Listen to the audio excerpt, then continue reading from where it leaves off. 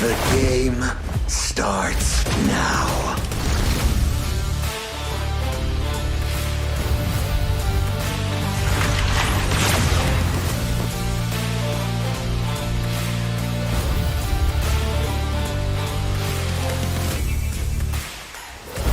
Light to my aid.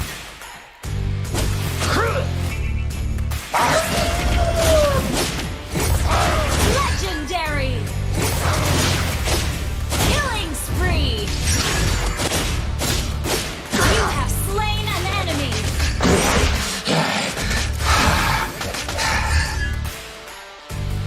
Things looking brighter now. Legendary! Be wary. It's a dog-eat-dog world out there. Mega kill! Killing spree!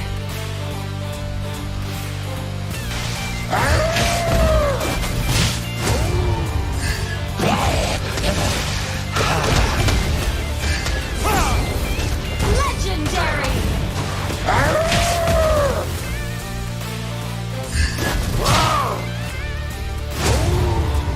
You have slain an enemy!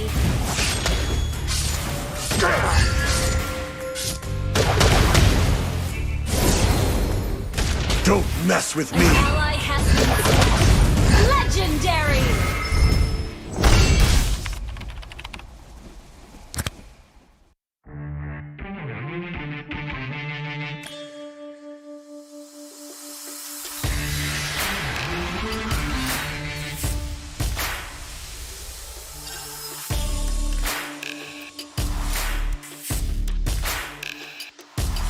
Eu nunca estarei satisfeito onde estou.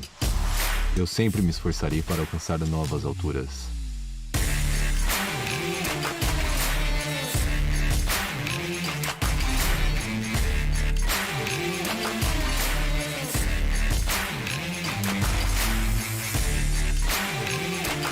Não é fácil. Haverá falhas, mas nós acreditamos em nós mesmos. Aprimoraremos nossas habilidades.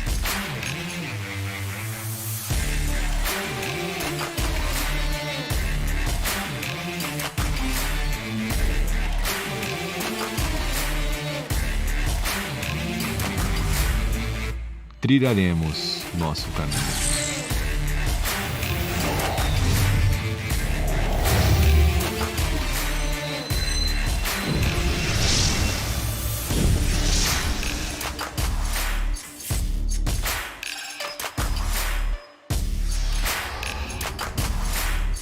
Você acha que consegue mais? Nós sempre podemos mais. Então se prepare para subir de nível.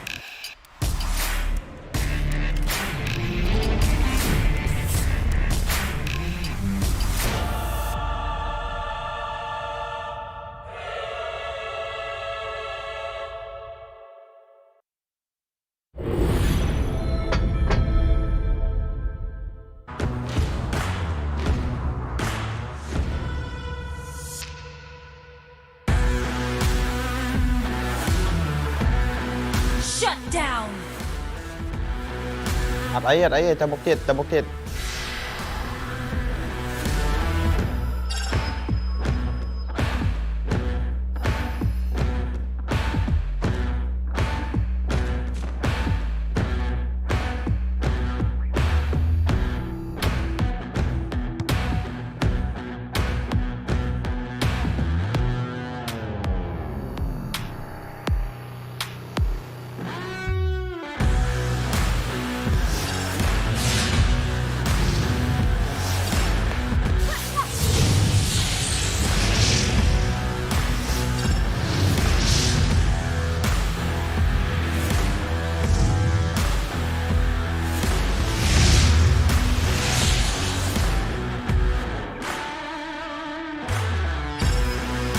Sạm nữa tiết. Xem màn tên là bóng.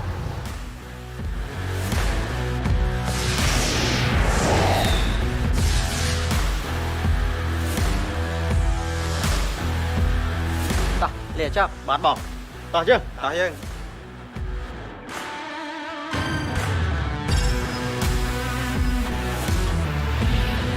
Welcome to Mobile Legends!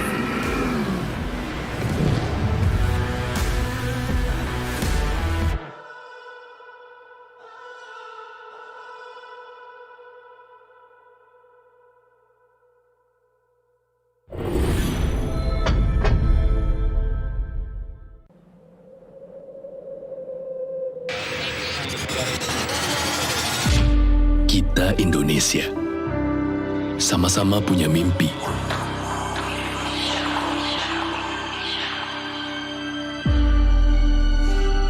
Sama-sama punya semangat yang besar. Sama-sama siap menembus batasan.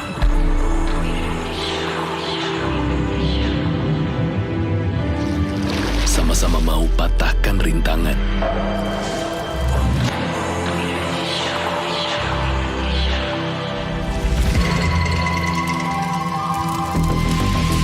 Sama-sama mau terus berjuang.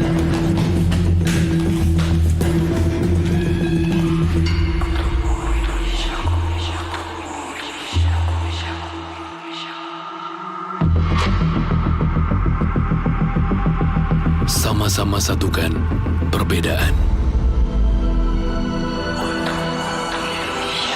Sama-sama mau untuk maju.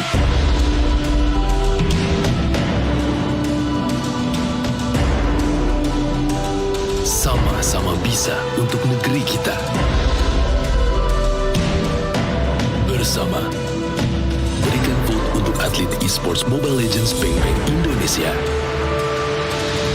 Indonesia di kejuaraan dunia M3.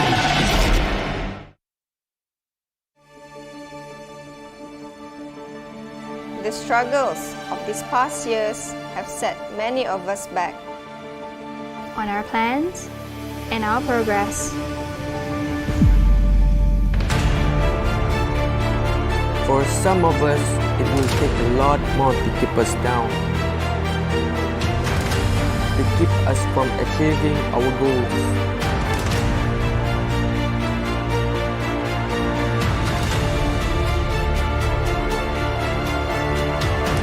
Whenever we feel like the odds are against us, we remind ourselves there's always a way, as long as we persevere.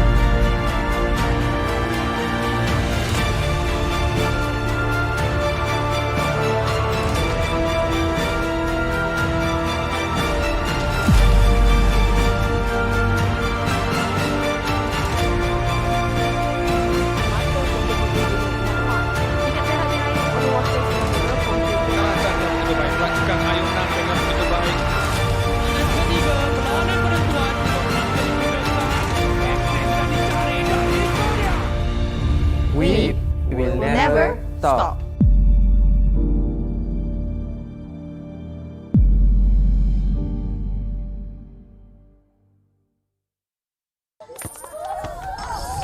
Kaya ko to.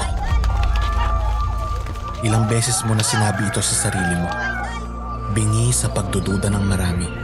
Sabi nila, wala kang mapapala dyan. Laro lang yan. Ang iyong sagot, tinawid mo anumang ilog.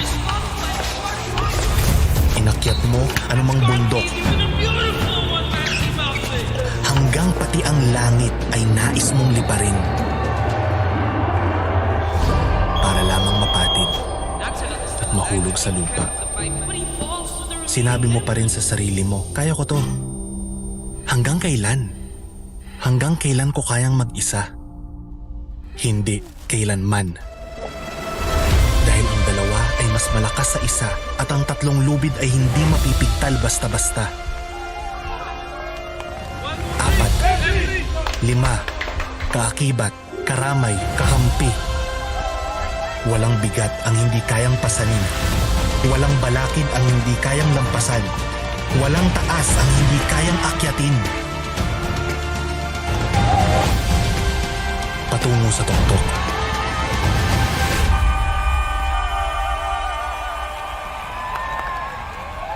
Kasama ka.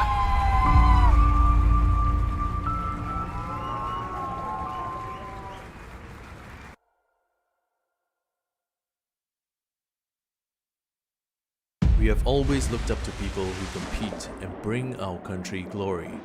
We believe that we too have what it takes to make our country proud.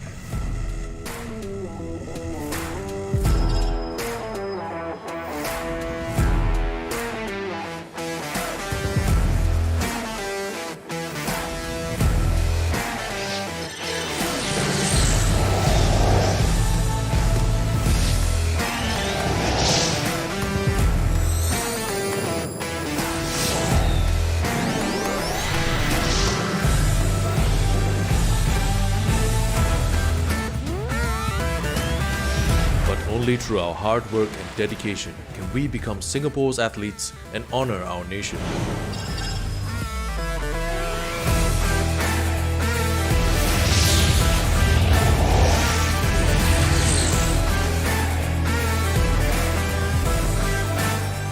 Welcome to the big leagues.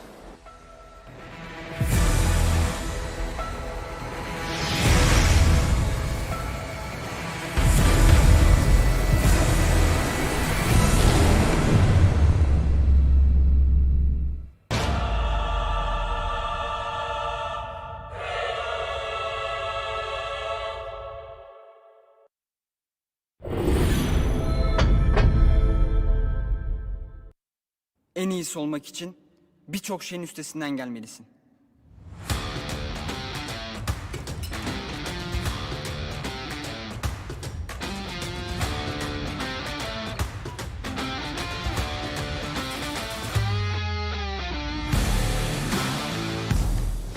Bu sadece bir oyun.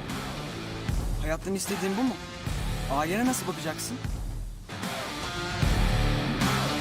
Kadınlar boks yapamaz. Kadınlar boks yapmamalı. Kadınlar güçlü değildir. Ben farklı düşünüyorum. Sınırlamalar ve engeller onları en az beklediğimiz anda ortaya çıkar. Ancak bizim kaderimiz bu sınırlamaların üstesinden gelmek.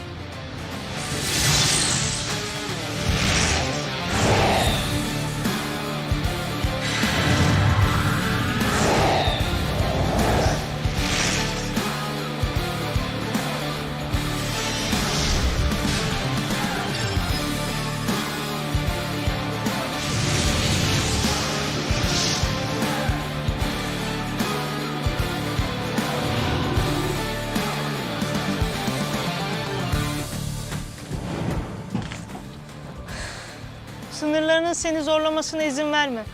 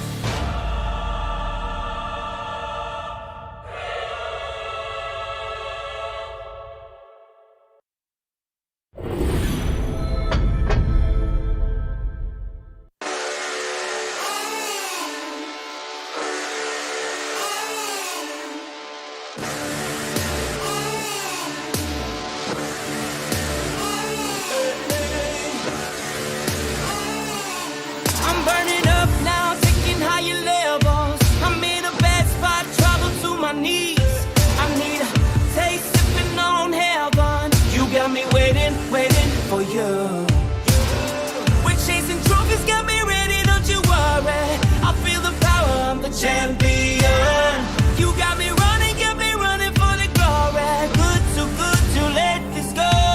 Burning up now, nothing's gonna stop me. I'm going faster, wanna break away. I love the way it feels. It's the adrenaline, we going all the way. 'Cause we never ever going down. You got me walking through the fire. We don't catch a slide when we were young. Never run from the fight, yeah, we climb to the top. Never run from the fight, all the way to the top. Never run from the fight, yeah, we rise to the top. Burning up now, nothing's gonna stop me. I'm going faster, wanna break away. I love the way it feels. It's the adrenaline, we going all the way. 'Cause we never ever going down. You got me walking through the fire. We don't catch a slide when we were young. Never run from the fight, yeah, we climb to the top. Never run from the fight, all the way to the top. Never run from the fight, yeah, we rise to the top. Burning up now, nothing's gonna stop me. Oh baby, please, oh yeah.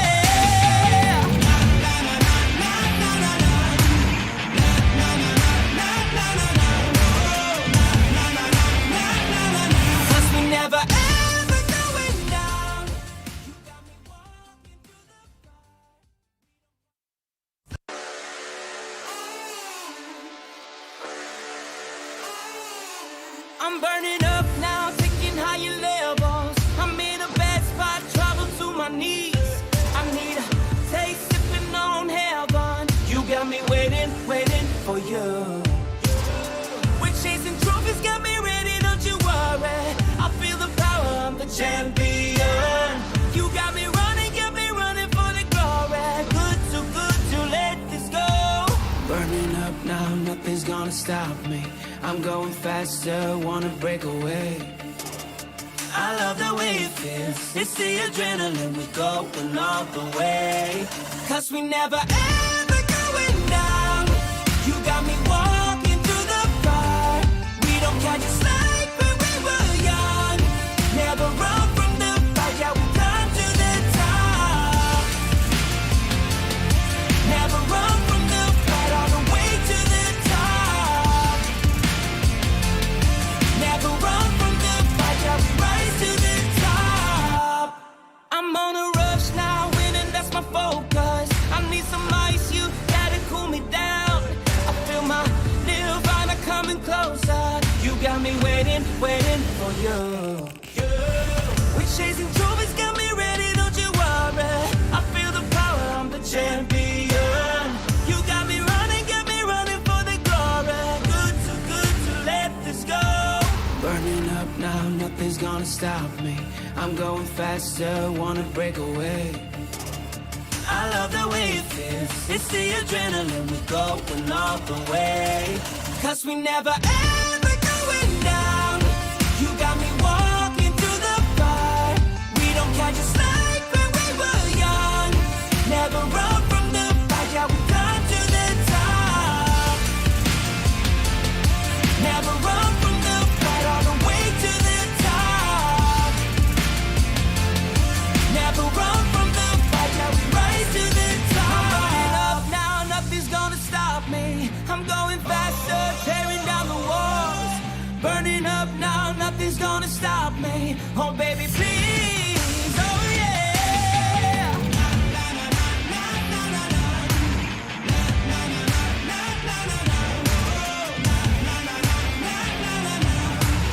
Love the adrenaline. 'Cause we never ever going down.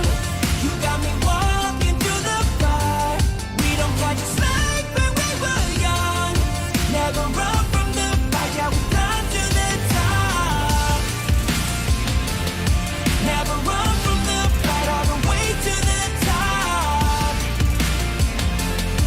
Never run from the fight, yeah, we rise to the top.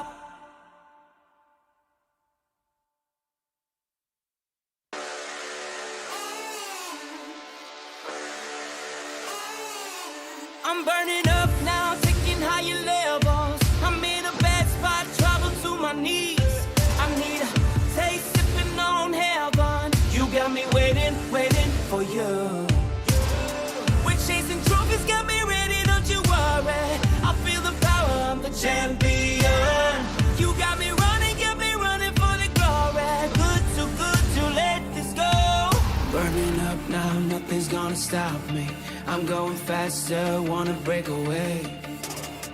I love the way it feels. It's the adrenaline, we're going all the way. 'Cause we never ever going down. You got me walking through the fire. We don't catch a slack when we were young. Never run from the fight, yeah, we climb to the top. Never run from the fight, all the way to the top. Never run from the fight, yeah, we rise to the top. I'm on a rush now, winning, that's my focus. I need some ice, you gotta cool me down. I feel my nirvana coming closer. You got me waiting, waiting for you. We're chasing trophies, got me ready, don't you worry. I feel the power, I'm the champion. You got me running for the glory. Good to let this go. Burning up now, nothing's gonna stop me. I'm going faster, wanna break away. I love the way it feels. It's the adrenaline, we're going all the way. 'Cause we never ever going down. You got me walking through the fire. We don't catch a slack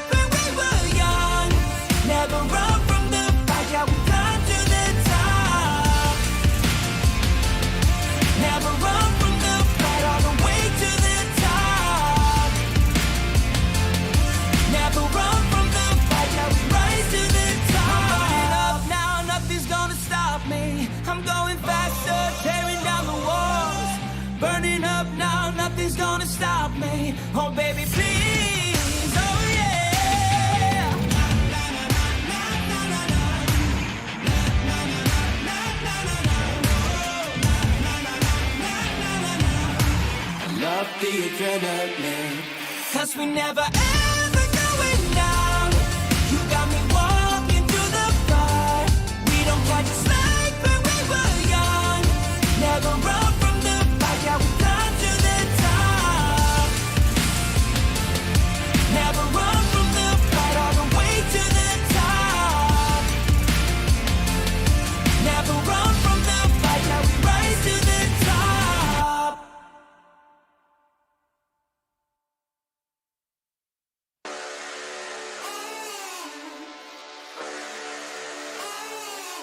I'm burning up now, taking higher levels. I'm in a bad spot, trouble to my knees.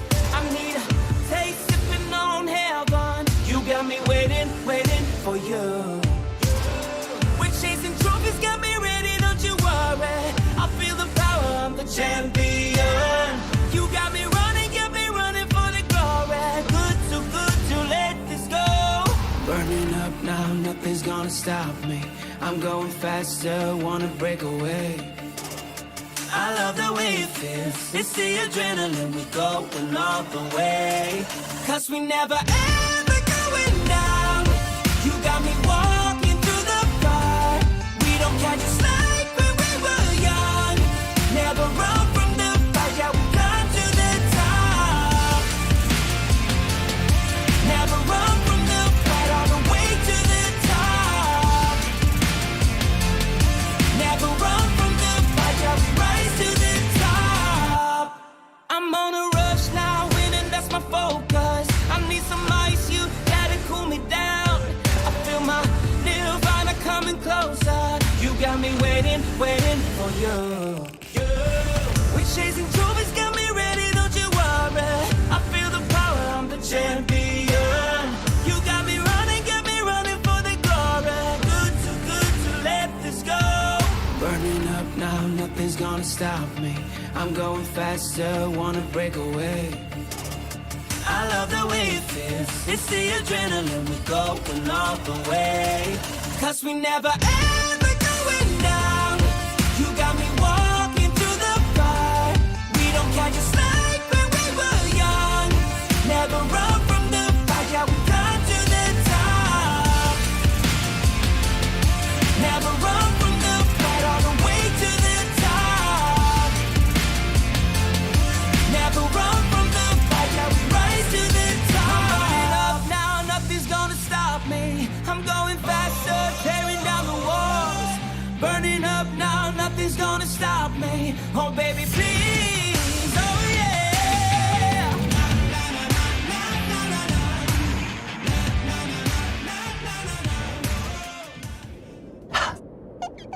Let's go.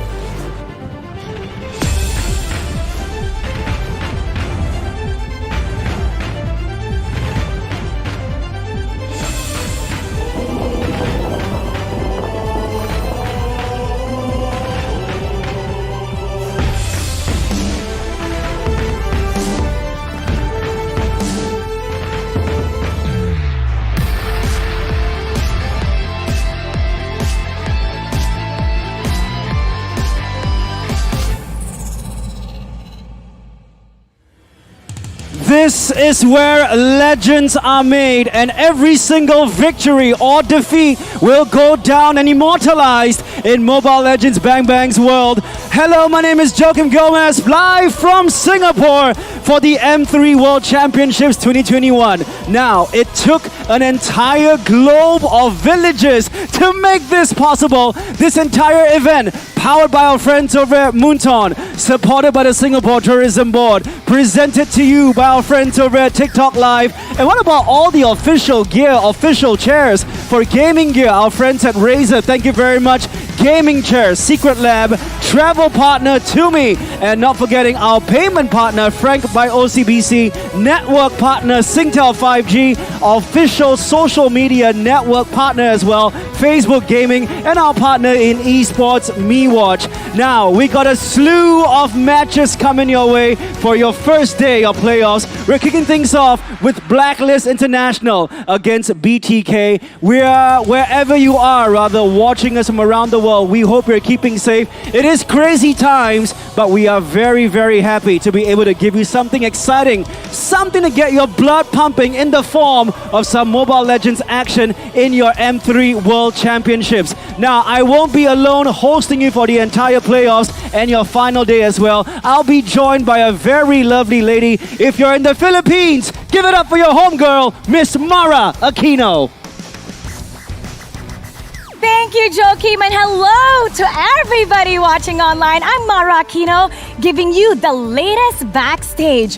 What an exciting day and an amazing week for all MLBB fans, as we are about to witness the best of the best in the biggest esports event of the year. Now, I got to talk to some of the players and the teams. They're all pumped up and eager to get on the stage, represent their country, and looking forward to that 800,000 USD prize pool, the biggest and the grandest yet.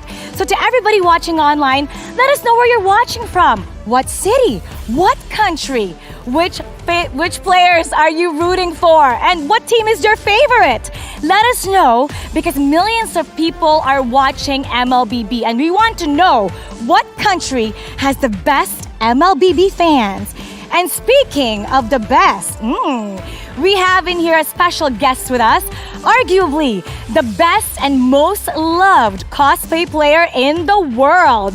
Now, she is a Filipina actress, a vlogger, co-founder of Tier 1 Entertainment, and owner of Blacklist International. Ladies and gentlemen, let's welcome the lovely Alodia. Hi guys. Alodia. Now, how's Singapore so far? Because you know what, guys? Alodia has been here numerous times. Can you remember how many times? Actually, I lost count. I've been here in Singapore since like the past decade, I guess. I really love it here. What have you done here in Singapore? So 10 years is a very long time. Yes, I've done a couple of work. I used to VJ for a channel. I did a lot of cosplay and tourism work here as well. Now, speaking of cosplay, I know you were here a couple of years ago to do some cosplay. Tell us about that. Oh yeah, I was here. Actually, it was pre-pandemic. Like, we had this event called Singapore Comic Con. It was actually also here in the Suntec Convention Center. So it's very nostalgic to step foot again in this place. Tell us, what did you dress up as? Actually, it was super memorable because it was my Lunox cosplay. Oh, Lunox. Okay, yes. So you dressed up as Lunox, but I know that you love dressing up as MLBB characters. What else have you dressed up as? I actually dressed up as Layla, Aurora with the like 20,000 diamond skin. Oh, wow. And Freya. Now, out of all those heroes, can you just give us a couple of hero lines? I think the one that I remember the most would be from Layla. Okay. It's like, time to shine. Oh, I love that line. Keep it up until you're as brilliant as me. Yes. Now you're here once again in Singapore. Tell us what you love about Singapore that gets you to keep coming back here. I love it.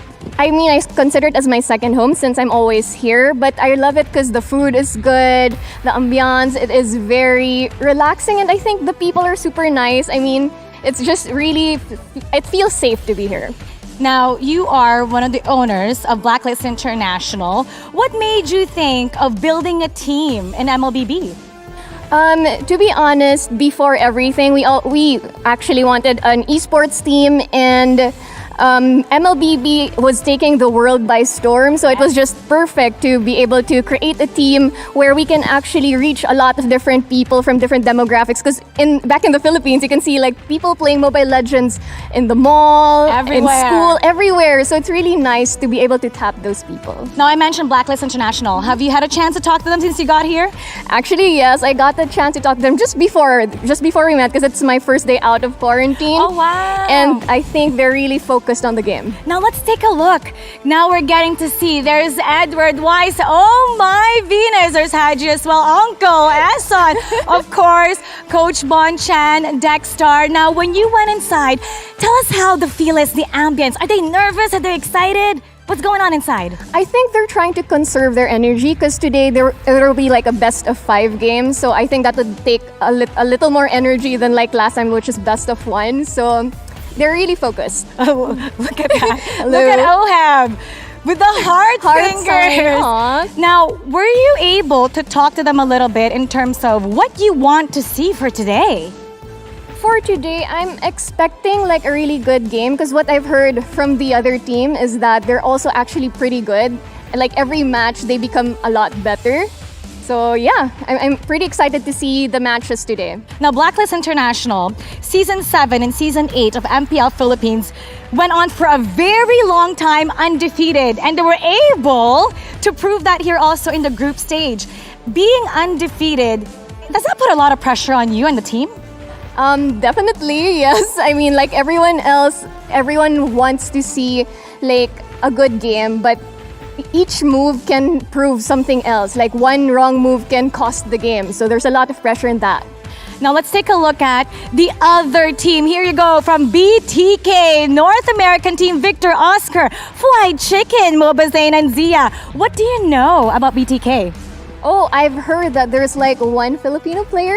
Yes, BTK, Zia. So I'm super excited to meet these guys too. Now give us an inside scoop. What has the Blacklist International been saying about BTK? Oh yeah, they told me that they could possibly be the dark horse in M3 because every match they prove to be getting better. So I'm pretty excited for what to see. Hi guys, can you hear us? Give us a little wave. You know, I've also heard that they're so motivated. They came here without a manager and just the 5 of them. So that's pretty exciting. Yeah, that's amazing. So what do you have to say also about BTK? Do you want to give a message to them? Oh, good luck, have fun to BTK and of course Blacklist. I'm expecting a really good game from you guys. So just enjoy and have fun and we'll look forward to it. Millions of MLBB fans are tuned in right now live watching the first day of playoffs. What do you have to say to all of them? Well, thank you guys for supporting this whole community and thank you for having me. It's amazing to be here and enjoy. Alodia, it's been such a pleasure to be here with you. Thank you so much. And to everybody watching, let us know which teams you're rooting for. It's now time for the opening ceremony where the representatives of each team will go on stage showing their flag. And let's see which teams will have the bragging rights. Now, let's move on to the opening ceremony. This is the M3 World Championship, powered by Moonton, supported by the Singapore Tourism Board, and presented by TikTok Live. Let's take it to the top.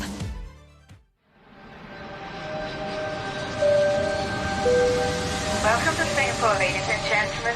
This is the M3 we have been waiting for, featuring the best of the best. Cold like 0 degrees. I'm out the cage, gotta let out the beast. Revolutionary, gotta let out the streets. Locked in the cage, I'ma let out the Blacklist International. They are unstoppable. After a year of hard work, we are finally here on the world stage. Somos do mundo inteiro, mas todos nós temos o mesmo objetivo. The same dream.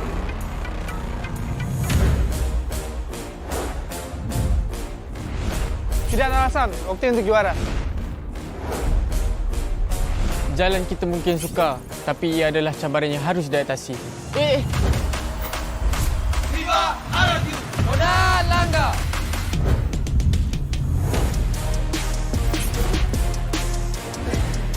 No matter who we are and where we're from, nós somos superestimados. Yeah!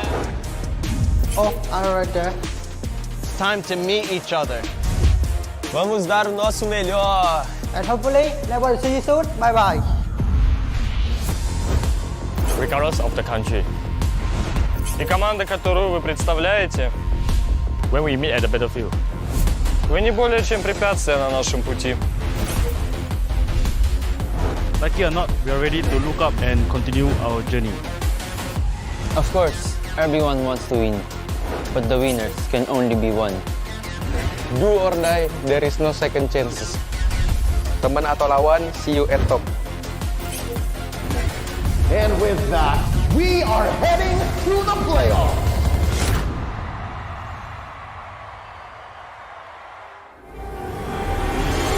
Ladies and gentlemen from around the world, welcome to the Mobile Legends Bang Bang M3 World Championship Playoffs.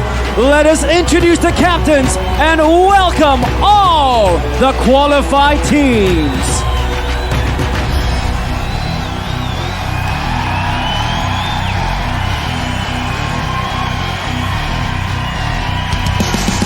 From Indonesia, RRQ Hoshi.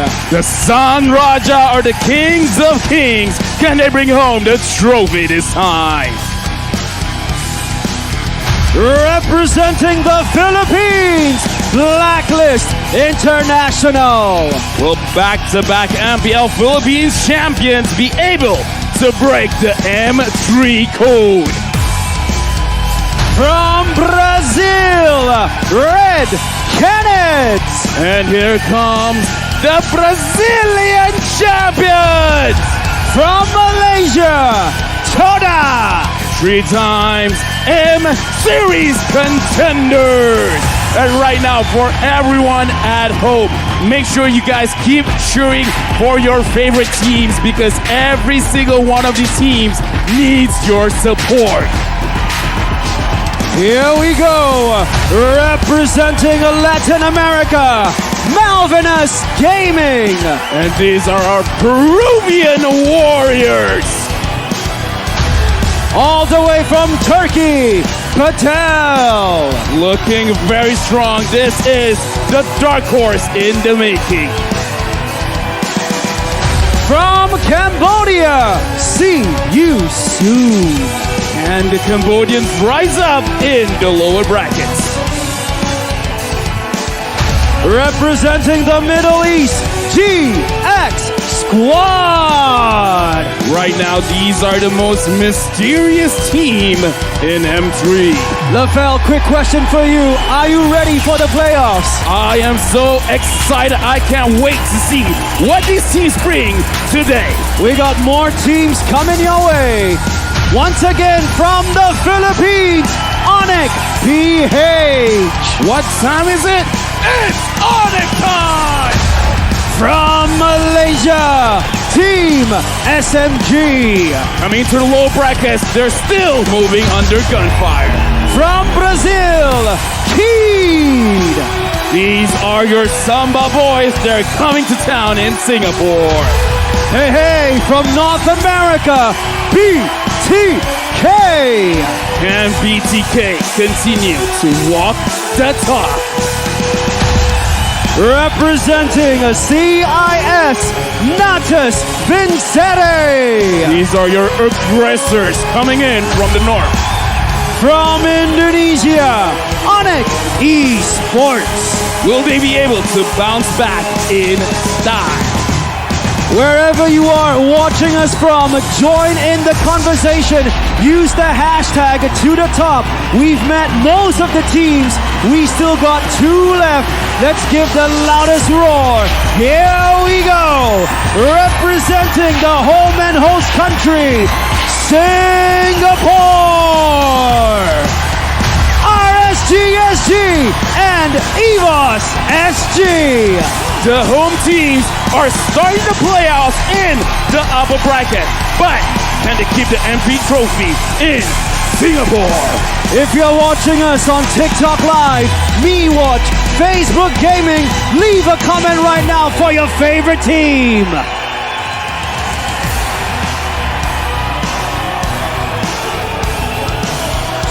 And here are a few highlights of your first day of playoffs. The group stage of M3 was nothing short of spectacular, with an abundance of world-class gameplay, triumphant victories, and unexpected upsets. But it's now time to shift our attention to the playoffs. BTK has shown that they are more capable of holding their own. But is it enough to break the code, to decipher and disrupt the ultimate bonding experience? Despite the legendary performance from MOBA Zane, Blacklist International are going to stick with what they know. Stick together, pick the enemies apart. It will be a challenge for BTK to weather Blacklist International's rotation. Lethal counter, baby! MOBA Zane! What is this? He outplays a 1v4!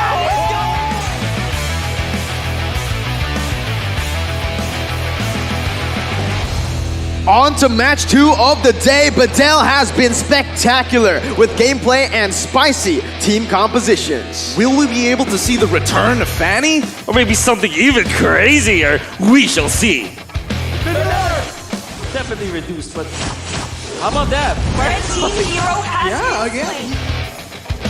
Back-to-back champions of FPL Singapore has been out-drafting all their opponents thus far. Coach Youngin has been a genius in ensuring the team has the best lineup for their games, but can he replicate his success in a best-of-5 against Badel? On the wrong side of the map, and he's gonna get taken down. It's gonna be Victor next. Oh!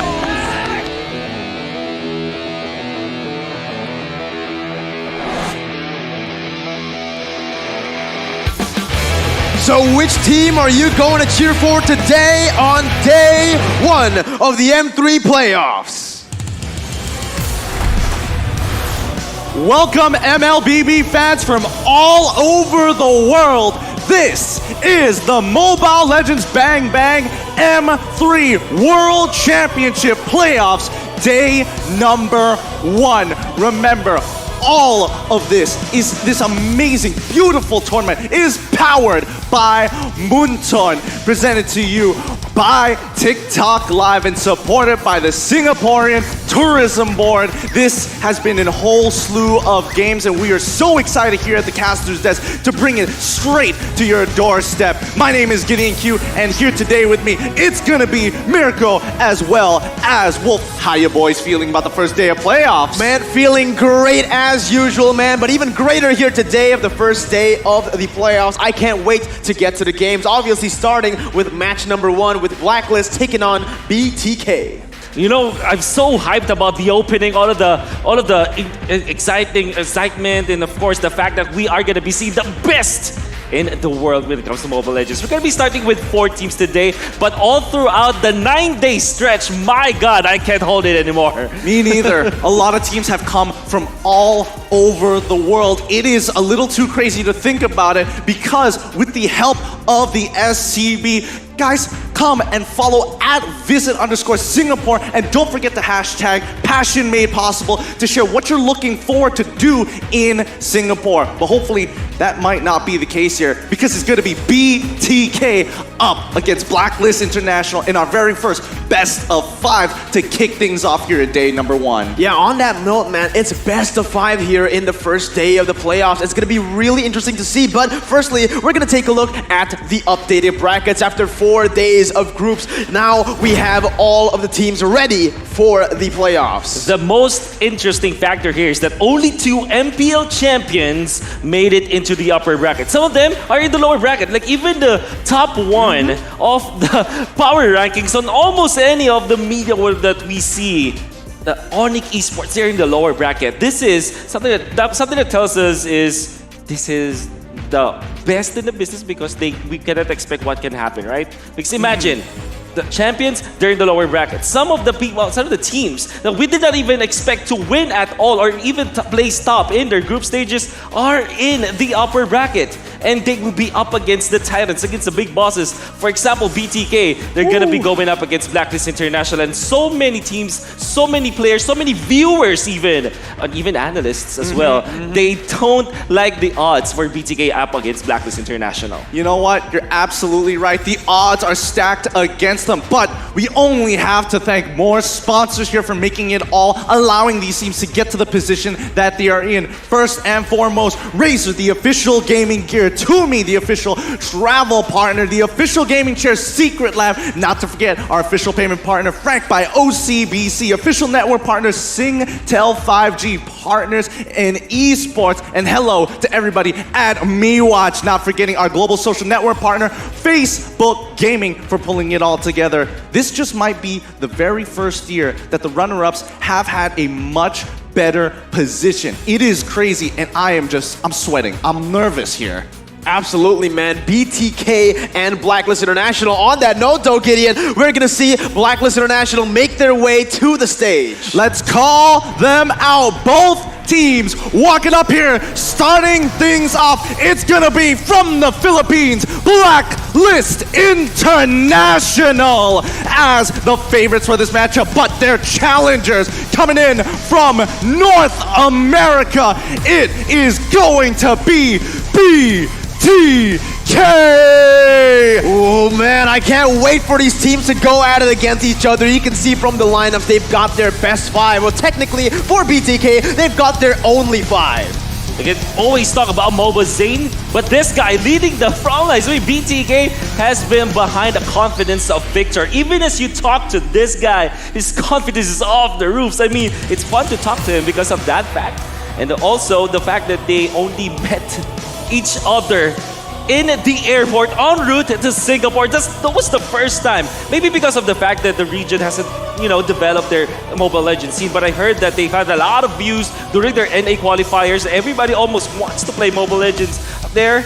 And this is not the first time that there will be a representative from the North American region. This is actually the second time. But the second time's maybe the charm for BTK. Yeah, they missed out on M2, unfortunately, but M3, they're making a huge statement here, going against one of the favorites. Yeah. This is going to be the East versus the West, and representing the brains of the East of one of the favorites in this tournament, Blacklist coach Bonchan. Can you tell me a little bit more about this, Wolf? Well, Bonchan, he's the perfect coach, I would say, for Blacklist International. He started as a player from this franchise, was picked up by different organizations, and the reason why I'm telling you guys that he is perfect for his team is that he was one of those guys who started to invent some weird meta game from way back then, when you're starting from kind of different picks. Like, imagine like Uranus in the Rome role from way back, all right? Ooh. That's where he started. Now, as part of the team with Oh My Venus and Wise, all together, they have reinvented the metagame and showed us the ultimate bonding experience. And from then on, they have been on top. That's what's interesting, man. That's what's really interesting here, Gideon and Wolf. You can see the polar opposite of Blacklist International, where Blacklist, they came on here with a coach, an assistant coach, an analyst, 5 people, and even a substitute. BTK, they're coming in here with nobody, only 5 of them. But let's take a look once again at the Blacklist International team lineup with Haji, Edward, Oheb, Wise, and Oh My Venus. A huge spotlight is just projecting upon this team. Every time you talk about international performances, which, by the way, Blacklist International has yet to clinch, they want to get this. Of all the competitions out there, M3 is the #1 goal. 100%. One thing that we never really talked about is Haji. This is actually second time in the international stage. In fact, he was part of the M2 representation from the Philippines, and now he's playing as the roamer. Imagine this, he was called the KDA machine in the Philippines in the jungler role, but he's gonna be playing the roam role in his second rodeo at the international stage. How crazy is that? And in the Philippines, it's actually called the Kevin Durant of Mobile Legends, wherein he joined the team that eventually became the champion.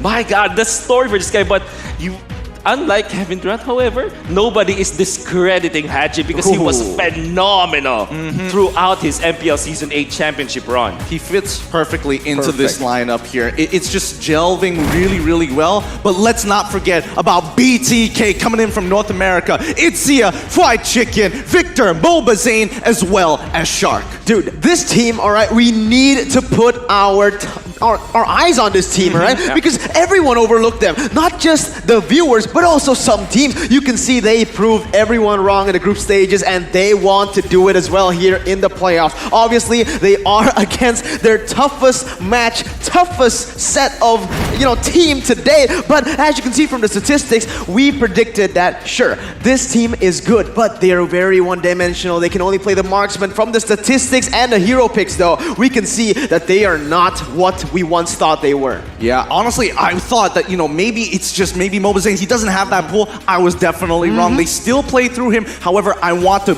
shout out Shark here with a 77% participation. Yeah. It's brutal, but as you can see, this is no easy task to take down Blacklist. When it comes to Blacklist International, what I do love about them is that they stick to their identity, and as a matter of fact, they always band the same heroes over and over because of the fact that they're comfortable with their own skin. I mean, if it works, right? You can see the most banned heroes from Blacklist International is both Hayabusa and the Ling, and if you look at the stats of even their MPL Philippines, even MPLI, this is also the most banned heroes from the squad. And that's also true with BTK. They're sticking through their Yuzhong as well as their Clint.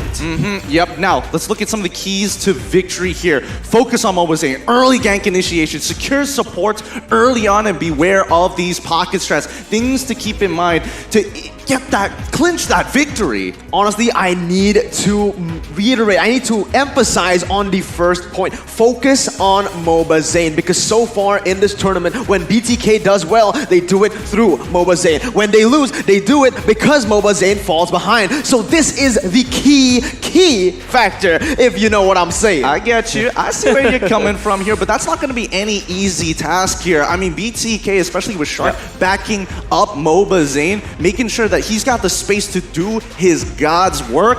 It works out so nice. But speaking of Mobazane, let's talk about the jungler here, Wise. I really love the stats that we're seeing now. Looking at the gold as well as the kill participation percentage, it's tilted towards Wise, while Mobazane have the better KDA by 8.2 compared to 7.2 of Wise. So many people in the Philippines and even in the entire world are saying that Wise and Mobazane are alike. I want to say they're only alike with some of the hero picks, but definitely not when it comes to the playstyle. Wise is called Objective Wise in the Philippines because he loves to focus on objectives, while Mobazane, you know him as the hard jungler, like the hard carry jungler kind of guy wherein you're gonna put all of the eggs in that basket of Mobazanes and maybe take that to the victory.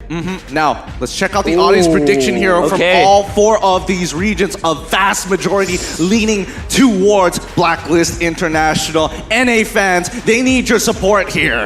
NA fans, they certainly do, man. Look at this, one-sided completely, but I do want to talk a little bit about the teams again, right? You mentioned BTK's Mobazane and Blacklist Wise. They have very similar hero pools, but their styles differ very greatly. Same thing goes for the team. Blacklist International, very organized team who likes to play for that macro, who likes to play for objectives rather than going for the skirmishes. BTK, though, they like making things messy. They like going for the early skirmishes, just how we've seen that they are able to actually control that first objective.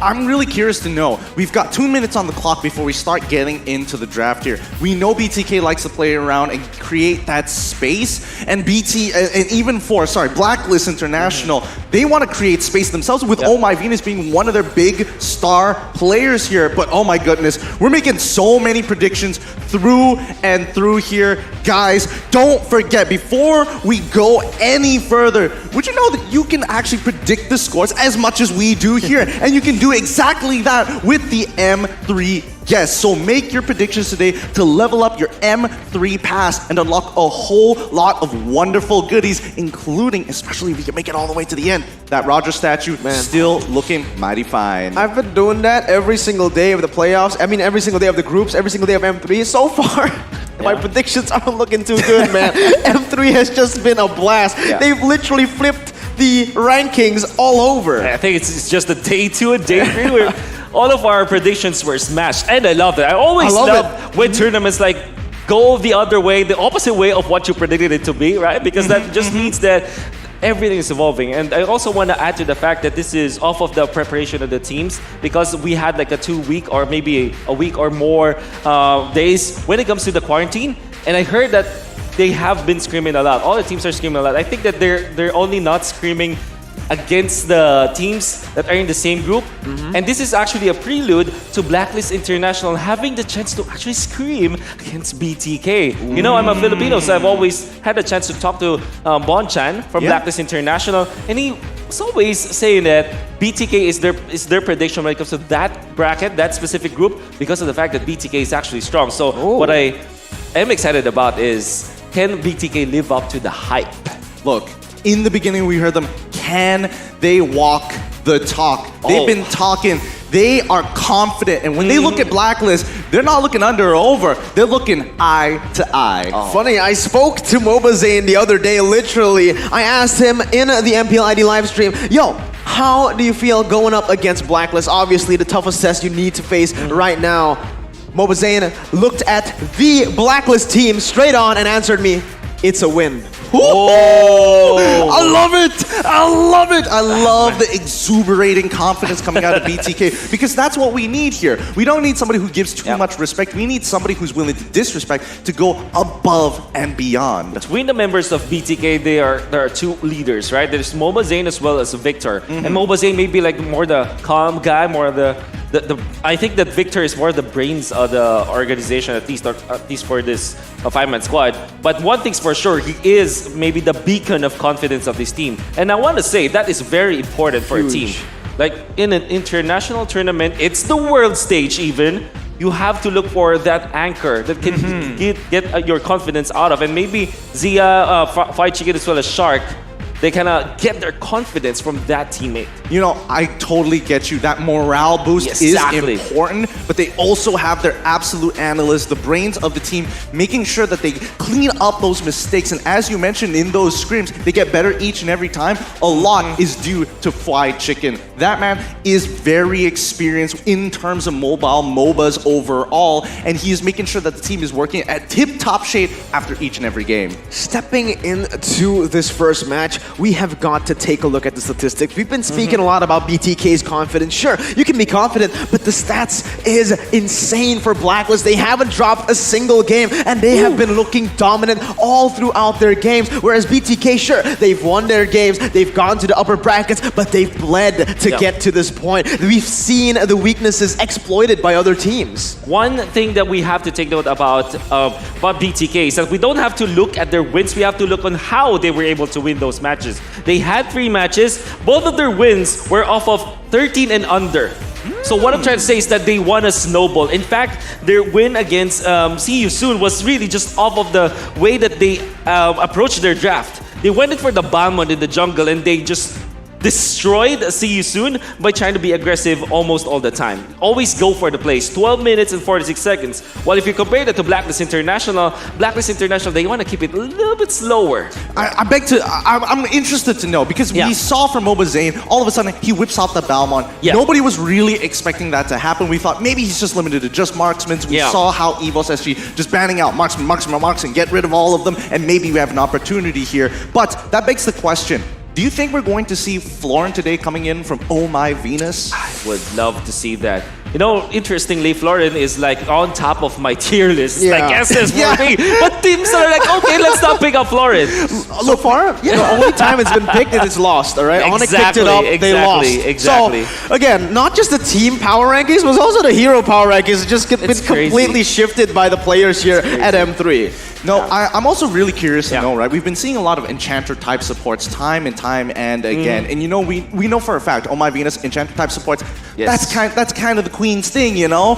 The big question is, considering the win rate of someone like Kufra, 4 out of the 5 games, 80% overall, has been doing pretty well. We also haven't been seeing things like Jawhead that often.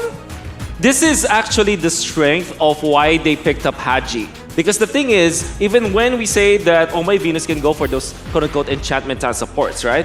You can also get roamers that are more active in nature, like their Cho, your Kufra, maybe along the lines of Jawhead and Akai from Haji. So the magic of Blacklist International is that they actually shift between their mid laner and their roam. Sometimes Haji will play the roam when it's like Kufra, Jawhead, all your initiating kind of supports. But when it comes to like your active mid laners, like your Kagura, like your Selena even, you can get that from Haji. So that is really what you can expect from Blacklist International.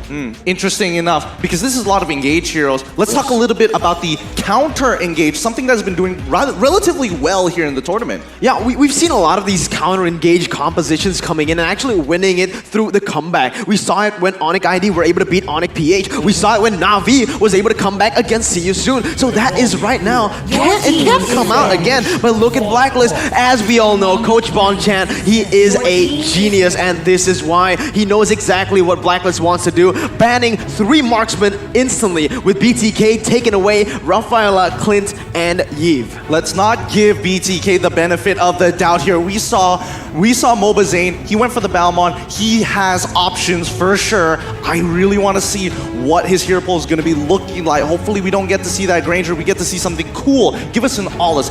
Give us a Bane. Give us a Balmon. We want to see that melee farm heavy fighter style. One of the traits of Bonchan as a drafter for Blacklist International is he always respects his opponents. No matter what the meta game is, he will ban the comfort heroes of his opponents. So it's definitely what they go for. Esmeralda, the first pick for Blacklist International. Interesting, because usually Yves is the go-to pick. Yves has been banned again from the side of BTK, but Estes is wide open. Blacklist, they still don't want to take it away. They actually take the Esmeralda, maybe trying to counter that Phobius before it's even been picked up, because we all know BTK, they love to play that Phobius. Whenever it's open, whenever they can get their hands on it, they like to do it. So Beatrix picked up, usually played by White Chicken, and to end it off in the first phase is actually going to be the Cho. BTK picking up the Cho actually to kind of take it away from Haji. Yeah, 100% Haji. There was a streak for Haji about maybe 14-0 in the MPL season, or maybe 12-0, somewhere along those lines when it comes to this show. So it's bonkers, and you really want to take that away from Blacklist International. Now with Beatrix picked up by BTK, I love this because this is also a steal against Blacklist International. And I always say when you see Beatrix in the early stages of the draft, it's a flex pick. You don't know if it's going to be mid, or you don't know if it's going to be the gold name. Now, what will be the answer for Blacklist International? Maybe get their Estes perhaps this time. I want to see that in the world stage. Potentially. It could be the good old classic here with the last 3 seconds here. Let's see what Blacklist International is going to be looking to finish off that first phase. It's going to be the Estes, like you called it, Wolf, as well as the Farsa Living Artillery. This looks like the making of the ultimate bonding experience here. Dude, I don't know where this is going right now. Sure, I like that you're taking the Cho away from Haji, but the Estes, this hero has stayed consistently at a 100% win rate for Blacklist International. We've seen every single team who go up against them. If they don't ban it, they will lose. And I really mean will lose. 100% still, all the way from MPLI. Yeah. That's going to be scary. Now, I do hope that BTK has got an answer to this. Some of the approaches against Blacklist International's Estes is your Kaja so that you can pick it up, or maybe somewhere along the lines of a Fanny, or maybe a long-range artillery coming up from the Lilia. Lilia, not as great of range when it comes to when comparison with Farsa, but at the same time, it does deal so much damage in a big bubble. So maybe that's the idea of BTK. Surely Blacklist International will want to group up, but you have the Lilia. Will it be enough though? That is always the question. Yeah, not gonna lie though, after seeing this draft, I actually really like what BTK is going for. You know, this is a best of 5. We can take our time in it. We can try to adapt, maybe even look at the little holes in Blacklist game in the first one. So letting that Estes go, perhaps they want to test their limits. They want to test the mentality of Blacklist, because imagine if Blacklist loses with their comfort pick. Well, that's not all. Let's remember, this isn't the complete UBE here. And we even know that even BTK, they have some form of respect to Blacklist International. You can't give them all the cards here. Ban out that all this very smart option here. We look over to Blacklist. They ban. Oh, Balmond here. Let's dig deep here. Oh my goodness. I wonder what will be the choice of a jungler for BTK. What's left? Like, maybe for Blacklist International, there's still a lot of heroes that Wise would want to play it. Somewhere along the lines of like Bane, or maybe even Karina. Although Karina, in the presence of Lilia and Beatrix in the set of BTK, might not be the choice for Blacklist anymore. All I'm trying to say is that there's a lot of heroes that Blacklist International can pull up when it comes to the jungler role, but for BTK, I'm kind of scared for them. Maybe they want to pick their Mobazane hero in the 4th pick. Man, I told you in the keys to victory, focus on Mobazane, and that's exactly what Bonchan is doing. 4 bans towards Mobazane, and the Brody will come in for BTK. Let's see if he can make it a 5. It's gonna be really insane if they really go for that 5 ban towards Mobazane. Do you think Bonchan is gonna do it? I don't know. We got 30 seconds to deliberate on this, but we'll leave it to him for that. For now, looking at the fact that they've banned out both Brody and as well as Clint, there is an opportunity that BTK may not be necessarily putting all their eggs in the MOBA Zane basket. Yeah. They might be giving Fried Chicken an opportunity to show what he's got. He had a great performance coming back with the Beatrix one time. Let's see what else he's capable of here up in the gold lane. And to echo with what you just said, this Brody ban really spells the fact that this Beatrix will be in the gold lane. They're gonna put the Lilia in the mid lane. They still can switch it up, but I think it won't make sense. There it is. All 5 focus on MOBA Zane. Key to victory achieved. 5 bans to MOBA Zane. Last time we saw this, it was a Filipino team banning 5 heroes towards Venus. We've never seen this for another I am just literally so mind blown. But let's see what BTK responds with. 5 banned towards him. What is even up for him right now? Yeah, I mean, there could be the good old classics in terms of marksmen. We could be seeing a potential Claude here. Isn't as good as it used to be, but still gets the job done with enough items. Here we go. We're seeing the Lolita coming out of Shark once again with a 66.7% win rate. It's only come out literally 3 times from Shark and as well as JPL. You mentioned about Shark. I want to see a Bane. And Blacklist International loves that. I think that this is a valid pickup coming up from Blacklist International. Other choices for their jungler on Wise, or jungling hero for Wise, is somewhere along the lines of... actually, Lancelot is available. I don't see Blacklist International pick it up though. I mean, looking at both Lolita and as well as Cho, it's like I wouldn't be that confident with it. For the side of BTK, you have Lancelot, you have Ling, you still have Hayabusa. Yeah, the Assassins. The Assassins are available. Oh, there you go. It's actually going to be the Hereth picked up for Ohem in that gold lane and Bane. They are literally giving Blacklist their comfort picks. I have never seen this before, man. Last time we did see this, it was back at MBLI. First game, Onyx versus Blacklist. They tried it, but they lost completely. What is going on? Is that going to be the Saber in the jungle for BTK?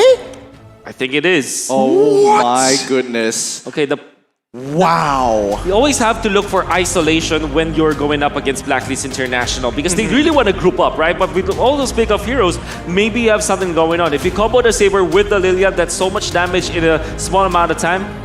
But then again, I don't approve of it. It makes sense to me. I mean, like if you just look at the heroes themselves, but you have to look at the overall strategy of Blacklist International. This Saber will melt against the Bane. You know what? Speaking of have a look at that compositions, it's time, boys. Let's have a walk through the tunnel. We're going to be heading in towards the land of dawn, getting and kicking off these playoffs. It's Blacklist International versus BTK. Your players are lined up and ready. The composition being brought to life on the main stage. Is everybody ready for some Mobile Legends action? Because I cannot wait for this game to start. No one can wait. Honestly, let's just get right into it. The drafts are set, the players are ready, and so are the viewers. Let's get into the land of dawn for game number 1, where Fried Chicken is already in a bit of a trouble here. I mean, he knows what he has to do. He's got to absorb that pressure, and Oheb, he really needs that level 1 to work out for him.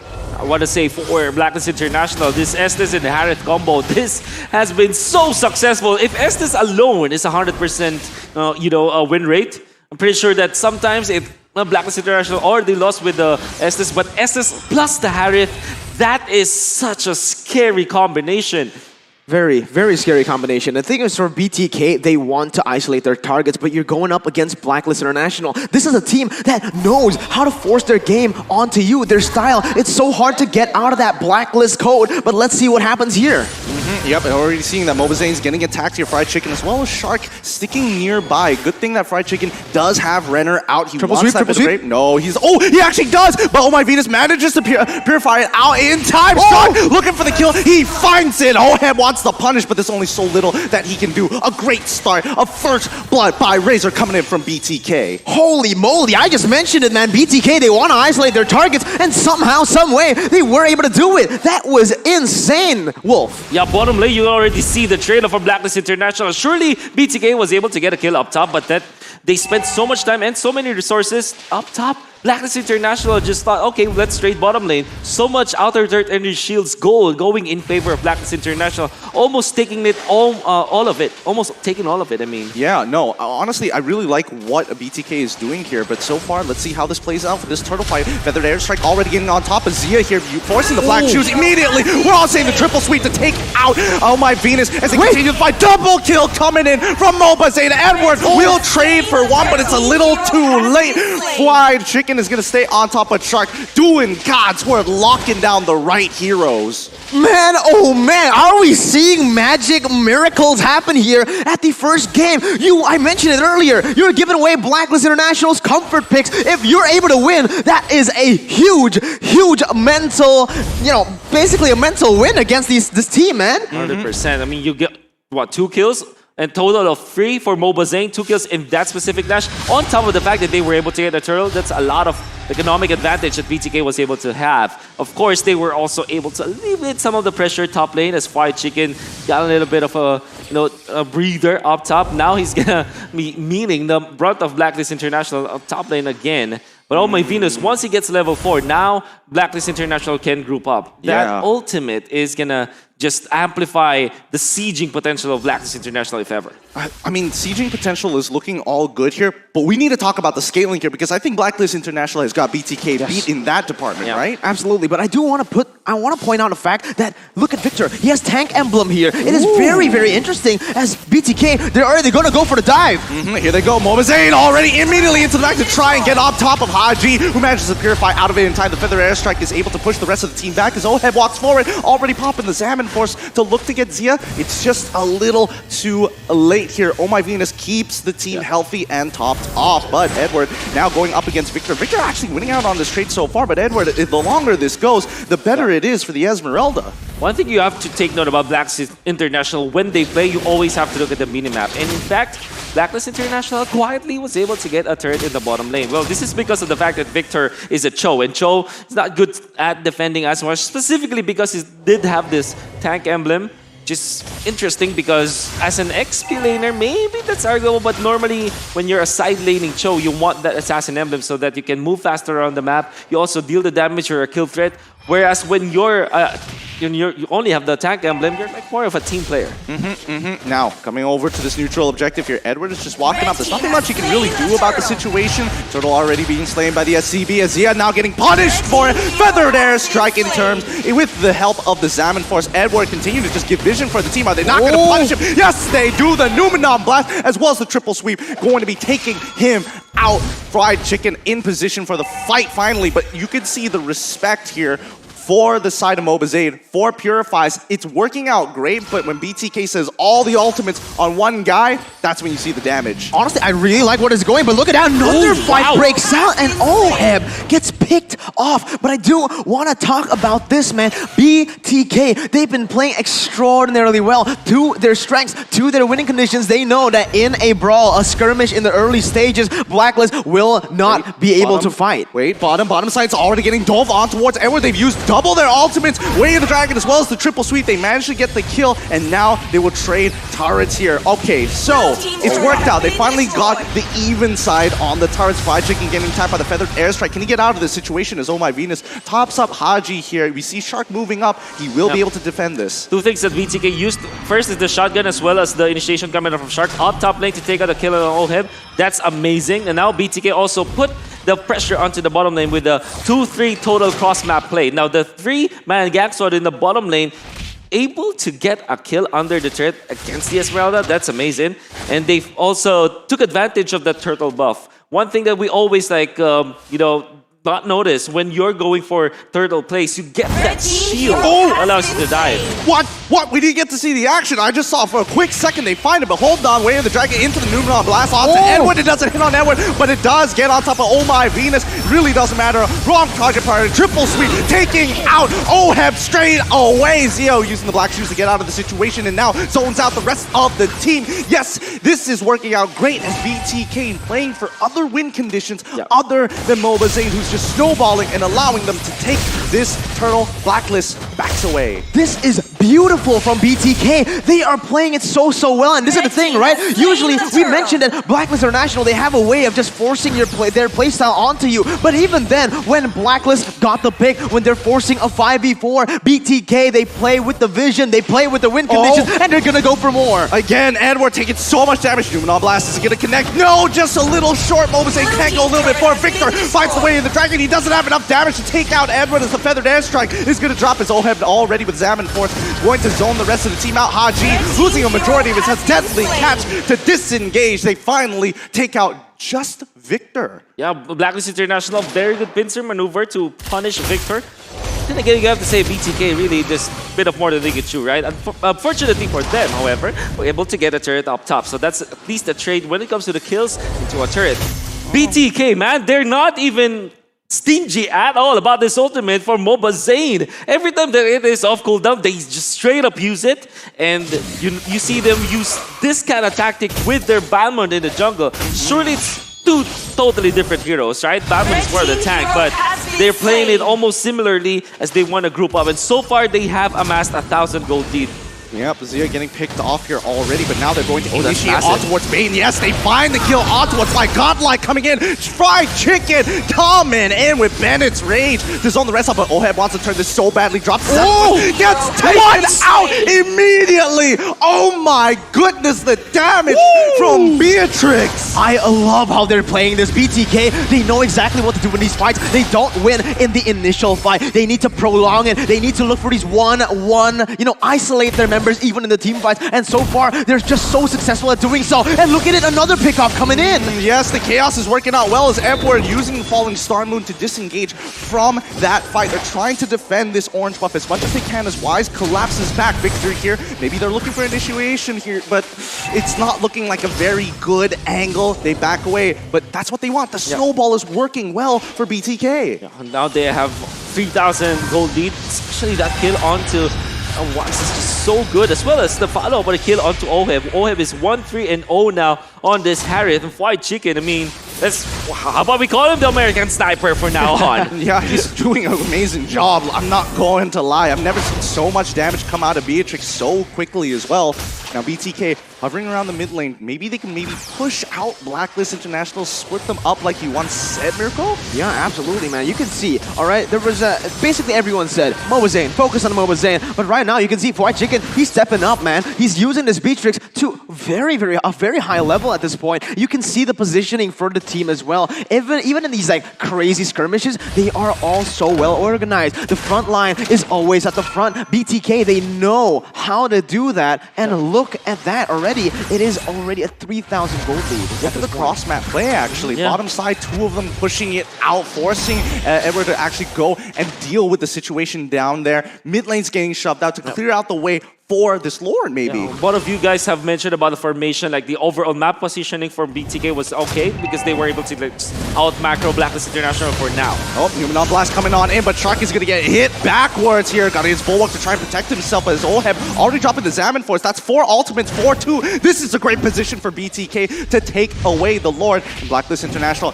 are they looking for the re-engage here? This might not necessarily be their fight. BTK decide to back away. Now you can see, Actually, I mean, the Feathered Airstrike is coming up as Zero takes the black shoes to move on out of there. Both sides a little hesitant there. Yeah, absolutely. You can see, actually, for the side of BTK, right, the items are starting to make a difference for Blacklist International. We mentioned the scaling, and now it's coming into effect already in the 10th minute of the game. Blacklist, they've secured a lot of defensive items, and this is where the Saber starts to fall off. One thing that Blacklist International excels at is controlling that Lord, or the neutral objectives that we're talking about, right? The Turtles and the Lords. They are best at forming around those pits. And most importantly, retakes are great. The retakes are he finally gets hit by the last hit of the sweep. And they also find Oheb at the same time. It's a 3v3 situation. Deadly Catcher try and get them out of there, but Victor, he wants more. He's already hit them with a G. Couldn't know. Can they catch it? The conceal is out. Shark lands on towards Wise. Wise gets taken out by Lilia. Immediately, the doom and gloom is more than enough. But Haji does not have the damage to finish off to get the trade kills. Mobazane takes away Purple. In this point, point, man. BTK are already tanked up. In fact, they were able to just get those Athena's shield. And my god, Victor, we were talking about how not effective this tank emblem is, but the reason why BTK remained on top of Blacklist International was because of that emblem, and he's even tagging up with Radiant Armor. Victor, my god, this is such an interesting take on the side lane show. Hey, Gideon, Wolf, I finally know what BTK means. It means break the code because they've been doing it, man. I love it. I love it. They're speaking a whole new language of Mobile Legends. You don't usually see the Saber come out that often these days, and this is the one few situations where this snowball that usually falls off is working out. Blacklist International has to hold on to this aggression. The snowball needs to end at the very least. Get them an advantage, get them an inhibitor turret. So this is not an enhanced Lord because they took down the Lord before the 12-minute mark. In fact, maybe 2 seconds before that. But they still will try to push. This is unheard of. 7,000 gold lead against Blacklist. Look at how they're sieging as well. They're playing it so smart with White Chicken basically just using his abilities right now to go in. And they're splitting the map once again, isolating the targets while they go for the siege. Yep, and even without the minions, they are going to break open the bottom as well as top inhibitor, getting tier 2 from the mid lane as well. White Chicken is going to continue his onslaught. Blacklist have to do something for their airstrike coming up. Zia in trouble. He manages to get out, not even having to use his black shoes. BTK have a huge 9.1k overall gold swing. BTK, they have learned so much, and this is not an understatement. BTK, they have literally evolved in a day, in 2 days, right before the playoffs. What is this? We didn't see this level of game back in the group stage. We saw them actually, some teams were actually able to just dominate them from the start. This is unheard of, especially going up against Blacklist, man. One of the keys to victory for Blacklist International is to watch out for pocket strategies or pocket picks, and BTK, my god, this is just maybe one of the tricks up there, you know, bag of tricks. With the Saber, not only that, they put on Victor on a tank emblem show from the side lanes. It's out of this world, man. If you think about it, I mean, if you see this in your ranked games perhaps, or maybe if you see it some of the amateur tournaments, you're gonna laugh at it. Why are you picking the concussive blast, the tank emblem at least, and even tank up when it comes to itemization from a side laning show? I just can't believe it. You gotta believe it here. I mean, Victor has been, you know, in terms of draft, usually he's not winning his lane, and he has to kind of play for the team here, and I'm pretty sure even Victor himself is like, I'm sick of this. Give me something good. Give me a show. I'll walk with the tank emblems, and I will make something happen. Haji getting hit for 50% of his HP, but don't worry, oh my Venus, he's going to top him off. The siege is going to be good. However, this upcoming Lord, I want to see how BTK kind of handles the situation. At this point, it's time to talk about the mental pressure, man. For the side of BTK, they have no pressure. They're coming into this confident. You know, if we lose, we're losing against Blacklist.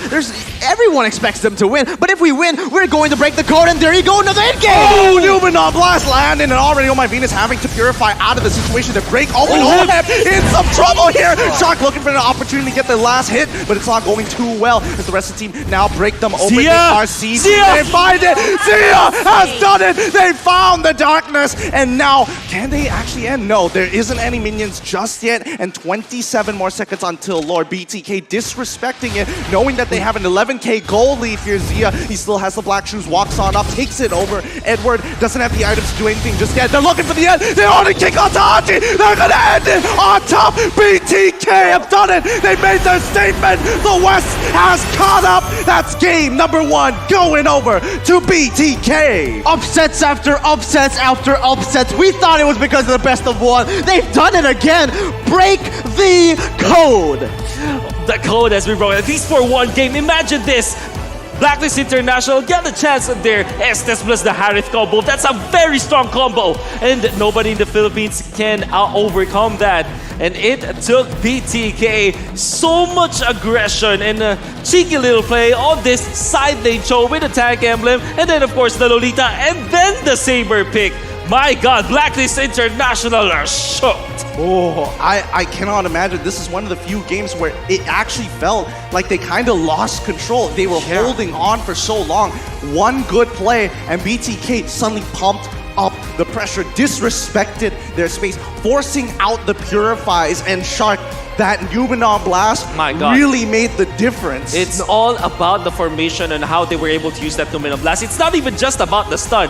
The reason why the Numenon Blast is very scary is that it zones out like the bubble that they want to form. Like Blacklist International form as a group, form the ultimate bonding experience, but then the Numenon Blast comes in and you know the communication wasn't that perfect. Sometimes there are outliers like, for example, Oheb's Harith or maybe Wise's Bane. They get peeled off by a big ticket ultimate, and then the rest of the gang from BTK, they just took advantage. The pickups coming out from the triple sweep, as well as the fact that, my God, the shotgun usage of White Chicken with this Beatrix was phenomenal, even with the sniper. It's just so much pressure here. And I really need to shout out Victor because he is going to be a perpetuator. Every single time he's looking for a big way of the dragon, he's guaranteed to get at least one of the purifies. And you need to remember, guys, Gideon, Wolf, this isn't Blacklist disrespecting their opponents. They're not taking them lightly. They put 5 bans onto MOBA Zane. They're completely serious about this game. They've went with their comfort heroes as well. It's not like they went for some crazy heroes that we've never seen them play. They literally picked up their most comfortable heroes and banned away BTK's most comfortable. Okay, guys, we gotta breathe here for a second. We really gotta breathe. It's tough, but let's break this all down with our analysts. If 1 L wasn't enough, let's take 2. It's gonna be LaFell as well as Leo. Always a pleasure. Thank you so much, Gideon, Mirko, and Wolf. What a way to start off the first day of the playoffs. At your service, my name is Leo, joined here by LaFell, and man, what was that? All right, so here's the thing. We got to wrap things up very, very quickly because there's 3 main points of how BTK actually won that match. Number 1, Blacklist focused on White Chicken's lane, but the fact that they could not do anything with it, it really slowed down the rotation from Blacklist, making sure that they do not get the tempo that they want. And the thing is, we have to remember that Saber, the passive coming from Saber can lower down anyone's armor, especially with Beatrix on your team. The damage from Beatrix is already strong, but lowering the enemy's armor before any items have even been completed, that is crazy. Oh, wow. There's so many layers to this strategy, to how BTK broke the code. And I'm sure given just the kit of these heroes alongside the items, the gear that they brought in, that should spell the truth here, show us the reality of the situation. But I'm pretty sure you agree with me. We woke up today not expecting an early start. 1-0 already, BTK making a statement. Yeah. BTK really showed up, especially what I liked is their, in terms of how they play the team fights. Because in the team fights, most of the games that BTK won is because in the early game, when they're fighting around the riverside, Lilia dishing out a lot of damage, and Mobazane, he just had to focus on a few heroes, you know, being the Harith, being the Farsa, making their team fight actually very, very strong. Yep, and what a showing by BTK. Well deserved because we've already broken our 1 million views record. Currently, M3 is sitting at about 1.03 million views. And I'm pretty sure we can do better. I'm pretty sure we're gonna hit more. I'm pretty sure at least 900,000 people were like, what happened? And then they called their 200,000 friends. Oh yeah. And then they called it like, what happened? Because again, we're not saying that BTK is not strong. We know that they're amazing players. But the thing is, Blacklist International, they have been known. No one can break the code. So again, seeing this happen, this is the world stage. Anything is possible. Yep, I'm pretty sure my math didn't check out there, but it doesn't matter because we're already waking up to crazy Mobile Legends action. Ladies and gentlemen, none of this would be possible without Razer, our official gaming gear here at M3. The Razer Hammerhead True Wireless are cutting-edge earbuds destined to dominate the sound stage, designed to dazzle in a blaze of RGB glory and decked out with active noise cancelling and a 60 ms low latency gaming mode for an audio experience like never before. Head over to Razer.com to learn more. And since Razer is our gaming gear here at M3, we're about to talk about the items in just a bit. LaFell, you talked about how Saber's passive just made it a nightmare for Blacklist to try and dive in, to try and make the most of their lineup. The SS wasn't enough. Yeah, here's the thing. Not only the draft, the itemization, but again, especially the draft. The way that Team BTK played, they really played against the strengths of Team Blacklist International, where they like to go together. They like to group up. But making it very difficult, as we said, Saber being able to lower down the enemy's armor, having a lot of penetration over here as well with the War Axe, with the Hunter Strike, making it basically anyone here, even with the Estes heal, is going to die. White Chicken over here building a lot of heavy physical damage with the Blade of Despair, with the Malefic Roar, a lot of penetration. And looking at the lineup from BTK, a lot of AoEs, just like what our casters have been talking about. The Numinum Blast coming in from the Lolita, even if it doesn't land, even if it doesn't stick, it makes sure that Blacklist International, they have to split up. And this is the thing. BTK is basically saying with that draft, if you guys want to stick together, fine by us. But if you guys separate, then Saber is going after you. I love how BTK just drafted in a way that Blacklist has never seen before. Honestly, XP lane Beatrix, you're playing Lolita in 2021, late 2021 at that, at the world stage. So Blacklist really just came shocked and awed. The arguably tournament favorite here since Onyx Esports is already in the lower bracket. I want to talk about exactly one thing that the casters brought out. That gold lane show that was rocking the concussive blast emblem. What was that about? So again, the name of the game is if you guys stick together, we're gonna punish you with a lot of AoE damage, a lot of AoE crowd control, which the Cho does have with his Jeet Kune Do. But the thing is, he has to be very, very tanky because the main idea of BTK's lineup is the damage going to come from Lilia, coming out from the Beatrix. Saber is just gonna shut someone down. We even talked about this backstage. Even if the Saber died, it's totally fine. As long as White Chicken stays alive, he can kill anyone here. So the Cho, all he has to do is, in case Saber fails, in case Mobazane doesn't get the priority target, then Victor is there. And again, look at all of the purifies from the side of Blacklist International. One person fails, wait for a few seconds, and re-engage again. I love it. I think BTK just outthought the whole approach here by Blacklist because yes, 4 purifies, they just overloaded it. They don't even care about CC anymore. They're already doing that to zone him out. It's just all about raw damage. Yeah.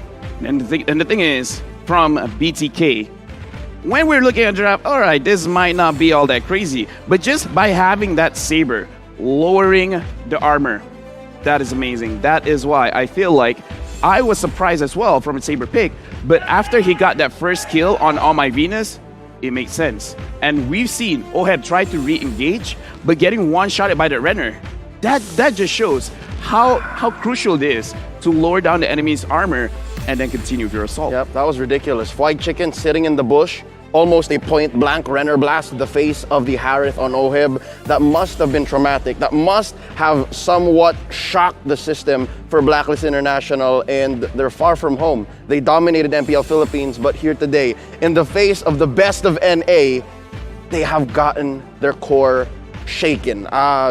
LaFell, thinking of the MVP right now, we mentioned that Zane, if he died as the Saber, if he tried to re-engage, and even if he went out going, that's fine, but he did not give a single death. Yeah, that's the thing. They moved together. They're kind of actually playing what Blacklist International is doing. They're moving together, getting a good pickoff, and then from that one pickoff, they start to translate to other parts of the map. Right now, we're looking at the post-game stats. In terms of the damage, White Chicken does a lot, but again, that's not surprising. Coming in from a Beatrix, having a lot of AoE damage, and again, as we said, a lot of armor will be brought down. I feel like in this composition, definitely Beatrix has to be the point of contention. For the next game, sure, focus on Mobazane is amazing, but I feel like Beatrix is really the key.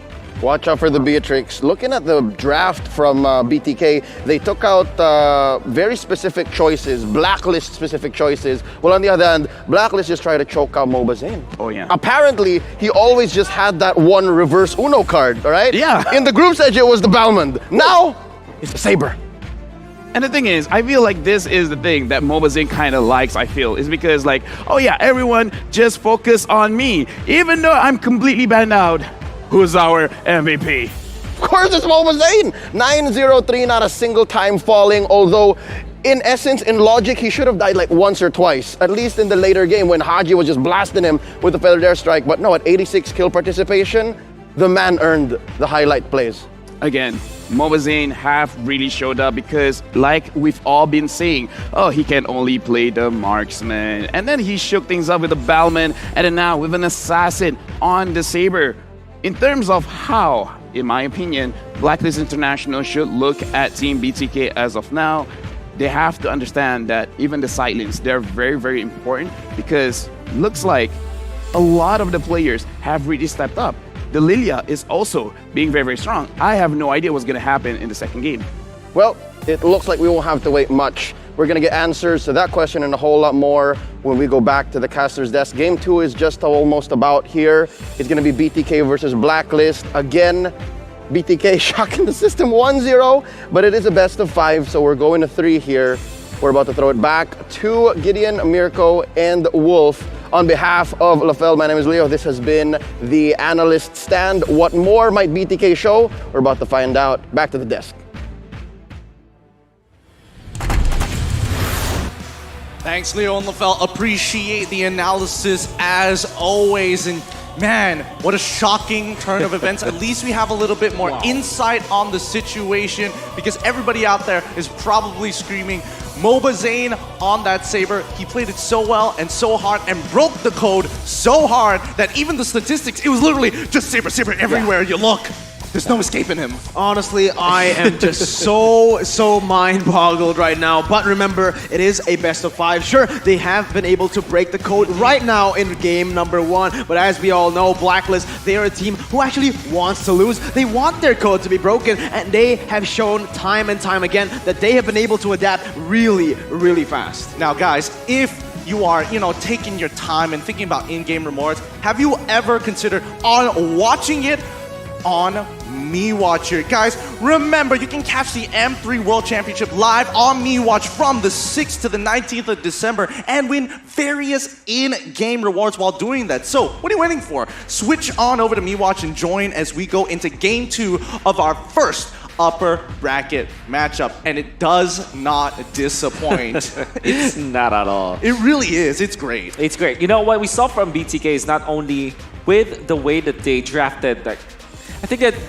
how chaotic the game was because of the fact that they were trying to be aggressive. And I want to just rebound back to when we were talking about how BTK were able to win the games. They always want to snowball. In the group stages, their game against Navi, it went just at 13 minutes. In the game against See You Soon, it went just 12 minutes and 46 seconds. They really want to take over the early stages and then snowball off of that. And that's exactly what they did in this game. Surely it wasn't the most flawless early stage that we saw coming out from BTK, but boy, oh boy, the way that they utilized their advantage, and especially their confidence, converting that into good formation in-game as well. BTK just destroyed Blacklist International game. I want to also take note, this Lolita pick coming out from BTK wasn't really something that we expected, right? It's one of the hero picks that we cannot see so much in 2021. I think even the analyst said that, right? Lolita into 2021, but it actually destroyed the game of Blacklist International, particularly on Harith. Harith isn't really dealing the damage because of the Bulwark, and the fact that when he pops the Zaman Force, he just pop the Aluminum Blast as well. Your game's not there anymore. Yeah, it's tough. I mean, overall, it's really tough. But Mirko, let's set up some expectations here with the last 30 seconds here. Blacklist International, BTK. What are we expecting to see from the draft this time round? Is there going to be that adaptation? Definitely. They tried it before. They tried just going for MOBA Zane. And I also mentioned that you need to be able to focus down MOBA Zane, not just in terms of heroes, but also in the game. You saw how BTK were just so smart at playing through them, through that member. I think Blacklist, they'll need to adapt in the drafts. They can't go for that one-dimensional, just one role ban all across the board. They need to start picking up the heroes of the other members, like the Beatrix that has just been so amazing on the hands of White Chicken. The Lolita, we haven't seen this ban at all, but we've seen that right now it is still standing at a very high win rate. Absolutely. All right, high win rates, we've got a general idea, and I'm glad that we're seeing that the first hurdle for BTK has been achieved, but now we are looking back at it. It is going to be Blacklist International still on the blue side, BTK on the red. We're seeing the bans, Roger, Natan, as well as Yishin Shin. They're sticking to their guns. BTK bans out the Yves, Raphaelia, as well as the Clint, immediately taking away the Beatrix. In the most Blacklist and Bonchan-esque way possible, they take this Beatrix away from BTK in the first pick. However, BTK will immediately go for the Esmeralda. This is one of their comfort picks as well. Maybe they get the Eve or Farside? Or Farside. Eve was already banned out, and I was about to say Farside. They take it. Now Blacklist. What do they go for the Estes once again? See, that's the thing. That's what I was thinking Exactly. about. It's like, is Estes going to be the way to go this time round? I mean, the Lydia did a really good job here, especially like, you know, controlling that area and, you know, baiting out the spells. And then when you all is said and done, Black Shoes away. But now with Farsa, are we expecting the same performance? Honestly, for Blacklist International, right now, I feel like the Estes can come through and still can be really good, especially when combined with something like that Barrett, a very tanky jungler right now, but look at the response. You pick the Barretts, we're going for more burst, and the Lunox is going to be the answer. But remember, the 3 times that this hero has been picked, it hasn't found any success in the M3 stage. I think for Lunox, it does deal so much damage. Person-based damage against the Barretts, it's definitely an answer. But this ban is also threatening because this could be an XP late pick, but it can also be a jungler pick for Blacklist International. The flex picks really coming out there. And what if Blacklist International gets something like a Thams for Edward to control this Esmeralda, or maybe a Paquito even. That's the right. thing, right? We're seeing a couple of picks that are just slipping through the cracks. You can't just ban all of somebody's hero pool. You're leaving some of the stronger meta picks. And even though Paquito isn't as hyper dominant as we saw previously or earlier this year for multiple MPLs, it still kind of does the job. Yeah. Absolutely. Not that it just does the job. It does the job really, really well at that right now. That's right. We'll see what happens here because Blacklist International, they are going to be taking one hero away. It is going to be the Lolita. I mentioned it, and instantly, right now, both my predictions have been correct, taking away the Beatrix and the Lolita away from BTK. But same thing goes for BTK. They know that Barretts can be flexed. We do not want to let this Aldous up and open, especially when you combine it with the Estes. How about a Saber, though? Blacklist International, again, in the most Bonchan-esque way of drafting, they adapt like in a snap when it comes to drafting. That really is the stronger suit of Blacklist International. They're scary at best of ones, but they're even scarier in long series, like a best of 5, for example, because they definitely adapt. Now, with the Beatrix steal against BTK, I will not be surprised if the Saber will also be banned, as these are the ingredients that BTK won with against an Estes team. But then they get Balmond again, right? And they still have plenty of options. Even though they don't have the marksman, they still have things to play. Matilda gets banned out. This is something that I wanted to bring up, actually, because BTK would have had a really nasty composition if they had Matilda. Just constant ways of, are you in trouble? Don't worry, Guiding wins. And whenever that's done, don't worry, Falling Star Moon. We also have Wings by Wings, as well as the Brilliance. Absolutely, but we do need to take account for BTK right now. They don't have any physical damage. Right now, all of their damage output is magical. So for the side of Blacklist International, it's actually going to be real. It's going to be easier going into the second phase of the draft. BTK, it is already very, very predictable, I should say. You need a physical damage hero right now, and Blacklist, they're just going to have to adapt. They're just going to have to fix, like, know their matchups here when it comes to the draft. BTK with their pick, I think it might be an Assassin again, or maybe even the Balmond here. No, they pick up the Kufra first, so still putting Moba Zane onto that last pick. 80% win rate across the board for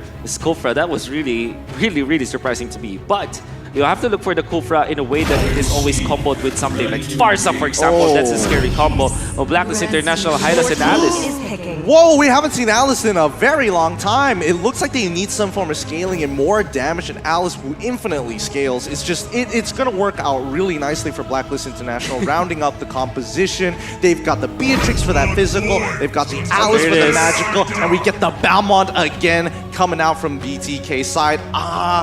It's a tough call, but who do you think scales a little bit better here? Scales, for sure, I have to say it is going to be Blacklist International, but honestly, I feel like BTK has just won the draft.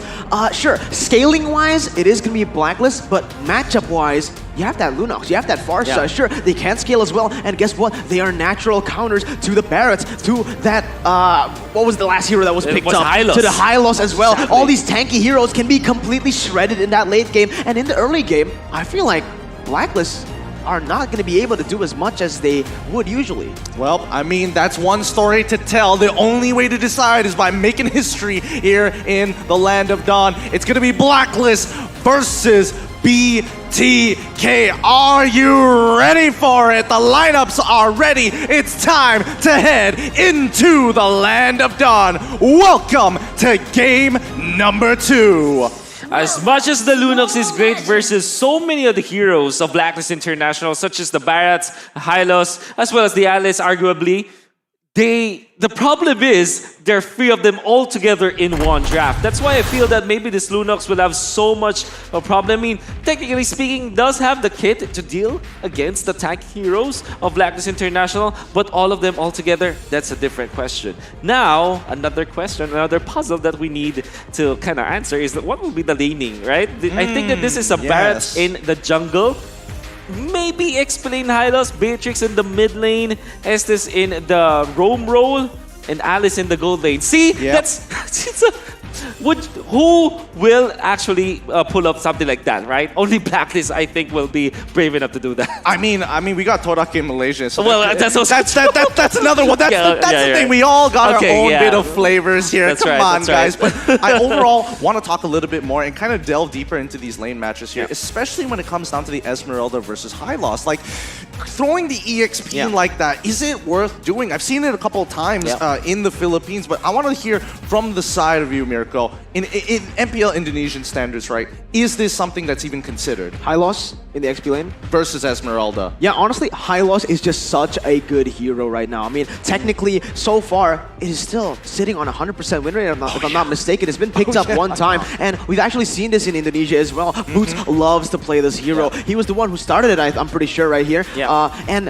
that was just the reason that everyone started to copy it. It was so dominant in lane. Something like this, sure, you won't have a lot of mana for the most part, but you're going to do a lot of damage. And against someone like the Esmeralda, that's what you want to do. You want to completely bully her. You want to just take her out of the lane as fast as possible, and it gets the job done. I mean, we're talking about a lot of throwback, right? Like back in 2019, during the first M Championship, the Hylos was the real pick against the Esmeralda. It was their quote-unquote counter. Back in MSC as well in 2019, you were there in Manila back then. Yeah, that was the answer. So theoretically speaking, it works. And like Mirko said, in Indonesia, it has been used before.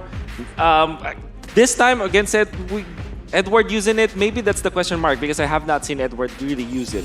I mean, it can't be that difficult, right? I mean, of course. It's a high loss, right? Yeah, sure. Am I missing out something here? I feel like I'm not missing out anything. No, not at all. But yes, in terms of this Lunox pick as well, I think, Lunox is going to play a vast majority of that damage on top of that Farsa, but it's still something that they're kind of stacking upon, right? It's a lot of magic damage. It can be itemized against. Honestly, I do want to speak about that Hylos pick a little bit more right now, since again, Wolf has just mentioned, this is we haven't seen Edward play this Hylos before. Sure, it is not a very high mechanical hero, but that's the thing. Usually Edward, he loves playing the Paquito. He loves playing these high mechanical heroes, these flashy heroes at that. And coming into this kind of hero, will he be out of his comfort zone? Will he actually be weaker than the other heroes that he usually plays? I think I've seen that before. Like when you give like highly mechanical skill players like Carl TC, like anti-mage as well, right? Carl TC was given a hero like X-Borg. It just doesn't like register in my head. I don't have to tap buttons multiple times. What is this? What is this? What is this hero? I don't need to be constantly looking everywhere at every given time. Yeah, it's just really weird to see these players that have just shown such a high level of mechanical play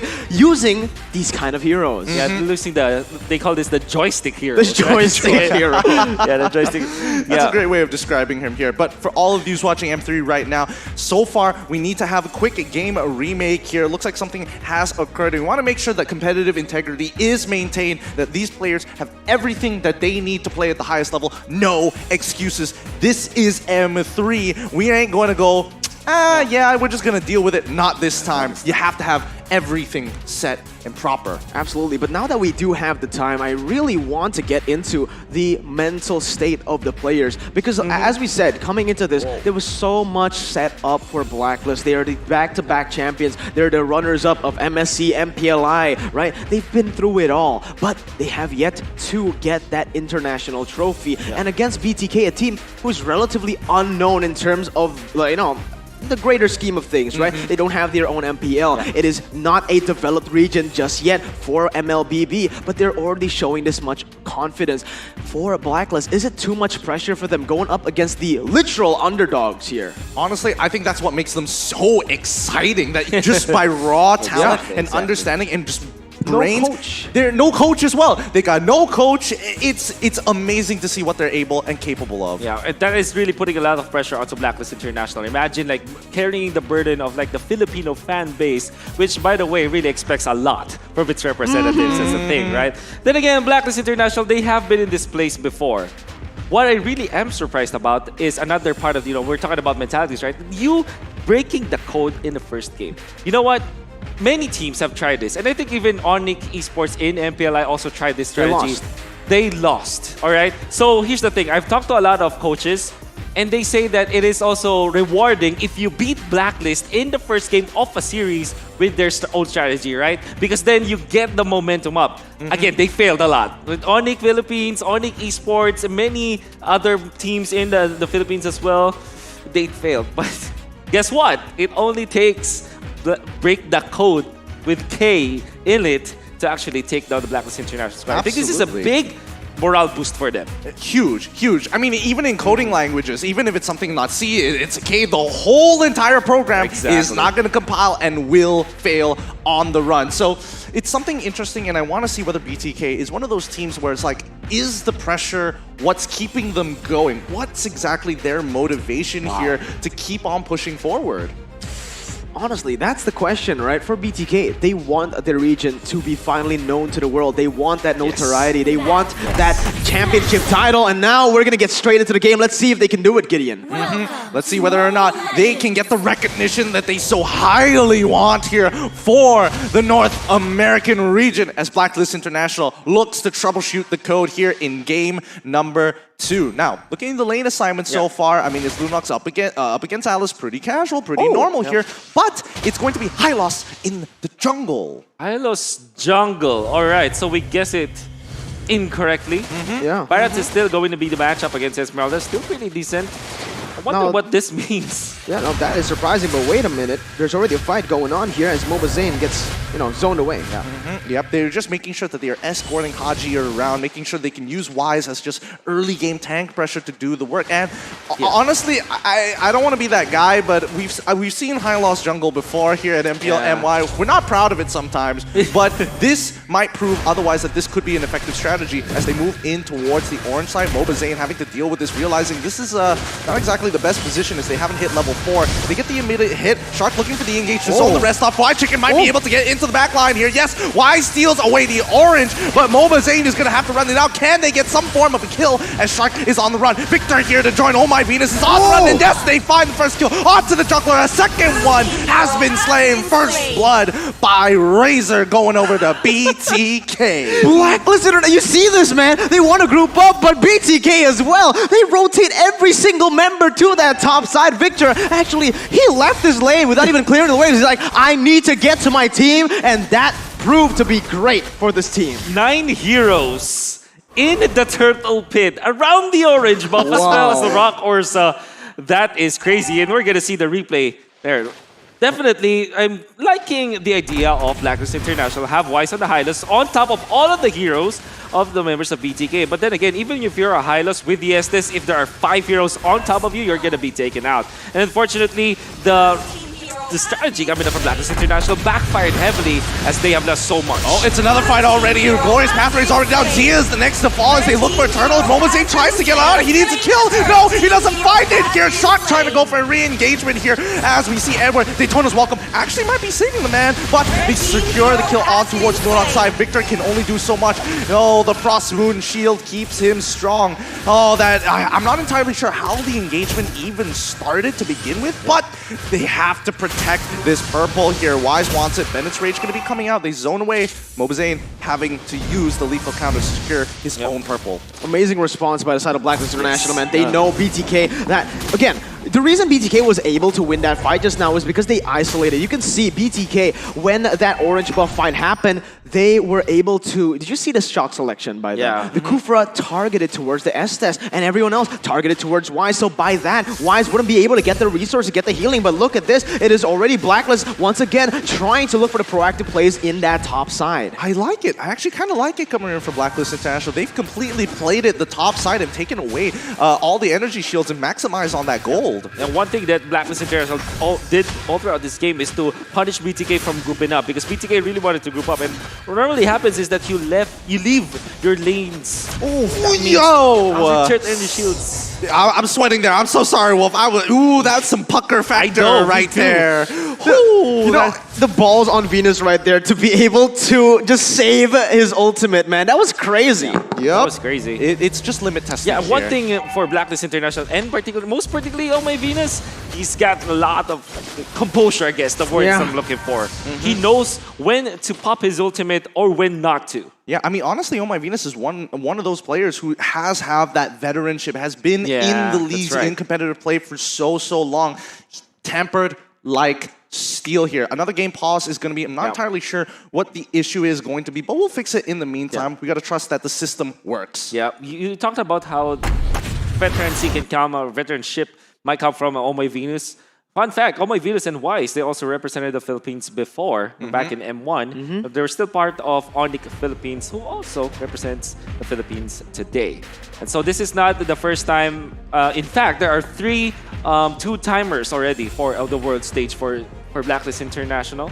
So that is amazing. Yet to get their eventual championship in the international stage, as you have also brought up. Yeah, I mean, that's one of those things that's got to be frustrating for Blacklist International, right? They get ever so close to clinching an international title, and then some other team just has to steal it away right at the last second. Yeah. Honestly, looking at it right now, BTK, they really need to play it smart, because already we're seeing them, they're already over greedy sometimes right now. After getting that first game, which was very clean, clean is an understatement. They played that perfectly, but in the second game, we already see they played it really well in the early stages, but they're getting overzealous here. They see that they weren't actually in position to take that turtle, but they still forced it anyways, and that was the reason Blacklist was able to capitalize. So if BTK just stays in composure, plays the way they've been doing from the first game all the way up until that first blood, I feel like they have a solid chance at beating the tournament favorites. To add on to that, actually, I think a lot of this game is going to come down to just overall engagement and positioning coming in from both of the sports, Oh My Venus and Shark. Because Shark, there's a lot more pressure on him to look to disengage and peel for the rest of his team, but Oh My Venus is going to be super key in making sure that no matter what they do, it's going to go unpunished, or they're just winning by an overwhelming life lead. Absolutely. Now, BTK, again, they are not in the right position to try to contest for this turtle, but it seems like they want to still try to go in right now, with Wise basically zoning everyone away. It seems like uncontested. That's what I want to see. Just let it go. Yep, turtle going to be by the STB. Now the dive on towards Fire Chicken has been initiated. Shark looking to bail his team out. Yes, he finds it! Collides him into all with the Tyrant's Rage, and here comes Mobazane to make the difference. They break open the top tier one, but there we go! Oheb finds all four of them! They don't have their flickers! What a re-engagement coming in from Blacklist International. Oheb raising his hands. You punish me? Oh, nah, I'm coming back for more. This is one of the heroes that gave him the moniker Oheb. God, my goodness! A three-man black hole. And he is just recalling away from BTK. I mean, for BTK, that was amazing from Shark. Using the flicker, going over some of the members of Blacklist International so that he will land the good, shot selection once again with the Tyrant's Revenge. And then pops the ultimate. Good combo with Zia on the ultimate. That's like the dream combo for BTK, right? And then you jump in with Quiet Chicken. Unfortunately, Oh My Venus was just ready with the ultimate. So that keeps Blacklist International top now. And what I like about Blacklist International is they took down the turret with them. Oh, Edward almost getting died, but here comes the glorious pathway coming in from Wise. Haji looking to actually punish somebody here. Zia quickly disengaging the entire team, saying, hey, you can calm down here for a second. Feathered Airstrike will keep you at bay. But Victor really testing his luck here with Haji. Oh, he baits it out for Shark with the Tyrant's Rage again on three people. But Mobazane, he needs one kill. No, Haji did not die. If Haji died, Mobazane would have had enough HP to maybe get out of there. Welcome to the ultimate bonding experience right now, as Blacklist just completely take BTK down in that bottom side. But this is what I love about Blacklist. They're finally getting their jam here in the playoff stage, and look at what they're able to do. Sure, BTK had an initial very good team fight, but Blacklist instantly reads their opponent's ways to play, and now they are on this siege, man. BTK, they have found good opening in the bottom lane, but unfortunately, their skill shots weren't really that precise. I mean to say, the timing wasn't off. I mean, they started with the lethal counter, which normally should be your skill to take down the members of Blacklist International after you already dealt the damage. The thing is, you should be using your lethal counter as definitely a closer for a team fight because you need that execute kind of mechanic wherein you take down the members of Blacklist International before Oh My Venus heals them up. Well, I mean, it's about the initial burst, I suppose. I guess they wanted to make sure, hey, maybe we could burst Oh My Venus in that time. The next turtle going over to Blacklist International, who have developed a 6K gold lead here on their side, 7 minutes into the game. Right now, we have to keep an eye on a couple of people here from the side of BTK. Zia, he's going to eventually scale up, and that's going to be a really big factor in terms of, you know, chipping them down into that lethal counter range. One of the glaring mistakes I feel like from the side of BTK is that they've been getting a lot of crazy engages, actually a really good engages, but they don't have the damage yet. They need to scale it up a little bit more. Again, they're playing the Pharsa, Lunox, and Esmeralda. They need to wait until those item power spikes finally hit because they've just been way too fast on these fights. The threat level is just too high, but here comes Blacklist International. Potential dive onto Victor's side here. Oheb gonna go back into lane, and it looks like they're playing cross-map here.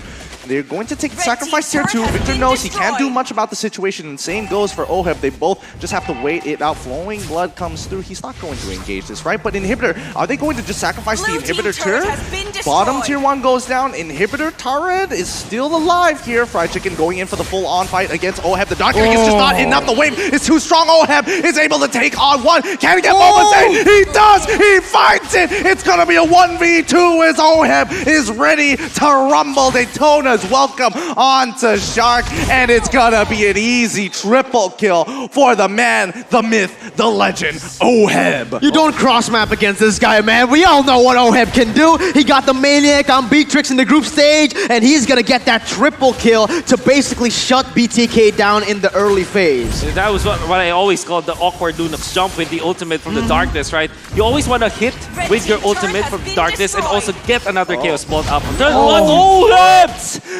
The flowing blood damage from Oheb takes on even an Esmeralda. That's when you know this is gonna get tough. And the going only gets tougher as tier 2 is gonna get cracked open. Lord is up and running. Does Blacklist International want to get a little greedy here and force the player? Wait for Luminous Lord. It looks like they're gonna go for the greed and press the advantage. Look at how Blacklist International just plays. Again, we saw BTK. They were able to get that 10,000 gold lead against Blacklist International, but I feel like Blacklist, they just do so much more with the leads that they have. They're able to snowball much more efficiently, and that is why you can't make those mistakes against this team. You make one tiny mistake in that turtle pit, and it all just comes crumbling down. Everything you've been able to build, it just gets completely bulldozed by Blacklist. And now BTK, they need to rely on their wave clear. They have the Pharsa at least. Zia will be so instrumental in this defense. Mobazane, unfortunately, went for offensive items instead of something like Radiant Armor or maybe something along the lines of Athena Shield. So he's gonna melt if he stays on top of the minion wave. So in order for BTK to defend themselves, they have to have good positioning, and Zia needs to smartly use his ultimate, not pop it, you know, not smartly. Yeah, he's got to be very careful here. And now on that top side, they're already using the siege mechanics. So what Edward and Wise with the glorious pathway, making it impossible to even get on top of them. Lord is coming through. They should be able to shred this, no issues whatsoever. But how many inhibitors is this going to take? Shark, he's looking for something. Blacklist is going to back away. Edward giving them plenty of vision. Bennett's rage is coming down too. They're just going to shred 2 inhibitor turrets 10 minutes in towards this game. Oheb's lead. Can they get one more? They've stacked this perfectly as Fried Chicken and Mobazane can't really do much about it. Nibiru's passion comes on through, and that's going to be 3 clean inhibitors coming in from Blacklist International. You know it's over when you don't even need minions to siege into the base, man. That mid lane inhibitor, that was brutal by Blacklist International. And right now, BTK, honestly, they can't really make any plays, any macro plays, even proactive on the map anymore. It's just Blacklist controlling everything and anything at this point. We'll just see how BTK handles this. Yep, Oheb going in on top of Fried Chicken already, forcing out the Brilliance very early on here. And right now, I think this might just be checkmate for BTK. Blacklist International cannot let them get their win conditions, and they want to end this game as early as possible. Bennis Rage coming on through as Edward and Wise stopping the Feathered Airstrike. They can't click away the Godlike coming in from Oheb as he is making sure he's completely zoning them out. This is going to be it. The Blacklist International, the PH fans have been waiting for. You can't just break the code that easily. You're going to have to do it 2 more times in this matchup. GG, well played to Blacklist International. Breaking the code is what they want. You want them to break the code. We'll completely just fix it over just a few minutes. And that's why this team is so magical. This is why they're the tournament favorites. Instantly, they were dominated in the first game. No worries, no pressure whatsoever. We got everyone here just learning instantly, and you can see the evolution already. They managed to adapt so fast, even when they were behind in that first moment, man. Love the word that Gideon actually used, Mirko, troubleshooting. That's exactly what Blacklist International did in this particular game.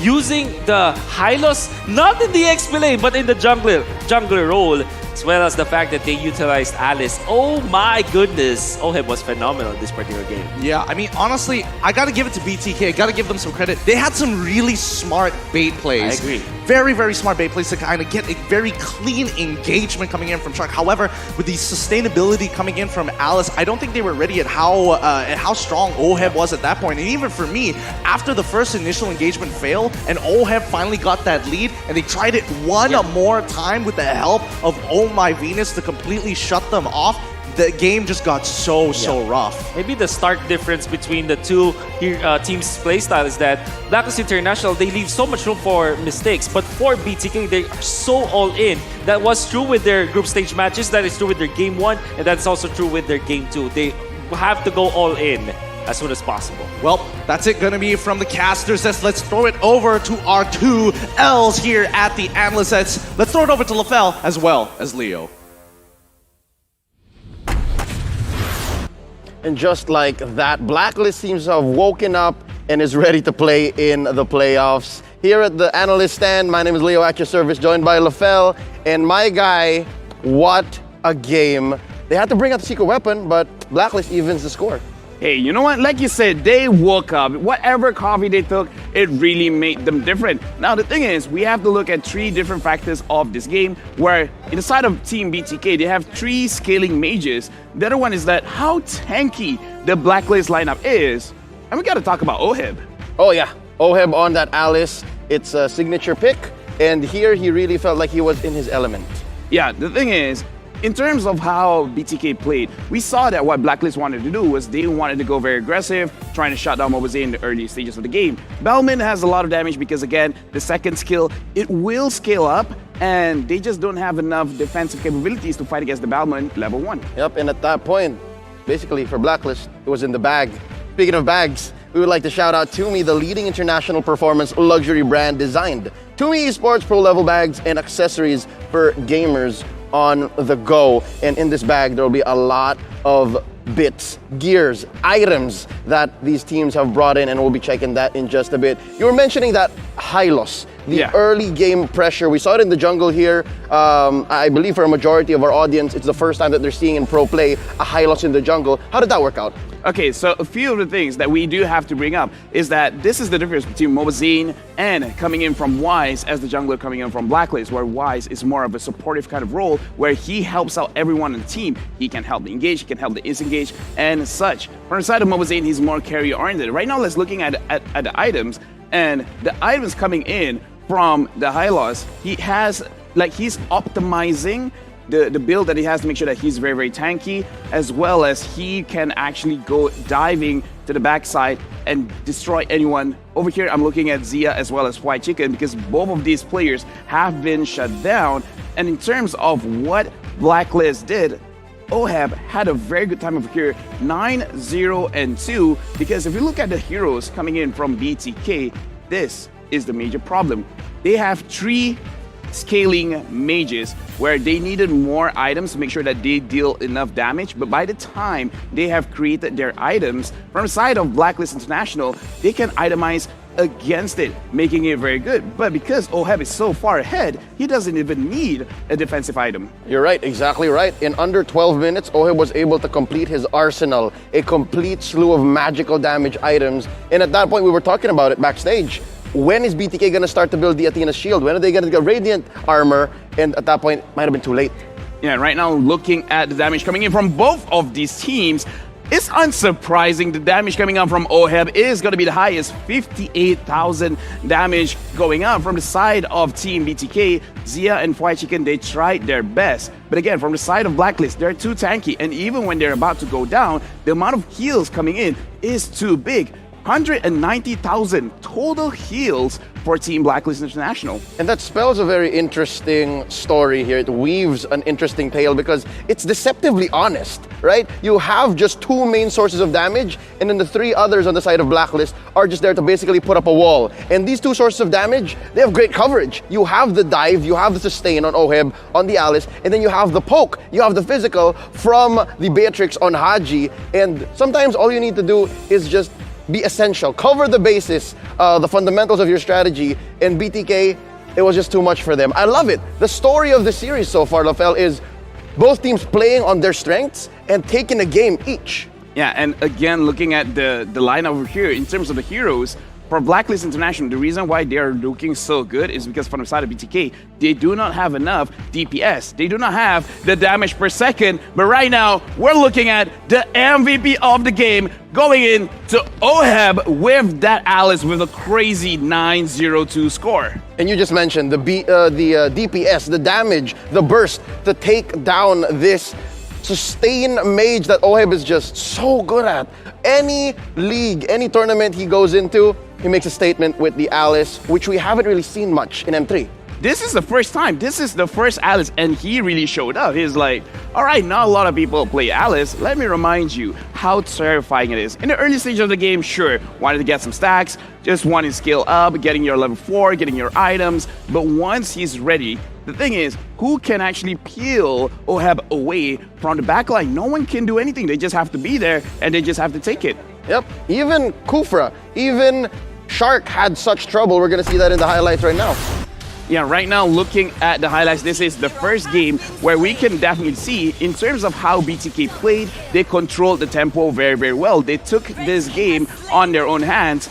And team from the side of Blacklist International, they couldn't do much because what they wanted to do was they wanted to group up. But team BTK, they made sure that if you want to group up, sure, that's good, but you're going to get heavily punished. That's a story of game one where we're seeing that very, very aggressive style from BTK, and that's how they scored that first victory in this series.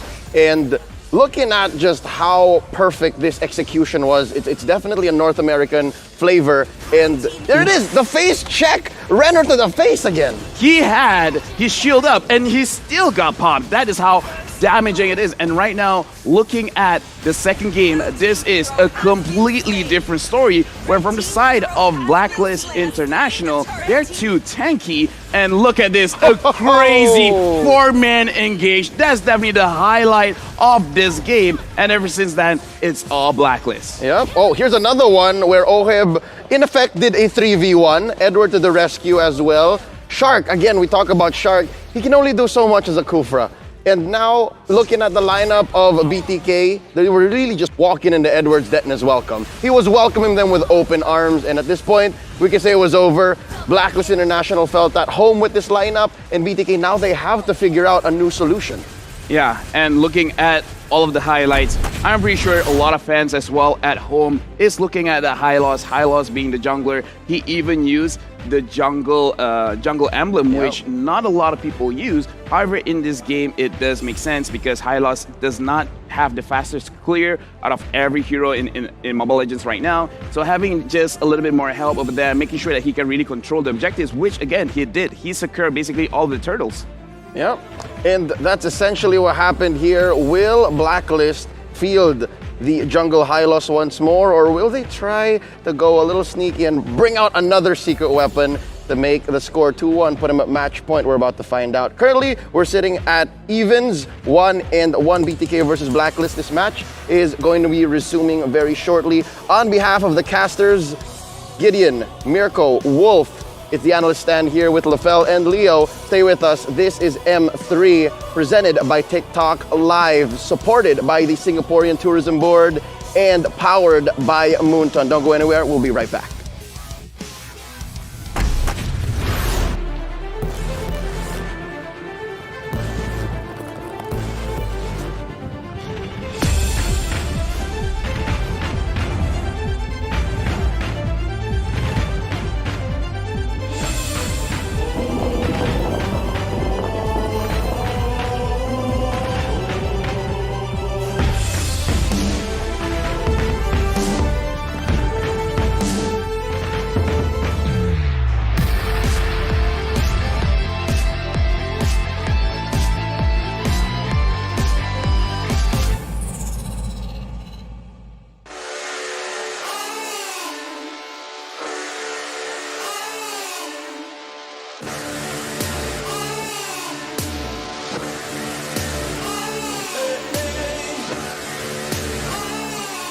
I'm burning up now, taking higher levels. I'm in a bad spot, trouble to my knees. I need a taste, sipping on heaven. You got me waiting, waiting for you. We're chasing trophies, got me ready, don't you worry. I feel the power, I'm the champion. You got me running for the glory. Good to let this go. Burning up now, nothing's gonna stop me. I'm going faster, wanna break away. I love the way it feels. It's the adrenaline, we're going all the way. Cause we never ever going down. You got me walking through the fire. We don't catch a slide when we were young. Never run from the fight, yeah, we climb to the top.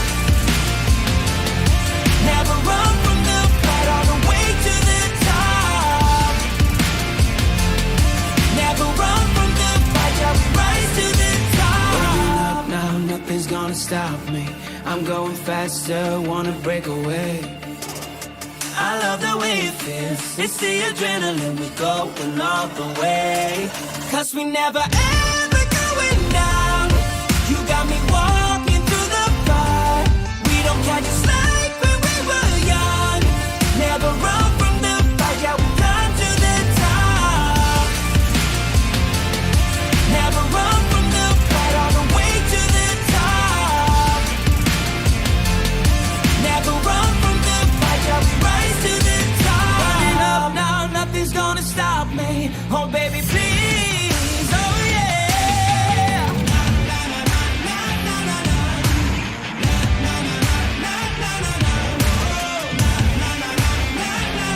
Cause we never ever going down.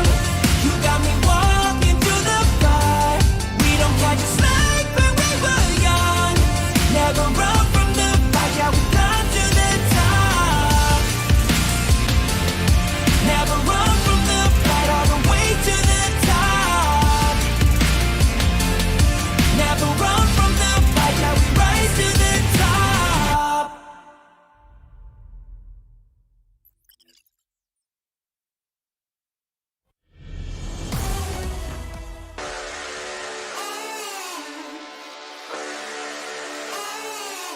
I'm burning up now, taking higher levels. I'm in a bad spot, trouble to my knees. I need a taste, sipping on heaven. You got me waiting, waiting for you. We're chasing trophies, got me ready, don't you worry. I feel the power, I'm the champion. You got me running for the glory. Good to let this go. Burning up now, nothing's gonna stop me. I'm going faster, wanna break away. I love the way it feels. It's the adrenaline, we're going all the way. Cause we never ever going down. You got me walking through the fire. We don't catch a slide when we were young. Never run from the fight, yeah, we climb to the top. Never run from the fight, all the way to the top. Never run from the fight, yeah, we rise to the top.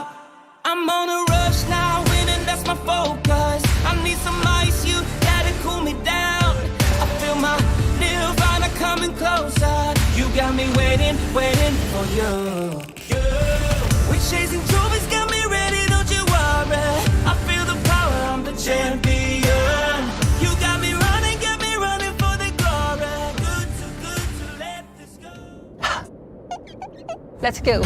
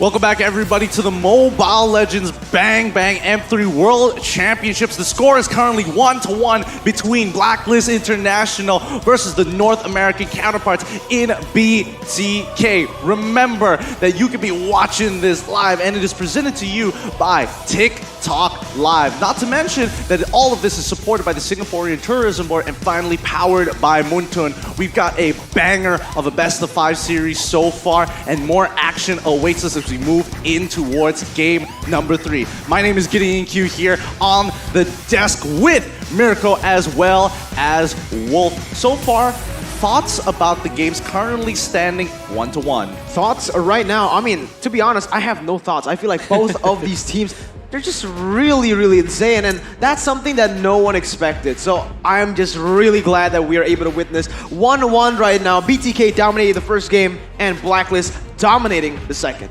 So me and Gideon were actually talking about this, and Gideon talked about how we did not expect this, the victory at least for one game for BTK to happen in game 1 against an Estes and a Harriet. That really was surprising. But game number 2, they have, you know, the troubleshoot was there from Blacklist International, and we're back to kind of a false best of 3 in a way. A false best of 3? Yeah. No. Yeah. This is a best of 5. Only the team that gets those 3 wins is going to make a difference. Guys, just in case, if you don't know, if you want to be looking like a stylish person, like the MVP, and be that MVP for both skill as well as style, check things out with Frank Debit Card. With over 60 designs, you can pick the one that screams your personality or your dreams, just like how BTK was able to snatch game number 1 from Blacklist International. We'd like to thank you guys, Frank by OCBC, for making it all possible here. But that identity that we were talking about here coming in from BTK, they are still putting a lot of investment in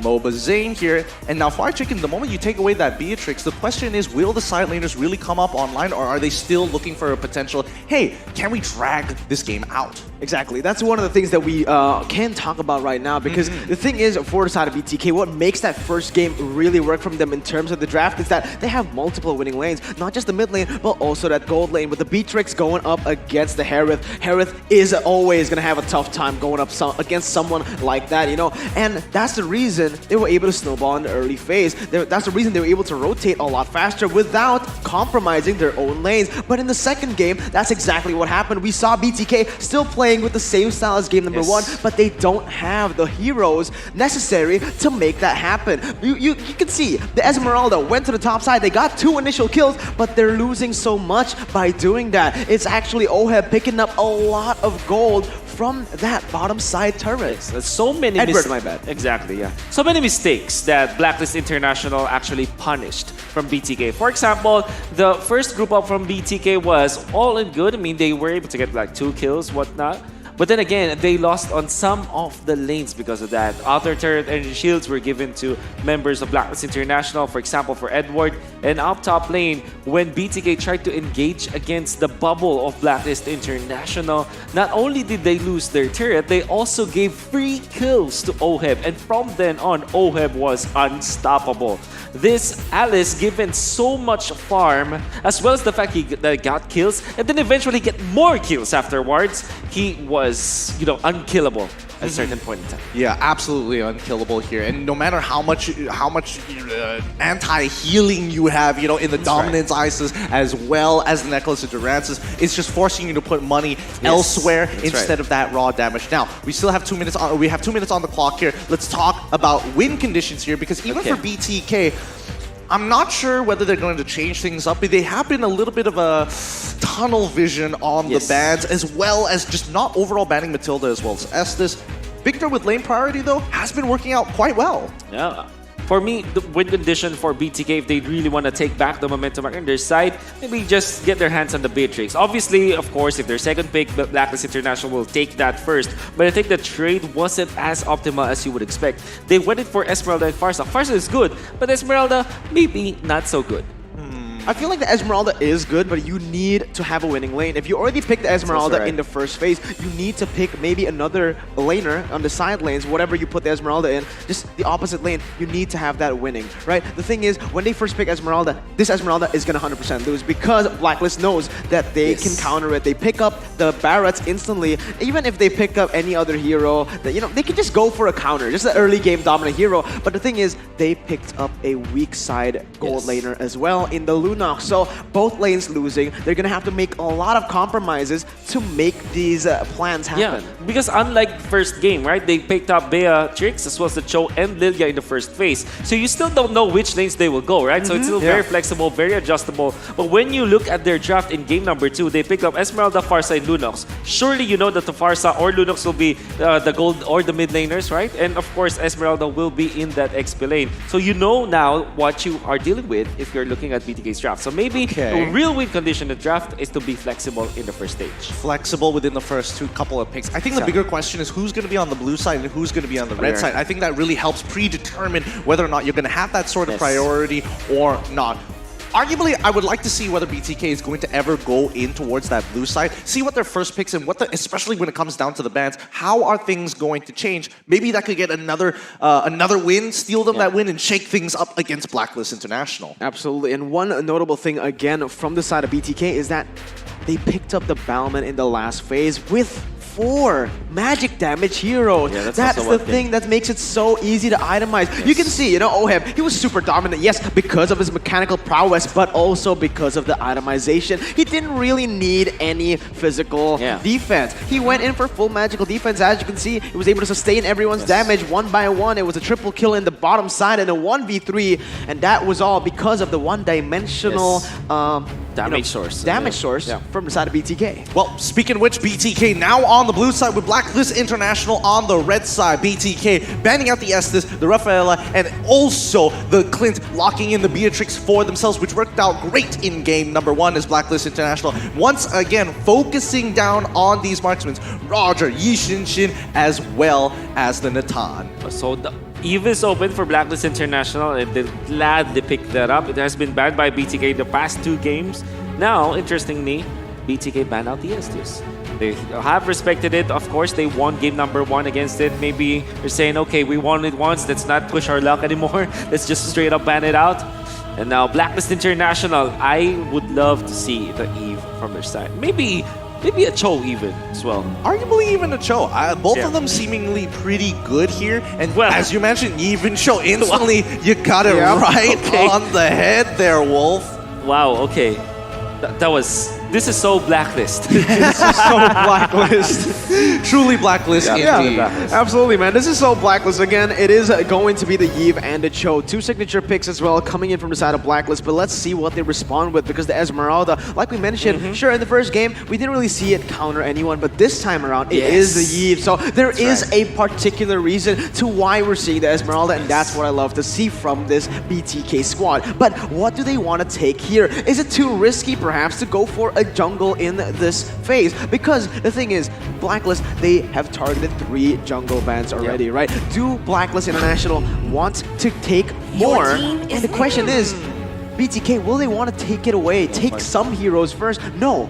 The answer is no. They get the Farsa for just to round up the first phase, and now Blacklist has the opportunity to limit those heroes once again for Mobazane. Personally, I like what BTK is trying to do here, and we already see that Aldous is going to get locked in for the side of Blacklist International. This is really going to shake things up because currently BTK still lacking a jungler here. Blacklist pretty flexible on who their jungler necessarily needs to be.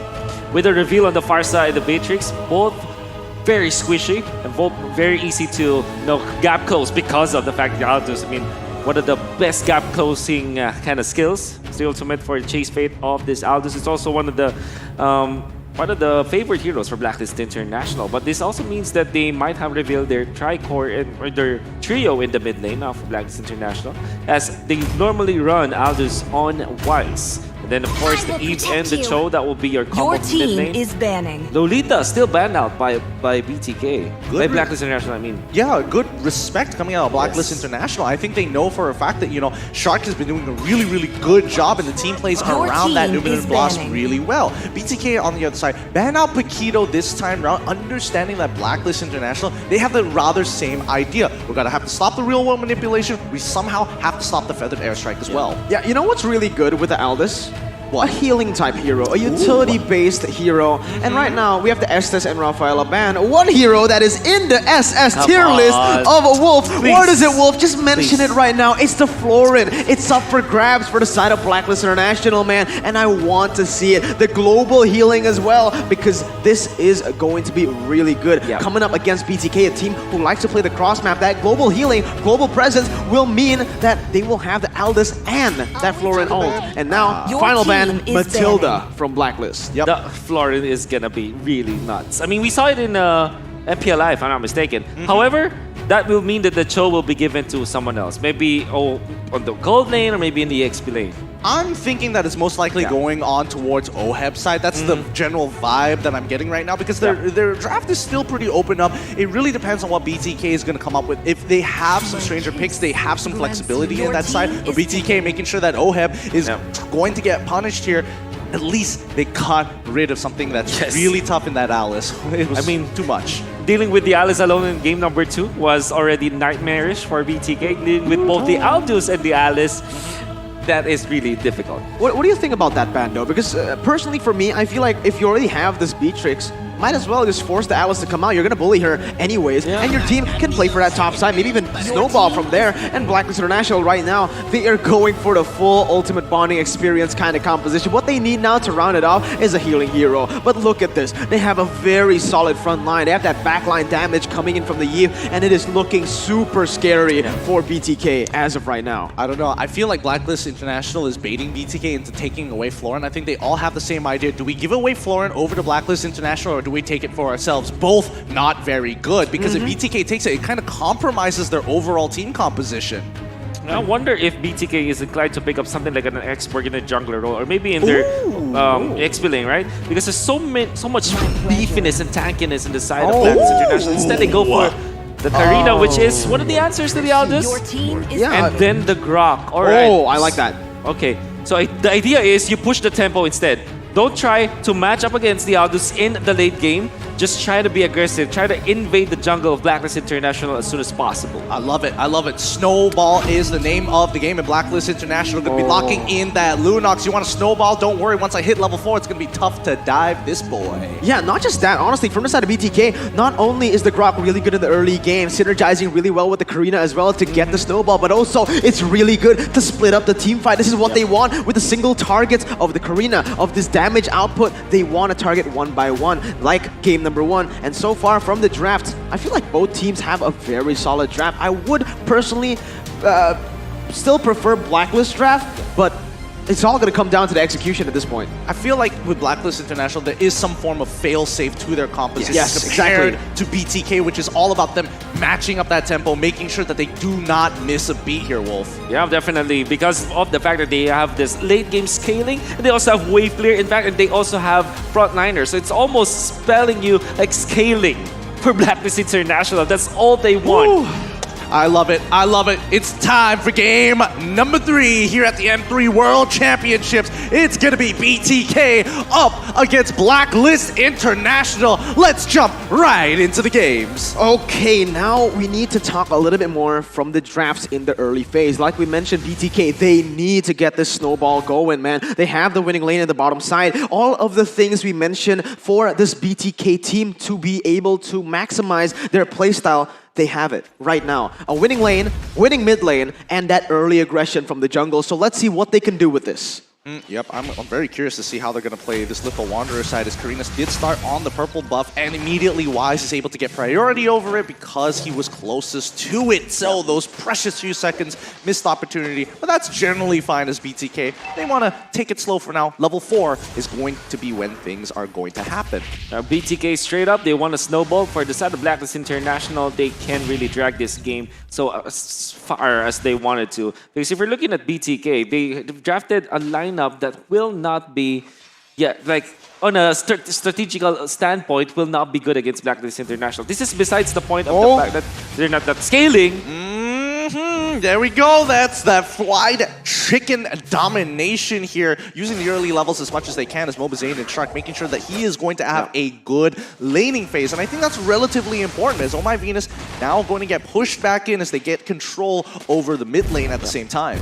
I like how Fried Chicken is playing this lane. Look at that. He's actually making a freeze for himself in that bottom side, making Lunox miss so much from that recall. And that's just really great. Right now, it is actually going to be Fried Chicken with a slight XP advantage for now. Well, for now, let's see how this is going to play out as we get closer towards that level 4 and Turtle. Shark is going to be walking up it towards lane. Wise is, carefully farming up while he still can, but Haji doing a good job opening that map, making sure that Mobazane is going to be located at every point of time. Victor, early rotation here. Can he punish? He gets on top of Oh My Venus for now, as BTK now have priority over the Turtle. This is where things are going to get interesting. Both Fried Chicken as well as Oheb making the move, and Fried Chicken is going to punish him in that rotation, but first blood already achieved. Well done to Fried Chicken. First blood by Razor, as the rest of Blacklist International and My Venus dropping down the real world manipulation. Ooh, BTK manages to return fire with a feathered airstrike onto Haji, punishing him. Here comes the Fallen Star move from Victor, getting a lot of good damage onto Wise so far. Edward, he manages to get the Daytona's welcome and kills Mobazane in the process. Great plays from both sides. Both sides, yeah, playing it extremely, extremely well. But firstly, we gotta speak about BTK's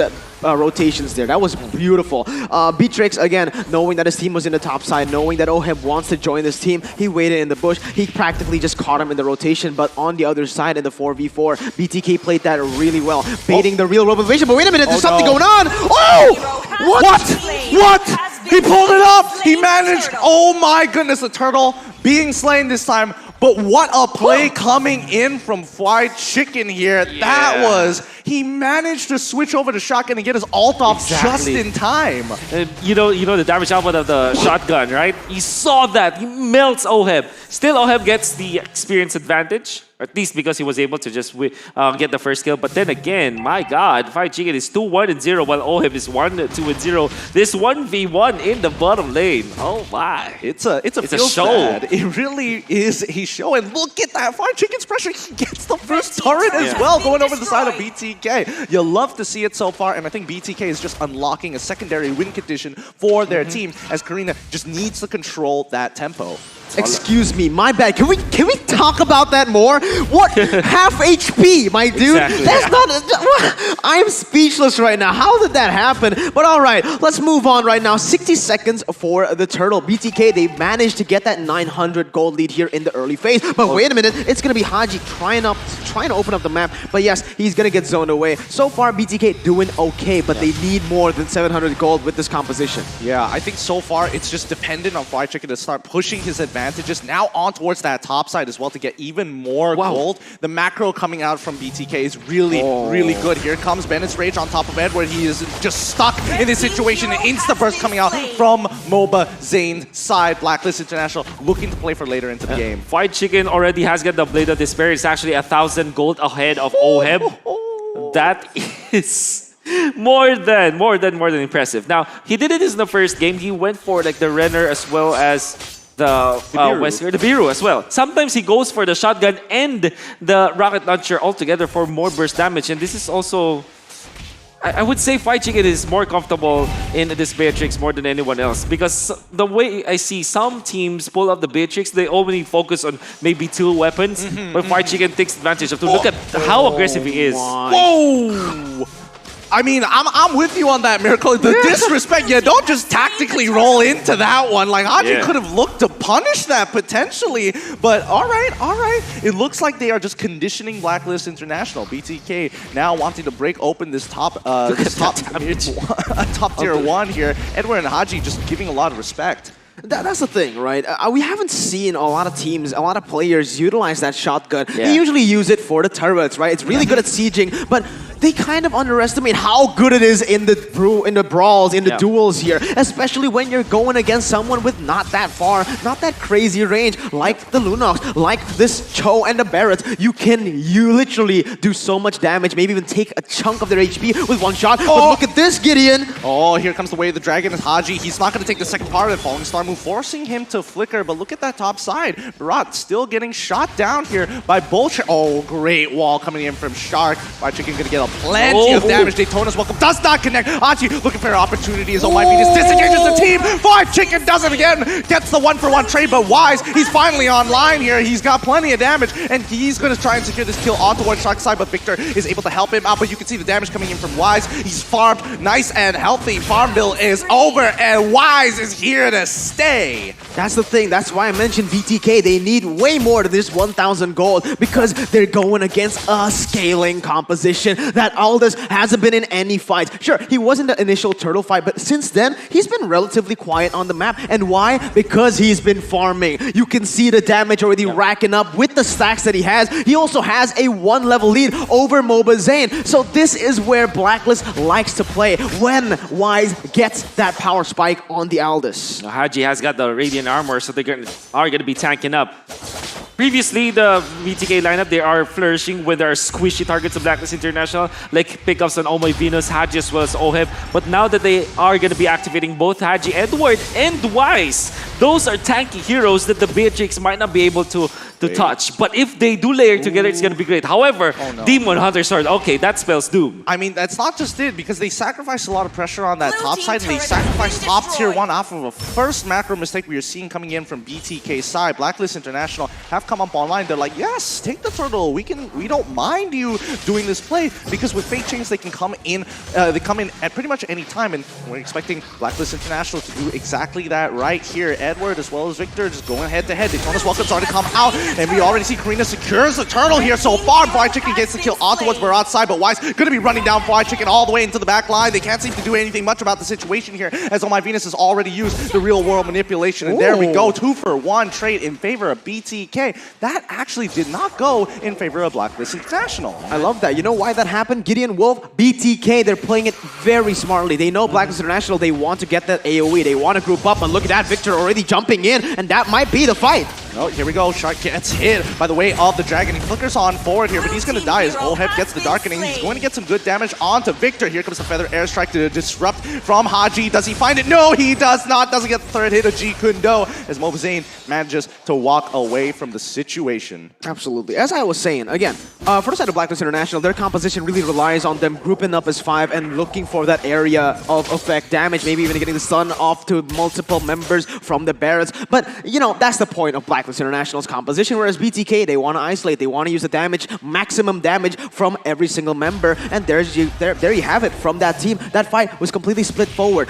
Wise went for the back line. All right, just let him die. Let him die. We focus on one guy first, then we get onto Wise. I also kind of want to point out that MOBA Zane actually decided to go for the Pocket Destinies, doesn't want to go for that early damage in that Calamity Reaper. Yeah, and that is also one of the weird things, right? I mean, I've seen in Indonesia, they prefer Karina with super defensive items. Yes. Oh yes, just like how they. Whoa! I did not want to finish that sentence. Have to see what they are able to pull off here. And BTK is like, weird build. Jokes on you, kids. Blow them up in the mid lane so far. The American sniper. Again, Fried Chicken, he's great. Again, why is he stuck? I He cannot told do you. it. Shark, what a... Oh my goodness. This is what I'm saying. That's why I love the Grok. BTK in the first game, how they were able to get the dub is by splitting the map, splitting the members, and isolating one by one. And that's exactly what they're doing here. Oh, they're doing it one more time. Oheb trying to save the situation with the Doctor. He flickers on out of the way. They sacrifice 2 members. Your killing spree coming out from the side of Fried Chicken. But now the kill box is here. Haji looking for an opportunity, but does not find it. Shark using the making sure that he uses the wall charge to get out of there. Can't be CC'd. Well done to BTK. Oh my word. Shark as well as the rest of BTK. Look how Zia as well as White Chicken just layered all of their damage altogether. Actually, it's not a layering. They did it simultaneously. Oh my God, they bursted down Haji so quickly, and we're gonna see it. I mean, Haji, even through the player caps, we saw how he just scratches his head with that. Look at this. They put it all together. Oh, right at the very edge. Wow. Actually, that's just Zia's damage per second that took down Haji, but brunt of the damage came from Fried Chicken with that sniper. Oh my goodness, he is good with that Renner. But so far, Blacklist International trying to look for a punishment on towards Shark here, who manages to get on out with a wild charge, but this is going to be Lord. They've already opened up quite a bit with the neutral objectives, currently 2 towers ahead of Blacklist International. Maybe they're looking to contest here. Victor is on his way, and Blacklist International pulls back. Blacklist needs to play with their tempo. So far, BTK has been so good at just forcing their own tempo onto the enemy team. That's why they've been able to make a lot of good engages here. Blacklist, they need to stay composed. And right now, BTK, they're just using the macros so well. Pushing in the mid and the bottom side and forcing Blacklist to come here. So look at that. Without doing anything, they're still getting advantage on the board. And look at that. It's going to be another fight. Yep, they've already started. Oheb's getting into the middle of it. They've already stopped Zia, getting him out of there. But Krina secures the kill. The Lord has been saved. Mobazane does not fail. Wise coming in with a chain fade. He's already got the double kill onto Mobazane, but Wise can't do anything about it. Trapped, stunned down, Mobazane looking to get Oh My Venus at the same time here. He's finally at the damage and an opportune play. Well done for Zia, getting the Purify off just in time. Feathered airstrike to punish Haji. Here comes Oh My Venus to try and stop things up. Victor happily absorbing the shields, but he doesn't want to go any further than this. Oh no, Mobazane! He got punished with the real world manipulation. Honestly, there is just not much to say about BTK's playstyle right now because they're simply doing everything perfectly. From the setup to the fight, the setup to the Lord, the initial fight, and the end of the fight. They played it completely perfectly, and I do want to put emphasis on Shark. This guy is always at the center of it, setting up for these team fights in the front, in the back, wherever he is always in that fight, and he is always doing wonders with whatever hero he is playing. Most importantly, the wall that he is using. The timing is always perfect. Allows for BTK to get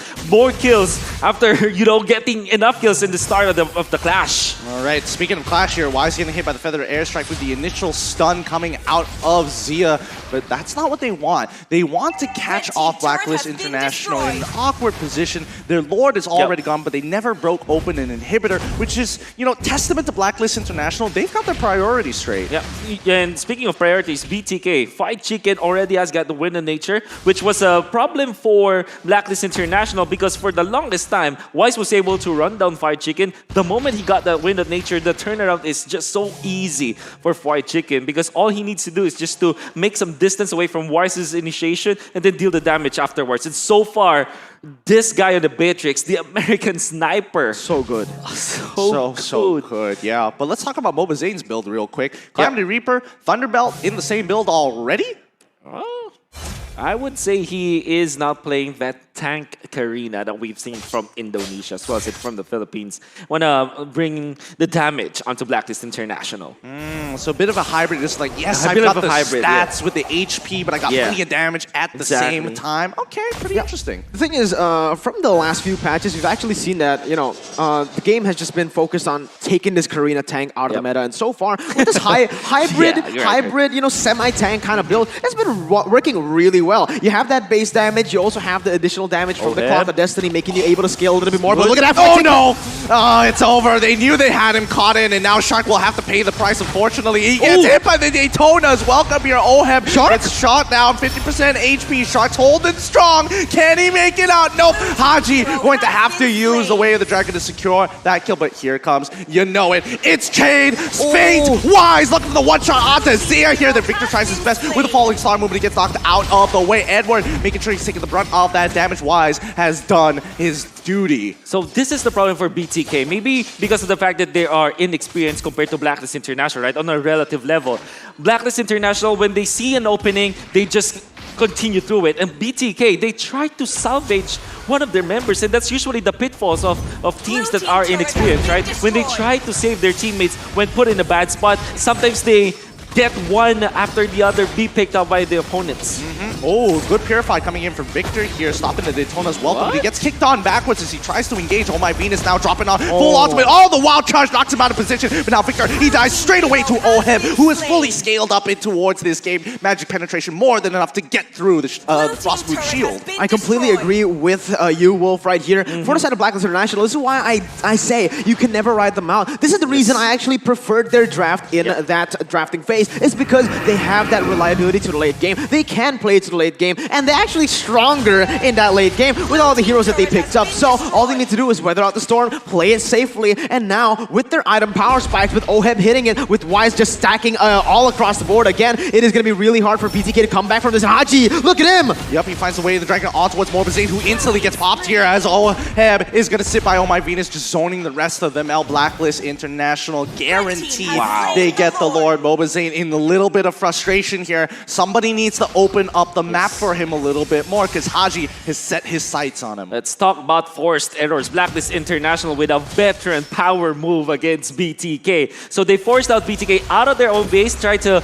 bait them into the Lord area, all the while still holding the Lord. The Lord wasn't reset. There was somebody in front of the turtle pit outside the leash range of that Lord. That was perfectly executed from Blacklist International, and they got every single thing in that skirmish. Absolutely, and just like that, look at that. It was 5,000 gold lead for BTK. Instantly now, it has been turned around. It's been equalized, and that's the thing. Everything you've built up from the early stage up to this moment, it doesn't matter anymore because Blacklist, they've gotten all their power spikes already, not just by levels, but by items. If we can take a look at the items very, very soon, Wise probably has all of his items. There you go, Wolf. It is all mostly complete for the carries, and this is where Blacklist start to dominate. Yeah, I'm just looking at Oheb, and he's just like, he is fully kitted out to start shredding here. Here comes Luminous Lord. He's going to be crashing into the area. The real world manipulation for Oh My Venus to try and zone out Fried Chicken. Haji finds Mobazane again. Feathered Airstrike not able to respond in time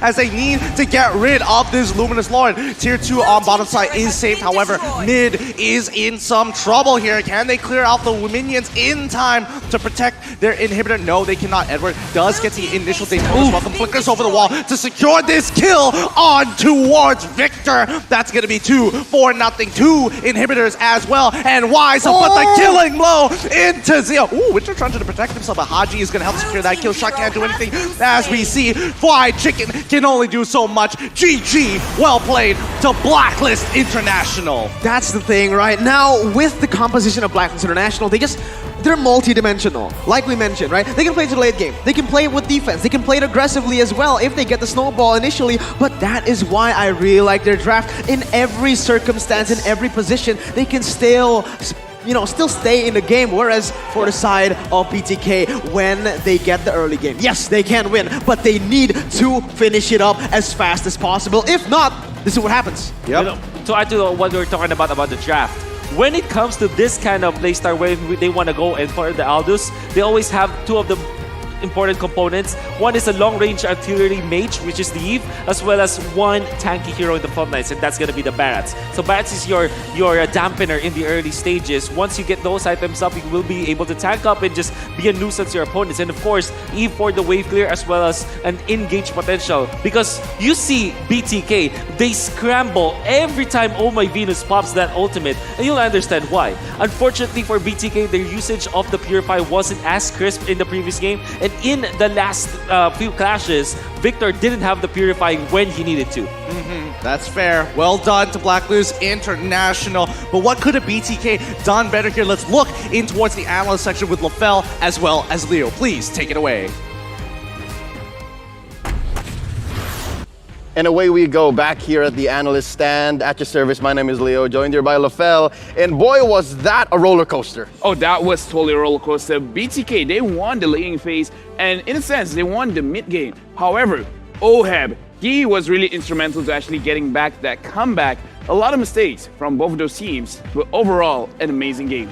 Yep. We saw in the earlier parts of this matchup how BTK tried to up the pace, and again, that lethal Beatrix in the hands of White Chicken, who already is 3 games in a row just changing the face of what we accept as the metagame. XP lane Beatrix, what? I mean, I'm sorry, but Beatrix should be illegal. She's so strong where, again, should be banned. But the thing is, the fact that not only did Beatrix win the lane, but how the transition goes. You win your lane, you got a few kills, you got a first turret, and then Beatrix is no longer a laner. Wherever she goes, the rest of the team follows, making it quite difficult to catch this Beatrix. Yep, we're gonna be checking out what the Beatrix was packing, as well as the rest of BTK as they went up against Blacklist International. This game ended in about 18 minutes. Yeah, and the thing is, in 18 minutes, however, I feel like Blacklist International, even though the draft has a lot of scaling, they could have pushed it way earlier, because I noted down here, in 6 minutes, the Aldos actually dealt a lot of damage, like crazy amounts of damage. So in this situation, honestly, Blacklist could look to go super aggressive at one of the target heroes over here, either Zia on the Farsa, White Chicken on the Beatrix, or maybe even Moazane with the Karina. I would argue that Karina is the worst choice, but I would feel in 6, 7, 8 minutes, Wise should have been a little bit more aggressive, and it would be a totally different game. I'm with you, but there are a few reasons why maybe BTK played the Karina. And one of them is because, again, White Chicken rocking that almost illegal Beatrix. That's enough burst to kind of allow for the cleanup for Moazane. And then on the other side, you have the physical immunity. So you're fine from the easy ins from Wise. So that might be where Wise is coming from as well. He's thinking, okay, I might get punished. BTK, they're always on point. And yes, they're the aggressors, but this time around, I think BTK also understood that maybe we should play a little defensive, and this might be what explains that mid-game shift. Remember, wherein Blacklist was setting up these death bushes. Yeah, that death bush was amazing. And yeah, I like that you brought up the Karina, because even the casters were asking, like, what is the build? And honestly, the build, I would say, is actually perfect, because it is a balance of damage as well as tankiness. And right now, looking at both of the team stats, the damage coming out from White Chicken is amazing. 78,000 damage coming out. Oh my Venus, 69,000. Over here, just looking at the overall control from Blacklist International, but looking at the stats, it's almost at the middle. Yep, almost 50-50 if there was some on the side of BTK, wherein, as we see, 18k to turrets, that's White Chicken for ya. And then you have damage taken, that's for Blacklist on ya. And again, we saw how Edward was just instrumental to eating a lot of ults and then setting up these easy kills. Later on towards the end, you saw how he ate Victor, fed him straight to the wolves, the tigers, the lions in Blacklist International, and I think slowly that kind of spelled the end.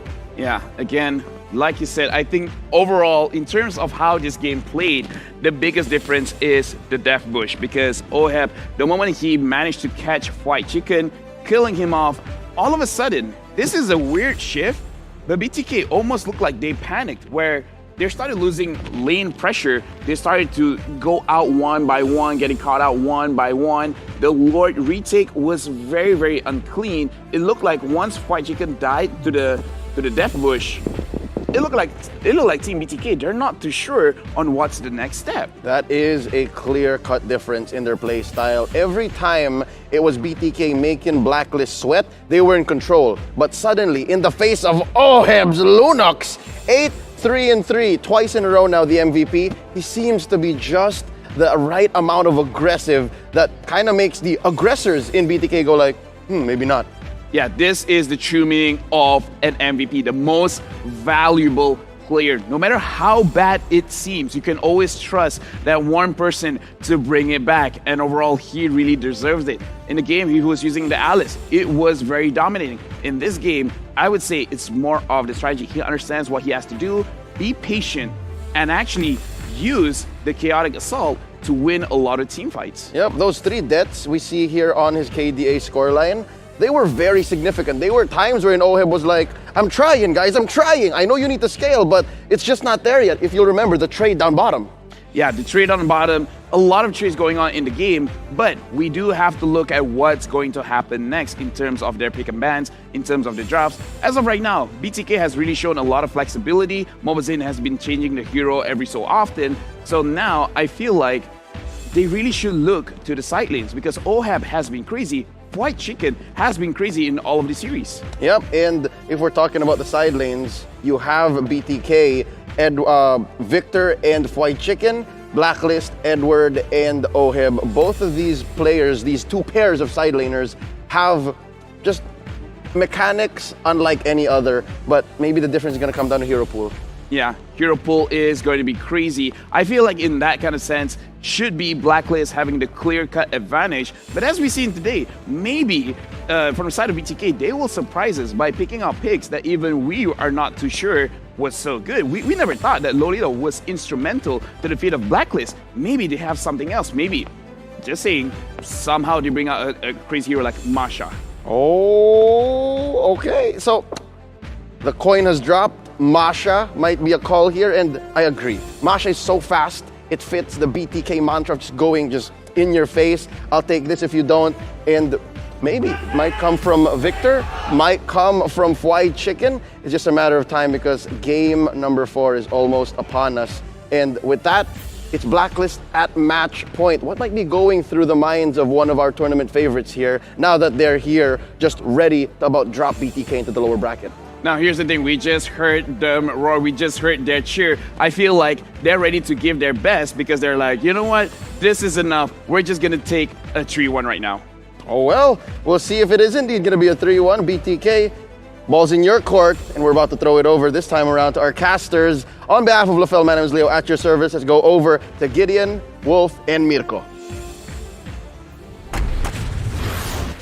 Thanks, Lelio. Welcome back, everybody, here as we are slowly moving in towards match point for Blacklist International. The score is currently 2-1 in this best of 5. Whoever gets that 3rd point, I'm going to be moving on to the next round here. My name is Gideon Q. This is Mirko. This is Wolf, in case you are just tuning in. The games have been going very interestingly, and the adaptations from both sides actually rather interesting, but I feel like, oddly enough, North America is forcing Blacklist into a comfort pick zone, which not a lot of teams have done in the past. I agree, man. Again, this is very, very interesting. Game 1, dominated by Blacklist. Dominated by BTK. Game 2, dominated by Blacklist. Game 3, it was a hard-fought match by both of the teams in the draft and in the game. Thus, has the West caught up to the East? I think the answer is here. Just by looking at these 3 games, we can see that they have definitely rose. They've risen to the occasion, man. They have got to the upper bracket, and not only did they get to the upper bracket, they are literally on the verge of maybe pulling up an upset here. Yeah, I think this is also because of the fact that they have scrimed against Blacklist International, most specifically, and this is something that Coach Bonchan also revealed to us. Now, BTK, the reason probably of why they are letting Blacklist International get their comfort picks is because they already saw it during the scrims, and they already concocted maybe a solution to the comfort picks of Blacklist International. I want to say though, BTK, I am really surprised on how they are playing, especially in that game number 3. Absolutely. In game number 3, it's looking great. And I don't know about this, but we're just breaking records here. Each time it gets higher and higher. And speaking of records here, the M3 PCU record, as we have already broken 1 million views, has even reached its next benchmark. Oh my goodness, we are increasing ever so slowly, and now the next goal is going to be 2 million views. And hello everybody who's looking in and checking out the record so far. We are currently in game number 4. I'm really hoping that the North American fans are watching this and looking at the performance that BTK is putting up. Yes, currently, this may not necessarily be the greatest look in the world, currently at 2-1 at match point for Blacklist. However, the style of which is extremely respectable. I wonder what time it is for in North America right now. Yeah, pretty much. It's 3 a.m. I think. Yeah, pretty much. Goodness. My goodness. Everyone watching right now. Everyone who's staying this late to watch the game for BTK against Blacklist International, we thank you so much. We salute you. We salute you, man. Shout out to North America because your team is definitely showing what they got on stage. They're not the team that, everyone expected a 3-0, a 3-1, and not a close one. Everyone expected 3-0, dominated by Blacklist, but so far we've been getting the back-to-back all around here, and I am just so excited to see what both of the teams have to offer in Game 4, because right now, for Blacklist, for BTK, they want to go all out. They want to keep their spot in that upper brackets. No one wants to go to the lower brackets. Remember, the teams waiting down there aren't your, there are some MPL champions there. It's not like they're just, just really scary to be anywhere, but I think the upper bracket is a little bit of a sweet spot because you have some room to make some mistakes. Let's see what happens here. No, BTK, it wasn't an easy route for them here at M3. I mean, the region for Mobile Legends is not yet that developed. In fact, this team, like we said, they only met each other at the airport en route to Singapore. Now they don't have their managers, they don't have a coach. They are going to be rallying behind Moba Zane, the man behind this team, together with Victor, their beacon of hope in this match. I mean, they are really in a bit of a pickle now as they are just one game away from losing the series. But boy, oh boy, did they represent their region so well. It's really putting up the fight against Blacklist International. My prescription to BTK is to not be rattled by the veteran moves coming up from Blacklist International, because that's exactly what happened in the previous game. They were already controlling it, and then all of a sudden Mobazine gets picked up under the turret by a long-range nuke coming up from BTK, and that is in a way unforgivable by Blacklist. I mean, that's unforgivable, but then again, you understand, a lot of nerves comes to BTK. That's the thing. It's a lot of pressure. And, speaking of best of fives, this is, easy territory for Blacklist International. Right, and looking through the NA qualifiers, the only best of five that we got was at the Grand Finals itself. So the question is of stamina. If this game, let's say BTK is able to take this game, they've got to be so exhausted, especially when Blacklist International playing their comforts, playing for that hyper late game. Absolutely. This is not just a random 5th game or maybe a random 4th game. This is at the M3 stage against the toughest test that they have had to face so far in their professional career. So it is very mentally straining. Let's see what they've got. Match point for Blacklist as they go for the same exact bans. Once again, BTK following through with the 3rd game bans as well. It is already the Beatrix pickup for Blacklist, and we've just seen how crucial this is for both teams. Yeah, I mean, they're just like, you gotta stop Fly Chicken. He cannot get his hands on this. And so far,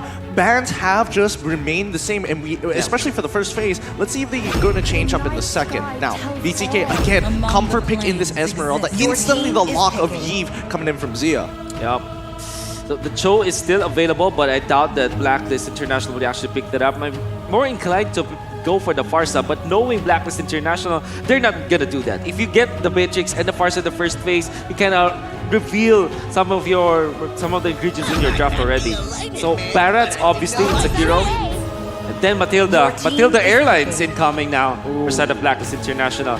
BTK, I think this Clint ban really gave them a lot of a lot of stock in the first few games that they played here in the M3 World Championship. But against Blacklist International, it's kind of giving a free Beatrix game for Blacklist International because you banned out the hero that should have answered the Beatrix. I mean, that's a suppose. However, we have to remember that this time around, BTK is going to be changing things up, instantly locking in the Lolita and starting off the second phase of bans with the Aldius. They're just not going to let Wise touch this anymore. I really like the Lolita pick. They notice now that, yes, Blacklist have been banning away the Lolita, but on the second phase. So taking it away right here is actually really smart, considering, again, Blacklist style just really fits into that Lolita. Lolita can basically deny you that 5v5. You need to back away, and while you're backing away, we have that Yves to provide some damage, to zone you out of there, and even to slow you down, maybe to set up for that ultimate. Basically, what I'm trying to say is BTK right now,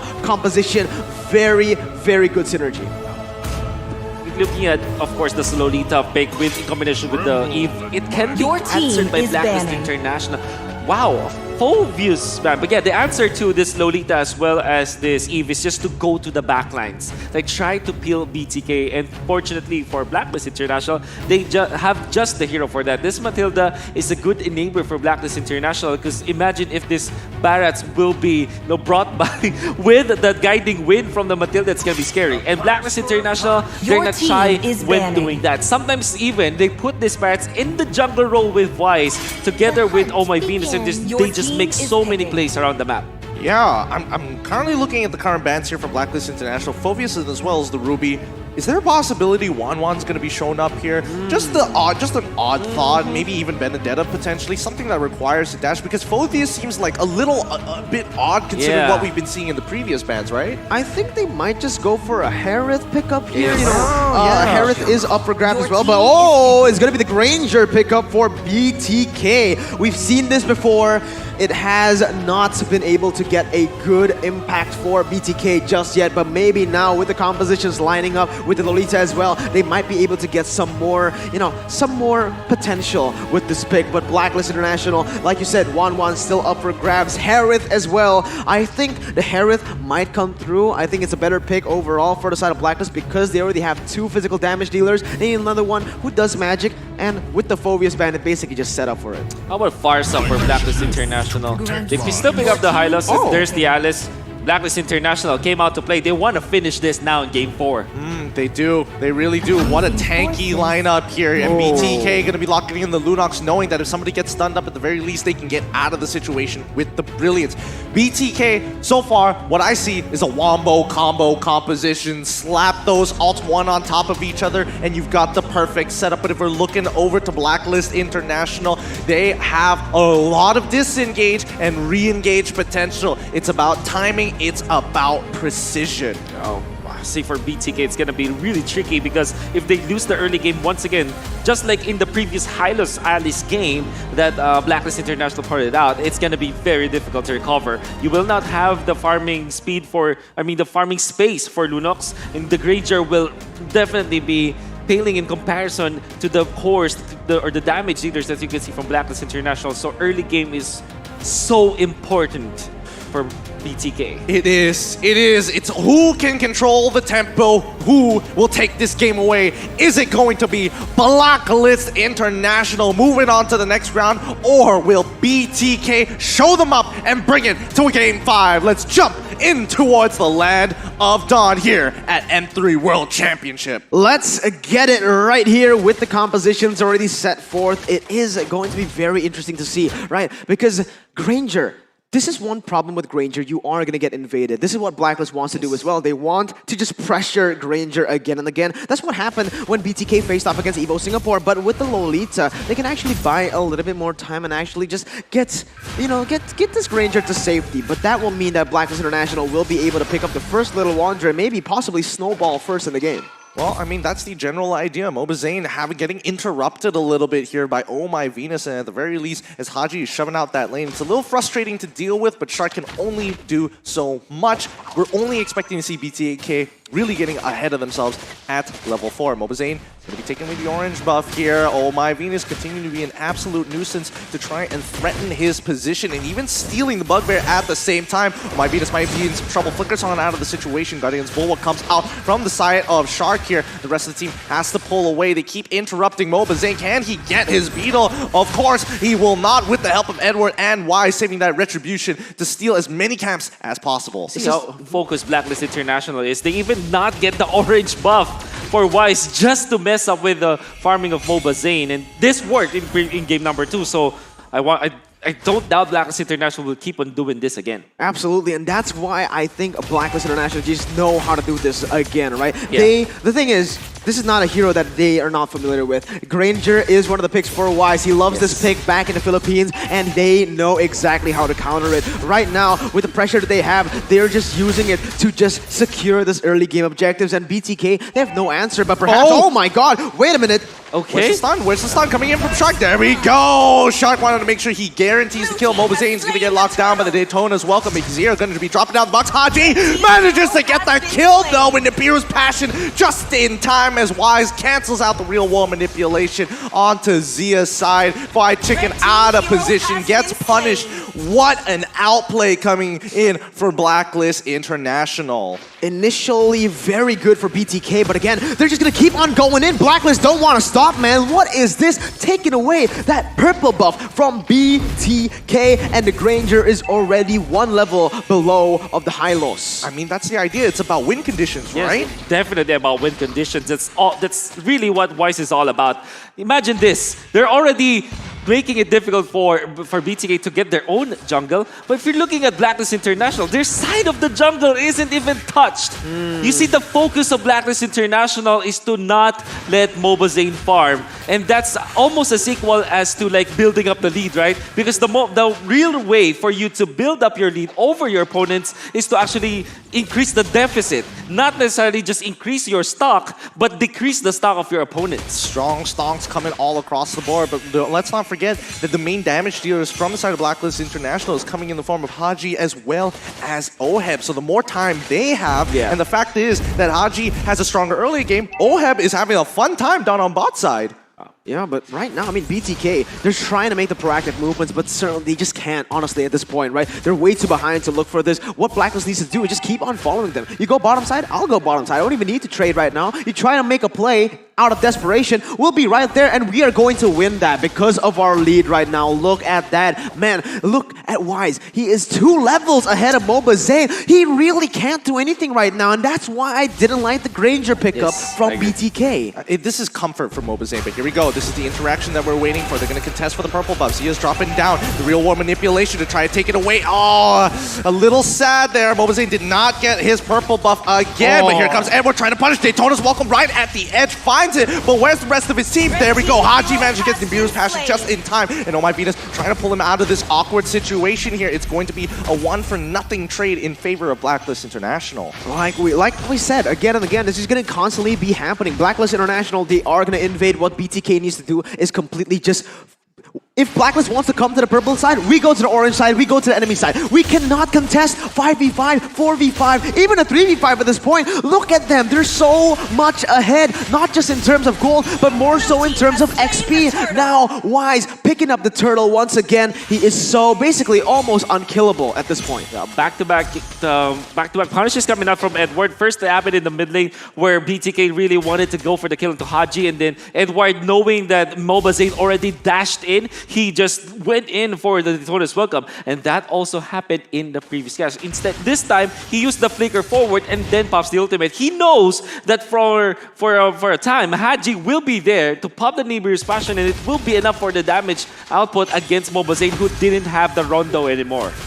That's a good point. That's a good point. But the question is, right, how far can they do this? Because in terms of farming speed... Wait, hold on. Numenon Blast is going to zone out as Oh My Venus flickers out of the situation. Oheb getting involved in the fight here. Here comes the Circling Eagle, and it's going to get on top of Zia so far, and Oh My Venus has to get on out of there. Granger just drops down. The Death Sonata, no! Oh My Venus survives ever so slightly with the glorious pathways. Mobazane is trying to get some kind of retribution, but they are just choking him out of his own jungle as the entire of Blacklist International continues to win the 4v4. That's why I feel like the Matilda is such a great pick for the side of Blacklist. They know that right now they have a lot of tanky heroes, right? So BTK, they're gonna go for the squishy ones. If you put some other hero on Venus, maybe perhaps the healer heroes like the Florin, it's gonna be really, really easy for BTK to punish him. He's very susceptible to all this engage, all this damage. But now with the Matilda, you try to target me, man. I have 1 billion dashes. That's right. New Dashman 9000 coming to stores near you, but let's look towards that top side. And once more, as Victor now going to be dealing with Edward, we can see the BTK is setting up for something in Pixel Brush in front of the turtle. That's happening in 10 seconds. This might be a good setup as Zia. He does see Wise, but Wise genuinely does not care about damage because he can just eat and tank everything so far. This Hylos is a bully. He's gonna just run in front of you. If you're the jungler, you just can't do anything. This is so unfun. So unfun, yeah. So unfun. Look at Wise. He's 2 levels ahead of Mobazane, and he's making sure that he actually just, flexes that in front of Mobazane, trying to obviously because of the retribution advantage that he has got because of his levels, this MOBA Zane Granger just can't farm, and all Wise has to do is just to be in front of the Granger almost all the time. Man. Look at this, honestly, because Wise has been taking the purple buff constantly, they're giving over their purple buff to Oheb, right? You know it's gonna be so hard, like you said, unfun for BTK if this keeps on happening, because Wise, he doesn't even need to respect BTK at this point. He can just go in 1v5, and he's still unkillable with the help of all the utility and the healing and the follow-up. Oh my goodness, look at that. They're just trying to take a break. Give MOBA Zane the purple for once. Blacklist International just choking them out from this economy. But Victor, he finally gets a little bit of retribution, breaking open that tier 1 so far. But this game has been extremely passive from both Blacklist International as well as BTK. It's all about the purple buff control at this point, and Blacklist International winning so badly against BTK.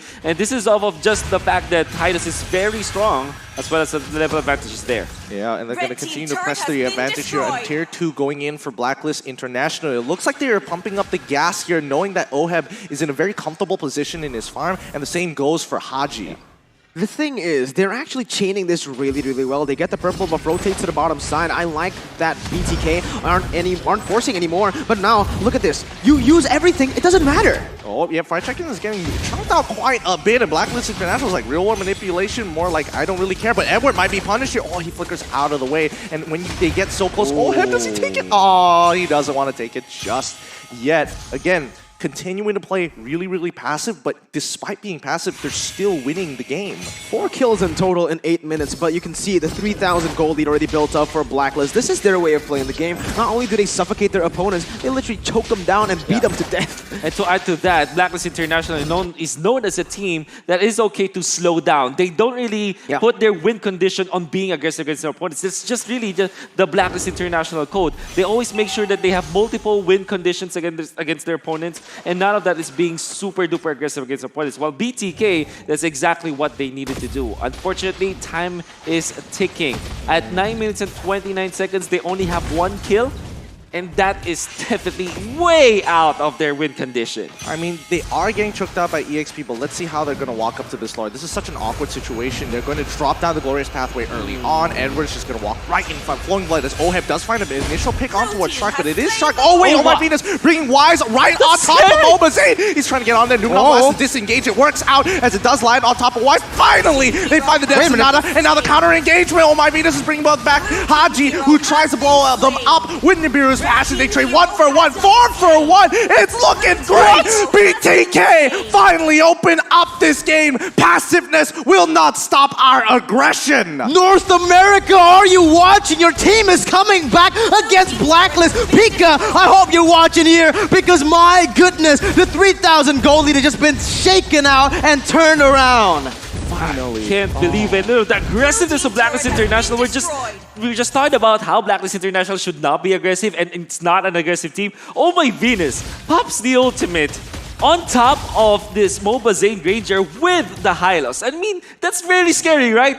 But at a certain point in time, that will be easily be punishable, and that's exactly what happened. Nice peeling from Shark, again, dissecting the members on the side of Blacklist International. We saw that in game number 1, how he's able to use this Lolita just to really let Blacklist International scramble from that Numenum Blast AoE, and that peeling that they got from the ultimate gave the advantage to BTK. I mean, this was really huge because we don't get to see a lot of Zia as well as Shark making that huge difference. But this time around, it made every difference in the world, and now it allows BTK to get a little bit of a lead so far. But the same thing goes right here. We mentioned BTK, they're inexperienced. They somehow, you know, when they get the lead, they're not disciplined enough to maybe look for the instant end. They go for a little bit more. They overcommit onto team fights, but that's exactly what Blacklist did. That's the same mistake that we saw from BTK last game. This is something very uncharacteristic about Blacklist. They don't really go for these crazy team fights. Again, Venus went alone with Wise. That was a 2v5. Yeah.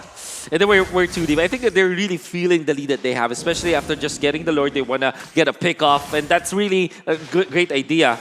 However, BTK, they cannot celebrate just yet. They still need to deal with the lanes. They still need to get back to lead. So far, it is a gold lead in favor of BTK, but that doesn't mean that they have the straight-up advantage over Blacklist. Most importantly, because Wise just picked up the Radiant Armor, and it's gonna mess against the Eve as well as the Esmeralda and the Lunas altogether. Well, here we go. BTK is running right into it. Head first, Shark into the wall of fire. Numenor Blast as well as the Wolf Wombo combo comes out to punish out Wise. That's going to be a little unlucky as Oh My Venus cannot save him from that situation. Guiding Wind can only save one person at a time, but Edward now getting attacked here on towards that mid-side. Daytona's welcome. Is it going to connect just in time? No, it does not. 0-5 from Victor makes all the difference here as Fire Chicken taking 50% of his HP in one Bennett's Rage. This is the thing that I keep on mentioning, man. BTK, the reason Blacklist International were able to come back last game was because they played the side lanes perfectly. They set up every single time. They didn't let BTK just control their jungle, but this time around, Blacklist, they're getting too overzealous again. Even when they're losing in gold, look at the map. Every single time that BTK goes for the engage, they have the pressure all across the board.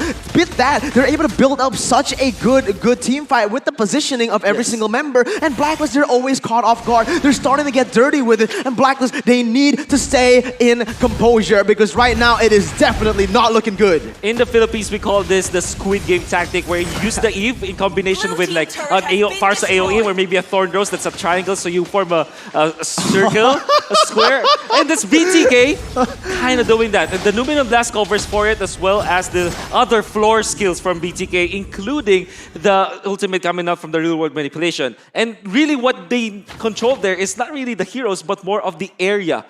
If you take control of a territory for BTK, that is like the kill zone for BTK. And so far, Blacklist International are engaging in that kill zone. Absolutely. And the one thing I do want to add from the side of Blacklist is that their composition relies heavily on diving towards the enemy team, right? With all these heroes in your arsenal, you need to go in. And what does BTK want to do? They want to just kite over and look for the pickoffs, look for the range, look for the poke, and that's exactly what they're doing. Yep, Numenor Blast is already landing on towards Edward's side. It's going to be the glorious pathway to try and disengage that team. Haji already getting great Nibiru's passion, but Brilliant's Fried Chicken just in time to make it out.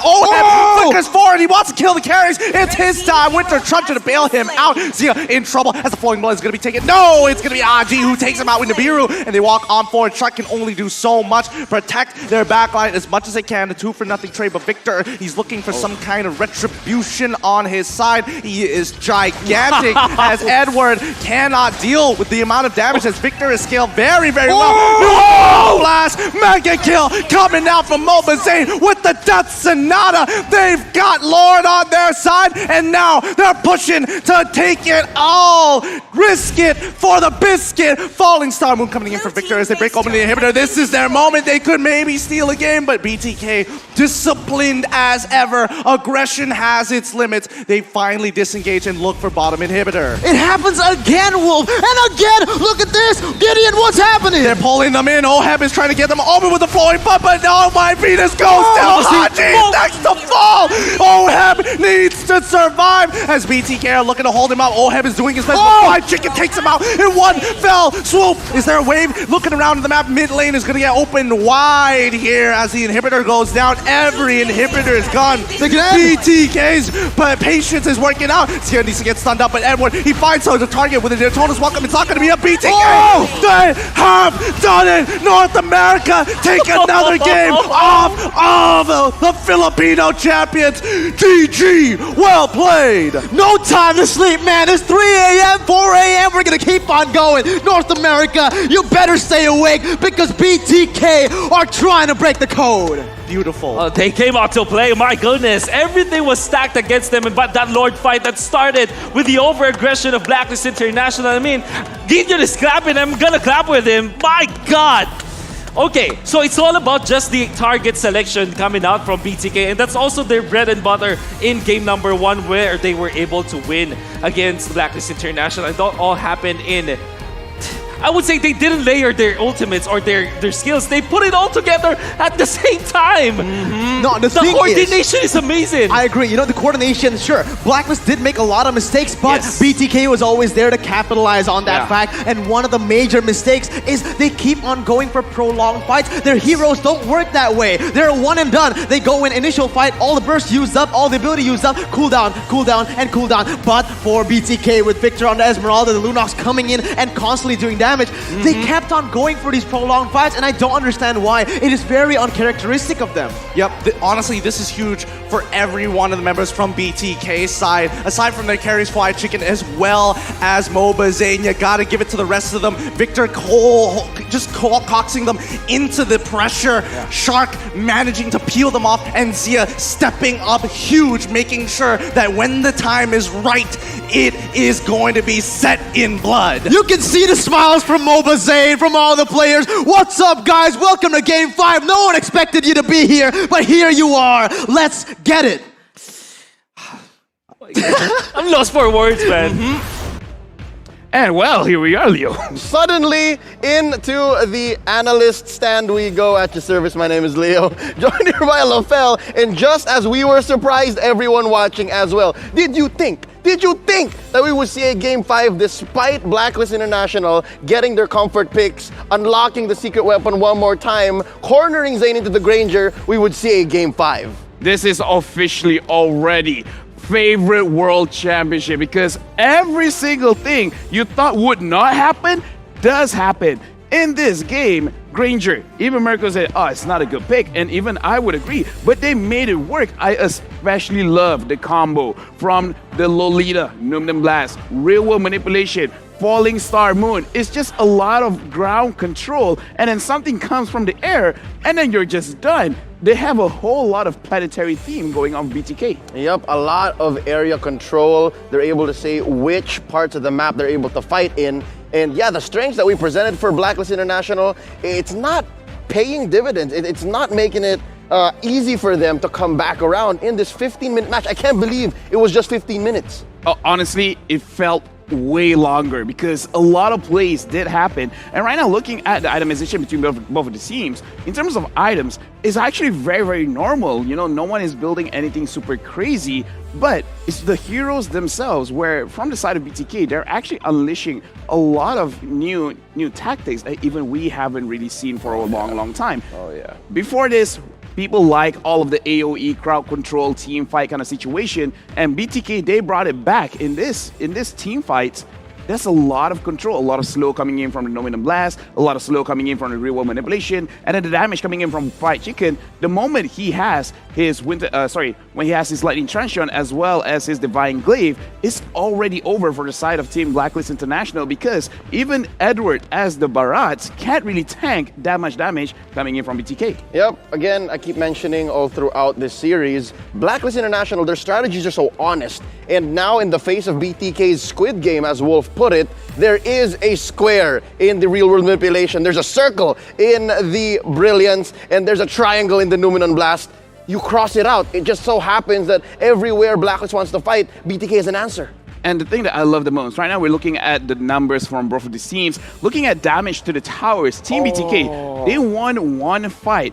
We will, I mean, again, I hope we'll be seeing the highlights, but the moment where Team Blacklist International tried to get a fight on BTK and BTK turned it back around, they instantly cleaned up the map, getting a lot of towers for themselves, making it far easier for them to come back into this game. Yep, and it's that same zoning potential. So much Shark put into this match. Yeah, you're gonna see he dealt 144 damage, but that's not the whole story. It doesn't matter. All of the other stats that BTK win out on, damage dealt, damage to towers, total heals enabled by this Lolita, which we saw back to back. Blacklist tried to ban out. Now it's open. Right now, I'm seeing something. Now I'm seeing something crazy. Moba Zane, 93,000 damage.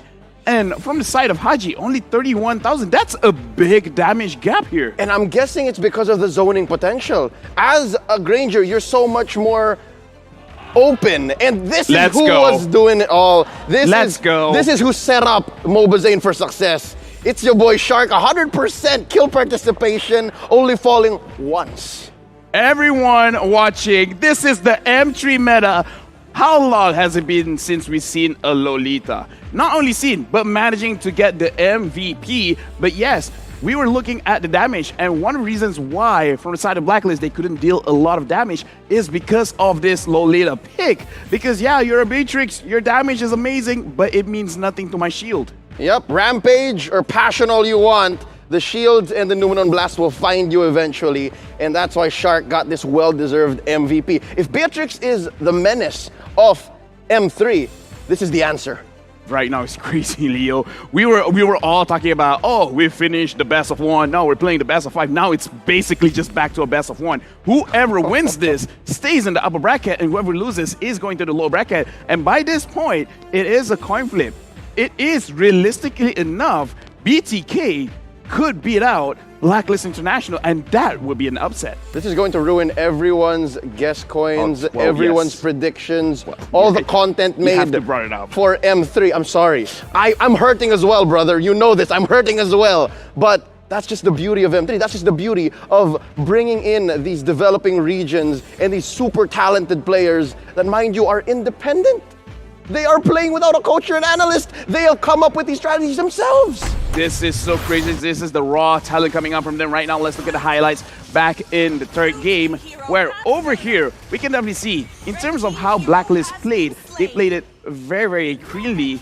Even though, again, I said Wise could have brought up the aggression a little bit more, and they would have ended the game a little bit faster. Yep, and here you see the range advantage that the Granger has. You saw him just snipe out from the back. Again, there's 2 snipers, but there's one more effective one, and that's the Granger compared to the Beatrix. And this is a moment from game number 3, if I'm not mistaken.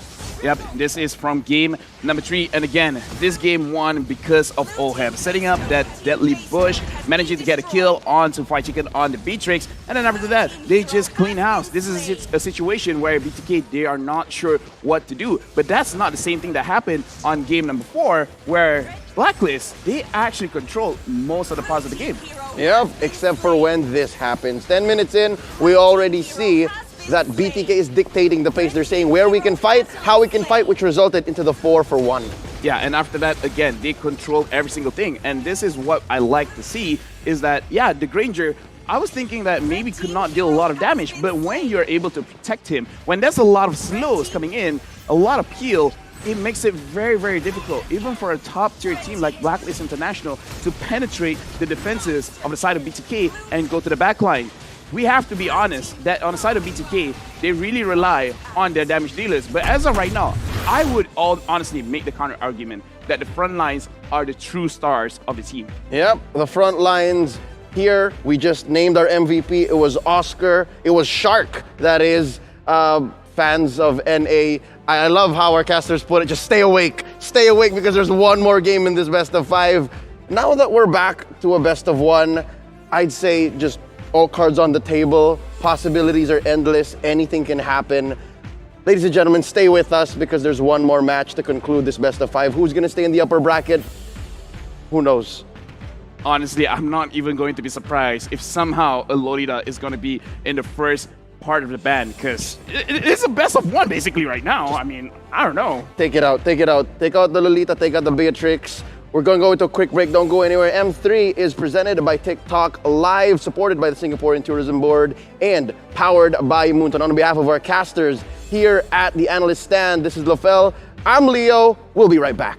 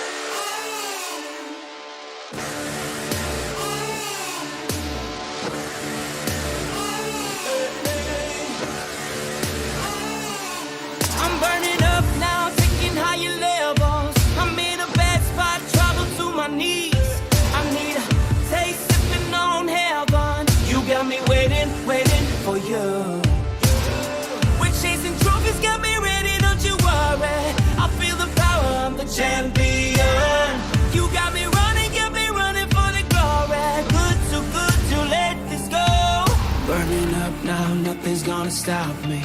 I'm going faster, wanna break away. I love the way it feels. It's the adrenaline, we're going all the way. Cause we never ever going down.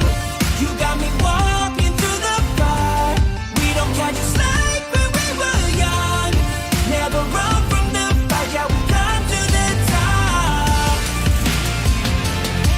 Never run from the fight, all the way to the top.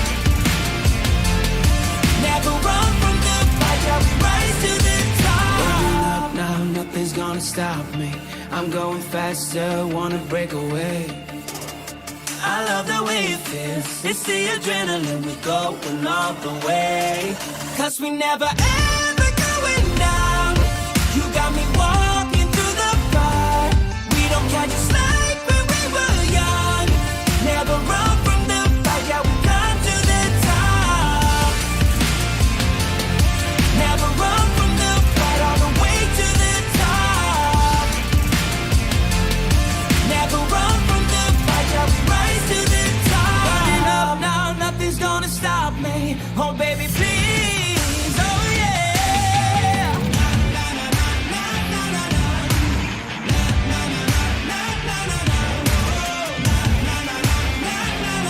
Cause we never ever going down. You got me walking through the fire. We don't catch a slide when we were young. Never run from the fight, yeah, we come to the top. Never run from the fight, all the way to the top. Never run from the fight, yeah, we rise to the top.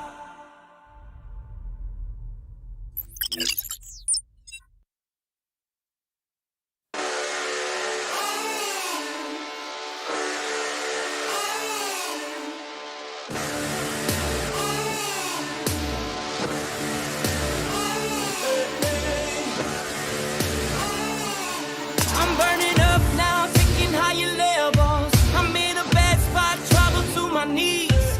I need a taste, sipping on heaven. You got me waiting, waiting for you. We're chasing trophies, got me ready, don't you worry.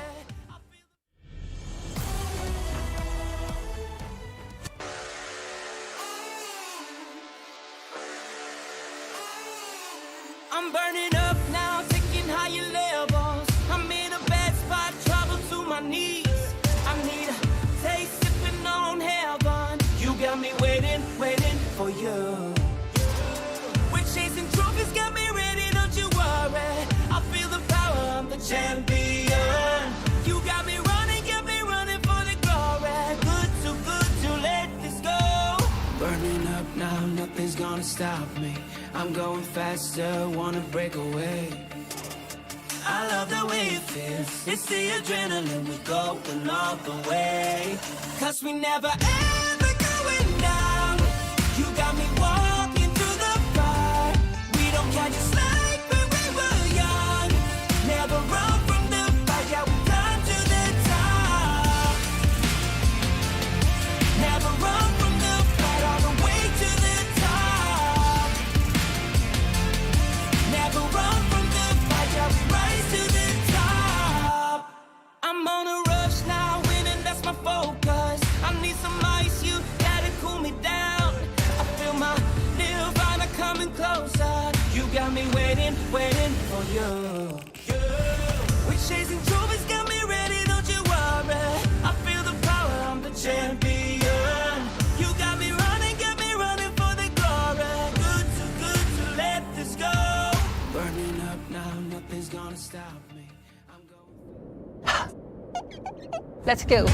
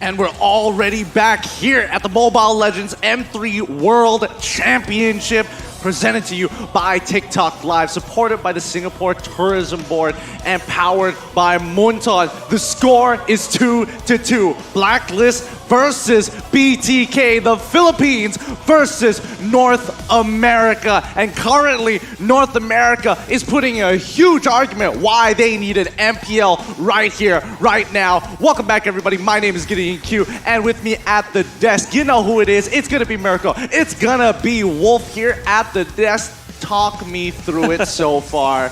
2-2. Both teams currently at the golden goal. Honestly, I'm just gonna have to say this. No one, and I literally mean, technically some people, but most people never, I don't even think the players were ready for a best of 5 going full games, you know? This is the thing. What has happened? M3, we've seen, there are many arguments about, the West so far behind the East, man, in terms of Mobile Legends. No coach, no analyst, first time meeting, it doesn't matter because BTK, they, even if, right, worst case scenario, they lose this, they proved to the doubters, they've silenced it. I think either way, they deserve all the respect in the world for being able to just compete at this level. During the break, I was able to scroll through some of the memes, of course, and of course the fan reactions. My personal favorite is that the 2% that voted for BTK in the Philippines, because there was a spotlight, right? And 98% of the Filipinos voted for Blacklist International naturally, and there's like a 2% for BTK, and they're rejoicing right now. Oh yeah, that's crazy. But then again, the entirety of the North America region, it's 4 a.m. in there, maybe 3 a.m.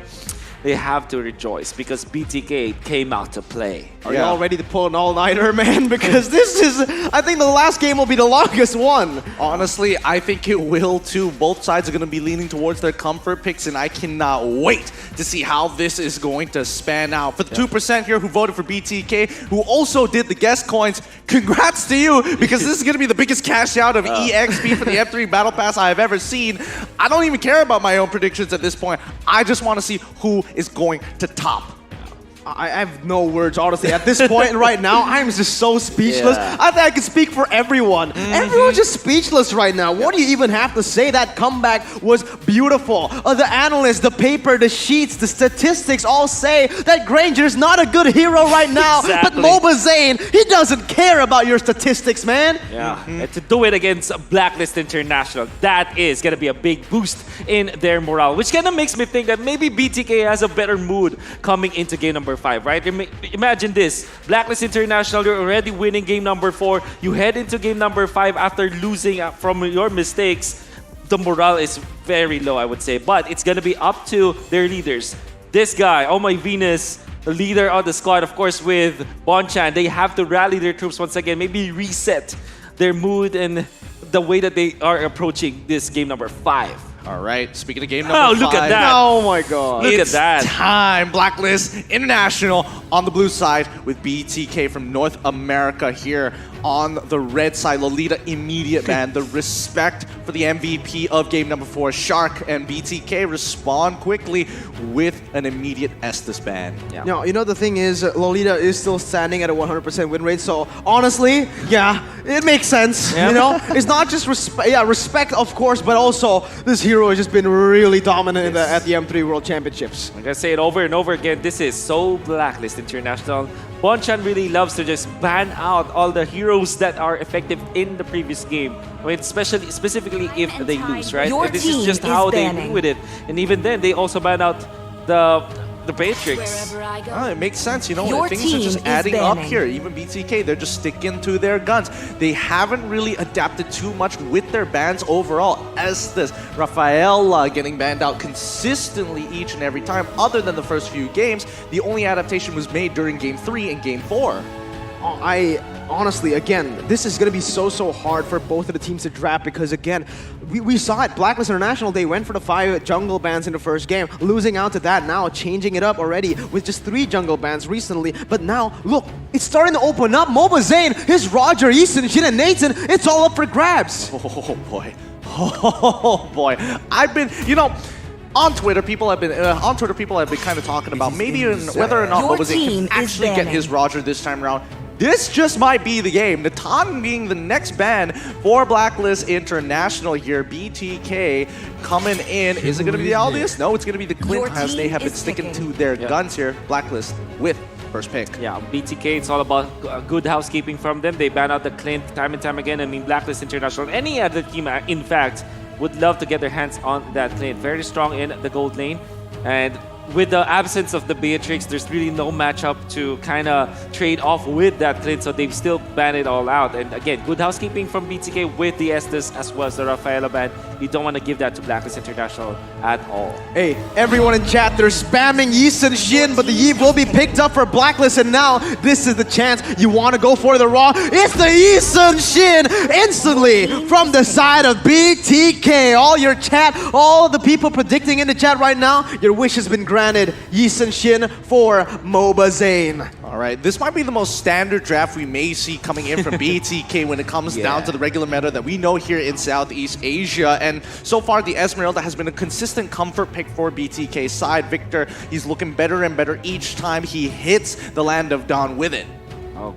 Now, if you're looking at Blacklist International, you're going to be looking at your Haji hero now, because now we already know that Yisun Shin is the jungler for the team, so that you can adjust. And knowing Blacklist International, they like the Cho in these situations. Instead, they go for the Ruby, which is also a hero that can be used by Haji. And Blacklist International, just straight up bringing out the big guns. Algius is going to be the pickup.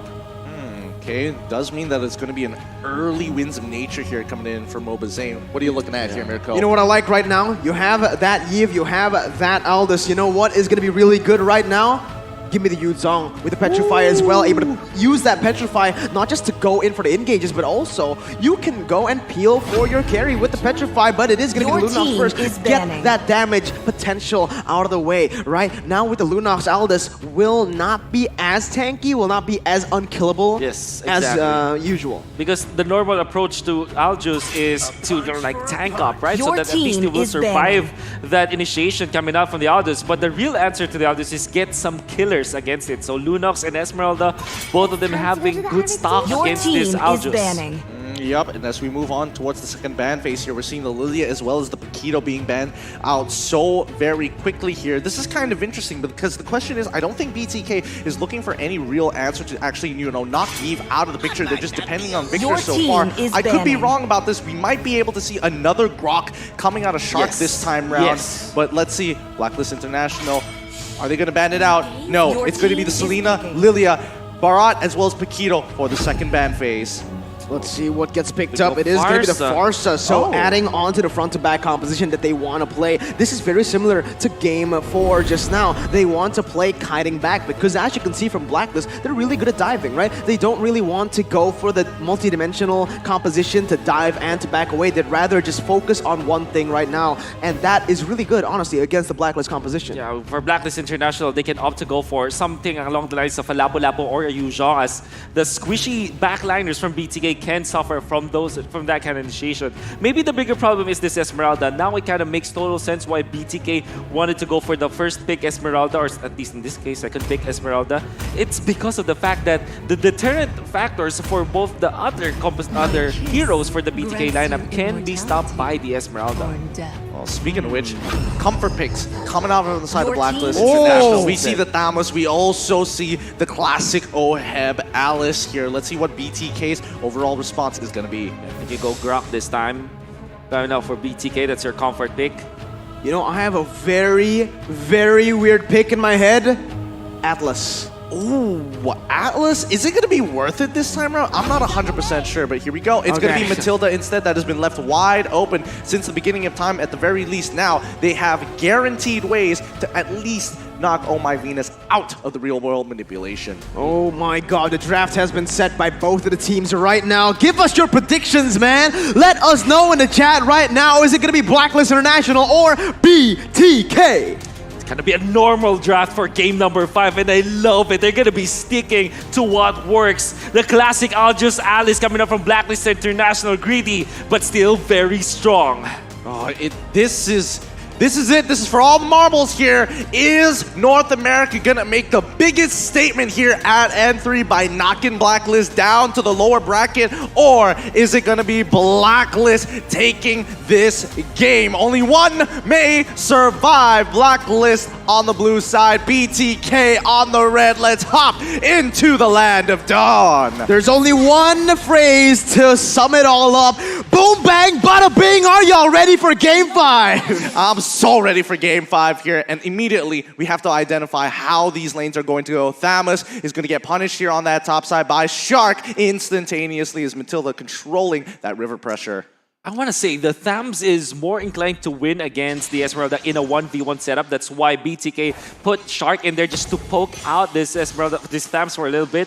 Maybe that will give a little bit of a head start for BTK. Absolutely. Now, again, it is going to be really, really good for the side of Blacklist here in the early stages with Wise just basically getting that little wander, right? Both of the junglers need to scale, and this is what BTK needs to do with their composition, is to get an initial lead, I suppose, with that Yi Sun-shin. You need to get that guy rolling, man. Once he gets those items, he is going to be a nuisance, but if he scales as well as the Aldous, honestly, I favor the Aldous. Yeah.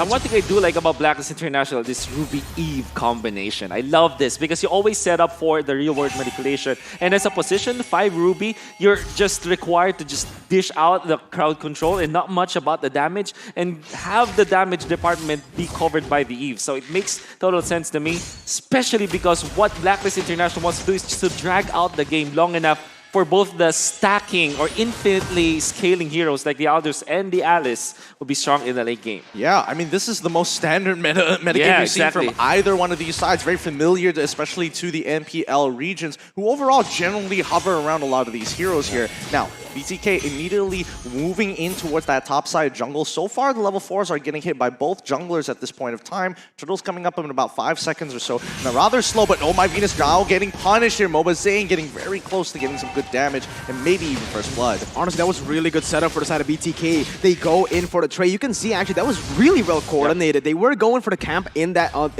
jungle invading as well, but they know that they want to go for a fight in the mid lane. They want to deal additional damage, and that literally just set up for the Turtle. What's happening bot side here? Turtle goes over by the STB here for BTK, but so far, Fire Checking getting a good Chaos Assault on towards Wise's side, but he can just absorb the damage. Yeah. Both heroes don't have a lot of items in or a lot of stacks, but the Chase Fate coming up towards that side just to speed up his clearing. I really like how the Wise using this Aldous. He's really good. He's using that ultimate very efficiently just to roam around the map to get him to places a little bit faster, but look at this, BTK going in for the gank.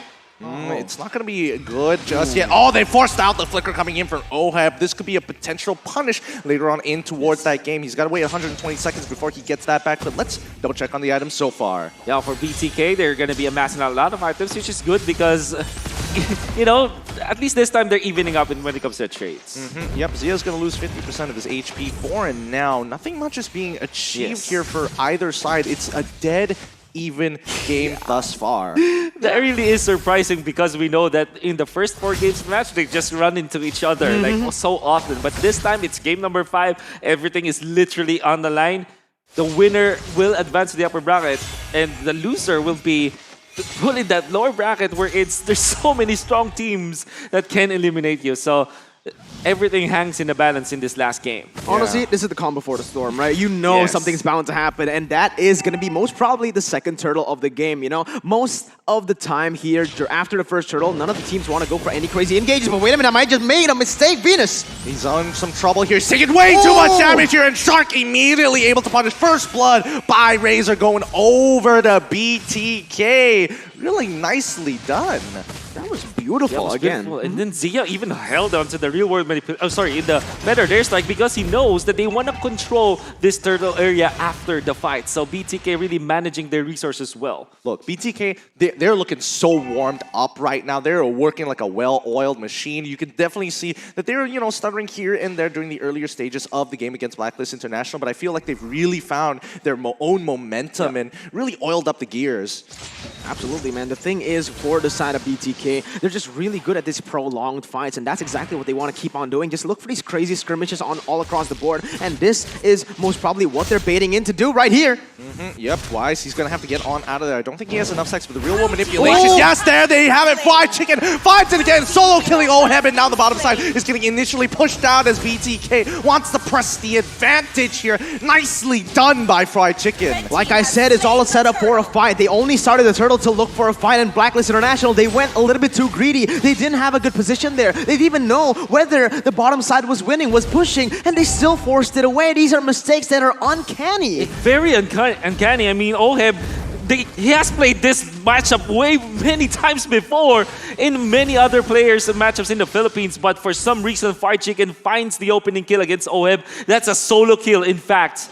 And that gave BTK so much control into that turtle. Even Edward was too late to the party, and BTK just got that objective, which is what they needed. If you want to play the Yi Sun Shin from the jungler role, you have to always get the objectives. First turtle, second turtle, and the third turtle.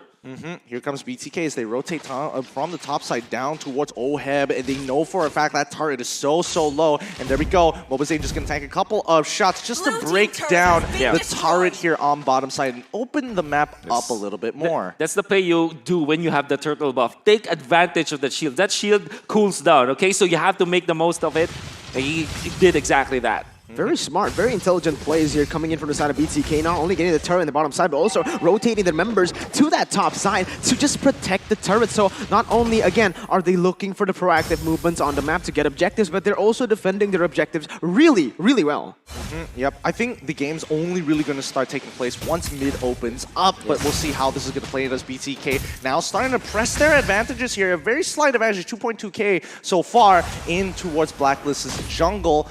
Slowly but surely, they just have to push and pull until somebody makes that mistake. Feather Airstrike does come up. Haji isn't going to force any situation right now. His top side might be in a little bit of trouble. Majority of the BTK members just hovering for priority over this turtle. Well, Blacklist International is giving Oheb the double lane treatment, wherein you also get the mid lane, some of the mid lane minions, as well as your own lane, the gold lane minions. In fact, for this Alice, this is because you need recovery. And maybe for the next purple buff, they are going to give it to the Alice so that at least they can fight in this turtle. However, they might be too late. Oh, again, they're just so clean with these engages, with these setups. And look at the top side. Top side, Edward, he might be in some trouble here as Victor has already initiated on top of him. Fried Chicken came in a little later to disregard what Edward had to make in terms of his statement, but so far, BTK and as well as Blacklist International, BTK is posing questions and Blacklist International hasn't necessarily put up answers just yet. They're just avoiding these questions. The switch has been flipped. Blacklist International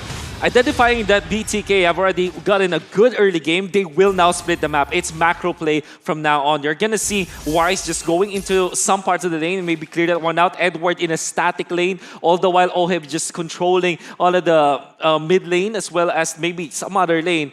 So the thing is, Blacklist International is all full macro mode at this point. What will BTK do with this, though? They're matching them. Look, Esmeralda is dealing with Aldous down on towards that bottom side, and you know, she can, for now, she can handle him while there is still time. But BTK want to press their advantage with Fried Chicken as they move on forward. Shark does not start the initiation just yet, but definitely baits Edward into potentially using something, or at the very least, popping his ult early. Oh, Shark now getting pulled in by the I'm Offended, who gets out very easily. Feathered Airstrike can guarantee that they're not going to get punished here. Oheb throwing the flowing, but hopefully tried to deter them away. The thing about Blacklist's composition is that they really do want to go for that wombo combo team fight. If they don't get that, it's going to be actually really, really hard. And that's the thing with the Yi Sun Shin. It's really good. Not only do you have that unstoppable dash, but you also have another option. You can take that guiding win.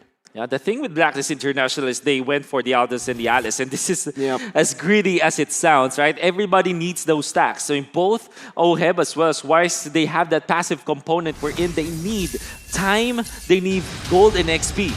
Speaking of which, Feather Airstrike already coming as MLBB gets targeted. Chain Fate does not work. I'm Offended comes on through, but here it comes. Real wall manipulation, and Oheb's doing a great job at cutting the members down of BTK. It's a 2-for-1 trade so far, but now Victor all by himself. Edward is coming in to say hello to the situation as Oh My Venus manages to get on out of there with a quick flicker. But look, Fried Chicken on that top side. You may have one extra kill, but I got another turret right under their noses. Wait, hold up! Victor manages to pick off Oh My Venus down on the bottom side of the map. Now they have a very clear advantage. Edward holding on strong as Fried Chicken can easily win this, but he has to time it well. Flickers out of the situation as Edward already using his Molten Slice and the Vengeance at the same time. Oh, Mobazane covers everybody, dropping down his Ultimate Mountain Shocker to give them vision. All right, again, I want to emphasize this. Blacklist International, their composition relies heavily on the full 5v5 combo wombos. And as you can see, sure, they got the initial victory in that team fight, but it's all for not Oheb.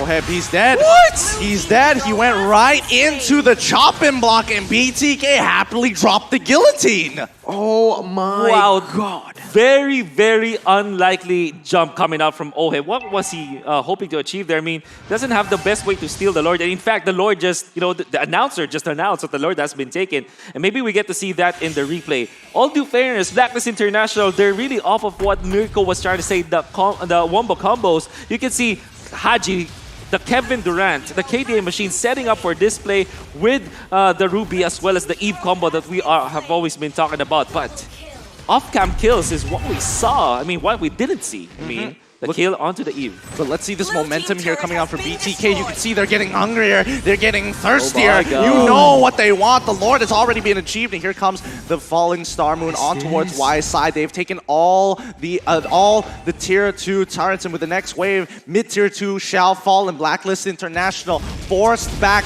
a 6K goal lead for BTK. Is this huge or what? As Haji goes into the middle of the fight, Victor is able to hold on strong. Feathered airstrike. More than enough damage. Falling Starbo to secure the kill. He trades his life, but he doesn't care about it anymore as they will open up the inhibitors here. BTK open up the top side already. Blacklist International running out of time. Oh, crazy as it sounds, BTK just off of their confidence in that play. I mean, Victor, he knows that the rest of his team can just take a better trade. For example, yes, they did die on their Expedite in exchange for a Ruby, but they were able to get a kill, a turret down up top. So this is BTK getting an inhibitor 11 minutes into this game. This are the things that Blacklist does to other teams, and BTK, they're doing it to them. What is going on, man? M3 has literally been just flipped over its head, and we are seeing that BTK, again, I want to emphasize this one more time. No coach, no analyst, no problem. In every world championship, there's always the underdog that we'd love to see thrive. BTK might be it. Yep, BTK just might be it. Edward going into the middle fight, absorbing that damage. Change fate on towards Mobazane. He manages to get out of the real one. Manipulation does not clip it right at the end. What? They find it. That's Victor. Fried Chicken has done it. Victor is now in the back line as they find a huge opportunity to break for it. They flicker on for it. They find another kill. That's 2. They can get the 3rd. Mobazane. They have done it. They have gotten that triple kill. No wave to punish as BTK move towards that top side. They're gonna proxy the waves. They just need Shark to destroy Oheb here. Well done. They have done it. The biggest upset here so far. BTK have beaten Blacklist International. GG. Well played. North America has come. What the heck happened there, man? Your all-nighter has just been, oh my, I'm just speechless right now. BTK, baby! Everyone in this team, they came over. The first time they've met was in the airport, and they've managed to get the victory against the tournament favorites. That is huge. Oh my goodness, and Victor! As well as Mo was saying, they're so happy with this. The odds are way against them. The 2% that went and voted for BTK from the Philippines, they're so happy with this. The majority of the regions, if you look at the other countries, they didn't vote as much for BTK, but BTK defied all odds. No coaches, no managers. I'm sorry if I repeat a miracle, but that is a massive, massive victory for BTK. I don't know. The sighs of relief of the BTK members well deserved as they move on towards the next stage here in the upper brackets, and they hold strong throughout. So happy for this team in North America. Will rejoice and recognize that these are their representatives. They're not even in the top 10 power rankings of M3 Not at all. before this tournament now. What do we rank him as? Do we rank him as #1 in the world at this point? It's tough to say, but Leo and LaFell, please break down this amazing victory coming in for the Bloodthirsty Kings. Thank you so much, Gideon. We're about to break it down just like how BTK broke the code. At your service, my name is Leo, joined here by LaFell, and we're at a loss for words. It seems like everything that led up to this moment was just a surprise, but in their path to power, there was only one team that stood, and that's Blacklist International, yet BTK still finds themselves at the peak. LaFell, what's going on? Okay, hold on, Leo. I can't maintain composure. I can't be 100% professional because that was crazy. No one thought that this would happen. North America showed up, and in this game, the thing that, if we have to say it, right, Mobazine and Victor, they take a 1,000 gold lead, look like a 10,000 gold lead. In this game, the whole story is a snowball. A snowball and just a surgical dissection of how Blacklist plays. I think here we see a little bit of the effect of just being in the limelight for so long, being in the spotlight, being in the crosshairs of everyone in the world, and who better to strike down MPL royalty, the queen and their guard, than BTK. Unfortunately, when you're at the top, there's only one direction that you can go, and that's the bottom. But right now, let's look at the itemization for both of these teams. And again, I wish we can look at the goal difference because I feel like the goal difference is huge. But in this game, we're looking at the items, and Mobazine, once he finishes his War Axe, then we can see that the entire team went crazy. They tried to look for as many fights as they can, but White Chicken, I noticed, once he has the Clock of Destiny, Lightning Transform, as well as the Holy Crystal, they're like, you know what, we don't need a farm. We don't need to care about minions. Let's go for any kind of engage that we can see. And thinking of those minions, Zia made great and easy work of them. Honestly, not even dying once. You see now where the weaknesses, where the holes are in Blacklist's plan. A lot of what they're trying to do involves a dive, involves when they're ready. And just the way BTK plays, they will never allow for you to be ready. Yeah, and unfortunately, we do have to wait for the highlights. But in this game particularly, Team Blacklist International, they made a lot of very uncharacteristic mistakes. Our caster saw it, you saw it, I saw it. A lot of people were misplaced, and a lot of initiation was not fully committed. And looking at the heroes from BTK, honestly, their lineup in itself is kind of risky in the sense that we're not that tanky, we just focus on damage, but it worked out so well. Yep, speaking of damage, look at these stats skewed to the extreme, wherein you see 190,000 dealt by BTK, healed up 234k, and then just dealt turret damage 30k through the roof compared to the 5k that Blacklist put on the board. That's just basically because Blacklist, they need so much time. It's so much scaling involved, and Blacklist just was not ready to answer what BTK was putting on the table immediately. Almost, we would say, minute 1. Yeah, again, in terms of the numbers, it was crazy, but this is your MVP, Victor, coming in with his Esmeralda with a 4-1-4 match KDA. He's as good on that Esmeralda as he is friendly in real life. Arguably one of the most outspoken members of BTK, he made his actions speak for himself in this game, nay, this whole series. If I'm not mistaken, he's only played this hero. Yeah, he really loves the Esmeralda. Rarely do we see that it's been taken away, but this is one of the situations, again, that I like to repeat. Mobazine and Victor, they make a 1,000 gold lead look like 10,000 because the amount of damage that they do is outstanding, and the amount of confidence that they have moving forward is like, yeah, we don't care. You're here. We're going to fight you right now. In fact, right now, let's look at the highlights for both of the game number 4 and game number 5 are here, and it is crazy. In this kind of situation, unfortunately, Eve a lot of times was mispositioned, And there was a point where Wise coming in, it was very weird. He really should not commit to that. Yep. At some point, I was giving the benefit of the doubt. Maybe it was to open up the map for Oheb. And yes, there were some times wherein he would have reaped the benefits, but you saw that last moment. Oheb was clearly not 100%. He wasn't thinking of everything that could have happened. And yes, he tried to buy some time here in the bottom lane, getting a few kills, shutting them down. But in the end, that trade, it was not at all good for Blacklist International. The way that I see it, he was trying to put the entire team on the back of his, on his back. It's like, I have to make a play. This is one of those things where I will risk it all. If it works out, great, we can win this game. But if I don't, GG. And a plan as fragile as that, there's no room for that in a best of 5, especially when you're sitting at sudden death, when a team that nobody expected to take it this far just goes ahead and takes the whole damn series. I'm still in disbelief. I am emotionally spent, not only because the tournament favorites have been defeated, but because of how well BTK played. I'm pretty sure Mara Aquino, that's a good word, is gonna have a few more words. She has someone from BTK with her. LaFell and Leo calling it out. Mara, what's up? Thank you, analysts. And what a statement series by BTK. Here with me is Mova Zane. Congratulations. How do you feel right now winning the first series in the playoffs? You said your throat was hurting. Yeah, my throat is pretty sore right now because the emotions were so high in the tournament. And yeah, we're really happy. With no coach or analyst either, we were able to break the code, I guess. Which brings me to my next question. Unlike the other teams here at the M3 World Championship, you're probably the only team with no coach, no analyst, no manager. But what makes BTK so strong?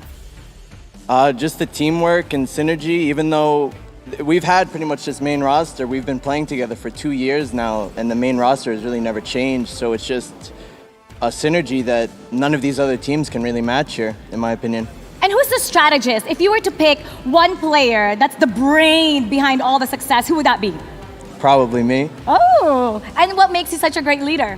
I'm able to really notice what made Blacklist tick, and I tried my best a few days ago. We came up with the strategy to beat them just a few days ago, and we were actually able to pull it off. Which makes me wonder, what makes them tick? How did you capitalize on their weakness? What is that? They really try to play around just Venus, so we had to ban that Estes, especially after the second game, where they won in like 11 minutes, because if you let them get tanky heroes and the Estes, it's pretty much an unstoppable team. Now, I was told that the entire team, it was their first time to meet physically, only at the airport. So how was that meeting the team for the first time? It was good. I actually met Victor before because we both live in New York. So we've hung out a few times, but everyone else we've never met before in person. And it's nice. How did you build chemistry so fast? Because you guys, it looks like you've been together for so long. I mean, that's what it feels like too. It feels like we've been together for 2 years now, you know, and that's really what it's been. When we all met at the airport, it was no shyness, no awkwardness. It's like, yeah, these are the people I see every day for 2 years. What a statement game the entire world is watching. What do you want the world to know about the North American team BTK? We plan to take this whole championship home for North America. BTK making a statement game. Thank you very much. And good luck on the 6th day of the playoffs. Thank you. We'll be seeing more of BTK this coming Thursday, February 16, as they face once again in the upper bracket semifinals. Now, this is the M3 World Championship powered by Moonton, supported by the Singapore Tourism Board and presented by TikTok Live. We'll be right back.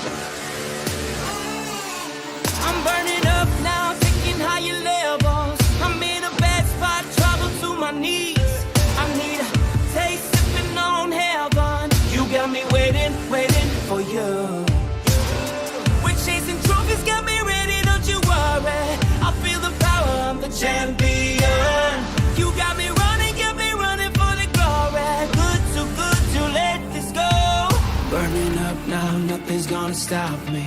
I'm going faster, wanna break away. I love the way it feels. It's the adrenaline, we're going all the way. Cause we never ever going down. You got me walking through the fire. We don't catch a slide when we were young. Never run from the fight, yeah, we got to the top. Never run from the fight, all the way to the top. Never run from the fight, yeah, we rise to the top. Waking up now, nothing's gonna stop me. I'm going faster, wanna break away. I love the way it feels. It's the adrenaline, we're going all the way. Cause we never ever going down. You got me walking through the fire. We don't catch a slide when we were young. Never run from the fight, yeah, we got to the top. Never run from the fight, all the way to the top. Never run from the fight, yeah, we rise to the top. Burning up now, nothing's gonna stop me. Oh baby, please, oh yeah.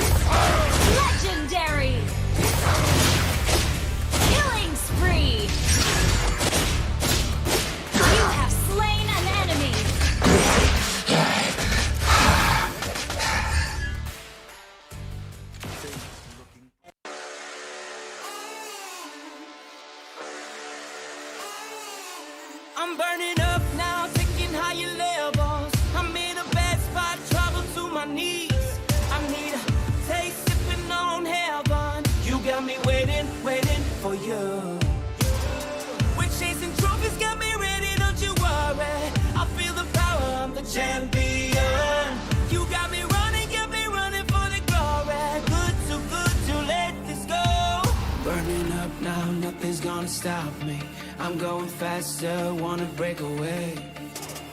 I love the way it feels. It's the adrenaline, we're going all the way. Cause we never ever going down. You got me walking through the fire. We don't catch a slack when we were young. Never run from the fight, yeah, we climb to the top. Never run from the fight, all the way to the top. Never run from the fight, yeah, we rise to the top. I'm on a rush now, winning, that's my focus. I need some ice, you gotta cool me down. I feel my nirvana coming closer. You got me waiting, waiting for you. We're chasing trophies, got me ready, don't you worry. I feel the power, I'm the champion. You got me running for the glory. Good to let this go. Burning up now, nothing's gonna stop me.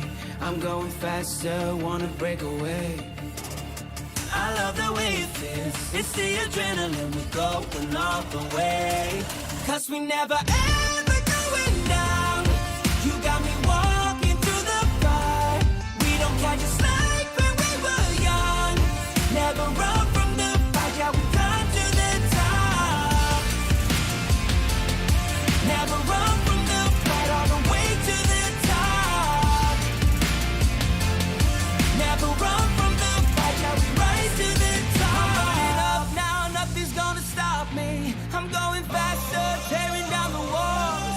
Burning up now, nothing's gonna stop me. Oh baby, please, oh yeah.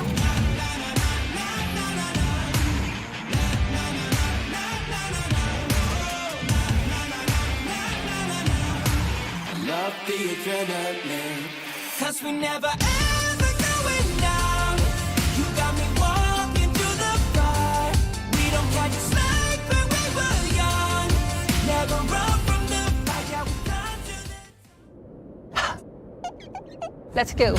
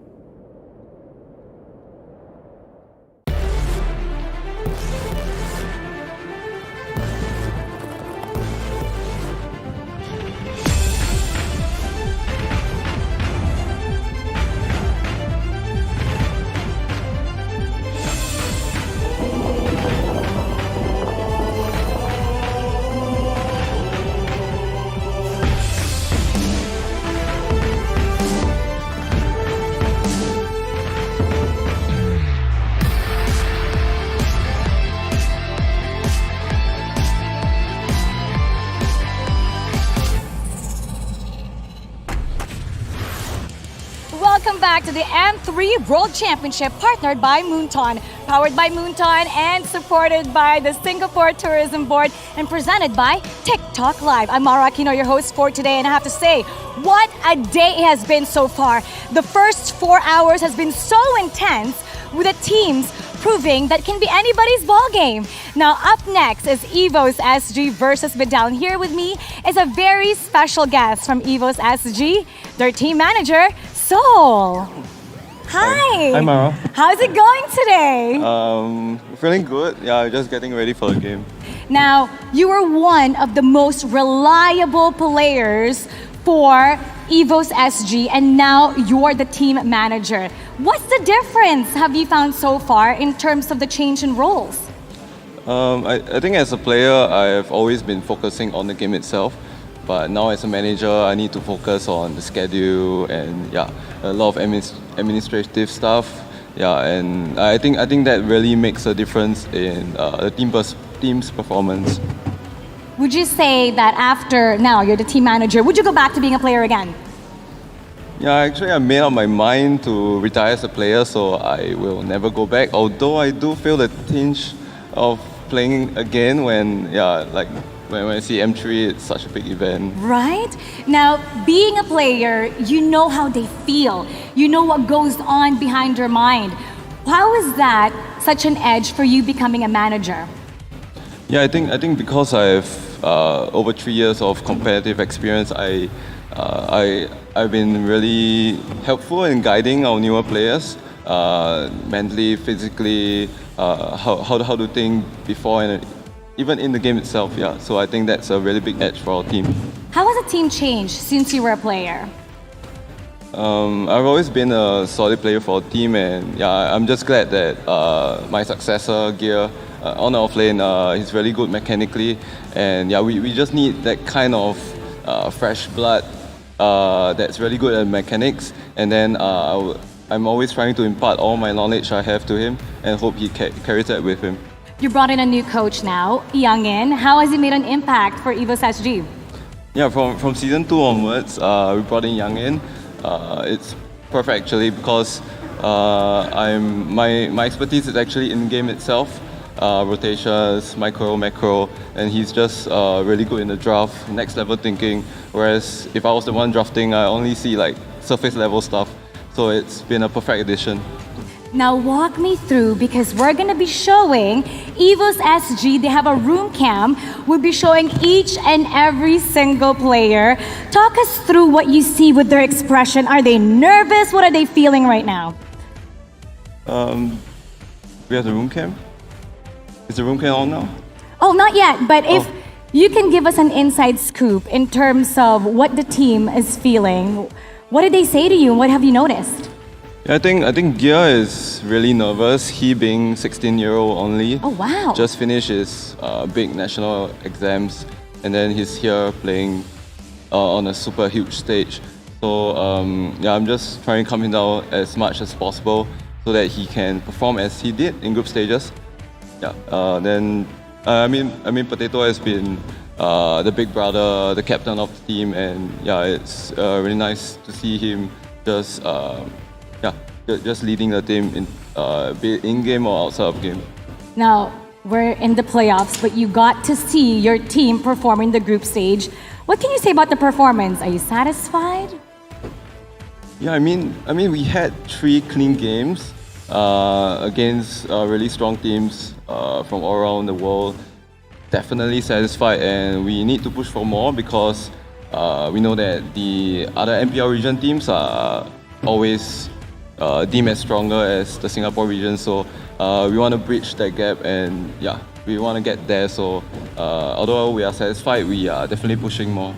And what can you say about bridging that gap? How do you think you will get there and bridge it?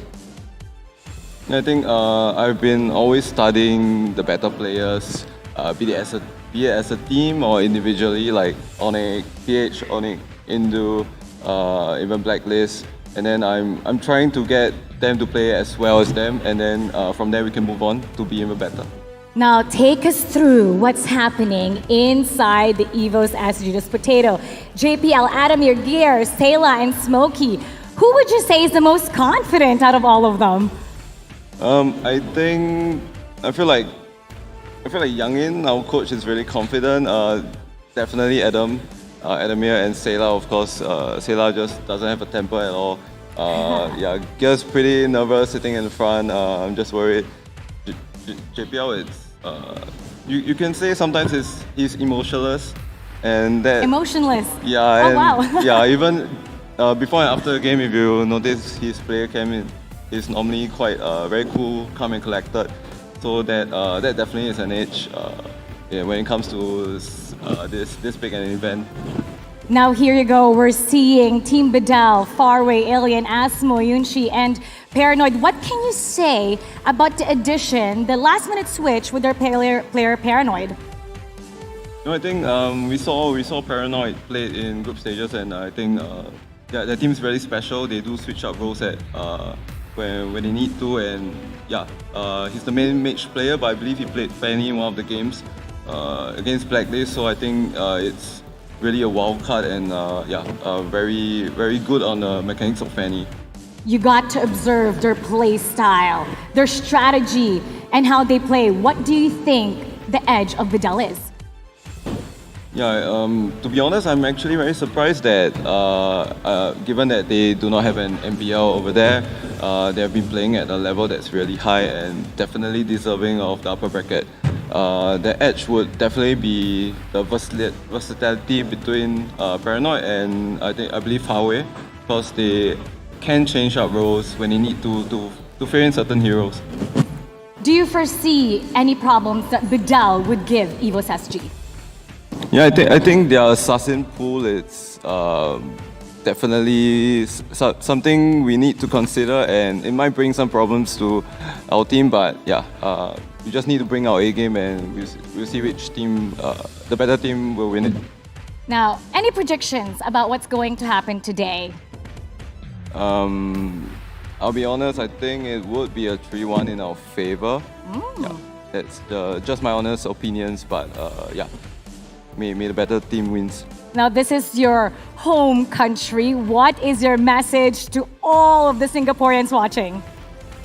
Yeah, to all the Singaporeans fans watching, we really appreciate the support for EVOS SG especially, because we have been here for not only M3 but M1 and M2.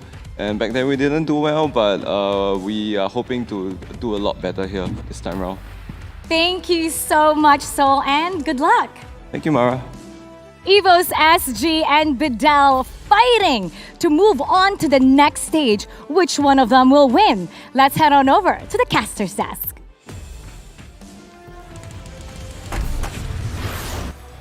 Despite being compromised, Bedell managed to surprise. The Turkish now find themselves in the upper bracket, facing off against Singapore's finest, the cleanest and the strongest we've ever seen, fighting to keep that trophy right here on home soil. Welcome back to M3 Mobile Legends Bang Bang World Championships. This is the second series, the second best of 5 of today. At your service, my name is Leo, joined here by Mirko and Lafell.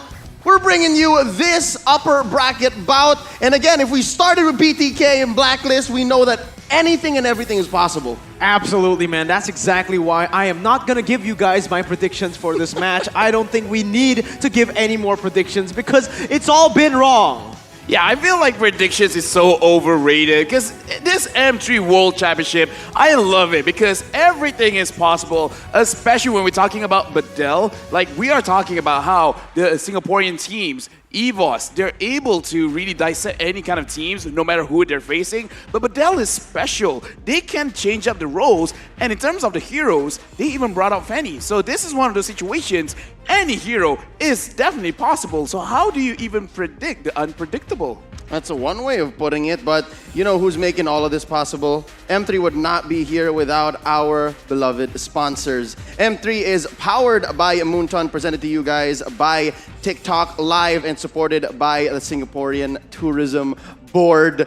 Interestingly enough, this will seem like a welcoming by EVOS SG to the Turkish squad. It's going to be one of the things that they may want to experience here in Singapore.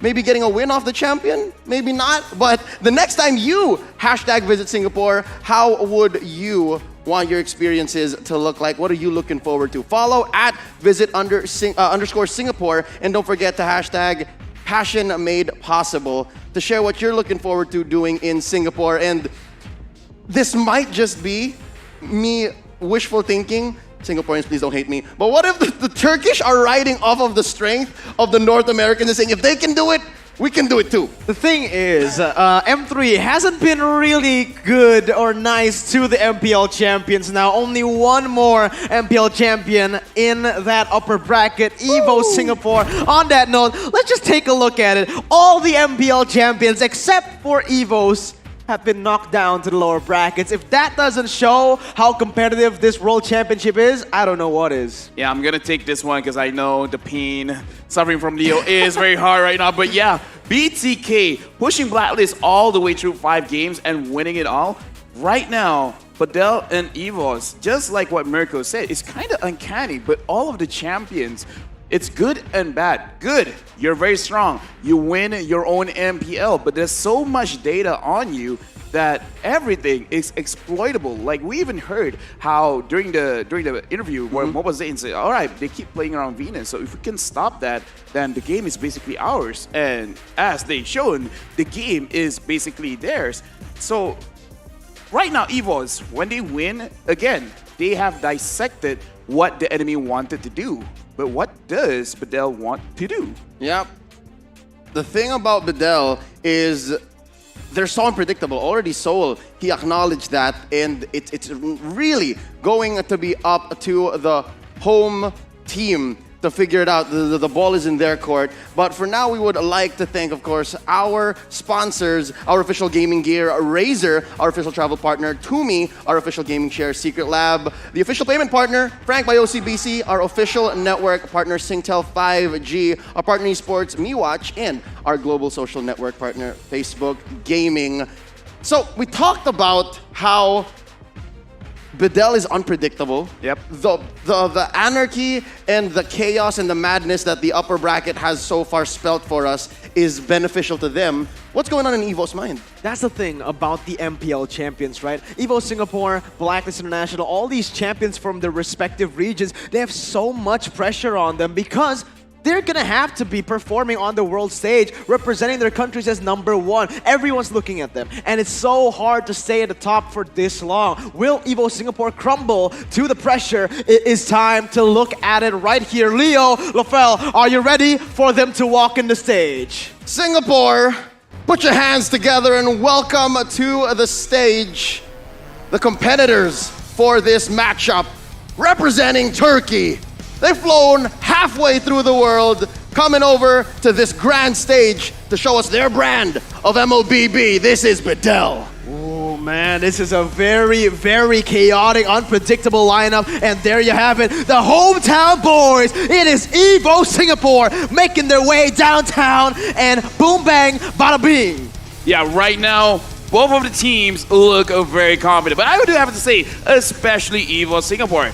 Like Sol said, is like, especially the coach, Youngin. He is super ready for this matchup right now, and I would love to see what kind of drafting that they brought out just to fight against Bedell specifically. Will there be any kind of specialized bands coming in from EVO Singapore?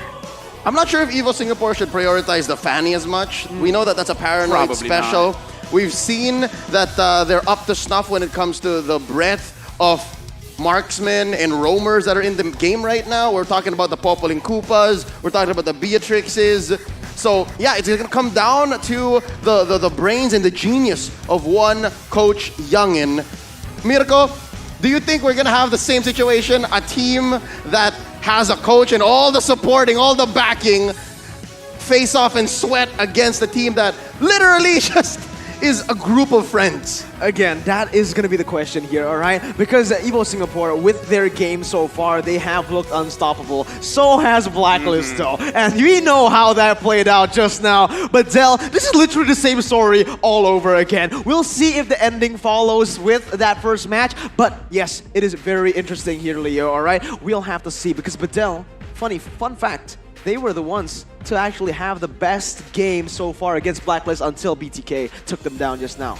Yeah, right now, Bedell with the power of Nakama. With friends comes power, with power comes victory. Right now, let's introduce them: Paranoid, Alien, Yunshi, Farway, and Asmo. Farway as well as Paranoid, a lot of people have been talking about them. Paranoid especially, he's being very, very flexible. We thought, okay, he's probably the main mid laner, but he can switch it up. He can play that assassin jungler. And the thing is, Bedell, they do like to use this kind of hero, so I'm hoping that we are able to see Roger.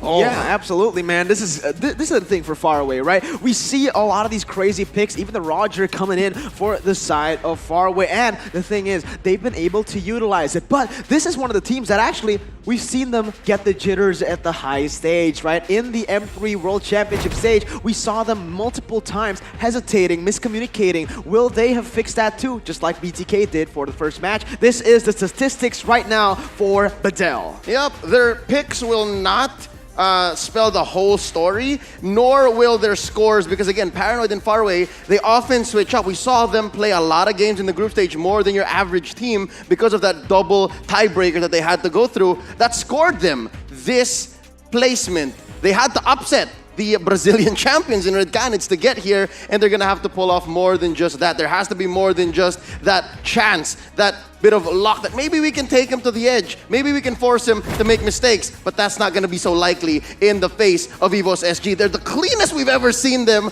They just wiped the stage through the group stage, and that's gonna be thanks to the composition that we have right now. Sayla, Gear, Adamir, Potato, and JPL. BTK previously, Zane mentioned, they won because of the bond that they have. The main lineup has always been the same for a majority of the past 2 years. I can say the same for EVOS SG. Hell, their manager was once a player, so you know that that bond is solid. Yeah, and speaking of bonds, we do have to look at the players. Every single one of them definitely stands out. Every single one of them is amazing, but I want to bring out JPL as well as Gear. Sayla, I'm pretty sure you guys would love to talk about him, but JPL, really, the spotlight should be on him. He single-handedly can slow down the pace of the game for his own team to really shine later stages in the game, in the mid stage, in the later stages. It's amazing how this one player can just use one hero and stop 3 to 4 heroes from the side of the enemy. I agree. Completely. And the thing about EVO Singapore is that they're so well-rounded. Every single player knows what they need to do in the game, and they form such a very, very good composition as well with the help of Coach Youngshin. That's what's scary about EVO Singapore. They're clean, all right? Just like Singapore. But yes, they're just clean at the game. They know how to play the macros. They know how to play with the objectives. Even the slightest bit of gold lead that they get, they can snowball that. They can use that and basically chain up until that victory. Let's talk about clean. Did you see that? Adamir has a 10 KDA. How do you get double digits KDA in this current metagame? Well, you have to be good. But speaking of good, right now, let's look at the numbers. In terms of win rate, EVOS is definitely looking very, very strong over there. Now, in terms of first objective rate, looks like both of them having 100% over here. Most bans from the side of EVOS, being the Phobias as well as the S's. From the side of Adele, not really liking the Roger and Nathan. And I feel like that's not going to change too much going up against EVOS, where, again, Singaporean teams, they're very good with their marksman picks. Yep, but here's one stat that kind of skews towards Bedell, the Turkish squad. They deal more damage on average, and that just means they have their firepower in check. So EVOS might have to adjust their gameplay just a wee bit to keep that KDA clean, to keep them on this winning streak. It's 100% so far. They haven't tasted any sort of defeat just yet, and on home grounds, they're just so prepared. Honestly, I'm worried that Bedell might have a little bit of the jitters now. There's no reason that everything should be fixed immediately, but if in case it does, I would be surprised. I agree. And the thing is, when we're looking at these statistics, right, it really does show the play styles of the teams. Whereas Bedell, they like it chaotic. They go for these skirmishes and they just want to go for the fights. And EVO Singapore, complete opposite. As now we are going to take a look at the player head-to-head, both Paranoid and Sayla, the mid laners for the teams. And you can see the KDA, 10 KDA with the gold 583. All Paranoid only winning that kill participation, but that is insane. You can see 2.9 to 10. Honestly, at this kind of situation, you'd be like, yeah, Sayla is definitely the better of the two. But Paranoid, again, we have to keep in mind the heroes that he uses is very, very different. Yes. It can be a mage, it can be an assassin. In fact, maybe even one of these games, he will opt to a tank kind of hero, even though he still plays in the mid or jungle. This is the thing about Bedell. You really can't really say that, oh yeah, they're going to do A, B, C, and D. No, they're going to Y, Z, W, X, V, W. Q even. RST. Hidden Q. Yeah. UNV. But Mirk O.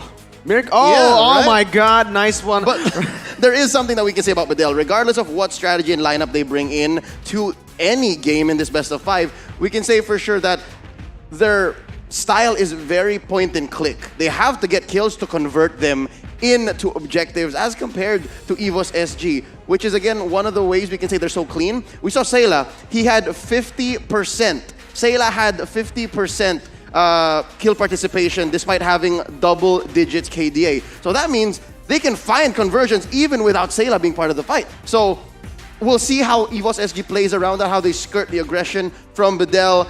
But for now, I can't believe I have to invite you guys because I know that there's some caution on your side now.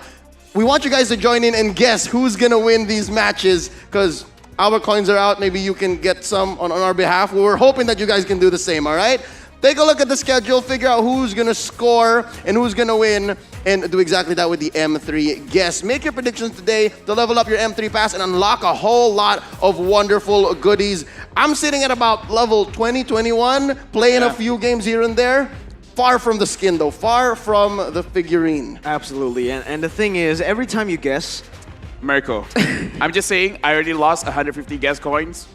Have you lost 150? I've lost all my coins. I don't know how much I have, but it is all gone, all right? And that just shows how competitive M3 really is. Everyone expected the Southeast Asian teams to just dominate the entire tournament, but so far, we've been seeing ups and downs just going back and forth. Every single team, actually, power rankings have just been completely turned on their own head. Yeah, and right now I'm really loving all of the non-MPL teams out there because they're doing so well in M3. But Dell over here, again, in the upper brackets, BTK, managing to beat out Blacklist International, Kate as well, defeating Onyx Esports earlier in the group stages.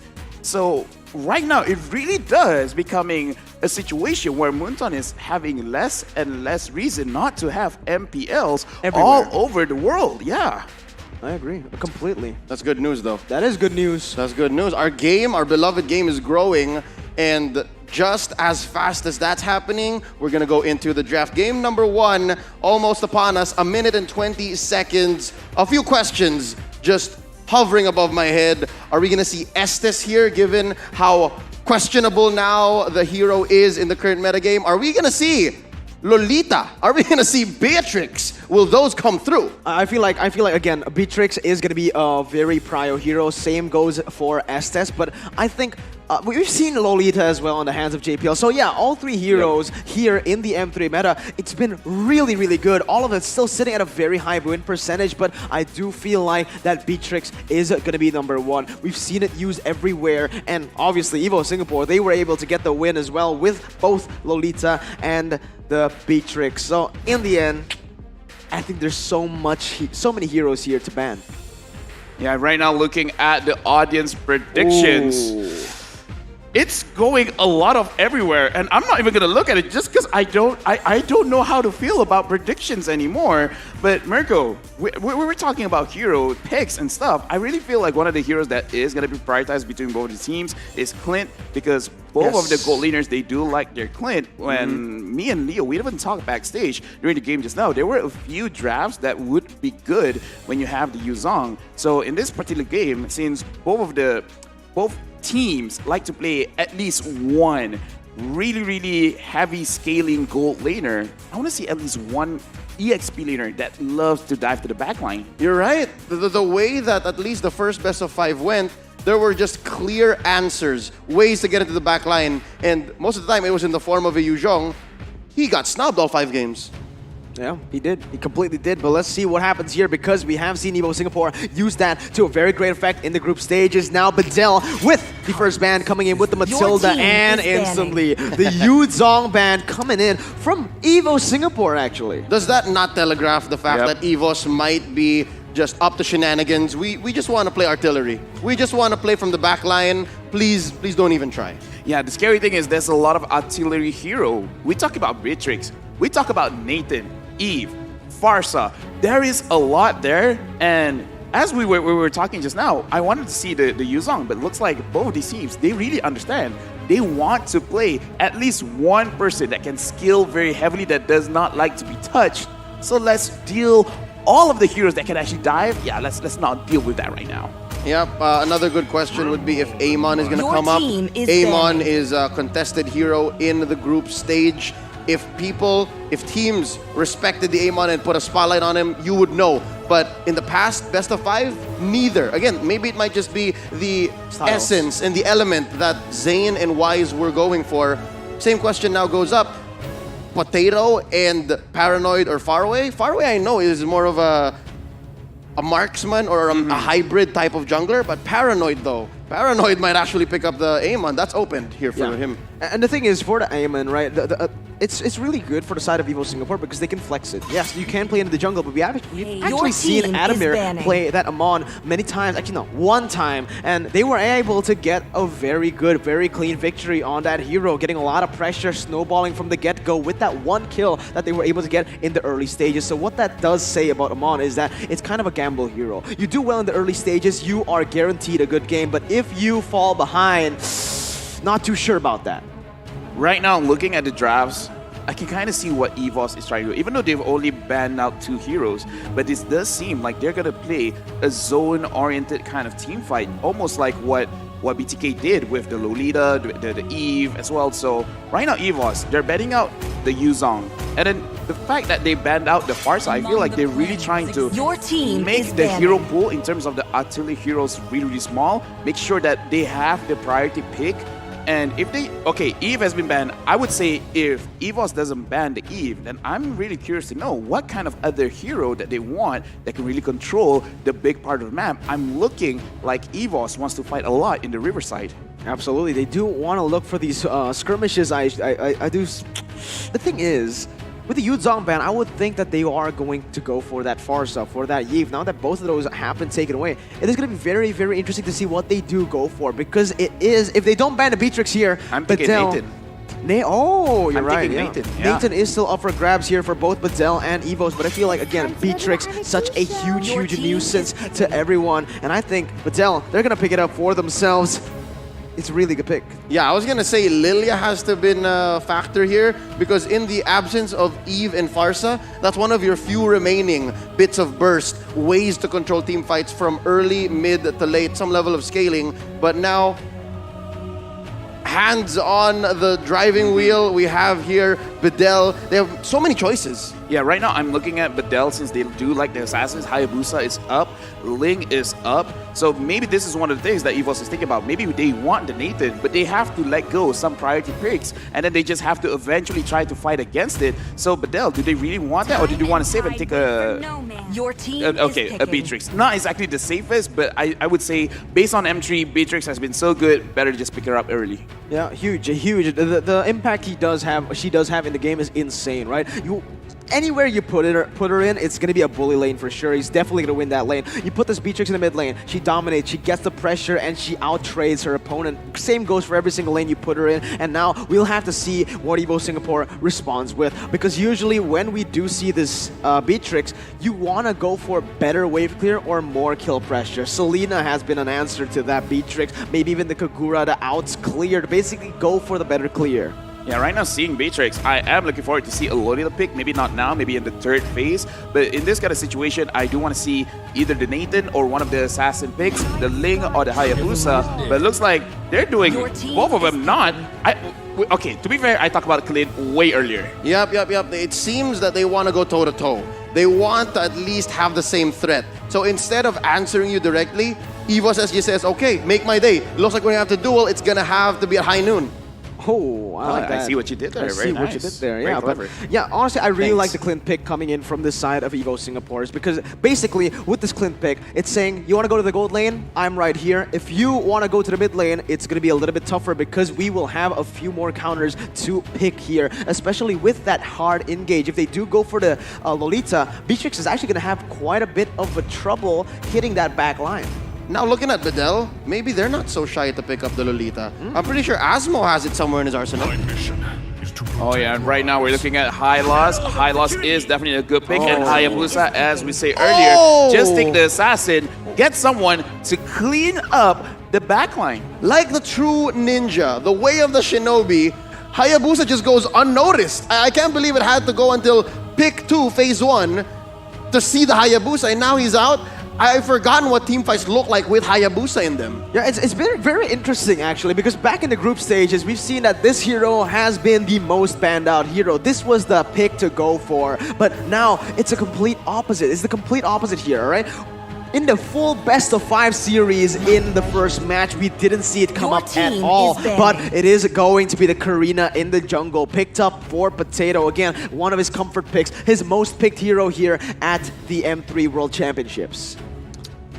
So far, the damage that is on EVOS is not enough. I think they need one more bit of burst. Your team I'm guessing is Bedell banning. might choke out Sayla's choices. Yeah, right now looking at the EVOS lineup, they have the Karina. The Karina is good going up against tanky, fighter-ish, tankish kind of heroes. But going up against Hylos, that's kind of like counterintuitive because when you go into the Hylos won't let you escape per se. So this is a situation where EVOS, just like what Leo has said, needs another damage dealer. Right now, they're kind of clear-cut. They're really not showing, they're really not hiding their hand. They have obviously a gold laner, an EXP laner, and a jungler. The only thing that they don't have right now is a roamer as well as a mid laner. So as of right now, if they're gonna get any kind of heroes, I would say get someone to really be able to destroy the front line that is Hylos right now. Yeah, I do agree with that, man. Right now, Clint, sure, he does a lot of damage. He scales to the late game, but again, it is going to be really hard to pierce down that front line. Maybe something like the Lunox can come through here, or maybe they can just go for another burst type of hero in that mid lane. Go for the Kagura, perhaps, just going in for some additional damage, maybe some magical damage, or maybe do they want to go for more physical, because right now they already have two heroes that deal magic. It is going to be really hard actually to choose from them. Yeah, if taking someone like a Lunox, I would highly go against it. Lunox is strong, but they already have a lot of skill over here. Exactly. The Clean wants to scale. Well, to be fair, the Clean is kind of an early game hero after a few changes, especially with the quick draw. He's really strong in the lane. I really feel like I get what you're trying to see. Lunox is an okay, but I would really say try to avoid that kind of route. They really need Your something team is to banning. push the early stage of the game.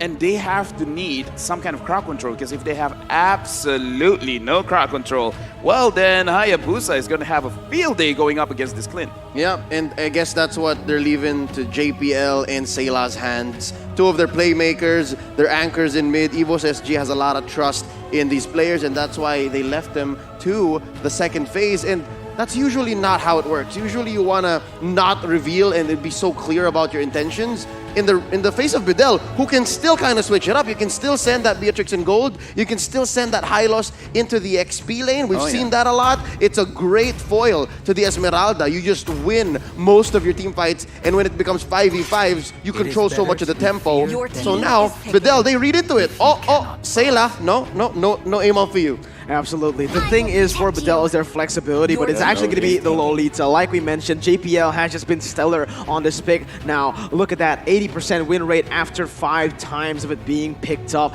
Bedell will have to try to answer this. They have that backline buster, basically, and the Hayabusa. Do they want to synergize more towards that? Maybe get some more heroes to dive to the backline? Or perhaps do they want to play with the Beatrix front to back it a little bit? It's in the name, JPL, just pick Lolita.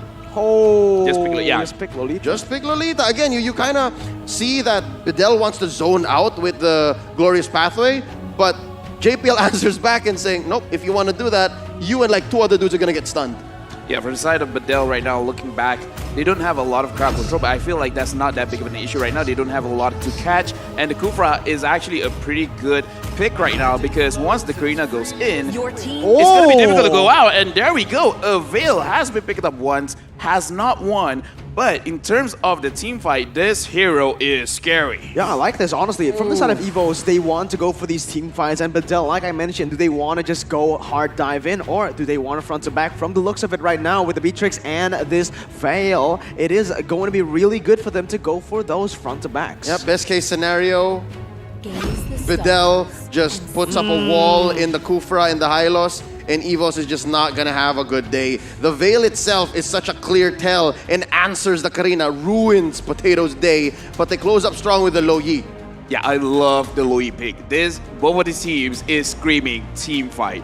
They want to go like, all right, this is the first game. This is the best of 5. Let's try to see what we're all about. Let's try to scale a little bit. Let's try to get a big fight around Ward, and let's see who wins the mechanical gameplay. Louis is very, very annoying with the dispersion as well as the rotation. And in this game, we really have to look at the main damage dealers for both of these teams. For the side of EVOS, we got to look at Clint. And from the side of Bedell, Beatrix is strong, but that Hayabusa is always one of those heroes that's in the back of your head. It's like, he won't be able to do that much damage. And then suddenly it's like, Okay, that's a lot of damage. I agree completely. And the thing is, right now, what we do need to see as well isn't just the damage, but also the mobility for the side of Badel. They can play the map cross, split it up very, very well in the early stages. Loyi can do the same, but we're going to do and get into the land of Dawn for the second match of the day. Ladies and gentlemen, let's get right into it. The Turkish versus the Singaporean squads coming at you. This is the first game in the best of 5. Badel versus EVOS SG.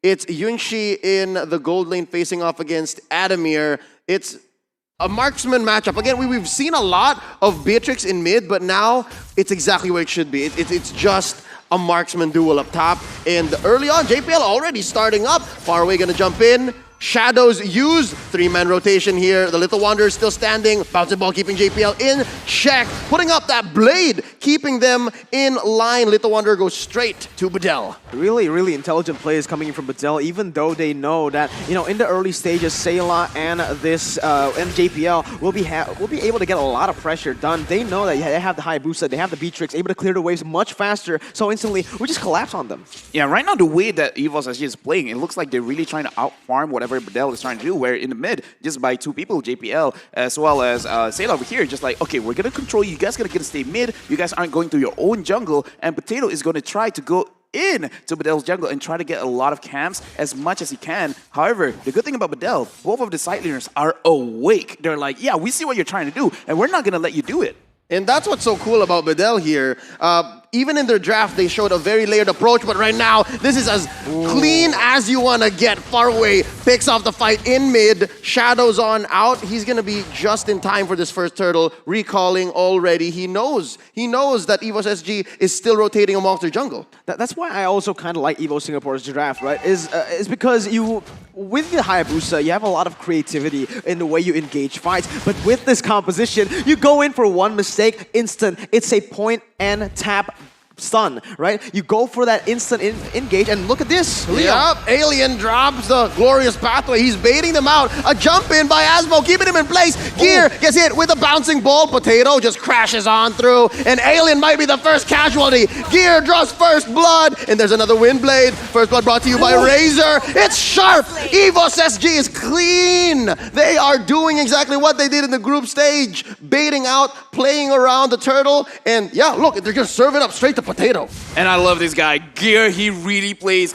I would say he's showing himself like to be the best EXP laner right now because, again, his lane mechanics are sick. And the thing is, he knows how to dive the backline and he knows how to survive a gank from a Hayabusa. That is amazing. This guy, Gear, we gotta look at him. He might be the player to watch for this game. Honestly, it's such a small thing, but where he just recalled as well is just so smart. You usually think like, all right, he's very low. He'll go to the safest spot, which is that the bush closest to the turret. But no, he's like, I'll play it 50-50. I'll stay in the mid lane. But it was just brilliant. He reads the enemy out very, very well. But now with EVO Singapore in the lead, we are going to take a look at the items. So far, it is that Clint able to farm up really, really well, going and building that endless battle for the first item. Yeah, and EVOS SG, honestly, if they build a Dreadnought armor early, if they have 2 people on the Dreadnought armor, they're not going to deal a lot of damage. Speaking of damage, Gear! Oh, that's a stun set in by Alien. The order. He demands it. Stay here. Turtle Prio going over to Badel, and just like that, it's a quick pick off. Gear earlier in the team fight prior to this one, he got away. He got away with a kill that he should not have, but now the clear punish by Badel. They are not going to be outclassed. Faraway takes the turtle, slain, brought to you by Singaporean Tourism Board, and just like that, I gotta say, Asmo, he really picked up the right hero. They just want to put up a border wherein Badel's not ready, and then when they do, he suddenly becomes an offensive tool. Absolutely, and the thing is, for Badel and EVO Singapore, they both have win conditions, very, very specific win conditions. And if one just makes a little bit of a mistake, Badel is going to be there, and so will EVO Singapore. They will be able to capitalize on these small mistakes. What you need to do right now is literally just play for those win conditions. Just play it out slow. Wait for the objectives to come to you, because if you keep on forcing plays to happen like EVO's just did in that turtle, you are bound to lose something. The position just wasn't right. Yeah, and I was about to say, the entire game, we have not seen a lot in the gold lane, but Faraway right now is over here, so this might be an engage, because Adamir right now looks like he's scaling up very, very well. In terms of the team fights, it's going to be about time that he's going to do very well. 2v1 here down bottom. Alien drops the glorious pathway. There's not enough firepower inside of Potato and Gear, but here it is though. There's a death bush set up by Turkey. Bedell taking down the tank in EVOS. JPL was not expecting the 3. I love that from Bedell. Again, the shot selection is going to be very important here. Evo Singapore, they're putting their resources to the wrong side of the map and boom! Adamir deep underneath his own turret. He flickers on through. He goes out of range, but he takes down one anyways. He's the one who pays the price here. Yunshi, what a play. That was great, man. That was really great for the side of Bedell. That was great, Lofel. But EVOS, they need to be clutcher here. Stretching up, and there, Sayla just dropping all the stacks. Potato cleaning house, far away, taken out quickly. And just like that, EVOS SG turns around. They're keeping the pace here. They're back in the driver's seat. And look at how much burst EVOS has over there. The moment that they manage to catch the Hayabusa, there's not much that he can do. And Bedell, they have to be careful of that. Adamir right now is scaling up very, very well. And Sayla, with this Louis 1, 0, and 2, is going to scale up as well in terms of having very low cooldowns. Make sure that can crowd control everyone. And in this Riverside, I would say EVOS actually has the clear advantage. What he needs to do right now, I mean, Sayla, is he needs to know his power, all right? The power on this hero is if you can't catch them while you're in range, you can't really outrange that Veil. Veil wants to go for that poke, wants to go for that engage, like just a full-out war. Whereas you, as a Loyi, you can go for a little bit more poke, right? And you need a lot of setup. That's the thing. Sayla needs a lot of setup. He can't be caught in bad situations and bad positions. He needs to play it a little bit backwards. Right now, we're looking at Potato as well as JPL. Both of them having Dreadnought armors. Right now, Bedell, if they do want to go heavy engage, especially for this Hayabusa, the damage is not going to be a lot. Once they finish up the anti-cuirass, then yeah, EVOS SG, they have a clear window of opportunity to take a team fight and potentially win it. Yep, I hear ya. For EVOS SG, there's a couple of steps that they need to do, given that as a Karina, it's not as easy. But here we go, they catch JPL one more time. A jump in by Gear. It's a disaster, looking like for EVOS SG. But they turn it around right now. 2 for 1 is the trade out. Potato, you gotta see that it's all about the immunity, and he finds another right as they get away. Camera swings up to Adamir. EVOS SG is winning on multiple fronts. Absolutely. Did you see that beautiful diversion, man? No one predicted that. You didn't even see it. Bedell, they were so surprised by that. But I think that loss was contributed heavily by Bedell just overcommitting to the tank.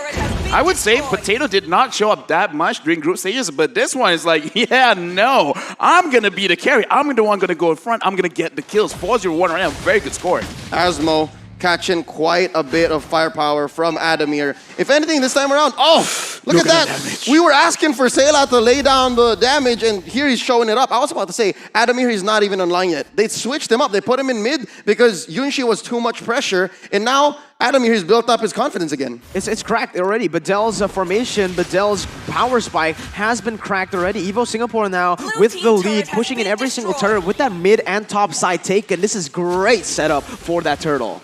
JPL caught out Asmo, so there will be no surprises coming in from the Turkish squad. Paranoid, he's afraid. Paranoid, he's not thinking this is safe. Alien dropping the glorious pathway. This is not a good look. Asmo knocks up Potato. There's nothing that the assassin can take from there. The backline has completely been infiltrated by Alien. He is wearing their skin, but Adamir says, nah, you shed that. You are not in friendly territory. All this time, far away was so far away. What's the plan for this Hayabusa? The plan for the Hayabusa is just keep looking for the isolation. Just keep looking for the split push right now, because in 1v1s, you actually do have the lead. The thing is, for EVO Singapore right now, they can go for those fights, but they need to be careful who they target. Look at that. They killed Alien for Potato. That is not worth it at all, but look at that. It's going to be Sayla again pressuring the Bedell members. Sayla is really making a case for himself that he should be the one getting targeted, because this Hayabusa, I'm pretty sure he has the damage, but he has to pick the correct targets. If Sayla is being brought down, then it's not going to do much. Right now, Sayla, with the Enchanted Talisman, as well as the Winter Truncheon, this is a very, very smart item, because the moment it's like, oh, Hayabusa is targeting me, like, yeah, sure. I mean, I'm going to stay out of the fight for like, what, 2.5 seconds? And then let's fight again. And so far, that's what the kill score or kill line on far away dictates. 2-2-2. He's just not able to get out of the situations that he jumps into. Usually, the shadows expire and then he gets locked in. And we set this up clearly because of the sure stuns on JPL and the stacks that Sayla can drop on, not to mention gear. So yeah, there's just not as many easy targets on the side of Evo's SG anymore. And that's why I guess they're so confident to take this quick Lord. Now, with the Lord spawning in, it is going to be extremely hard for the side of Badel to contest this because as you can see, the side lane prowess of Evo Singapore, they can just use these side lanes constantly and they are going to pressure, all right? The thing is, with these two, with that one turret lead alone, it is going to create a lot of additional pressure that Badel needs to answer constantly. Pressure coming in from Badel. The damage is still on their side. Clearly, especially we're talking about Yunshi, he's been scarce this whole time, but I guess that's what this 3-man wall from Badel explains. And that's why it's far away you see down bottom. And they've done well to keep that up actually. But right now, Alien finds himself again a little too deep. Has to use that ult to get out of harm's way. That's one huge resource that Evo's SG can note.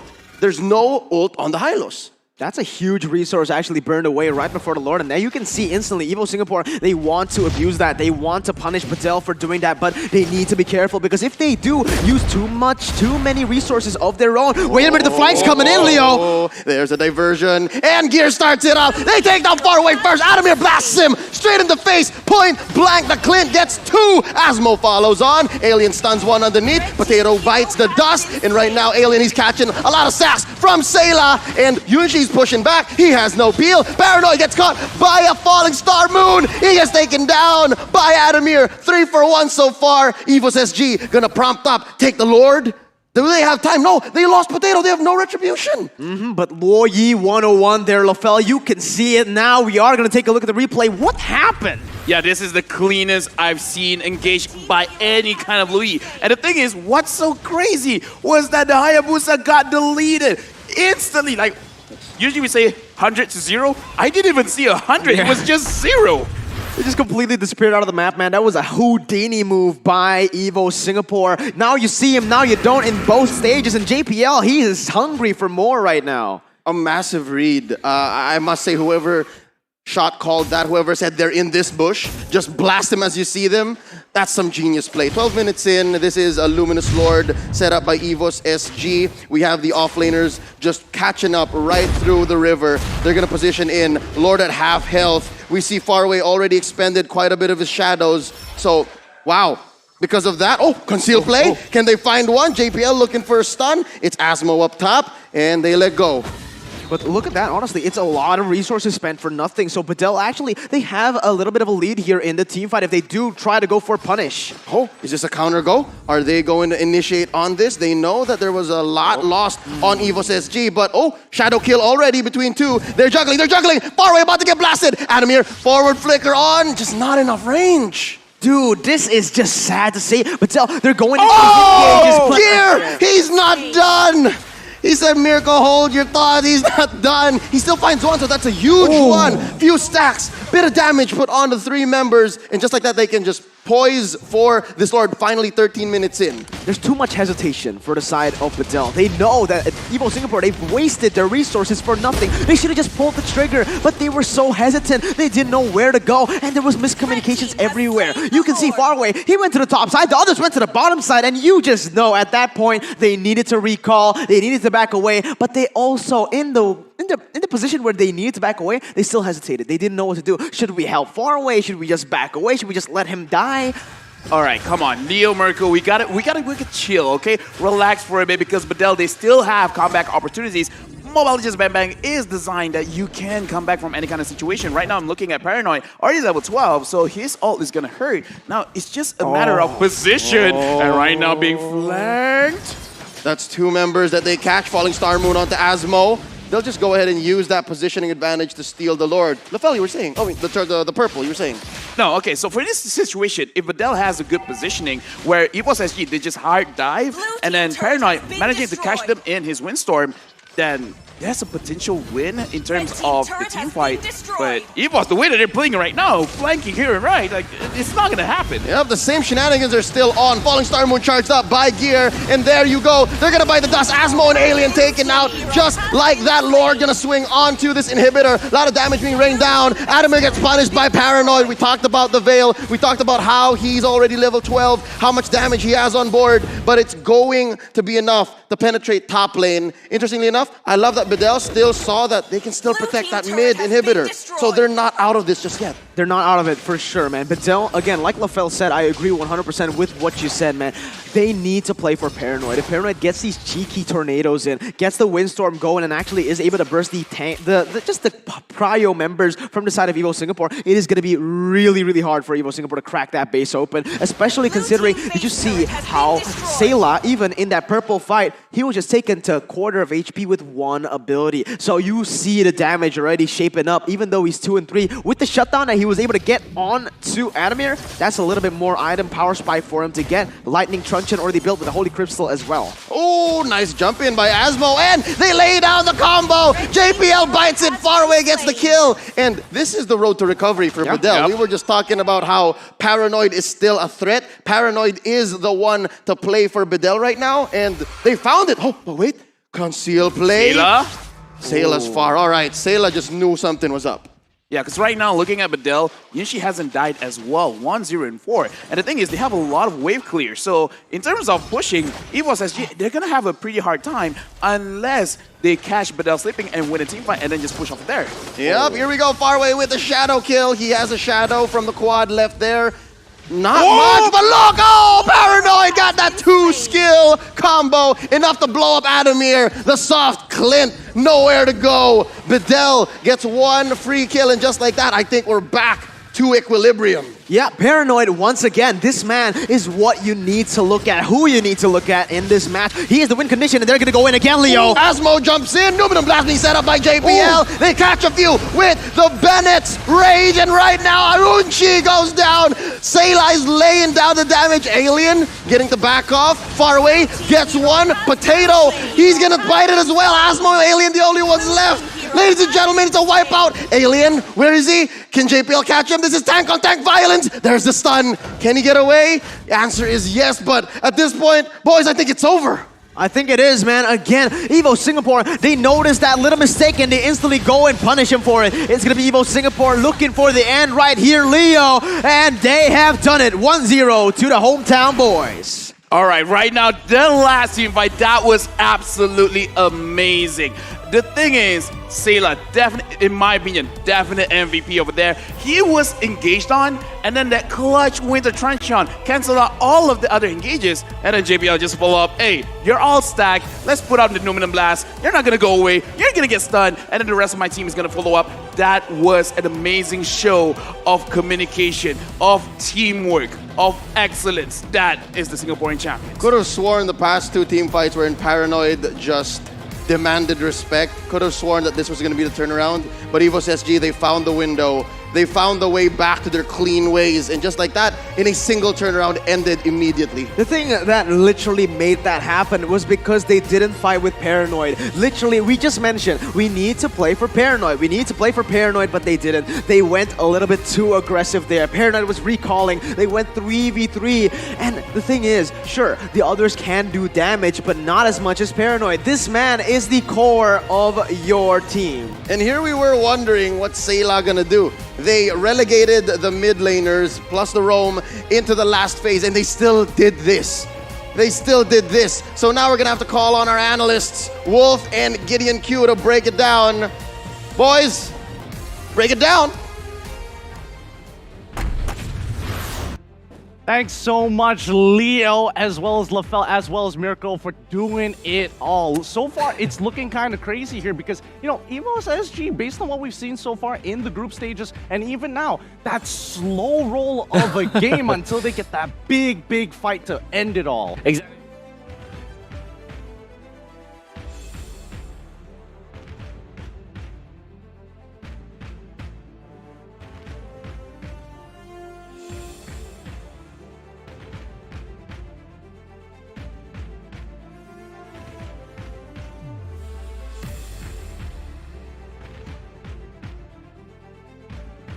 Yeah, I'm very curious to know your opinion on this. Well, before we even go towards the item build so far, because Sayla was doing a lot of work and it's really creative how they are just using that Loyi ult to get into position. Where were the key moments in this game?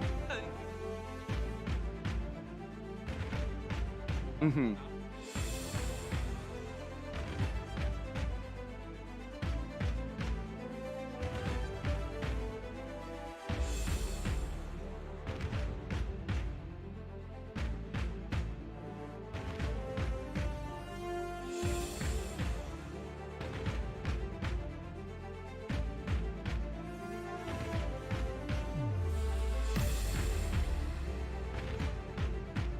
We were able to get a kill onto him, so that was very crucial. Again, Luyi, the usage of the diversion from Sayla was phenomenal, not only because of the fact that they were able to get kills, but kills on important heroes.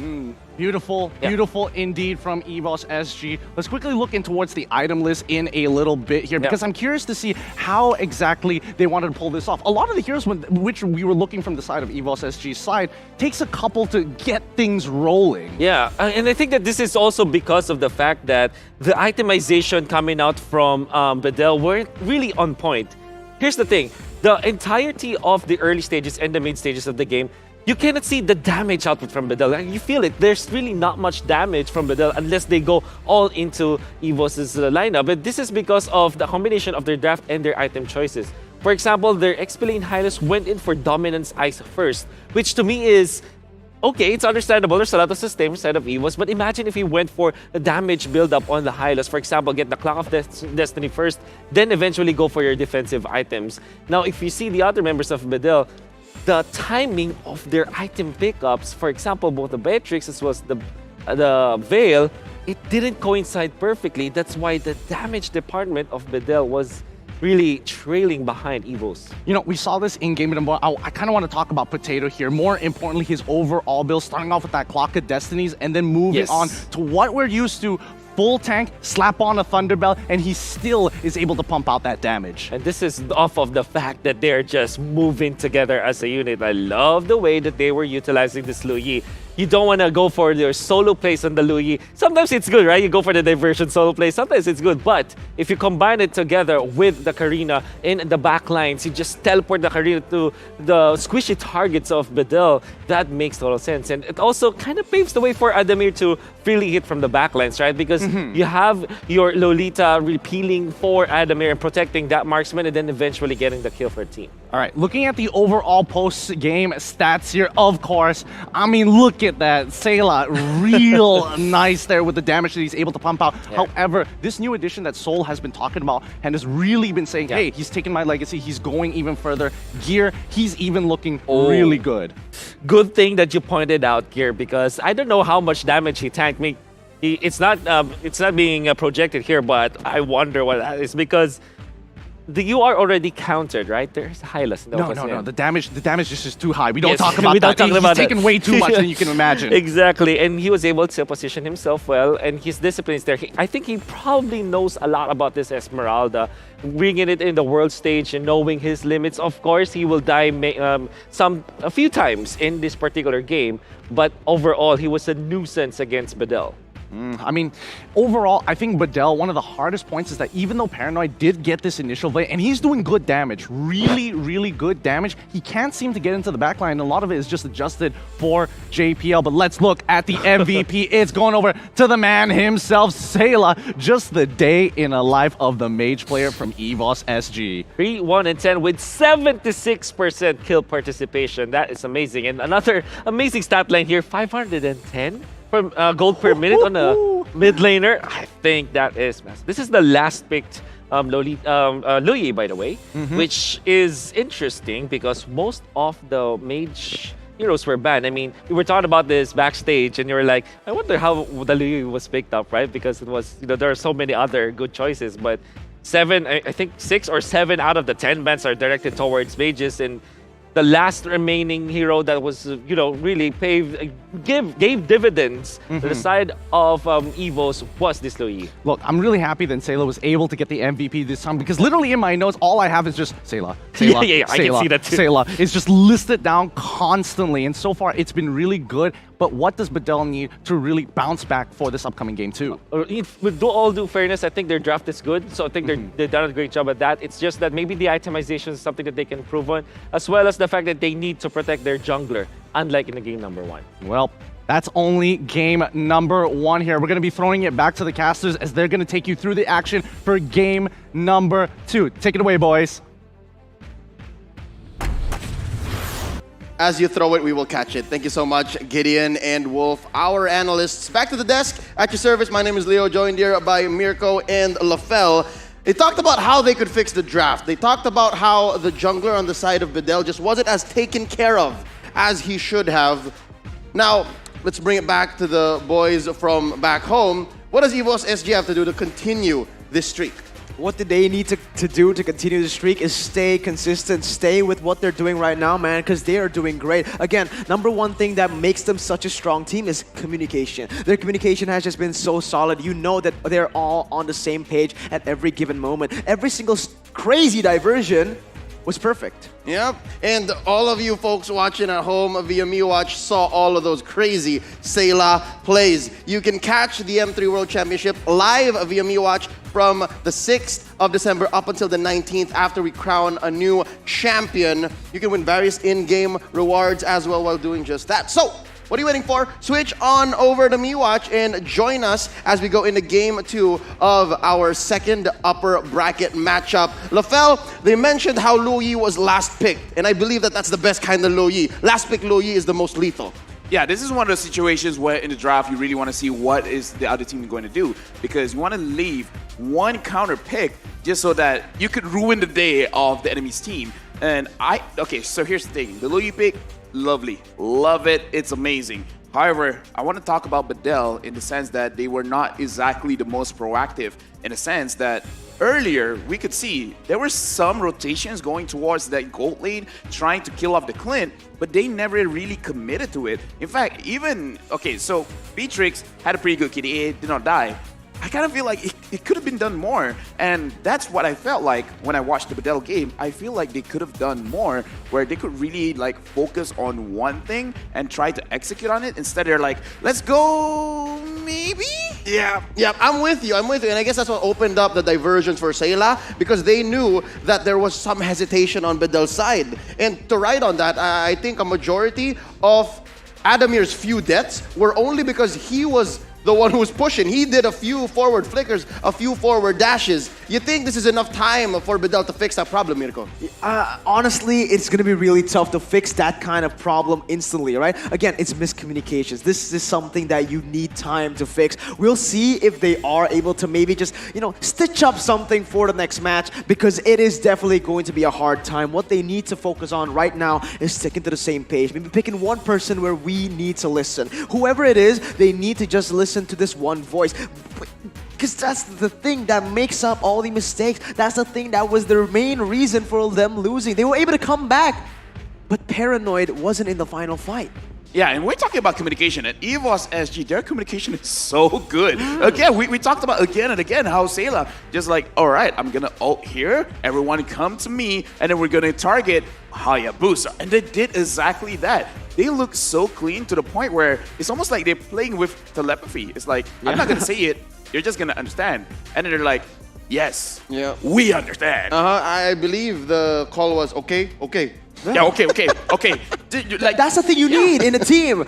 You listen to it, however crazy it is. You listen to the shot caller. If it's a mistake, we talk about it. We fix it after the game. But in the game, when the shot caller says we go in, we fall back. Anything he says, you follow through, and that is the reason they've been able to get the edge. And that's the reason I think they need to just keep on doing what it is they're doing right now. 4 out of 5 times when Sayla says something or when JPL says this is a good angle, it usually is, and we don't even have to hear the communications to say that. We see it in the map. But now into the draft we go. EVOS SG on the play, Bedell answering back. They take out the Yuzhong and the Farsa in the first phase, while Bedell get rid of the Beatrix and the Eve. Both teams have different priorities when it comes to the draft. Yeah, both teams definitely have different priorities right now. Bedell, they lost the first game. However, seeing how today has been, I won't be surprised that Bedell will win the other one. And I feel like in the sense of being more confident in their plays, in this one game, I feel like they can fix it. They just need to get on their comfort. So I'm looking at Bedell trying to get a Clint on the second pick. is banning. Absolutely, the Clint has been crucial for a lot of the teams that has been playing it out. And right now, it is actually Evo Singapore going with the same bands. Yuzong, Farsa, but now it is going to be the Esmeralda band as well. Bedell, let's see what they go for. So far, again, same bands from them, going for that Beatrix and this Yves. Will they take away the other hero, or will they go for the Lolita? Because Lolita, in that game as well, was the main reason the Hayabusa didn't work out, is because this man was such an annoying presence. You go in, one mistake, one miscommunication, and it's over. It's crazy because Lolita, let's put it into perspective, has 2 stuns. Yeah. Lolita has 2 solid stuns. One of them is on demand. Yep. Yeah. That's the main thing. Your team. I was about to say, like, it's so crazy how in M3, Lolita was never even in the conversation. She was never like, what tier is he? I was like, why are we even talking about Lolita? And then suddenly now, Lolita has ranked up one of the highest win rates in M3, number 1. Number 2, has gotten an MVP slot. And number 3, even Blacklist International have banned out that Lolita. Right now, Matilda has been banned, but it has shown that Mobile Legends right now is in a state where every single hero is usable, but how do you combo with the rest of the team? No, but look at that. It is going to be the Phobia's first pick for the side of Evo Singapore. Finally, we understand why they went for the Esmeralda ban in the first phase, taking up that Phobias and forcing Bedell to use the non-dash heroes. That already means that they are taking away the Hayabusas, the Lancelots, the Lings out of the game. It's a soft answer, but in this case, the solution comes before the problem. So this tells me EVOS SG, they want to put the pedal to the metal. They want to go fast, and they want to say, okay, if you're not going to pay attention to gear, then things are going to go sideways for you. Bedell answers back with another purple hero of their own, and that's going to be the Lilia. So I can see how maybe Bedell wants to answer this Phobius by sending over Paranoid or Far Away, whoever's going to be playing the Lilia, and making sure that the Phobius is a null choice. Actually, right now, for the side of Bedell, I would say a good hero that can counter Phobius right now is Amon, seeing that Amon doesn't really have any kind of dash, and the burst is actually really good. So before this Phobius becomes a problem, you just eliminate the problem. So like you said, Leo, it's like having the answer before the problem arises. Well, again, having another answer for this kind of problem. However, right now they have picked up the Paquito. The Paquito is flexible, can be put in the EXP lane, can be put in the jungle. Lilia so far has been a very, very good pick throughout M3. Yeah, and one other pick that has been left open is the Clit. We'll see who picks it up, right? Because this is a very good hero, especially considering that Beatrix has been taken off the table. We'll see it right now. No, it's actually going to be the Brody pickup, and that Karina still staying true to the same picks as the group stage. And again, EVOS SG, they continue to keep their drafting pattern. Regardless if they're on the red side or the blue side, they're saying, JPL, Sayla, you guys can take care of yourselves. We'll draft for the side lanes and Potato first. Yeah, and the thing is, I like watching EVOS play because I've seen them play even before MPL Singapore became a thing, when it was still MPL MYSG. And EVOS, especially Potato over here, has evolved so much from a marksman one tricks. Like, okay, doesn't matter what kind of situation it is, even if it's a bad choice, I'm gonna go for a marksman. But right now, he's really embracing the meta where he's like, I know and I understand that Karina is strong and I'm gonna pick it up. And we talk about Lolita, 83% win rate. This girl has been picked again. Again, it's the Lolita coming up. You mentioned it earlier, Leo. If Osmo has this in his hero pool, turns out he does. I mean, technically, not that crazy mechanical hero that takes a hard time to get into. So again, even if he hasn't played this hero, it's not going to be very, very hard for him to learn. But will it pay off? Right now, EVOS Singapore, Brody gets countered. Yeah, I don't think EVOS is going to play around the Lolita. It's a matter of deceptive simplicity. That's the key with Lolita. You said it's not that much of a mechanically demanding hero, but the fact is that's what makes her so dangerous. Again, the fact that she has 2 on-demand stuns, well, one on demand, the other's an AoE. The fact that she has that in their kit just skews the opponent's strategies. And in the face of a Phobius that wants to jump in on you, yeah, she also has a dash. So I think at that point she just says, okay, make my day, come on in. Yeah, I love the word that you said, deceivingly simple, because Lolita, she could be waiting in the bush, and then she could be charging out her Numina Blast, and then you're like, team is banning. this team fight feels weird. Why am I moving a little bit slow? And all of a sudden, everyone gets stunned. So again, Lolita is one of those heroes that is very deceiving, where you're like, I'm doing a lot of basic attacks, but why isn't my damage coming through? And I'm having a team fight. Why am I just suddenly slowed? And it's that one thing, that one effect that might have a mental consequence on the players who are on the receiving end. Because again, prior to M3, we really didn't see much from Lolita, not even in MPLI. Absolutely, the Lolita has been basically like a sudden pick here at the M3 World Championships, but I really like where Bedell is going with this. They went with the Ruby Band right after they went for that Lolita, meaning that they don't want anyone to basically ruin that ultimate, right? You want this to be an easy way through it all. With that on-demand stun, plus now the ultimate being very hard to cancel out, honestly, Evo Singapore, they might need to go for a tank that can, or maybe even a mage that can cancel it out very, very easily. They need some CC is what I'm trying to say, and they need reliable CC. Because if this guy, if Asmo can get that ultimate charged up, it's gonna be scary comboed with the Paquito and that Lilia. Yeah, well, the thing is, I have full confidence in the EVOS SG lineup. JPL, he has not disappointed at all. I really feel like you just give him anything. You're talking about a crowd control-oriented tank. He can play the Jawhead. He can play the Tigreal. I'm pretty sure he can play the Akai as well. There was once in a situation where Singapore is known for all of their Akai players. So in terms of crowd control tanks, EVOS is not pressured. They're like, yeah, you just ban out the Ruby. There's literally a page full of tanks more that JPL can use. Yep, and not to mention, I doubt that this will have any room, but Rafaela and Estes are still out there. So if they wanted to go that route, they can actually force out Bedell to answer back. And in the face of a Lilia, a Paquito, there's only so much kiting you can do. I agree completely. You know, the Estes has been left open, the Lilia as well. So sorry, not the Lilia, the Florin and the Rafaela. And it's gonna be the Barrett's pickup for the side of Bedell. So they really want to go in for these team fights. Now, seeing that, the Estes becomes more viable. Florin becomes more viable. So has the Rafaela. A lot of disengage, a lot of sustainability.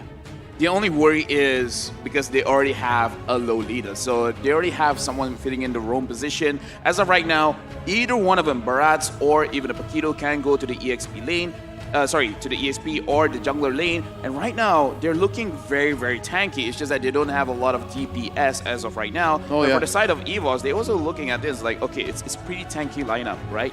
As of right now, I feel that Karina can deal with it in the early game. Brody can deal with it in the late stage of the game. But right now, for the side of EVOS, just like Mirko said, I'm looking for that CC-oriented kind of tank. And looks like over here, we already have the Lunons. But Leo, just like you said, we're going to see a Rafaela in this game. Yep, they needed the Rafaela to kind of go hand in hand or against the sustainable lineup from Bedell. And we already said, Bedell feels very dull. They feel like a blunt object, like a coconut. You're trying to cut a piece of paper with coconut. It's just not gonna work. Wow. So now they're skewed. They kind of cornered themselves into a draft wherein, okay, we're lacking damage. What do we put on? I'm guessing they're missing a gold laner here or a mid laner. Those are the only options they have. Yeah, speaking of that reliable CC that Evo Singapore needs with the Rafaela, it's done. You know, the Holy Baptism, but he does need to wait until level 4. There's going to be Bedell picking up the Kimmy! Wow! Making its debut here at the M3 World Championships. We expected Sasa to be the one who picked this up, but no, it's Bedell. Yep, I mentioned that there's only so much kiting you can do. How's about the Queen of Kiting herself? Yeah, right now, Kimmy, again, M3 World Stage is like, yeah, every single hero is on the table. And the thing about Bedell, they like to switch things up, and here it is, bringing out the Kimmy. Now, the thing is, we're excited. But can they actually execute it? Based on the first game, they don't look that confident. Bringing in this Kimmy, I hope it brings some new level of confidence that Bedell can bring against EVOS SG. Let's see what happens here based on the drafts. Honestly, I might have to side with Evo Singapore once again. I feel like they have a more well-rounded draft, a more multi-dimensional draft that can play multiple ways. But for the side of Bedell, they only know one thing, and that is to... The thing is, the Kimmy, I don't think it synergizes well with the composition. Yeah, no, again, it's the same issue. They have two heroes that are deceptively simple. They have two heroes that are just blunt objects. I know what I need to do, but Do I have the rotations? Do I have the moves to pull him off? We're about to find out here in game number 2 in this best of 5. Bedell versus Evos SG. The Singaporean champions ahead by 1 game. We're looking at how well Bedell can mentally reset. Let's see how it goes here. Once again, Adamir going to face up against that Kimmy in the top side will mean that Kimmy will have a little bit more range to play with, right? And they're both going to scale really, really well. One thing about Brody is he is not going to be able to actually force a lot of fights in that top side considering Kimmy's range. Oh, look at this JPL already using the flicker. It's not an easy go for the roamer of Evos SG here.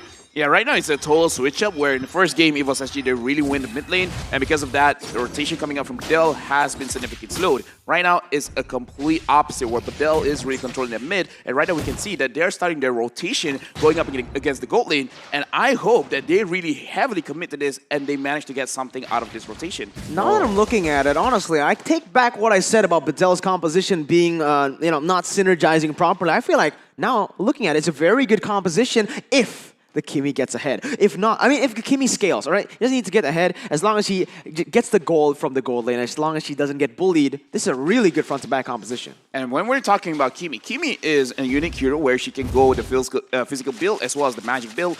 Right now, looking at the Emblem Mystery Shop, in terms of getting ahead, it should be very, very easy. She will theoretically complete her items way earlier than anyone else, but is she going to commit heavily on this magic build? Oh, we'll find out later because Faraway has other ideas. Here comes Potato, and here comes a turnaround from Evos SG. Down goes 1 per side. It's a trade, but Potato gets a double. No, he survives. What? Yunshi still standing.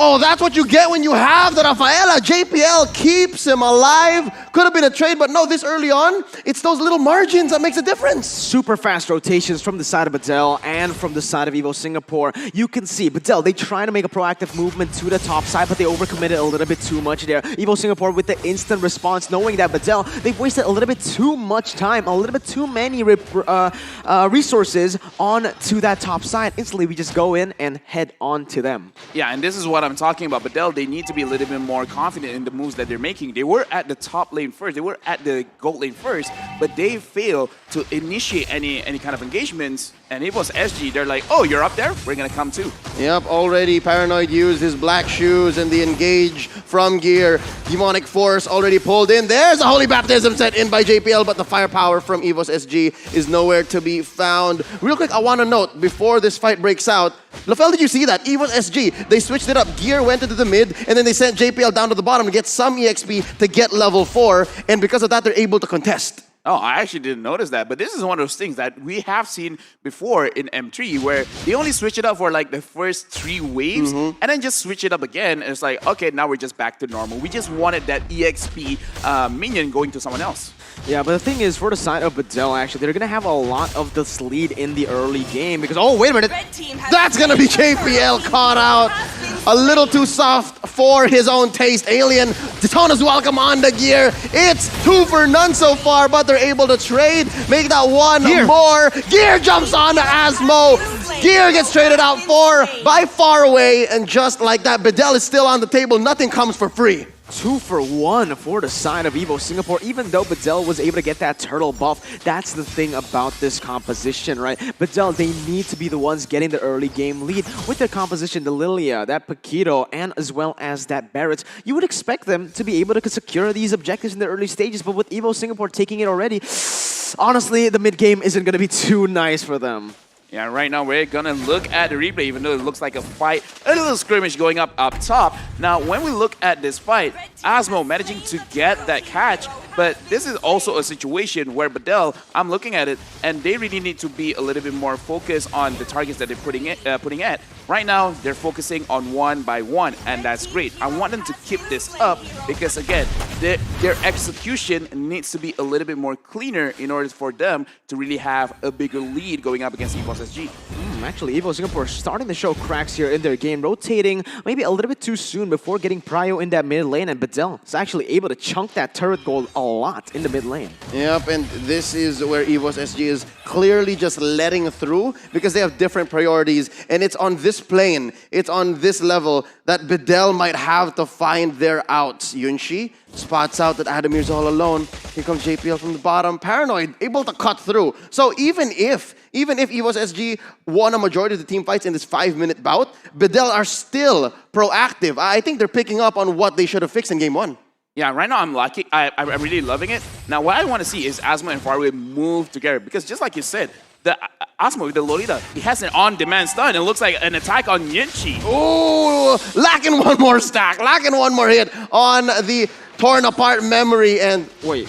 Yeah, that was a winter truncheon on Potato. Stop, the tone is welcome, but here comes Asmo. Numino Blast, keeping Potato in place for Faraway to knock up and knock down. Here comes Gear, he's in the middle of 4. It's a little too much. Sayla says, oh, this is too much for me. Help me out, JPL. Goes for the order and survives the engagement. JPL walks away with his life as well. Yeah, I feel like for the side of Bedell, they have been so proactive on the map, but they didn't have any setup to go with that, right? When they wanted to gank the top side, to dive the top side, they didn't have the wave properly set up. So that's the reason EVO Singapore were able to just survive in most of these proactive fights. But now, seeing this, EVO Singapore were the ones to make a proactive movement to the bottom side. Bedell instantly responds, and I think that is just beautiful. That is what they need to look for. When EVO Singapore oversteps a little bit, you capitalize. Because right now, as the waves aren't going to be good for you.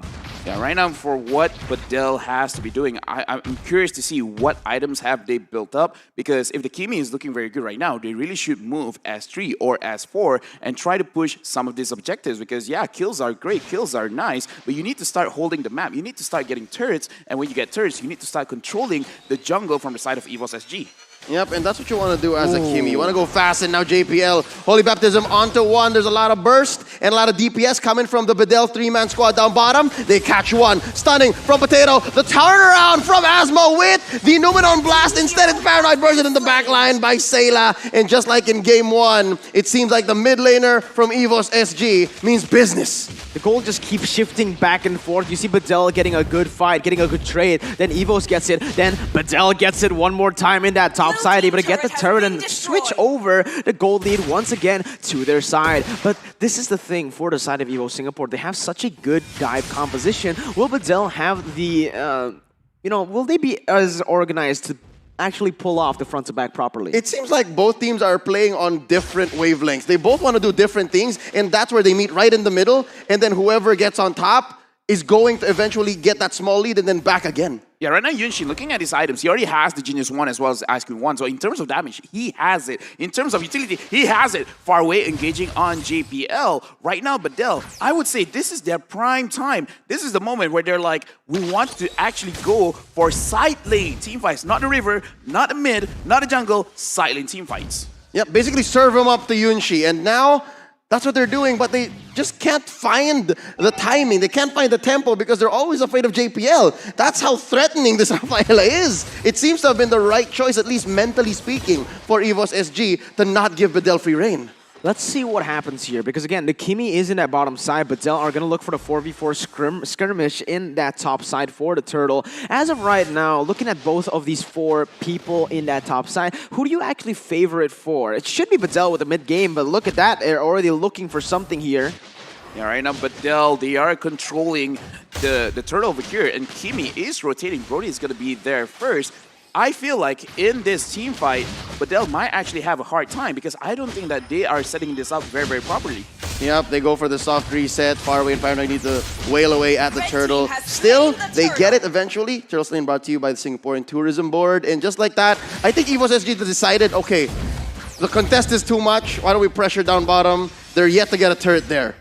Yeah, and they actually already used a valuable resource right there. Potato's going to get engaged on, but he's still going to be able to run away from that. But Bedell, that was really clean by them. Oh, a 1v1 in shoes in that top side. Faraway almost taking a solo kill. Now with the rotations in that bottom side, Leo. Potato spots out Paranoid. Not a fight he wants to take. Adamir placing a few beads. Close one. One more time, you see Yunshi is short of 1 basic attack. 1 tick of the torn apart memory. And look at this in the absence of Potato. Faraway takes a sneaky purple. Yeah, I don't know. EVO Singapore, I think they're a little bit, they're overcommitting too much onto these movements. They move to the bot side and they don't want to fall back. They want to look for something. Every time they rotate somewhere, they need to get something, it seems, right now. Because they should have just backed away after the first wave. Something tells me they're also confused if they want to go for the scale or they just want to surprise with the turnaround. Yeah, that's the perfect word right now. It is confused. And I feel like both of these teams, they're not sure what is their priority. Are they prioritizing trying to get turrets? Are they prioritizing to get kills? Are they prioritizing trying to control the map? Right now, they're just like, okay, we're going to clear the lanes, we're going to farm, and then eventually we'll know which side of the map that we want to play on. Neither of them have the tools to kind of force fights, honestly. Gear, his whole kit is a turnaround. And just like that, he's going to go now. Detna's welcome into the belly. Answers back with the demonic force. 2v1. A little too much to expect to survive, especially in the hands of Faraway. So that's a nice pickoff up top for Bedell. Slowly, they're growing this 2K gold lead. Yeah, they're playing off of this lead, but again, they don't have the timings properly, right? It's not really a good time right now. Maybe if they get a mid lane kill right now, it is going to be very, very huge. But again, Evo Singapore, they just back away. They go for the trade on the bottom side, and actually, no one's going to get punished. It's actually, out of that kill, Evo Singapore came out with the objective. Yeah, right now, this Brody is a little bit too free. It's like, yeah, no one's going to stop me. I'm going to farm, I'm going to poke a bit, and then eventually, I'll be very strong. I'm pretty sure he already has the Blade of Despair. Oh, Osmo looking to engage. Conceal play. The Lolita stuns the Rafaela. There's a max charge to the face. And right now, Alien goes one more time for the Tona's welcome. Answers back with Asmo on that order. And the Numinum Blast from the back. Oh, they take down Faraway orders onto the face. Just like that, so 1-for-1, a little too deep. Long way around. Still, Evo's SG, they understood that that was their fight. Yeah, they understood that very much so. They saw Potato going back, and that is where the communication comes in, man. You saw how organized they were. They were so good at peeling it off from him. But Bedell now, are they sure they want to contest this? Because look at that. Evo Singapore, they've actually recalled and come back. This is not a good fight, and Bedell chooses to go for it. But let's see. Ooh, Malcolm charge in the face. That's gonna be JPL taken down. They trade out for Asmo. Sayla right at the moment to survive. It's a 2-for-1 so far. Potato is not here to clean up. They pop the immortality on to Alien. Can Evo's gear end it? Demonic Force! Yapa Yunshi's gonna be here, not incentivizing a force pushback. Just like that, Bedell might have a free lord in their hands. Yeah, we spoke about the communication. Will Bedell be able to fix that instantly? And so far, honestly, they've been doing a very good job in that communication department. They know exactly who they want to target. They know exactly when they want to recall or when they want to take fights. And now, it is the gold lead already built up for Bedell with that enhanced lord coming down that top side. Right now, they really got to clean things up and have clear conscious decision on what they have to do. Looking at the items from the Kimi, again, Genius 1, Ice Cream 1, and now having the Holy Crystal. In the last team fight, Kimi did a lot of damage. And I really feel like they should take this opportunity to be like, hey, we're strong, we have a very beefy front line, so let's try to do something about this. And Faraway having the right idea, going to the back, trying to execute someone from behind, but he's there alone. They really need to commit. Do you guys want to fight, or do you guys want to kite? Yeah, and I feel like, again, Evo Singapore, they're overcommitting onto this purple buff way too much. Look at that, the turrets are being taken off the board everywhere on the map. And there's a turnaround. Potato baits out the Detna's welcome with the Winter Truncheon. Down goes Faraway again. It's all about Sayla. It's currently a Sayla show, but it was just a facade. Bedell was pushing down bottom lane, and now they're knocking on the inhibitor's door. Down goes tier 1 mid as well. Just like that, the map's red. What just happened? Poorly organized movement, I should say. But look at that, it's going to be another fight coming in. They're going. Asmo with the turnaround. Numinum Blast catches no one. Potato still alive. Heals him up with the Holy Healing. JPL's got his core in check. Alien taking quite a few hits. Still alive. Not enough to take down the big guy. And just like that, Evo's SG are scrambling to find a trade. Oh, in all that chaos, it's actually an inhibitor down bottom. That's permanent damage to Evo's SG's economy and map presence. Right, let's all over here bring things back to reality. Right now, it's 40 minutes in. Evo's SG as well as Bedell. I'm not looking at the goal difference because I feel like both of them are having equal opportunities to win the team fights. Right now, who is holding the map? Bedell, they have a lot of very beefy heroes. They really should be holding the map right now. And Evo's SG, having that Lunox, having that Brody, they have the damage, but they really have to kite things out. They have to properly execute who they should target and try to time this Lolita's shield because, again, when you heavily commit, and then all the damage goes nowhere, that's going to be a very, very bad start to a team fight. Yeah, the main reason why they lost that inhibitor turret in the bottom side was that, again, they were overcommitting onto these objectives that really don't matter. They were overcommitting for the purple buff, and now they're gonna go all the way from that top side. What a play by Alien, just the perfect distraction. And maybe now he may have bitten off more than he could chew. Torn apart memory, puts him down right at that very moment. And I'm guessing the reason why also EVOS SG, just to add to the reasons why bottom lane was penetrated and why the map just doesn't belong to them as easily anymore, is because they keep hesitating. They keep looking for the perfect counter engage, but it's just not happening because Bedell is the perfect initiator at this moment. Bedell is the aggressor. Absolutely, man. The thing that boggles me the most is that Bedell right there, they didn't use that distraction for anything. And the thing is, they need to set it up every single time. I don't know if it's miscommunication or just Alien playing very aggressively alone there, because the team wasn't ready for any sort of play, but right now it's far away already engaging onto Gear. Oh, we've seen this already. Gear just perfectly has the flame shot to keep Far Away at bay. If he didn't, I don't doubt Far Away could have gotten the kill there. Yeah, right now, in terms of what EVOS SG is thinking, they have to control the map again because the lore is going to be up in 30 seconds. And this lore is going to be huge because for both of these teams, in terms of team fight, I would say Bedell has a better choice because right now, Paranoid having a lot of AoE damage, Far Away damage, and crowd control. The Loida, just crowd control, EVOS SG, I would not say they have a good team fight situation unless they could pick one off one at a time. I'm just, again, Bedell, they have very strong side lanes, but look at that, actually in the bottom side, Potato is looking for a flank. Oh, they find Paranoid, already used the flicker. If he uses the black shoes here, he might be caught out off-camera kill onto Sayla. That's a mage for mage, mid laner for mid laner kill, but that's a double move away off cam. Adamir gets taken down in mid. This is a disaster for EVOS SG. JPL might fall as well. This Rafael has no business surviving this engagement. There's 4 in the mid.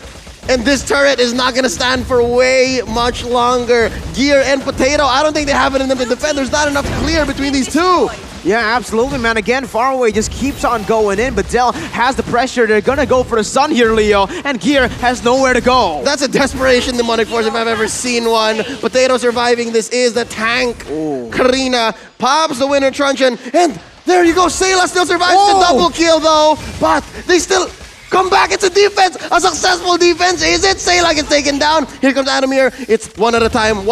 Able to put all down the stacks. They take down Asmo. They're still going. Alien still alive. Can he get taken down by JPL? The answer is no. The big guy gets away with it. Plus the immortality coming off cooldown. Could have sworn it was over.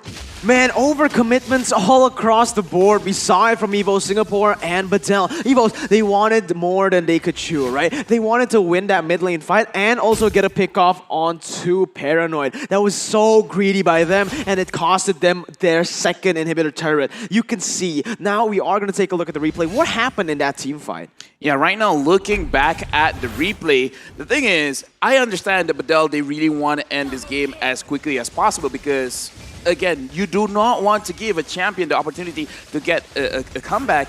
And right now, the fact that all of their HP is that low and being forced with facing a Brody is not a good situation. Right now, the Lord is up. Every single member of both teams is up. So this is do or die. If EVOS SG does not win this one, then we're going to go at a 1-1 score. Yep, Potato got eaten there by the Detonus Welcome. A lot of damage being put in by EVOS SG. Torn apart memory, not enough to take down Alien. Pop his immortality. Lord still standing. I'm so impressed that after Bedell played the perfect distraction in Paranoid, punished, went for what seemed like a 1-for-4 play in mid, EVOS SG is still back, so you can never ever doubt the heart of a champion. But Bedell, they're actually using this wave control really well. You know, the manipulation that they're doing, they know that the bottom side is already, you know, has the super minions, so they're just letting it be. Actually slow pushing for them really well right now, and that is going to be EVOS Singapore forced to respond. If they see Potato down there, they are going to force this Lord. I really feel like they really should force this Lord right now. JPL is taking a lot of damage. Corina is still down there, Leo. And the damage coming in from Bedell. Asmo charging up. The Numenum Blast hits too. Here comes Gear with the demonic force. Sayla bites it first. Yunchi with the range advantage. Here comes Potato from the flank. Who can he take out? Jumps onto Asmo, takes him down, but in the front lines, it's a massacre for EVOS SG. They've lost 4 already, traded up for 1, and I don't see Potato winning this fight. Not for a long shot. Triple kill for Far Away. It's a wipeout. And just like that, we're about to see the scores evened out. Bedell makes the champions bleed. We're gonna see a 1-1. You know what, Leo? Might as well. Let's just watch a full-time game for today. Because, again, Bedell shows up. They're showing like, you know what? You guys won the first one. We're going to equal it out. And I feel like today is going to be a very long day, Mirko. Absolutely, man. You can see, all right, this is the first time that they've actually lost on home soil. Evo Singapore, this is the thing that happened towards Blacklist International. Is it too much pressure for them? Because remember, Bedell, there's no pressure for them. They're coming off of Turkey, a place where the Mobile Legends world not developed fully yet. We're coming here with no expectations, whereas the Evo's team, they're coming in here with the hopes and dreams of the Singaporean. They're in home soil and they've already bled. I'm looking at the Turkish squad and it seems like they don't even believe that they won. It's either that or they're pacing themselves, their expectations, okay? One game is one game, we need to win two more. Or they could be saying like, that's normal. That's pretty normal. That's pretty normal. All right, nice, Paranoid, far away, good job. All right, let's do it again. That's pretty normal, yeah. And on the side of EVOS, Potato was like, guys, blah, blah, blah. I mean, we don't know what they're talking about, but even Potato was like, there's a lot of things that needs to be done in order to make sure that the Turkey doesn't look like that. And Bedell, again, just like, that's normal. That's normal. This is just how Turkish MLBB works, right? Let's go ahead and hear from our analysts, Wolf and Gideon Q, to break down this second game of this best of 5. Boys, it's your turn. Thank you so much, casters at the desk, Leo. I mean, obviously, this game looks a little bit more interesting because at the end of the day, Bedell got a 50-50 draft. 50-50 draft in a way that it's all about just the execution now in the mid-game and the late stages of the game. In fact, Bedell was actually really impressive when it comes to their execution. If you're looking at their lineup and their composition, this is like your traditional Pro-Turkey marksman kind of strategy. There are 2 tanks in there, the Barats versus the Lolita. The Lolita in the roam role, of course, the Barats in the Explain, and they protected that Kimi so well in this game. Yeah, Kimi was just in the bag. It's just luxury all the way as Kimi went on through. Just like our sponsors here, Tumi, the leading international performance luxury brand, designed Tumi Esports pro-level bags and accessories for gamers on the go. Cop yourselves one today, and these things last like basically forever. I've had mine for a very long time. It's gone through a lot of damage and it still holds up strong, just like how Bedell managed to pull this one out. So the idea for Bedell, their adjustment, not only with the items, but also on how they were able to play. And they kind of shut down Potato at a certain point because of the first few minutes, but Bedell was actually struggling against Potato. And the thing is, to actually answer the Karina, just don't let him get the kills. I mean, that's the snowball that's the snowball that we're expecting to see from EVOS SG. Right. However, when we get into the later stages of the game, even though you can see that the build, traditional tank Karina that we know and love, no Clock of Destinies this time round coming in from that Karina, she will eventually fall off. Exactly. And the fall off really happened when Bedell eventually got their magic defense items. But a lot of the Athena shields in there, of course, the Radiant Armor is not only good for yourself, but also better for your team because it kind of shuts down the magic damage. And if you're looking at EVOs, that's the majority of their damage. In fact, that's every single damage that they have, except, of course, from Adamir's Brody. But the moment you shut down all of the other members, Adamir cannot be the killer, the cleaner of kills, right? Because that's how you play the Brody. You're like the sweeper of kills. Now, with the Lunox, the Phobius, as well as the other members of EVOs were magic-based, the magic defense now from Bedell really pulled through. Yeah, I mean, not only that, we got to talk about Faraway here. The 91,000 damage on, overall jungle Paquito, looking to make sure that Sayla's life was difficult as possible, or at the very least, breaking the Brilliance early, so huge. Around the 10-minute mark, and this is, I failed to really bring it up during the item segment, but it is very important because of the fact that Faraway actually went for the Malefic Roar on this Paquito. Typically, as a jungler Paquito, after your 2 items, you go for defensive items. You go Brute Force Breastplate, right? After your Bloodlust Axe as well as your War Axe. He instead went for another the third attack damage item, which kind of made it really difficult for EVOS to actually control. Because if you're looking at the members of EVOS, they're so squishy. I mean, they're not really that squishy, but their maximum HP is like quite low. So having that Malefic Roar that can tear through the armor just made total sense for Bedell, and that's how they were able to equalize in the mid game. Well, it's time. Let's bring up our MVP of this game, going over to the boy on Paquito. Far away, absolutely crushing it here with a perfect 10, 3, and 6 KDA, 89% overall KP. He's making sure he is matching every single engagement. Most importantly, the second and the third turtles, as well as the other objectives, were in favor of Bedell because of this guy. Pretty sure that this composition coming out from Bedell really pulled through when they went in together as a bubble, which is perfect. And Far Away paved the way for that. He was leading the charge for his team, and it's also allowed for the two tanks to protect his marksman, because he's always the center of attention when it comes to big team fights from the side of EVOS. And that's why things like Kimmy, when you have Asmo in the right position, making sure that JPL doesn't get too ahead, Far Away can just do his work on to Sayla. And great game coming in from the Turkish representatives, Bedell. But can they pull this off one more time? It's currently 1-1. Thoughts on the potential next game that's going to happen? I think they learned their lesson, right? So we were talking about how they needed to protect Far Away or their marksman. And in this case, Far Away was more aggressive.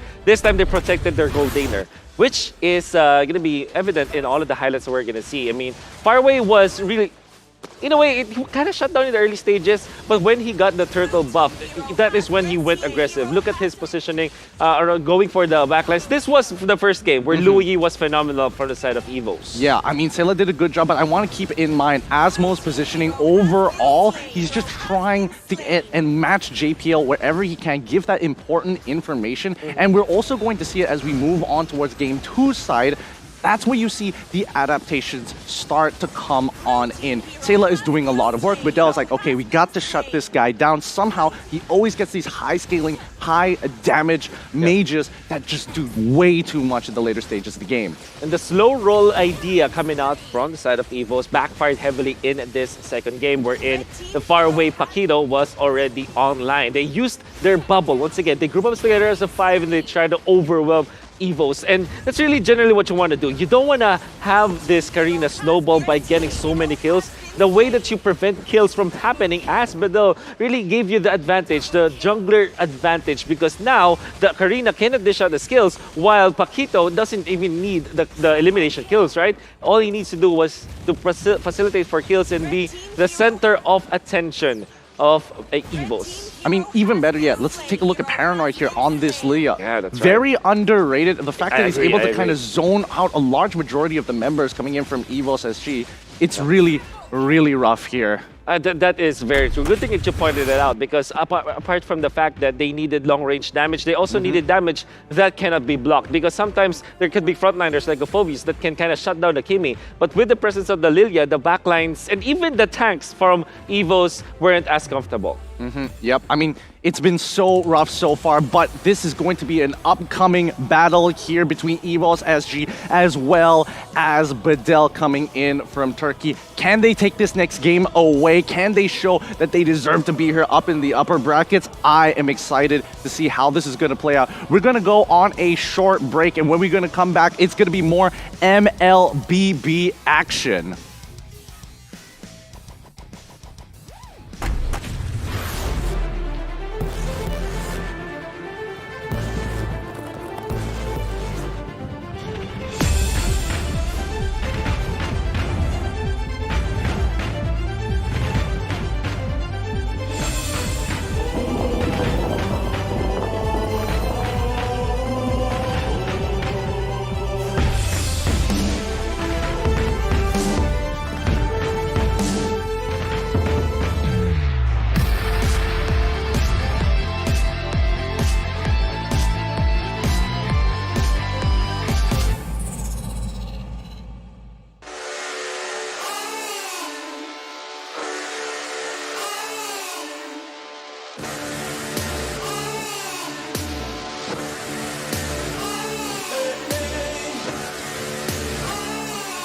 I'm burning up now, taking higher levels. I'm in a bad spot, trouble to my knees. I need a taste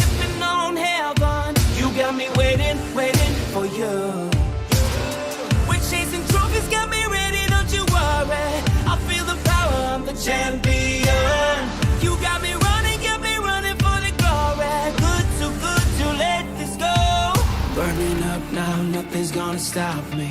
I'm going faster, wanna break away. I love the way it feels. It's the adrenaline, we're going all the way. Cause we never ever going down. You got me walking through the fire. We don't catch a slide when we were young. Never run from the fight, yeah, we climb to the top. Never run from the fight, all the way to the top.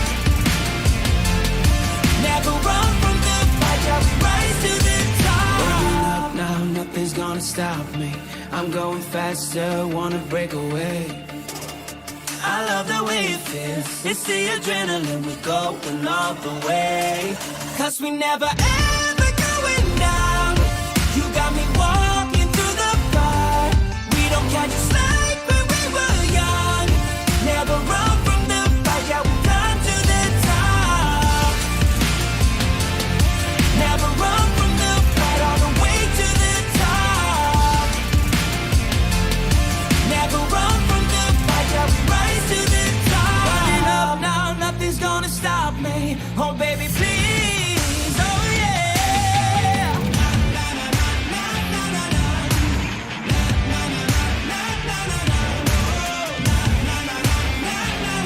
Cause we never ever going down. You got me walking through the fire. We don't catch a slide when we were young. Never run from the fight, yeah, we climb to the top. Never run from the fight, all the way to the top. Never run from the fight, yeah, we rise to the top.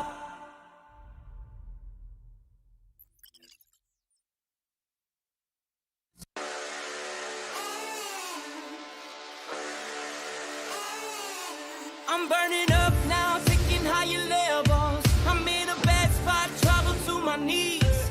I need a taste, sipping on heaven. You got me waiting, waiting for you. We're chasing trophies, got me ready, don't you worry. I feel the power, I'm the champion.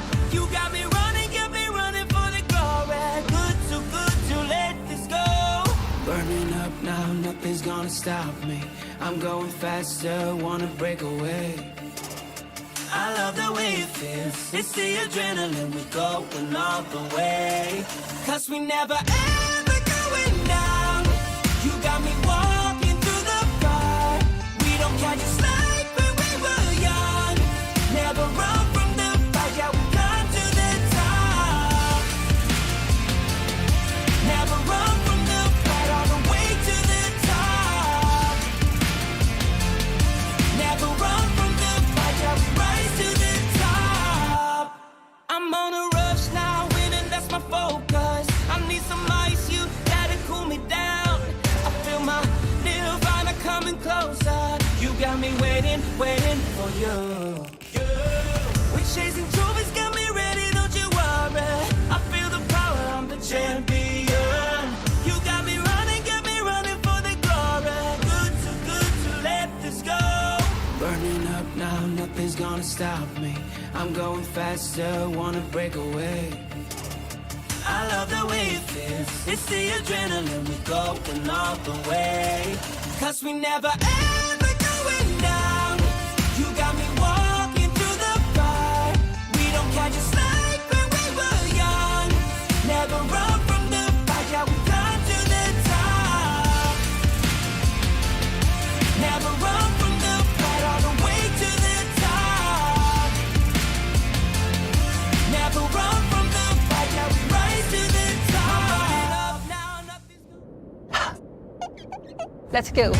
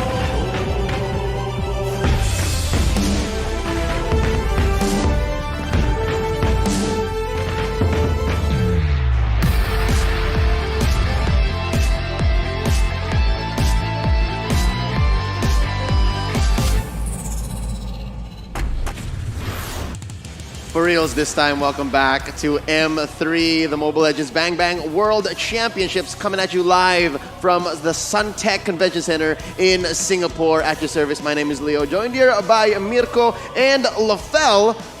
Before moving on, we would like to thank our sponsors making this all happen. M3 is powered by Moonton, supported by the Singaporean Tourism Board, and presented to you by TikTok Live. Boys, today has been quite the ride. So far, we have seen champions bleed one, drop into the lower brackets. Here today, Turkey is looking to do the same, upset the whole world by making the Singaporean champions fight for the right to that trophy. How are they looking on that front? Are you thinking the Turkish squad has it going? Honestly, looking at their composition just now, it was pretty solid. The way they were communicating as well, it was really, really well. And we mentioned it. Were they able to fix the mistakes in that short amount of time? They were. They kind of did. But it looks like there's a lot of dues to be paid between these two teams. And none of these will be possible without our official payment partner, Frank by OCBC. Be the MVP of both skill and style with the Frank debit card. Over 60 designs. Pick the one that screams your personality or your dreams. You can refer your friends now and receive a $10 cashback per successful referral. Now, I talked about the Bedell squad here with Mirko. I'm going to ask you all about the homeboys here, not the Malaysian team, but the homegrown squad, EVOS SG. Where might they be right now mentally? Thank you for the clarification. I was almost confused there. But yeah, right now, EVOS SG, I feel like especially with the break, I'm pretty sure that they can reset. Because again, these are champions, 2 times MPL Singapore champions. Now, I really feel in the upcoming match, it's definitely going to be a game for EVOS to win. And this is one of those situations where really, we've seen the champions bleed. I personally just want to see Mirko Sweat casting all 10 games today. Wow, that's some schadenfreude right there. You just want to see our friend just go all the way. Yeah, this is one of those situations where we want to see the world burn, but me, it's Mirko specifically. Yeah, technically, there are things that just won't, sometimes doesn't happen, just like how I expected SMG to get to the upper brackets. Okay, but let's get back into the game right here. It is EVO Singapore taking on Bedell here. 1 minute, 27 seconds left for this draft to start. Contact, shots fired. Okay, all right, so in case people weren't noticing, I'm a fan of SMG, so yes. for obvious reasons. Yeah, yeah.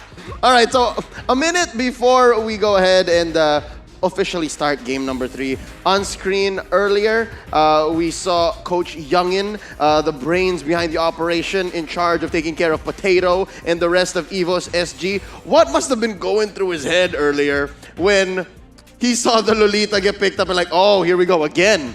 Yeah, they used their kryptonite again. I mean, that was their thing, man. That was their weapon. Literally, Bedell just stole it from them, and they were able to get the victory. But honestly, I have to give props to the side of Bedell. They drafted that really, really well. Not only did they pick the Lolita, but they played for that Lolita. They picked up the Kimmy as well. You can see most of the time, I don't think most of the time, every single time, that Kimmy was just left untouched in every single team fight.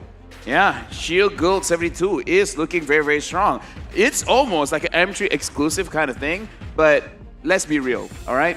Leo, Mirko, and I'm pretty sure every fan that was watching at home, both of these teams in the previous game, it looked like they played very, very scared, very, very passively. Like, I love the words that you said, Leo, hesitantly. And I don't want it to be the case again for this game because, especially coming in from EVOS, after winning a very clean match, all of a sudden, it looks like they're a little bit unsure of themselves. I'm not so sure whether the draft is not something that they're accustomed to, it's not something that they're used to, but they really have to bring back whatever makes them feel comfortable because this is their stage. This is Singapore. They have to win this match. Wow, no pressure at all. No pressure. It's no pressure. Normal. You're just, you're just representing your country on home soil. It's only 800,000 USD on the line. It's kind of normal. It's not like your career depends on it or anything. Yeah. Your team. It's okay, right? It's pretty normal. I mean, it's just livelihood of you and your friends. To be fair, that might be the approach that Coach Youngin is taking. Because if you bear down on your players, imagine the kind of turmoil, the chaos that's going on in their head while they're just trying to win, right? Game after game, they're trying to take it one step at a time. Speaking of which, the steps that Bedell have taken to ensure victory go into the draft. They're on the play. They're taking out the Esmeralda, taking out the Beatrix. EVOS answers back, taking out the Yuzhong, the Farsa. Very similar, very familiar patterns. Absolutely. The thing is, for the side of Bedell, right? Do they want to go for that Lolita once again? They have the first pick. Yves is still up for grabs right now. Most probably going to be banned out, all right? Because we know how crazy that hero can be. But is it worth it to first pick Lolita? Now that is the question, because so far it's still sitting at a very, and I really mean very high win rate. Mirko, if I'm the coach, I would just say, why not? I mean, again, the hero historically has been doing well. Now, if we're being all serious, I really doubt that the Lolita is first pickable, because Lolita is one of those heroes that you want to counter something specifically. Because if you first pick the Lolita, then and all of a sudden it's going to be all fighters, all assassins, even the mage might not be the kind of mage that can be countered by Lolita. So as of right now, I really feel like Lolita is a very good second pick. You know, like on the side of EVOS, not really on the side of Bedell. Okay, but honestly, for Bedell, right now, do they want to try that Hayabusa once again? Because it has been left open here. Honestly, didn't find the right results in the first game, but maybe they've learned. Maybe now they can organize, they can play it properly. I'm just weird how we haven't seen the link. Yeah, I mean, come on, the thing is, it has been open for quite a while, and right now with the Esmeralda ban, Phoveus being first pick here, Leo. What's going on? I feel like both teams are just picking up on the previous game's strategies, building on it, and then executing better. So we're seeing both teams evolve at such a great pace. You know what? We asked after game one, can Bedell mentally reset? They did us a solid. They did more than just that.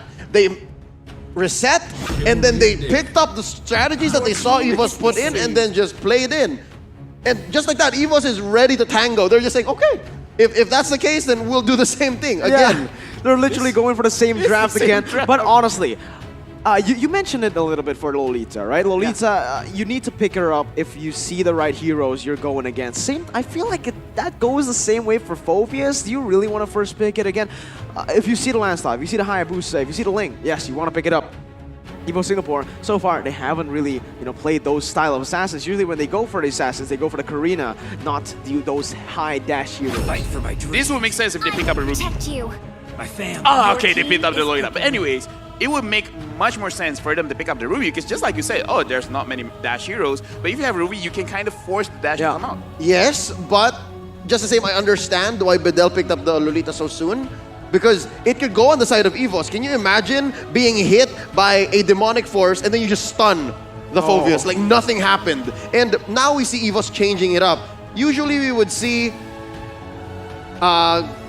Sayla be picked up in the second phase. Now they're prioritizing him. Now they're like, okay, it hasn't worked so easily, and now they're switching it up. They give mid and side lanes priority here this time. All right, so over here in this kind of situation, we are in the pick and ban, but I feel like I want to shout out to all of the players out there. Remember that MCL is going on tonight, and I feel like I'm just going to use Lolita.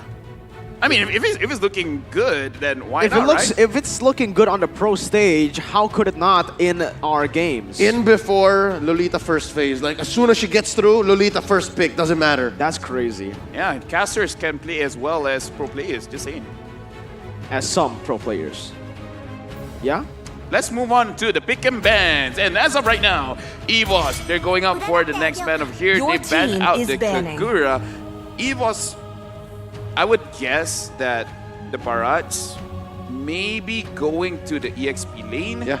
Unless Bedell over here, they ban out the Karina, because again, 2 games, Potato likes the Karina. Second game, not so good, but it's definitely one of those comfort picks that maybe you want to try not to give it over. Something tells me, just maybe, Potato might dig deep and pick up the Aldous. Oh, because they're setting it up. They're setting it up so that nothing happens to Aldous. You see how they pick up the Barats themselves? So the only other real thing that Aldous will hate is possibly a Lunox or a Kaja, which we haven't seen yet. Yeah, you're right. The Kaja hasn't been picked up at all right here. Even from Onyx Esports, a team that really likes to play the Kaja, we haven't seen it at all. So, for the side of EVO's Singapore now, with their bans, do they really want to go for the Aldous right now? It is a pretty good pick. You know, if you do want to go and scale up to the late game, if you want to just dive into the enemy backside, it's really nice. But if Adele doesn't really have that back line, if they have just one damage dealer like the Lunox, it is not going to be really good. Although I kind of feel for the side of EVOS, I'm not so sure about the Selena ban. I get it, Selena is a very utility-heavy hero, but I feel like betting out something like a Brody would be a little bit better, or even the Kimi, because as of right now, from the side of Adele, it's pretty obvious that the Paquito is most probably going to go to the jungle role, while the Phobius is going EXP. So they do not have a long-range hero to fight against the Clin, or maybe they're just confident, like, no matter who it is, the Clin will win.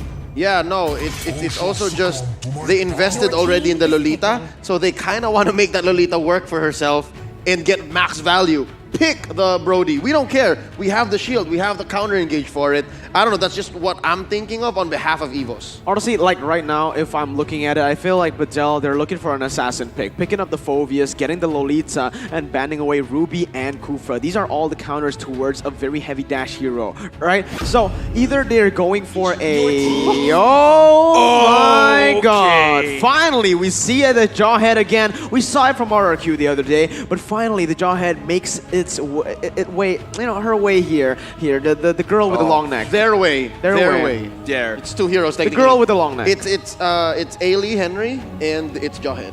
Yes, exactly. Whatever you said, Leo, I agree. But the thing More. is, this Thanks. is JPL's Jawhead. There was a time where he was almost can be considered as a Jawhead one trick, right? Where every single time Jawhead is pick, enemy lose. That was also the JPL during that time. Yep. Jawhead pick Guys. Now, well, the enemy lose, not them lose. Yes, that would be counterproductive. Do they want to pick the Fanny here? Oh, you're right. The Fanny setup is there. The Fanny Ruby would have relatively free reign. Exactly. I just realized that is going to be the Brody and the Loyi. So At least I called it. They should have banned Brody. yeah. So they picked it up anyways. Miracle It looks gets so free. sad. It Yeah, gets I free look reign. sad because it's You it all was pointing to, yeah, we're going to pick the Fanny. You We picked up the expected Phobias, the the Fanny. Lolita, so no more, you know, just demand stun, on-demand stun. The Kufra as well, so we can dash. That was a very anticlimactic, like, you know, they set it up. Would have been a nice conclusion to their draft, but no, they're keeping it close to their chest, dictating what the meta game is, not trying to set the pace, change the whole status quo. But for EVOS, yeah, it's still a question of what will Potato play. Oh, it's a Bane! Oh! I would say that the Bane is a pretty good pick over here. Yeah, I agree. When, like, especially when the Dominion Blast is going to be charged, then yeah, you just use your Deadly Cash to cancel it out. Same thing when the Paquito is engaging, same thing when the Bovius is engaging. As of right now, I have no qualms with the draw from EVOS. I feel like maybe Miracle has some qualms with the draw from coming in from Adele, but professionally, I would say the Brody pick and the Louis pick is good. Both of these heroes can really win the lanes as well as conquer the team fights, and there's a lot of combat potential as we've seen in the first game where Louis was used by Sayla. Absolutely. No, for me, it's not that I dislike the side of Adele. It's more like I wanted to see the Fanny, you know? I wanted some spice. But if you wanted the Fanny, there was no room for it. The Phobius was there, the Paquito was there, so you kind of see who the gold... Unless you were looking at gold lane Paquito. Yeah. That was still possible. Yeah, That was but still possible. in the face of this lineup that EVOS SG brought on for game number 3, I don't think there's room for a Fanny because they want to go fast. They want to isolate people with the Jawhead, make them eat a deadly catch, and then push turrets like it's nobody's business. Welcome to game number 3 in this best of 5. Videl versus EVOS SG. How do the Singaporean champions recover? Let's see how they do it, man. Because JPL on this Jawhead, certainly they want to go for those aggressive movements. They want to go for just a very, very good early game, right? Maybe snowballing it from the start, getting first blood. They need to start rolling it. Yeah, as of right now, in terms of what I want to see from EVOS, JBL is known to be a very, very annoying roamer. I wanted to see him get picked off, and over right now, he managed to get a triple man stun over there, but still playing it a little bit more passively. From the side of EVOS SG, I want to see them controlling the tempo and maybe try to avoid Paranoid, because Paranoid is being very, very annoying.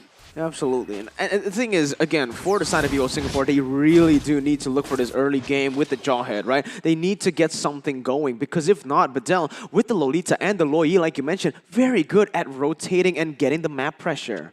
Yeah, right now I'm looking for EVOS to really play around this gold lane because they have a Clint. The Clint has a lot of damage, has a lot of burst, and JPL on this Jawhead with a support emblem should have a lot of damage as well. They really should bully this Brody lane, and we can already see JPL is positioned there. Yep, he's looking for something, and not just Adamir. Actually, Potato's primed up. I can see a combo wherein you just get one flick off of Clint, and then maybe a Crab Claw Cannon that should be lethal for an early game Brody. And right now, I'm looking at things. It looks like Bedell, they know what's going on. It's like, this is a little bit too obvious. I'm just going to play it very, very safe. Yeah, we know you're there, JPL. It's fine. I like that from them, you know. They know that Brody and Clint, it's going to be a very hard lane to win, right? Brody needs to wait up until that level 4 to get that power spike. So knowing that Clint will have that pressure in that top side, if they don't see anyone on the map, they're most likely going to rotate to that top side. So Bedell playing it already very, very intelligently here in the first few minutes. But again, like we mentioned, Evo Singapore, with that Barrett's pick, actually, it's going to be a very, very hard time for the Paquito to look for something, an opportunity to get in these team fights. Yep, actually, JPL or Gear, neither are great targets for Faraway to try and chase down. Dare I even say Sayla. He can put in so much effort to kill Sayla, and Sayla can just flicker away, pop the black shoes, and then get away just exactly where Faraway started. Yeah, Sayla using this lead can lie a lot. Speaking of lying, right now, Asmo is being targeted. Oh, Asmo flickering on out. He knew that there was lethal intent. The deadly catch was there, hitting nothing but air. So I think that's still good for Evo SG. They understood that if they set it up right, they will have turtle priority. Like this, right now, JPL getting knocked up, punched down, ejector on the Alien, but Alien still bearing down. He wants to kick and beat down on this. Oh! It's Paranoid finishing the job. Demonic Force put in, Eye of Astaros, and now finally the Demonic Force. Sayla, where you going? No dashes there to push Alien in. And just like that, that's a great start already. But they don't take down anybody from EVOS SG, but they take the turtle. I think that's a win for Bedell. Huge win for Bedell. Not only did they get the turtle, but they also got that first blood, all contributing via that play from Bedell. Did you see the way they played that fight? It was just beautiful. They waited for Faraway. They didn't go too aggressive. They waited until you see that Gear has used the death as well. The death, you know, once he used that ultimate, it's just over, right? The Paquito can go free run onto the back lines, and it's just GG. I think the word you're looking for is deliberate. They were so calculated. They knew that step 1, 2, 3. If neither is true, then so should be the other. And right now, we're seeing so many new layers from Bedell. Yeah, but the thing is, still coming in from both these teams, neither of them look really comfortable trying to gank either of the lanes. Yeah. And it looks like both these teams, with the mass experience that they have, they can read all of these engagements, all of these ganks. It's almost like the entire map is actually open to them. Like, no matter what the situation is, the more you hide yourself, the more you're exposing your true intent. Yeah. It's a matter of mind games, but just the same, you're like, oh wait, maybe I should slow my roll. Maybe I should watch out. And that's exactly what happened here as Gear took that small camp away from Faraway. But just the same, Faraway is waiting here in this tri-brush down bottom, that Y-bush, as we'd like to call it. And yeah, EVOS SG is just not giving any quarter, but wait, diversion, nope.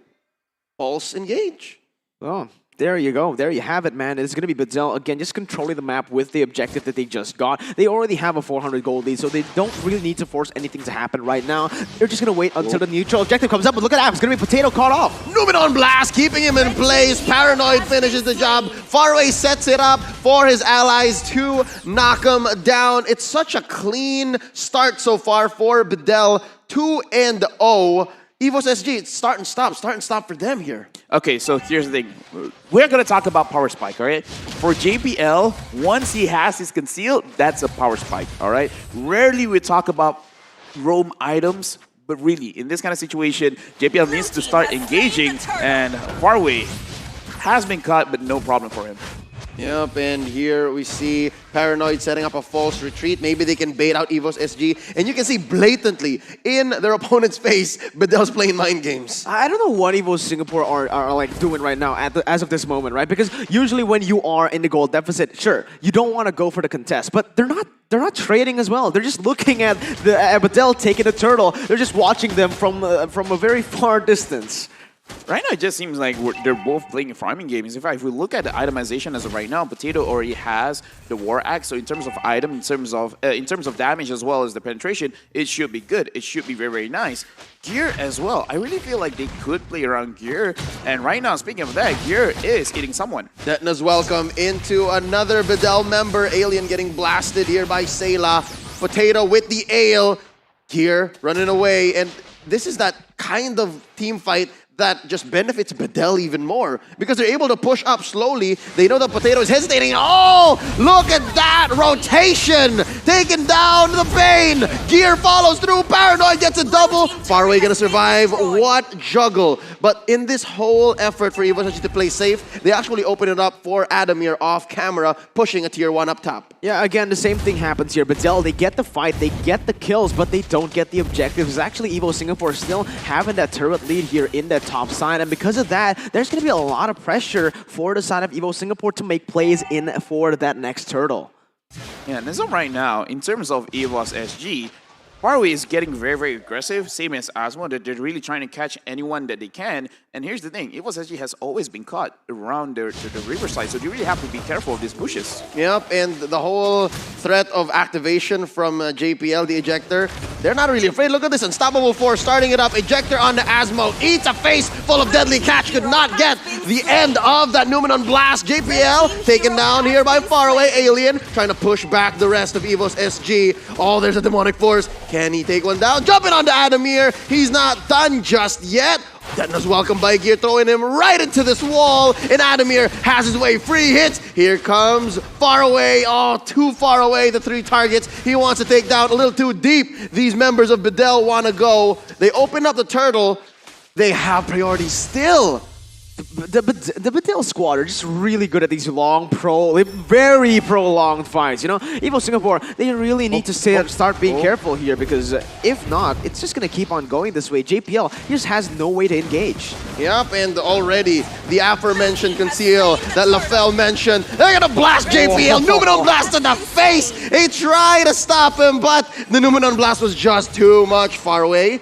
Put down about a 1/5 of his health, gets away with it, and just like that, it's such a clean take for Bedell. They could have forced maybe top lane, but instead they're going to convert in the bottom, and that free turtle one more time. Yeah, again, Evo Singapore, I feel like LaFell and Leo, they're just, I think they need to respond to plays better. You know, because Bedell, they have the gold lead. You can't just face them like that. You need to go for the trades first, maybe equalize in terms of turrets. Just get some pressure on the board because right now it's definitely not looking good.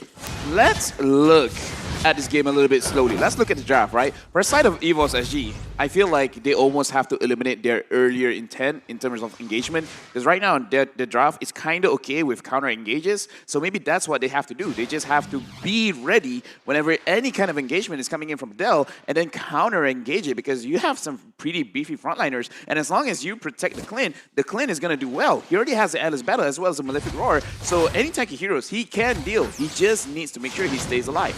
But when you're saying counter engage and you have a Jawhead is not something already very wrong, you want to be the aggressor there. Yeah, but in this kind of situation, every single attempt, just like Mirko said, is going to be cut short. Number one, Asmo, he can stun you down. Yep. He doesn't care, actually. Asmo might actually be happy to get ejected because you positioned the Numenon Blast for him. Absolutely, man. JPL, on this Jawhead, like you said, you don't really want to go for those crazy engagements. What you want to do, I don't think, disengage is okay, but I think the better word would be just look for picks, but look at that, it's going to be Adamir caught off guard. Oh, that's deep for Bedell. Unpunished Yunshi is going to get away with it. Asmo juggling the damage, and it's going to be enough to stun up JPL. Sayla trying to burst down. Asmo eventually gets his man. 2 members of Bedell deep behind tier 1 turret here, and Paranoid flickering on out. Can they finish the job? That's going to be a gloom underneath him, and Faraway still juggling these two. The attention is on the jungler. Down goes JPL, knocking him out. Paranoid is taken down by Potato as he flanks. It's a trade so far. Messy for Bedell, but Faraway is still here. He's still at it, and he's going to run away. Back out. Deadly catch by Potato. Enough for the fight to end. Holy, you can see the battle mode coming in as Faraway goes again inside and he gets it. Psych, it's not! Yunshi takes him down plus the turret. Bedell again, they prefer these long team fights. They want to sustain the attention from EVOS SG until they run out of priorities, decisions, willpower. That's essentially what's happening here. It's about drive, it's about power. It's stay hungry, we devour. Anyways, looking at this game, EVOS SG, they have to reset again. And the thing is, I understand where you guys are coming from. The Jawhead, he really should be engaging. But the reason why I said that they should be counter-engaging is because they kind of... They're kind of behind. They're kind of behind, you know. Literally, maybe literally behind. So even if you catch someone, This is someone's what I gonna said. die. Yep, now Alien gets caught out in a 3-man kill squad, but still survives. Pops the demonic force. Adamir gets jumped on. Far away takes him down. Here comes the diversion, and all of Bedell are here. They are going to make Selah pay. Down goes the mid laner from EVOS SG. 3v5 so far. EVOS SG are regretting that engage. I just wanted to say, okay, while this team fight is not going to happen because EVOS SG has no business picking off a fight with Bedell, I talked about the concept of willpower. The more decisions you try to make in a small amount of time, the less logical and the less likely you're going to make the right call. So I guess that's what's happening here. Ejector on the far away. They're blasting JPL. Down goes the Jawhead. Gear as well going to fall in the hands of Faraway. He's unstoppable. Potato just wailing away at Alien. And now there's a stun. Numenor blast to the face as Faraway takes the Lord. Not even looking. Cool guys don't look at explosions. Holy moly, man. Bedell, they are just ferocious. But the thing is, for the side of EVO Singapore, I feel like they've already forced a little bit too much in that bottom side by going on to the Phobias, clumping up. But then they go for an engage here in the Lord. As you can see from the instant replay, that was a 3v5. And the thing is, they didn't really have a whole lot of damage, right? Potato, he has a deadly catch, but that's it. Yeah, in this kind of situation, you really have to look at all of the teams that do not have an MPL. This is looking like Blacklist all over again. Sorry for bringing this up, Leo, but EVOS SG is not looking good. Okay, a little too deep. Faraway went in. Yes, EVOS SG is behind, but not that behind. Is it just a curse for the MPL champions? This is the last MPL champions left in the upper brackets, man. If they lose, it's going to be conquered by the non-MPL teams. No, right now, looking at the goal difference, 41,000, 35,000. That's quite a big difference over here. Close to 6,000 gold. JPL is in front. He doesn't mind. Oh, it's all on Paranoid. It's the Paranoid show, ladies and gentlemen, as Alien wails away. Demonic Force catches a face full of bullets from Adamir. There's so much lead. All the shells on the ground, but look at Paranoid. He still wants man. And that's a trade so far from Alien. Selah goes as well. 4-4-1. It's just Adamir left. The underdog story, not just in match 1, but also in match 2 right now with Bedell coming back from that early loss in the first game. They're going to go all the way, but Osmo actually might have just went a little bit too aggressive, but still, they are in the lead. 5,000 gold lead. They are going to be able to get some more done from these turrets in the top and the mid lane. Again, in a situation like this where it's chaos, it's madness, this is where teams like Bedell shine. Yeah, and I just got to call it out. That one was kind of cool, you know. It's just like, diversion. Oh, yeah, diversion is like, I'm going to kill the turret and I'm just going to go away. This is, again, another situation is like, cool guys don't look at explosions. Steady bomb PP. Steady bomb PP. Steady bomb PP, and it's coming from the Turkish team here. Yeah, honestly, it's just been really impressive to see these underdog teams, these non-MPL teams. Again, no coaching staff, no analysts, no problem. It's just been the story of day 1 of the playoffs. I am really I'm just confused at this point, right? EVO Singapore, they're gonna get collapsed on, and they actually use their resources. It was all baited away by Paranoid's 200 IQ diversion. Okay, so that's already one. Look at the damage he put down on a Selah, forcing out the Black Shoes gear. Clouds and Totten is welcome. That's the rotation set onto him. And they disengage. Faraway just goes ahead. Grand Theft Purple, taking it away from Potato. Yeah, if you just watch that clip, honestly, you'd be like, that wasn't 200 IQ, but it was all set up from the beginning. They always take their diversions, and look at that! Oh! Faraway! It's roasted lobster we're having for dinner tonight, and that's going to be a stun down on the JPL. The Jawhead had no business being that deep into Bedell's back line. Yunshi takes down this inhibitor down bottom, and that's the Black Shoe set in by Selah. Demonic Force! Down goes Paranoid. Gear jumps in. Asmo taken down by Selah as well. So not so clean for Bedell. Not so fast, EVOS SG says. Yeah, look at that. It's going to be Evo's SG actually surviving and getting a 2 for 2. Again, what I want to put to... the thing is, you have to see how Paranoid uses the diversion, right? He's been setting it up all throughout the game. They've been able to get those the good Paranoids where everyone keeps on going in with it. And now he is using it for just the diversion. You can see it here. And right now, this is one of those situations where, yeah, the Jawhead kind of did want to do what he was supposed to do, which is pulling someone to the back line, ejecting someone to the back line, but he ejected Farway, and Farway actually did a lot of damage. So right now, even though he has an immediate kit to do something to catch someone, but it's gotten to the point where Badel is so far ahead that no matter who you catch, it might actually help out Badel even more. Yeah, so far that's a story. Looking at their lineup, the only one that would really suffer if you threw him back there might actually be Yunshi. If it was Paranoid, he can still take someone out on the way. Right? Like that's how far ahead Paranoid is. But now Gear, Denton is welcome, eats up Asmo, throws him into this tiny wall, blasted by Adamir. They might actually take him down. He's on to about 1/5 of his health. He's still in this. Gonna have to recall, not a fight Badel wants to take. Not a fight Badel wants to take right now. Evo Singapore, though, they've come back. They've actually bounced back from their... technically, it's still a gold lead for Badel, but look at the pressure. They've actually been able to, kind of withstand it and equalize it at that kind of point. But again, Badel, all they need to do is wait for the right setup and go in. Oh, Asmo with the concealed play. The diversion as well. Gear looking low. Jumping in. Demonic Force. Taking down the Barats. Now Adamir at 1/3 of his health. Another jump in by Alien. He's not done. Looking for the eye. And there you go. Ooh, not enough. But they are going to jump down. That's the Black Shoes. Black Line taken down by Alien. Oh, Sailor popped as well. Yunshi has not died a single time this game. 3 for none. Badel looking to end quick. They're going to trap Potato. Look at this. Where's Potato going to go? Deadly catches Paranoid. But there's the Winter Truncheon. Enough to finish the job. My God. That was just brutal, man. That was just brutal. Yeah, right now looking at the kill score, 24-7. This is, again, EVOS SG, they gotta look back in game 1, what they did, and replicate it, because as of right now, a lot of miscommunication is going on. In fact, it looks like every single time there's a play being made, everyone is in different pages, because you have a Clint that should win the lane, didn't. You have a Jawhead that should pull someone back and then instantly burst. That didn't happen as well. Potato going on to this Bane, which is basically a teamfight monster.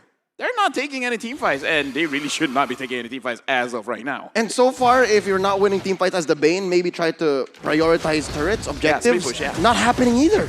Yeah, and especially the Barretts, where you want this guy to counter Paquito. He's always been using that Detonus Welcome for different targets, and you can see what's happening now. Demonic Force set in by Alien. They are looking to take down this inhibitor in mid. Lord wailing away at this wave down bottom. Look at how synchronized Badel is. They made sure that the waves in mid and top had a great flow. Alien just using the tail end of that Demonic Force. Numinum Blast hitting 2, and they're just wailing away at the turret. That's going to be mission accomplished, though. For JPL, he survives. He's okay. He bought time. Torn apart memory. Almost took him down. Deadly catch. Pops. Farways. Immortality. In goes Gear right in the middle. Trying to find a perfect target. But no. Faraway. Shut down. Gear traded out for him. 1 for 1 so far. And it looks like Evo's SG. They're feeling it. Ejector on the 1. Popping the Immortality in the back line. That's Asmo. He's still alive. Stunning 1. Putting up the shield. Adamir bites it. Trading in, tank for tank, Alien gets taken down as well, 3 for 2. But it's this one team fight that actually look at that! Sneaky, can they do it? Yunshi wailing away. There's a wave here. It's just a matter of time. Can you hold on? Evo's SG, is this gonna be a heartbreak? Oh no, their wave clear is so amazing. Evo's SG still in it. It's so sad to see because if Paranoid helped them out, they would have won. There was just 2 more auto attacks to end the game, but they weren't on the same page. It finally bites it again. Man, this is the same reason they lost game number 1. Miscommunications, and it's happening again now with the pause coming through. Yeah, again, not sure what is going on, but just now, it is a very beautiful play coming in from the Luyi, bringing the Brody all the way back into the base, but a pause comes in. An issue is going to be sorted out, but let's talk about the game because as of right now, it's almost game over. I'm not saying that EVOS has no chance of coming back. They definitely have a lot of chances, especially when you have a Bane as well as a Clint. The damage is there, the crowd control is there, but the control coming in from this Louis, it's unstoppable. Yep, in both sense of damage and displacement. When you try to make a play as EVOS SG, the Louis and Paranoid just says no. And all the while, this makes the job of EVOS SG to come back, to make this a turnaround victory even more difficult. And yes, before the pause, we talked about how maybe Bedell made the wrong call. They did not synchronize their whole heist play.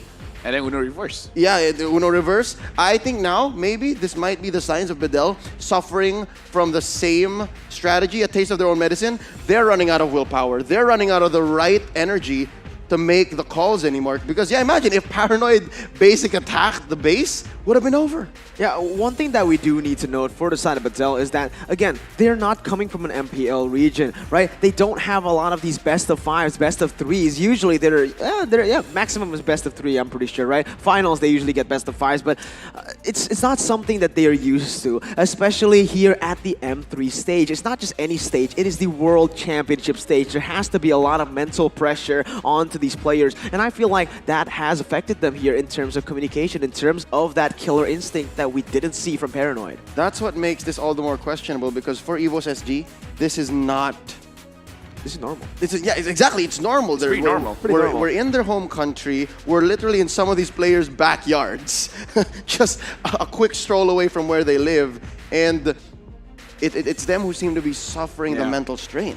Right now, I'm not gonna lie. I'm pretty feeling bad for some of the coaches as well as some of the analysts over here, because again, imagine upper brackets, BTK, Bedell, cruising it through, and then all the way to the M3 Championship. Not one MPL team will be there. I mean, like, I'm not saying that would happen, but that's a big possibility right now, because Bedell is showing up, and they're saying like, our power of Nakama is pretty strong. Yeah, literally, when we last saw Bedell, they were fighting tooth and nail to make an upper bracket finish. They had to go through double overtime matches, tiebreaker matches against champions of MPL regions, right? But now, they're looking like an actual contender. We're looking at a possibility where exactly what LaFell said might happen. It's two non-MPL regions in the upper bracket, all champions knocked down. But then that would mean the low bracket is super scary. Like, over in the lower bracket, there's all the champions. All the sharks! All the sharks! But honestly, we do need to give Bedell a little bit of credit. They were, like, taking Blacklist into deep waters in the group stage, you know? Remember when they picked up the Fanny? That was amazing, the way they were able to actually control the early game against Blacklist International. So now, going against EVO Singapore, right? Blacklist, they were able to withstand Blacklist, and now we can really see the strength of this team. Bedell, they're really good at controlling the early game, and so far they've been able to do that 2 games in a row against EVO Singapore. Right now, I'm almost at a loss for words. But again, I'm feeling very happy. But at this point, since the coach is not on stage right now, they really should look at this game and really figure out what is going on, because that is a resource that EVOS does have. It's not just about the draft. I really feel like this is some kind of mental issue on stage itself, because I feel like the draft is pretty executable, but it's almost like there's a mental block where while they're playing, they're thinking of something else that is not in-game related. I agree completely with that, because this is completely different EVOs to what we're seeing. Like, we saw the EVO Singapore, the prime EVO Singapore back in the group stage. They were so clean, and I really mean clean to the T. They get a 200 goal lead. They use that 200 goal lead to keep on building over and just get a 10,000. You didn't see a lot of kills from this team in the group stage. You know that they are very objective heavy, and in this game, they've just kept on going for the brawls. That is not what they have been doing. That's not the strengths of this team. I would eat a meal off of EVOS SG's performance in the group stage. That's how clean they were. And you're right, the way that they performed back then was, we don't need the kills. We know exactly what we need to do to finish the game. We might do 1 or 2 outplays, big team fights, but from there, we might even give the Lord to give you false hope and then go for the finish down mid. But now, even their victory in game 1, there were some little just flashes of brilliance from Bedell that made EVOS SG work harder, and now that's magnified 100%. Looking at the head-to-head between Yunshi and Adamir, they have quite the same KDA. That's interesting to note, but how's about we talk about how close their kill participation is as well? Is it them walking into this fight, or is it their team setting it up for them? I feel like this is one of the situations where they're actually been setting things up for themselves because not a lot of ganks going up to their lane, and even though ganks are going to their lane, it doesn't translate into anything, and that's one of the issues in the games is that not a lot of things is translating into a lot of things. Now, in professional play, when there's not a lot of kills, it just means that you're not making a lot of mistakes. But for that to look good, you really need to push and get those objectives. You know, the turtles, the lords, stealing the enemy's jungle, and getting turrets. So when you're not getting absolutely anything, it just looks like both of these teams are sizing each other up and trying to force the other team to actually make that move. It's like, I dare you, you do something first, and then I capitalize. However, this is a situation where Webadell is completely in the driver's seat. Yep, and that's what comes with the territory of picking up a Lolita. That's literally what that hero says, right? Come up to me, I have the shield. If you're not ready, I'm charging up the Numenon Blast. I don't care if there's 4 or 5 of you, all the better. Absolutely, but it looks like the players are already getting ready. They have their phones set up already. Let's see if we are going to get back into that game. Remember, 2 inhibitor turrets taken away from the side of Evo Singapore already. Badell having a huge lead. Will they be able to close out the game? Because the comebackable meta is still here. Comebackable seems to be an understatement. There's more to just comebacks here. There's a deception. There's mechanical outplays, and there's just grit, pure grit. I think that's what these non-MPL regions brought in spades. Yeah, and they are looking very strong. Looking at the map right now, the Lord is going to spawn around 90-something seconds. What Evo's SG has to do is they have to re-establish map dominance. They got a turret, that's good. But right now, they really have to set up the map to make sure that they don't get caught. And if they manage a situation where they can flank Paranoid, because again, let's be real, he is the real problem here. Far away, he deals the damage, but you really can't win against that control, especially, it's so sad watching Clint always get caught in the back line. The thing is, with the Clint, right, you really want to play to peel for him, but so far, Evo Singapore, they've just try to dive the enemy backline. Like they need to think of one strategy and play with it. That's the thing that has just been the strength of Evo Singapore ever since we started. Communication, clear-cut, organized team fights. But this game, we haven't seen a whole lot of that. Yeah, in the face of a demonic force in a rotation, that's not gonna happen. Face check in, far away, spots Potato, a lot of damage rained down onto this Paquito. The rest of Evo's SG come on down and respond like a blitzkrieg. They eject Asmo right in the middle of their lineup, blasting Asmo into oblivion. That's a nice pickoff for the Singaporean squad, and already I think they're on the road to recovery. Yeah, this is the thing I wanted to say, man. They know what to do. They went in for the engage. They saw the Phoveus instantly backed away, protected the Clint, and that's exactly what you need to do. Just having that one voice and following it through. Because so far in these fights, Adamir just been left all alone, and he's been like killed off many times. But look at the top side, Leo. They disengage off of that purple and just prioritize Faraway, who was a long ways from home, isolated from his team, and yeah, wait a minute is good for Evo's SG. That's literally what's happening here. A sudden turnaround, a quick inhibitor take. This is prime Bane. This is where you want to see Potato. Yeah, when they're moving together, they look very strong. It's just like, all right, we're going to catch people off. They caught someone in the death bush, and right now the Lord has spawned. If they play together, I just want them to remember, don't be too close. You got to give a little bit of room to make sure that Paranoid doesn't catch all of you together. At the same time, once you get someone there, you're going to chase after it. And again, the Bane, such a comebackable hero because of how fast he pushed those turrets. You gotta be careful though, again, because they need to micromanage every single wave while also pressuring the enemy and getting the Lord at the same time. Let's see what goes on here, Leo. Look at JPL, he's finding a good target. Already the Lord goes over to Evo's SG. They're blasting people with a deadly catch, answering back with the Numenon Blast. Cancelled out. Alien goes down. Adamir gets his man to the face. He blasts him. And look at the damage set in by Paranoid. He's calling out, I don't want this fight anymore. And he survives. Smart missiles following him into the base, but back to back, Evo's SG winning team fights like they were never even down. You gotta be honest though, that was clean by Paranoid. If he didn't do that, the game might have been over there with the death timers right now in the 23rd minute being so long. Evos might have been able to end the game, but now with that additional member up and ready, they might be able to defend still.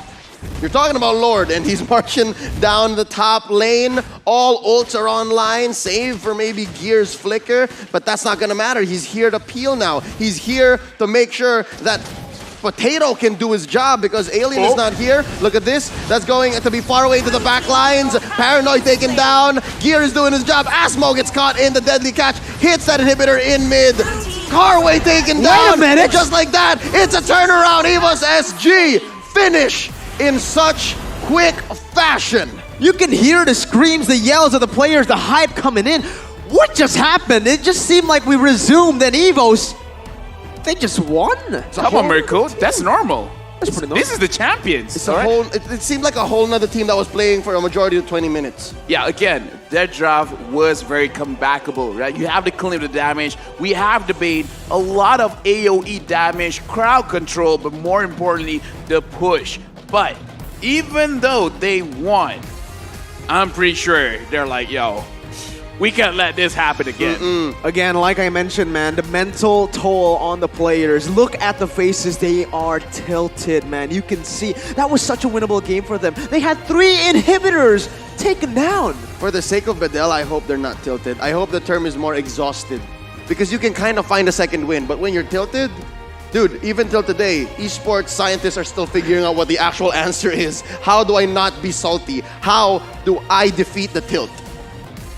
Right now, I would say the most accurate is that they're just confused. They're just like, wait, what just happened? Weren't we winning? Weren't we at their base? Yeah. The Brody and the Louis attacking. We were about to end the base. We're about to end the game. What happened? And I feel like that's one of the situations where they have to come back and almost not talk about the game. And it's like, yeah, let's just focus on the next one. And then they just forgot from there. Yeah. Might have been the case. I think a lot of this is gonna come down to our analysts. They're gonna have to break down the items, gonna have to break down the last moments that led up to this victory by EVOS SG. Wolf and Gideon Q, it's your turn.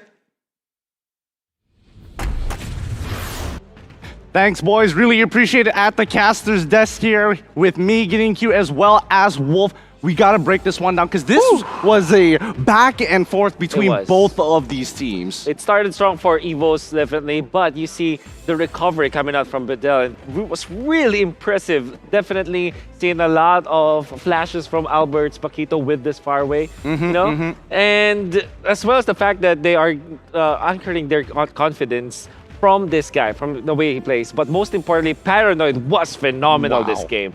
You can say that even in that defeat for Bedell, Paranoid really gave so much of entertainment for us, for sure. It's quite a difference here, but let's go look into the item build and really start breaking this out one by one. Start us off here, Wolf. Let's start over with the side of Bedell. Yeah, you can see that Bedell, they focused on the Malefic Roars eventually after the latter portions of the game, just like what they did in game number 2. They want to really punch through EVOS. They don't want to let go of the lead that they were able to get. I do also want to take note of how Alien approached this, going for defensive items on top of just the Ice Queen one. So if you're looking at the Phobius, you don't really want to focus on damage. You want to be just tanking up because you want to just be the frontliner for your team. And I think at a certain point in time, EVOS wasn't able to penetrate through that until, of course, the time where they got all their items. And interestingly, I've seen the Blade Armor in JPL. Yep, I think JPL even understood that as long as Faraway is peeling off him, he wants to minimize that damage here. But pulling back, look at Yunshi. He's really bold here. No Hunter Strike. He decides to go for the Windtalker instead on a Brody. Yeah, that was the weird part for me, I guess. Definitely in the last clash, he picked up the Windtalker instead of something else. Maybe if he went for more, even like a Hunter Strike, like you said, it would be totally different because he didn't have enough movement speed to kind of get out of the fight, in and out of the fight. That's what you would expect from the Brody. And I think that was definitely maybe I guess the term is the mistake, right? But we saw the result of that last picked Windtalker in that last clash, and boy, it backfired heavily for Bedell. Yeah, let's look over towards the numbers here. In terms of damage dealt, it's rather shocking because, EVOS, they are coming down. It's 26-17, and a large amount of that damage coming out here from Yunshi as well as the overall CC, the enabler for the team to allow Alien to get into that back line. Oh, this Lui and the Phoveus combo, you don't really need the other heroes to dash out if you have this Lui passive, the duality passive, right? And this was actually, it went to a showdown between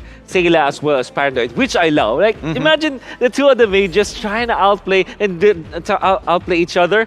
As Paranoid will use his ultimate, but for Sayla, it's more about like solo, the micro plays with the black shoes, and was able to just bait out Bedell in so many cases in this game, particularly using the, I believe he went for Winter Truncheon eventually, which is also very instrumental in the victories of EVOS, as well as Paranoid using that ultimate and the Winter Truncheon to get out of the fights.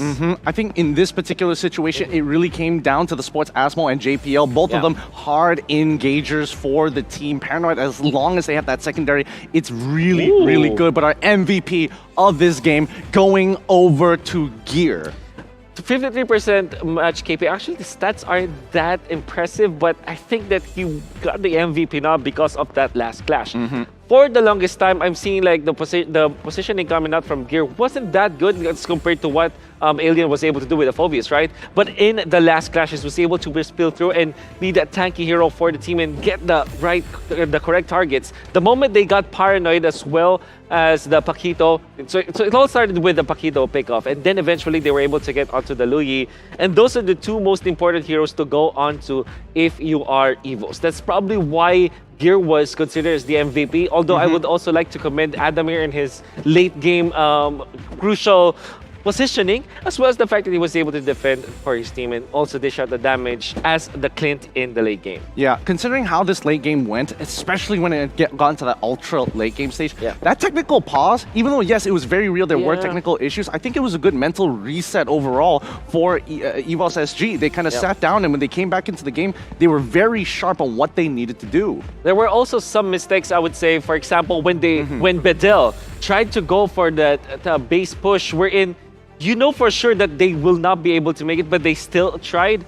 Big props on like the courage of that took it, but you know that it will end up badly for you, and unfortunately it went badly. After that play, they also made bad decisions, like for example the Paquito face chicken and bushes, which you know is not that prescribed when it comes to the late game coming in from your jungler. Yeah, I mean, but to be fair, it is the ultra late game, and at that point, it's just slower, and sometimes you're not thinking as sharp as you were at the beginning of the game. But that wraps it up here at the analysis. We're going to be throwing it back to our casters. Please take it away, Leo.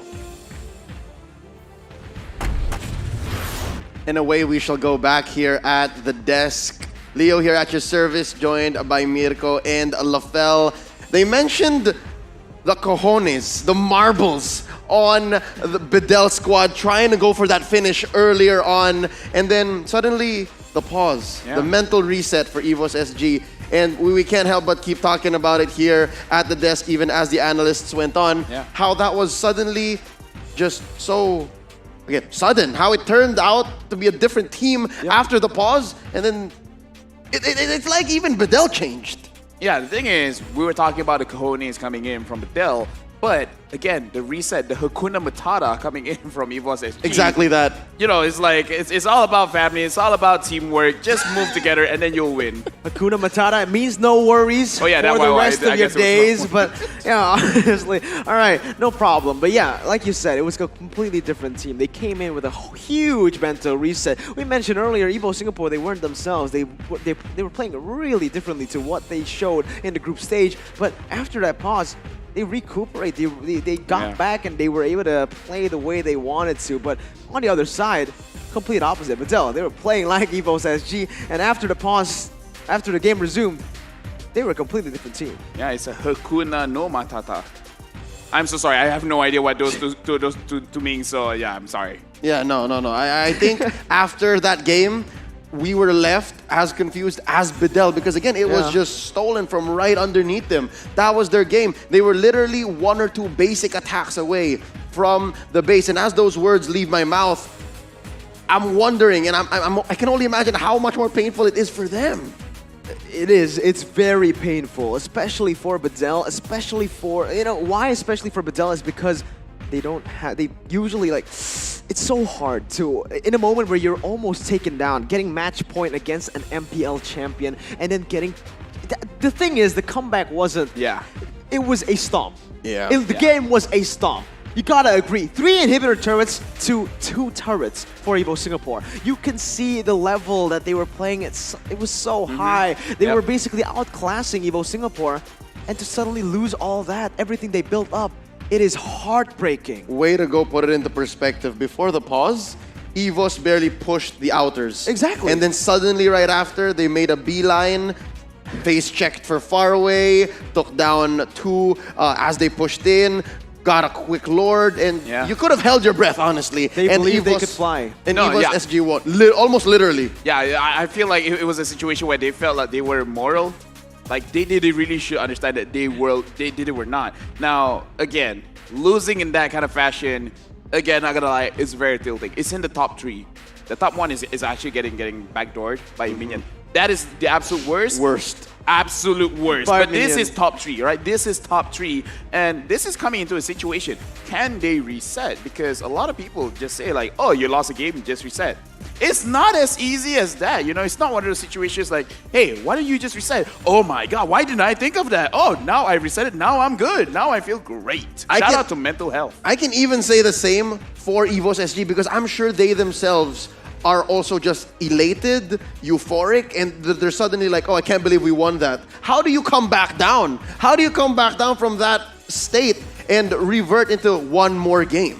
Because that's exactly what Blacklist International faced, The last time a team went to the match point, it was Blacklist. Then instantly, BTK was able to come back from that. Now let's see, will that be the case for Bedell? This is a team that has no expectations. No one expects anything from them. Apart from the Turkish fans, I mean, the international world, they're looking at Bedell as a dark horse. They don't really think Bedell is a strong team. They were able to get out of groups in the upper bracket positions, had a good showing against Blacklist, but does anyone really think that they would be able to take down an MPL champion? They want to answer that question, and so far they've been doing a great job. They've been catching up and actually playing at the level of EVOS SG, maybe even better sometimes, but they haven't been able to close out those games properly.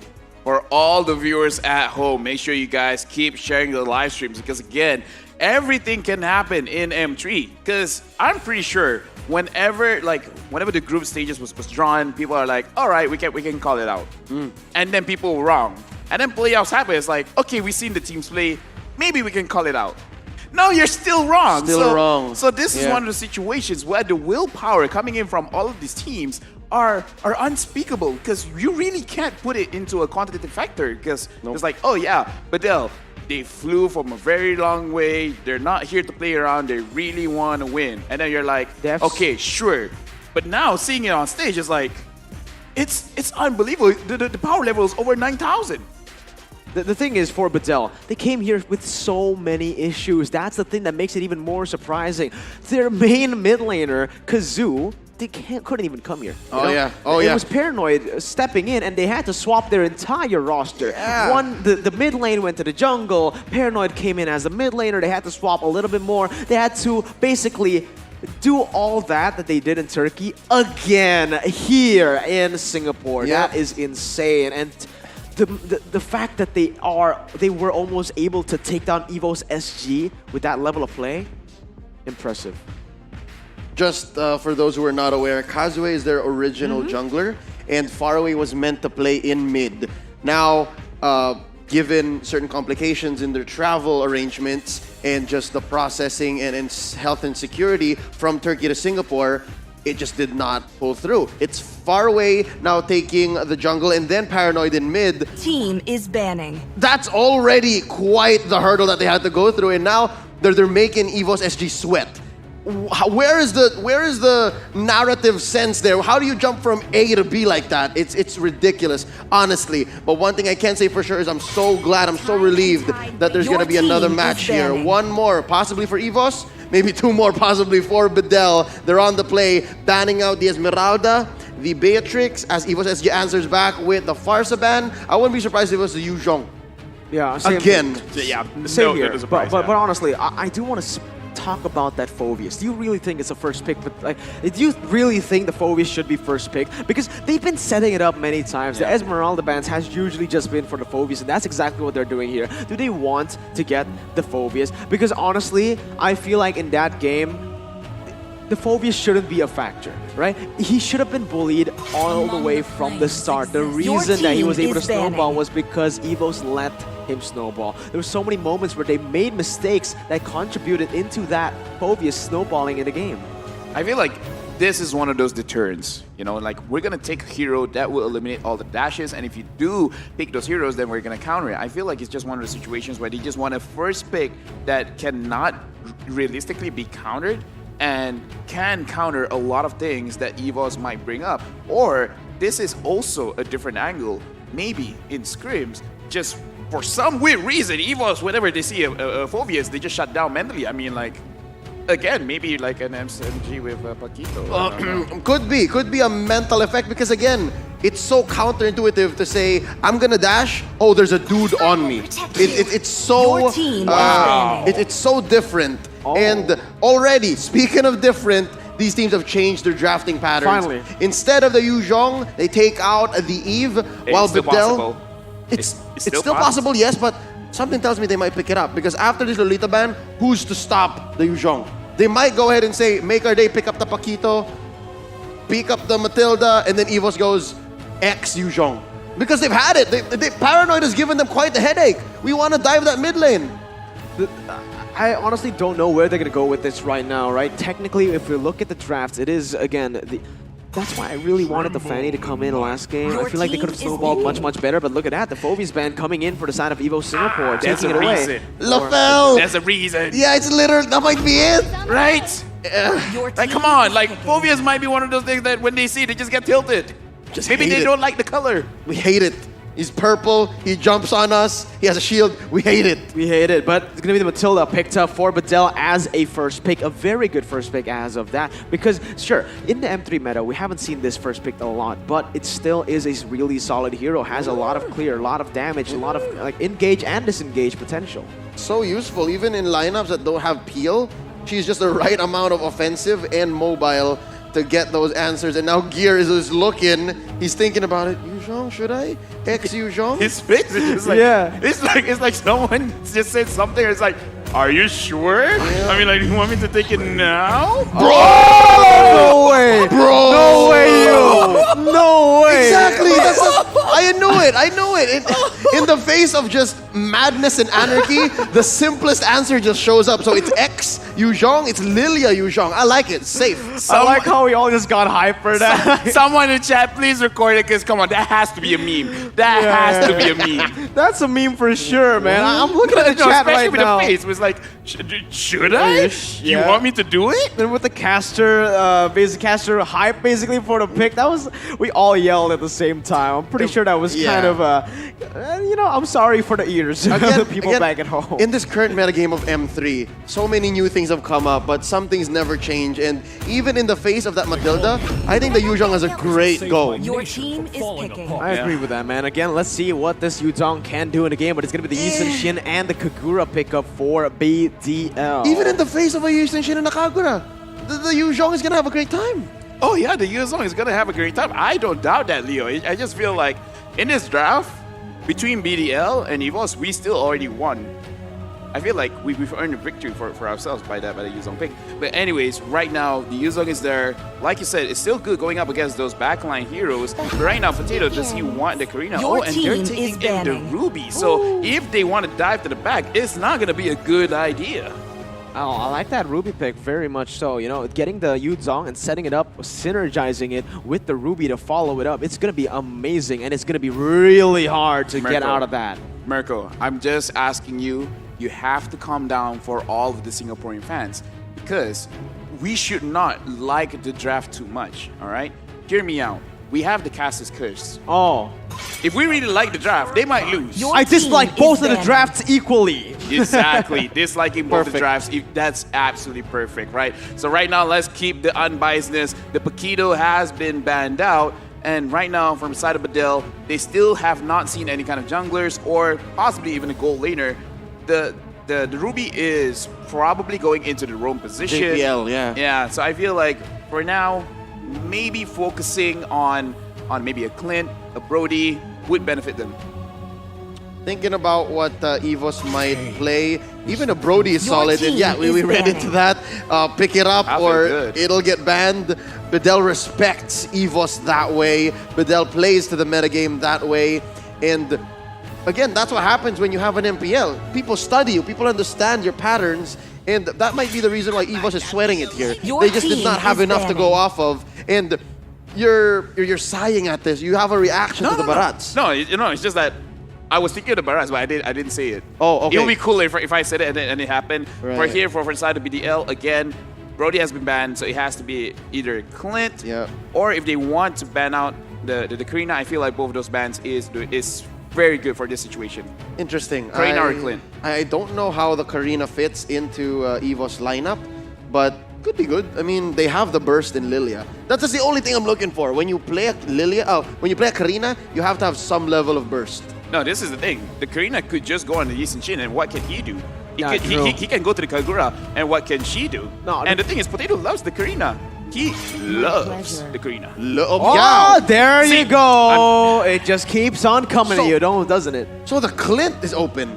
So that's it. That basically says, Potato, it's up to you, man. Pick whatever. We're getting the Clint here. That's got to be it. I think so, Getting the Clint is going to be really, really good, but they need to be careful because it is very, very open to that kind of engage from Matilda, right? If Clint gets caught in a 1v4, 1v3 style of situation, it is over. The thing is, with this Clint, you need to protect him because we saw it from the last game. When you pick Clint and you don't play for this Clint, didn't go well. Feels good, man. Feels good to be a caster right now. Everything correct. Yes. And now, from the side of BDL, what they need is very tanky front laners. Right now, the Phobias, the Barras, as well as the Makido have been banned. That's why I was talking about Barras should be banned, because he is one of the other tanky heroes that's left. Kufra? I'm thinking something like a Kufra. Alice. I didn't talk of the Alice.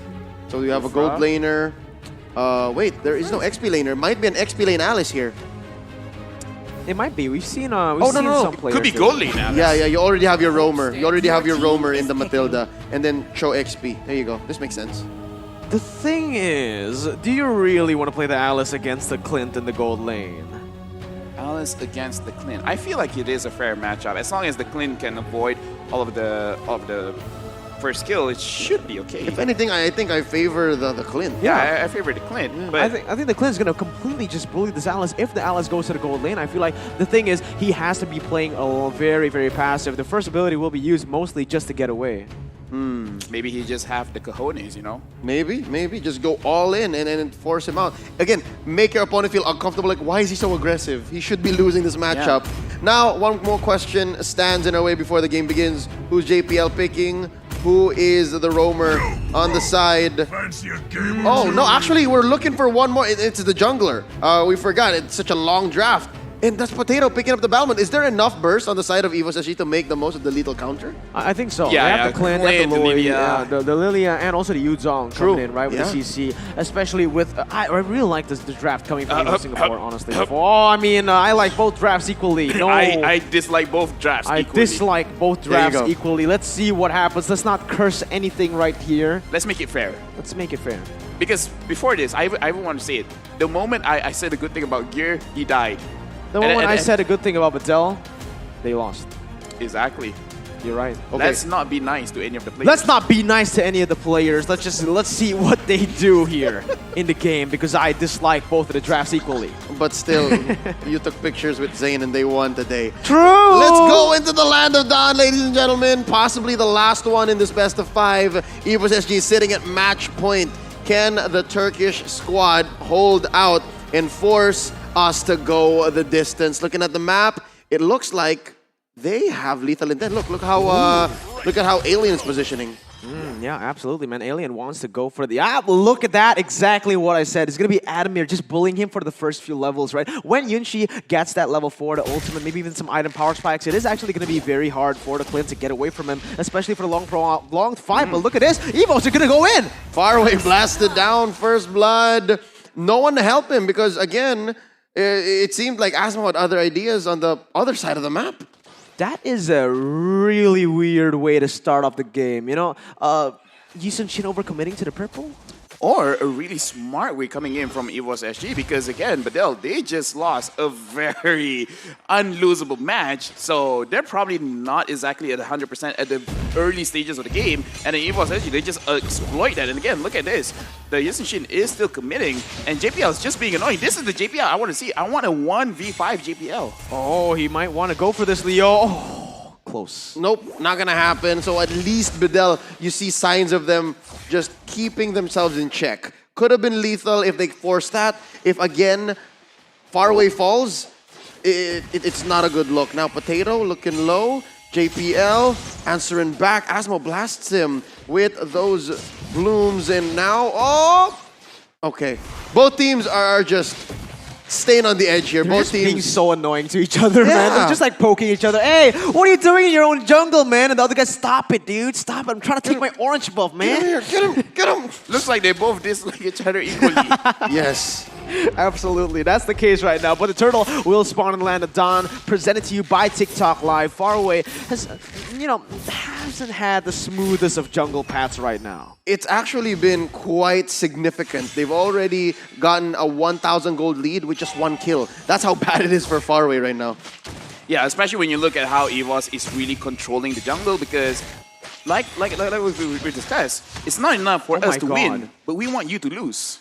Did you see what Evo Singapore did? But look at this, it's gonna be a fight. Yep, 3v1, Alien caught out deep behind enemy lines. Potato and Gear wailing away. Lethal counter committed already. That's one of 2 retributions on the side of EVOS SG used up. Potato going to secure this. Surely, Turtle Slain brought to you by Singapore Tourism Board. Yeah, but what I wanted to say just now was that EVO Singapore, even when Badel went for the invade into the enemy jungle, they still didn't want Faraway to get anything. They actually stole it away from him, and he was still stuck at level 3. That's the reason Badel didn't really want to go for the contest, man.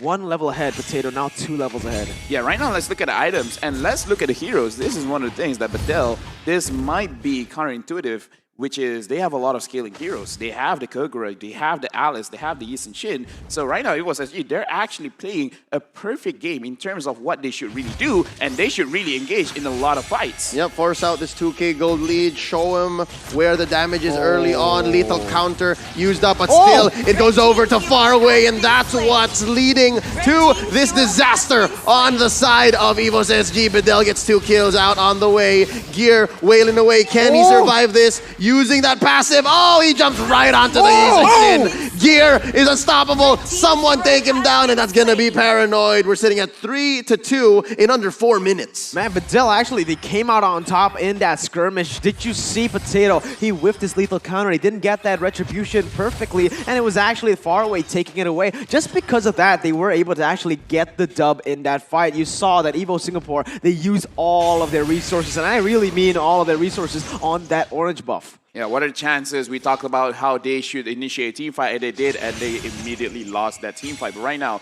looking at both of the teams, in terms of the goal, not much have changed. It's just that, right now, Alien going on to Potato, but Potato is surviving well, but he has to really, execute this lethal counter a little bit better. Oh my god, you look at Faraway. His entire top side has been stolen away from him. What is going on? He's still standing at level 5, 2 levels below Potato. Yep, so even if Bedell won that fight, in the long run, the trades are bad for Bedell because, again, the aforementioned scaling lineup they have and just how annoying EVOS SG is right now. This is our game. This is our country. This is our series to take. That's essentially what EVOS SG is saying. There's subtitles here in case you're not seeing it. That's what it reads. That is what it reads, man. EVO Singapore, though, they are just controlling every single neutral objective, not letting Badel. This is EVO Singapore from the groups, They just suffocate their opponents. They got the 200 gold lead, and now they just keep on building that gold lead up to a point where Badel needs to make a desperate play, and then they shut him down. True. Even this effort down bottom by Alien to do something, the only real target he wants is Adamir. So until he sees Adamir, it's not as optimal an engagement on the show. But this is the EVOS that we want to see. they dissected what the enemy wanted to do, and they directly counter it. It's just like, yeah, we're gonna live in your jungle, and just like you said, everything is ours. Look at this pull in by JPL. Takes down Yunshi as well as the turret, almost immediately converting this lead. We're seeing them now ahead by about what? 2,000, 2.5k gold in under 6 minutes. It's great for the side of Evo Singapore, man. They just want to keep on doing this. It's great, but we have to see what they can do here in the 6th minute, because last time around, BDL were able to actually come back in the moment looking for the crazy skirmishes. Evos, what they need to do now is stay composed. Don't get too emotional. Don't go for the fights in there. As I say it, it's going to be that fight. Why did he take this 2v1? We need to stop saying things. We gotta stop saying things. But that's their job. I don't know what you guys are saying. But yeah, to be fair, misplaced Potato was there. Completely misplaced. Could have been a 4v1. I don't know what he was thinking. But right now, you're right. Stay the course. Stay the course. Slow your roll. Don't force fights. You're still ahead. You're still ahead about 2k. I agree. I completely agree. And that's exactly what they need to do. Let's not jinx it for the 7th time today. I don't know where we're at right now. But Evo Singapore, all they need to do is keep on using this lead to build on it, build on it, build on it. Maybe even go for some crazy picks on the board. What they don't need to do is, you know, oh my God, as I say it again. Okay, Miracle. Okay. Miracle, let me teach you what you should do. All right. Never say what they should do or they should not do. Just be generous. Like, oh, right now the turret is getting set up, and that is where both the teams want to be positioned. I can't believe that literally happened 2 times in a row. Well, it did. It did. It's just the openings that Bedell have, all right? So they got that turret up top, opened up this turtle, clearly free for Evo's SG. Might be the last one, since turtle takes in this game so far are very slow. Alien looking for a good target to kick up. So far, Gear has been slow, has been very soft, all right? Slow on the Sha energy retake, so he's not as chunky now. Oh, they're gonna blow up Sayla! Paranoid with the yin-yang overturn now. Here's the comeback. A shutdown by Potato. Gear with a Black Dragon 4. He's diving in underneath this turret. He's now a half dragon, and he disengages. A 1-for-1 so far. No conversion from Evo's SG, so this is just Bedell demanding an answer. They're saying we're not that far behind. Honestly, that was really good for Evo Singapore, though. I do have to be honest right there, because it was a shutdown towards Paranoid. Yeah, right now in terms of itemization, Faraway does have his War Axe, which is still very strong. He's on the way building his Blade of Despair, which I feel like is the correct item to build. But if they can slow down the game, then Evo's SG, they're going to lose out some of their winning conditions, even though Clint is very strong in the late game. But if they give him enough time, Paranoid can just burst him out very, very quickly. Oh, Way of the Dragon hit on a JPL. Yeah, you're tough, but not that tough. The Ruby's still alive. I'm offended. What? Set up for Potato. 2 down so far for Bedell. And that's free kills for Evo's SG. They're converting unlike any other. Wow, could have sworn GPL was going to go. What was that, JPL? Excuse me, you said you're tough but not tough enough, and then he's arrived? That's the kind of casting we should do. That's literally. We should doubt everything. You should doubt it. I don't think Adamir can get this orange buff right now. Evo's SG, you're welcome. Let's see like play again. Oh my, I can't believe that was it. Insane. He did an ult and survived in the face of 4. What? All right, so in this kind of situation, yeah, JPL is looking very, very low. But the thing is, the team comes back to help him out. And we have to remember, the passive coming in from the Ruby, every time you're moving, when you're using a skill, and then you dash away, then you're going to get a little bit tanky. And you do have a little bit of spell vamp here and there from your skills. That's what I'm wondering right now, under 10 minutes. Does JPL have additional spell vamp? That might have been key as well. Let's see. We can take a look at the items later on, but I feel like he doesn't. It's just that innate to Ruby. Tenacity. Yeah, tenacity as well. Looking at the items, yeah, he doesn't have. No, it's just Dreadnought armor. Yeah, but the thing is, having an Athena shield as well as Dreadnought armor, that is pretty big. That is huge, just like Mirko said. Yeah, the thing is, for Bedell, they didn't really target him. After that initial engage, after the initial damage, it was all over. But now, look at this.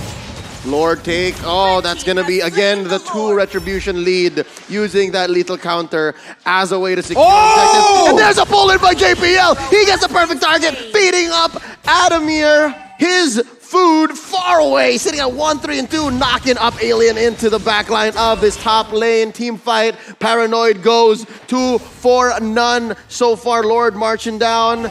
Evo's SG, they got bad plans for this inhibitor up top. This is insane. Evo Singapore, JPL in that third game actually on the Jawhead.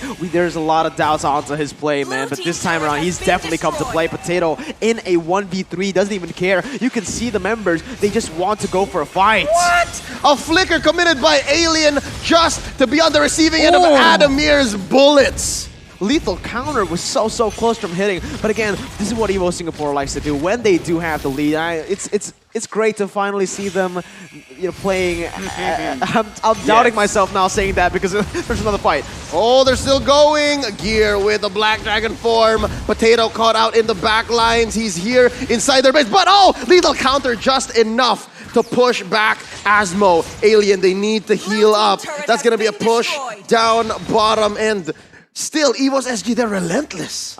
Yeah, but I should really stop saying things now. I agree, LaFell. Just as I say that, they missed the lethal counter. Hey, it's all good.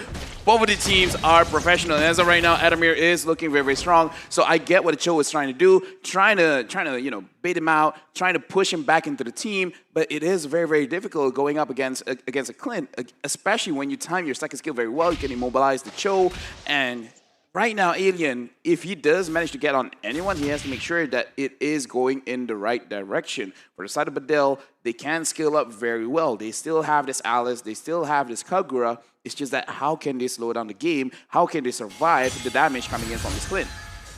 That's the main question you gotta answer, right? How are you gonna deal with this Clint? Because not only does he do a lot of damage, but also you can see the range. But JPL... Look at the mind games by JPL. He's just standing there idle. And now it's Alien catching a few bullets from Adamir. Gear chasing them down as the Black Dragon form is committed. Paranoid blasted down. Adamir taking down another 2 for none so far. EVO's SG, they're primed and ready to take down this mid lane inhibitor. Oh, Gear, look at that, just standing there. That is just pure intimidation. No, I feel like he didn't have a choice. The cooldown was not there.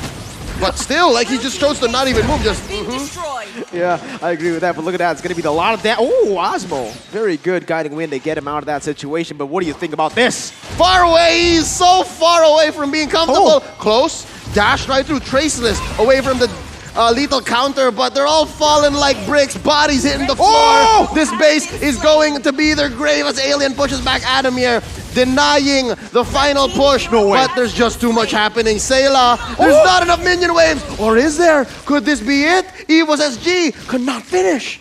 I cannot believe that happened again. Right here, Evo Singapore, all they need to do is play it safe. I said that right before that fight.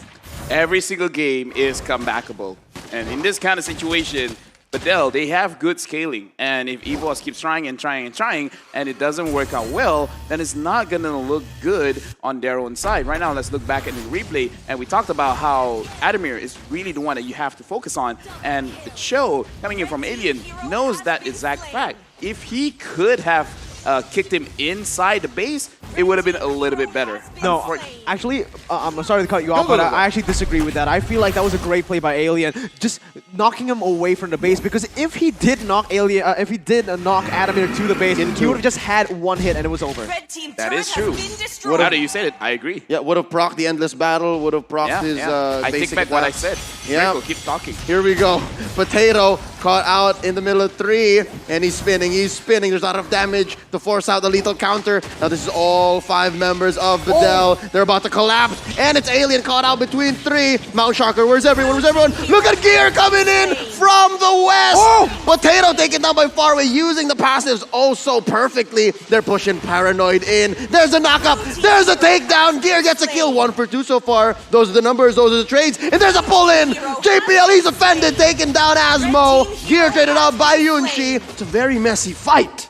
It is a very messy fight. You can see the craziness in this game right now. Did you see the positioning of Faraway though? Put some respect on this guy's name. He played that fight incredibly well, getting away from the Black Dragon form, and also, oh my god! Another pull-in. JPL uses the flicker, but could not finish. Just the same though, they put their health down to quite the low amount that they can't even try to contest for the orange. So at least EVO's SG, again, they have to slow their roll. They have to steady their pace and stay in order. They have to know what are their priorities. Yeah, I'm just saying, again, Okay. Last time, Bedell was in the situation where they got 3 inhibitors. Oh, I mean, technically almost 3 inhibitors now, but it was Evo Singapore coming back. So is it time for Bedell to come back? Every game is comebackable, and we have to look at Yunshi because right now he can actually tank some hits coming in from Evo's SG. So if he can get on top of the Clint, then there's not much that he can do. And then the pause is coming in, flashbacks coming in from the previous game. Oh no.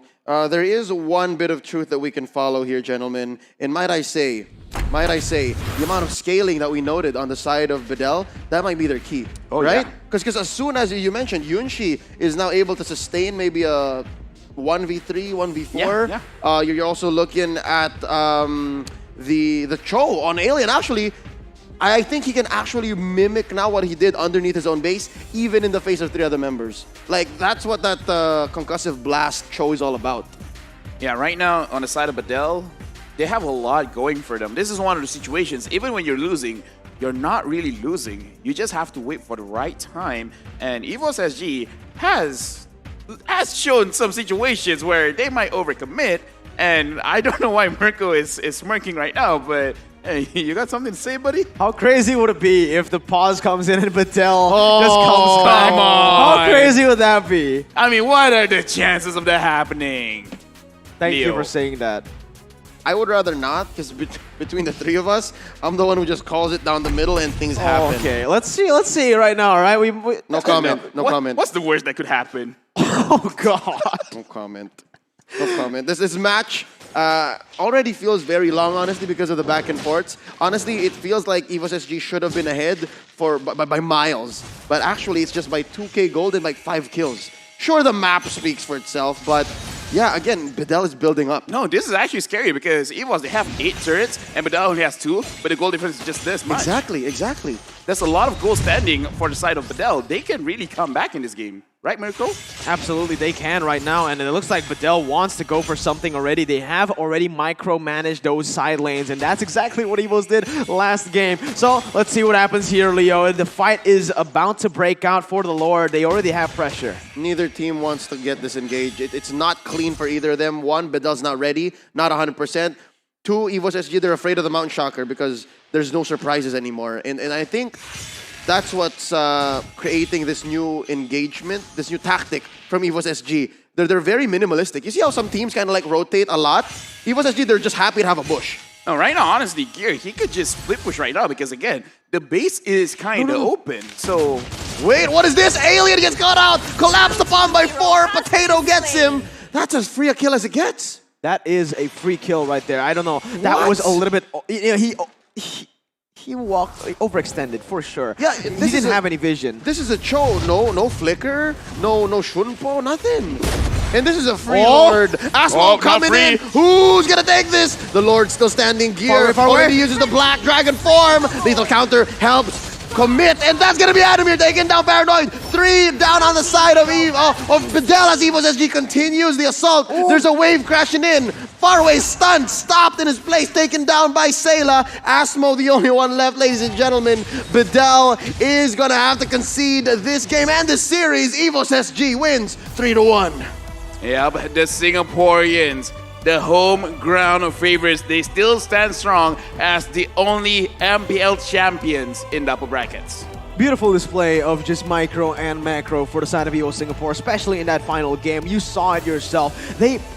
The reason Bedell had to take that desperate fight, it was because if Evo Singapore got that Enhanced Lord, it would have been over anyways, right? So, respects to Bedell. They tried it. They fought up to the very end because that is exactly what you need to do. The thing is, I still am kind of sad that Alien had to go out that way. I think if it was a 5v5, they had a pretty good chance at winning it. Yeah, I guess maybe Alien tried too hard to isolate, and he's the one who got isolated.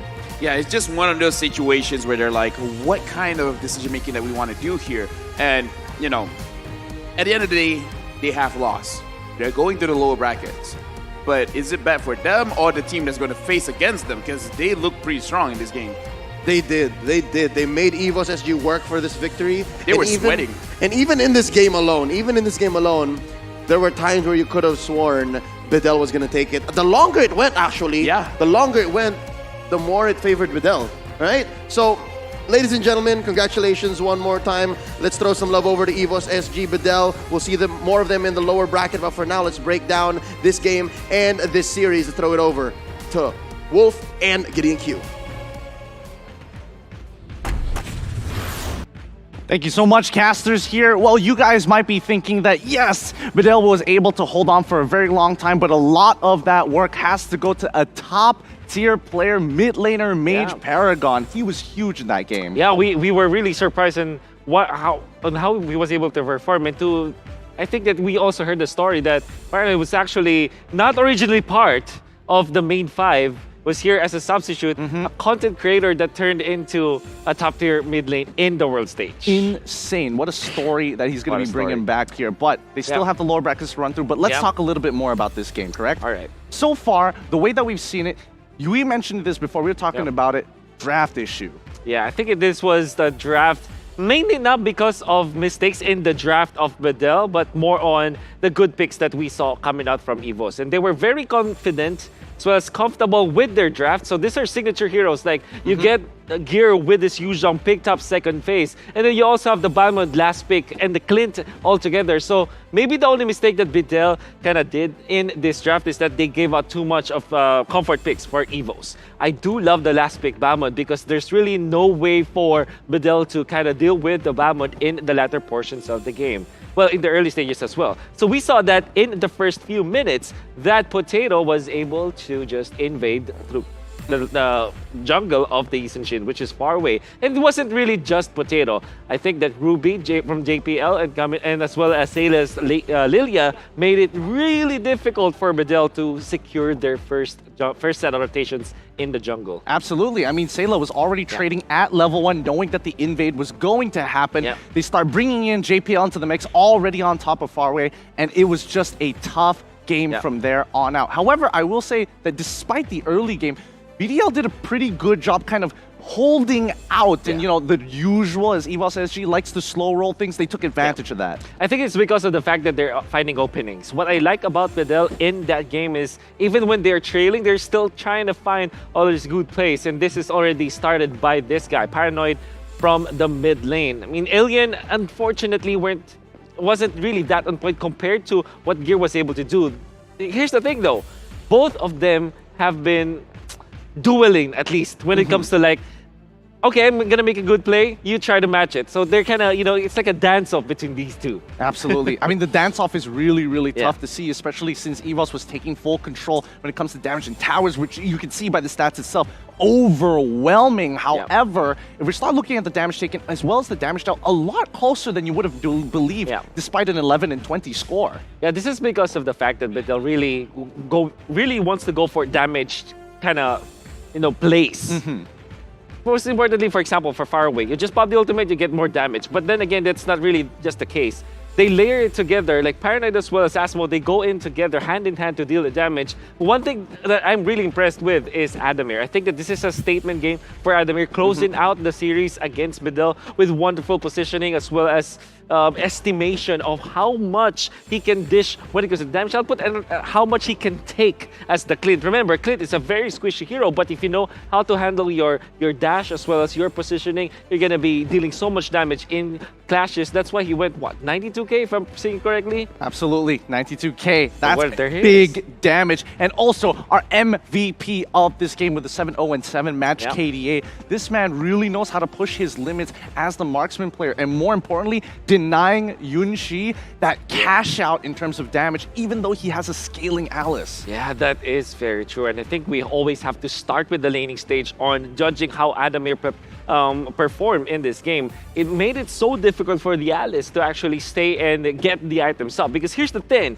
Clint almost always wins his lane matchup. I can not think of a hero that can match the laning of the clip. But then again, Adamir also made sure that he's using that advantage for his team. He went in online early on. He participated in team fights much faster than you would expect from a gold laner. That is why his skill participation went up to 70%. Well, unless we're talking about Upatizi on that Well, Brody of and course, gets into of Clint, course. then it's a little tough here. Yeah. But yes, a great game this was, coming in very classic EVOS SG style. Yeah. The question is, I don't know. For a lot of teams out there looking over at EVOS SG, this could be a potential, I would say, weakness. Let's look at the highlights and we'll talk about it a little bit more, because we're talking about pressing that advantage. We're seeing this slow roll happen very consistently. So this is definitely an identity, I would say, for the side of EVOS. We know that they want to play it slow. Even when they're leading by so much, they don't want to really risk it, which is, in a way, maybe a double-edged sword. For sure that it will give you more.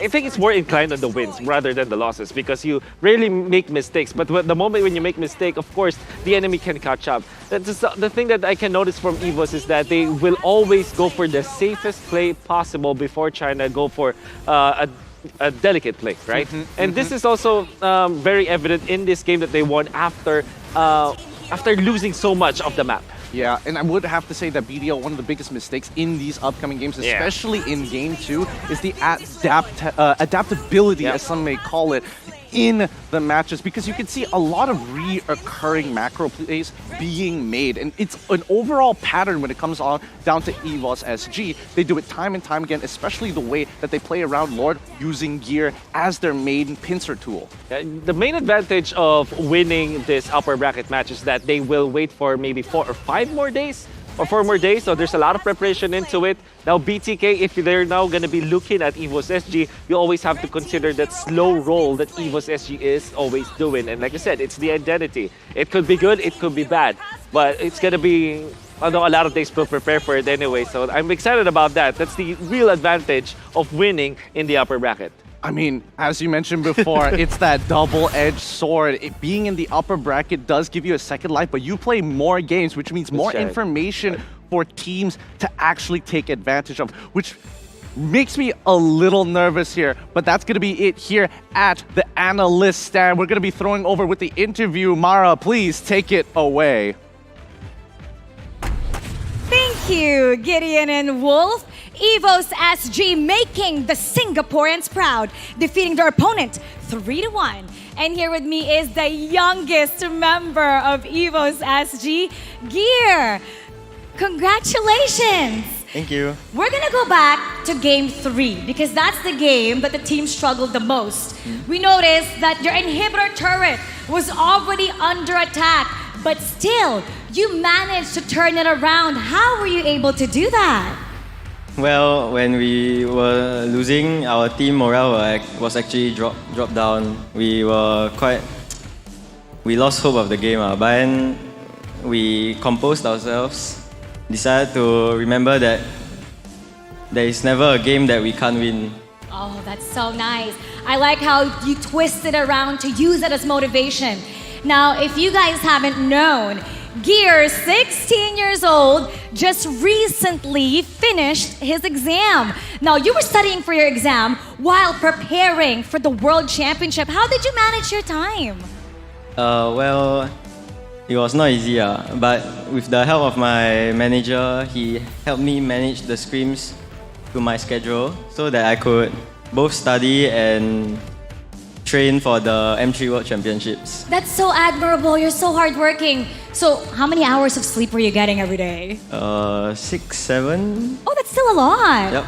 Now, you're moving on to the upper bracket semis, and it looks like you're gonna go up against BTK, who surprised everybody today. Now, how do you think EVOS SG will fare up against BTK? Because they were very surprising in the first series. Well, we went against them in the group stages.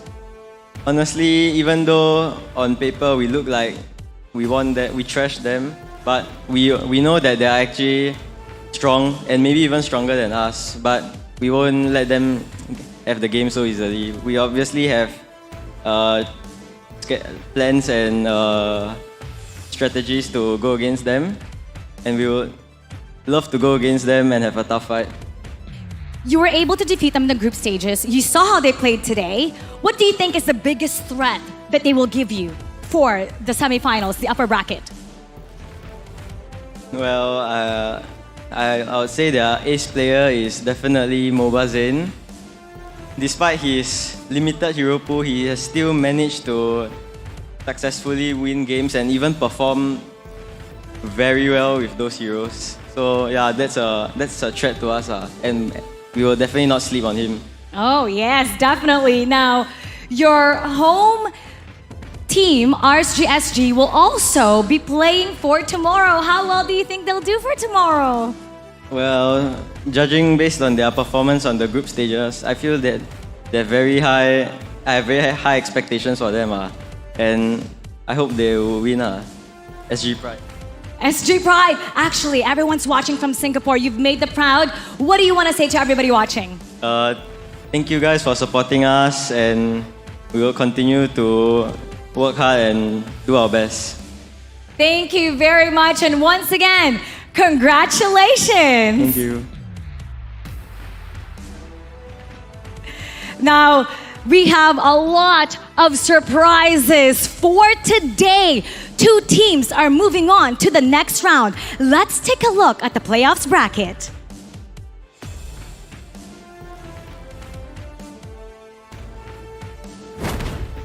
Here is the playoffs bracket. BTK, the winner of match 1, will face against winner of match 2, which is EVOS SG. They'll be showing up again on Thursday, December 16, while the other 2 teams that have lost today, Blacklist International from the Philippines and Bidal from Turkey, will be going down the lower bracket. But don't you worry, they have a second life to put them back to the top.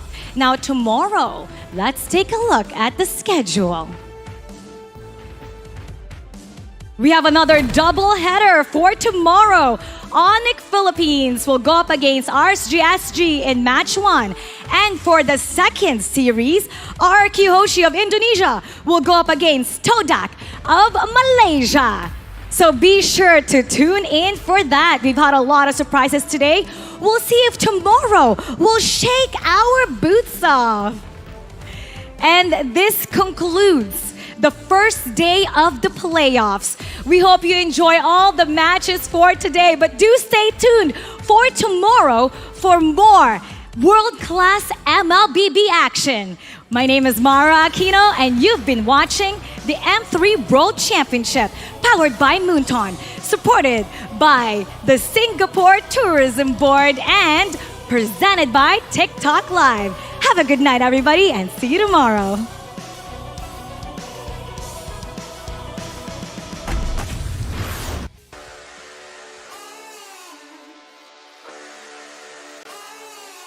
I'm burning up now, taking higher levels. I'm in a bad spot, trouble to my knees.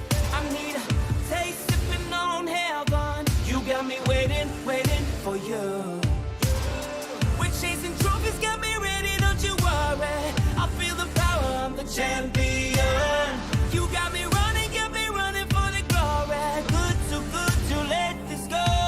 Burning up now, nothing's gonna stop me. I'm going faster, wanna break away. I love the way it feels. It's the adrenaline, we're going all the way. Cause we never ever going down. You got me walking through the fire. We don't catch a slack when we were young. Never run from the fight, yeah, we climb to the top.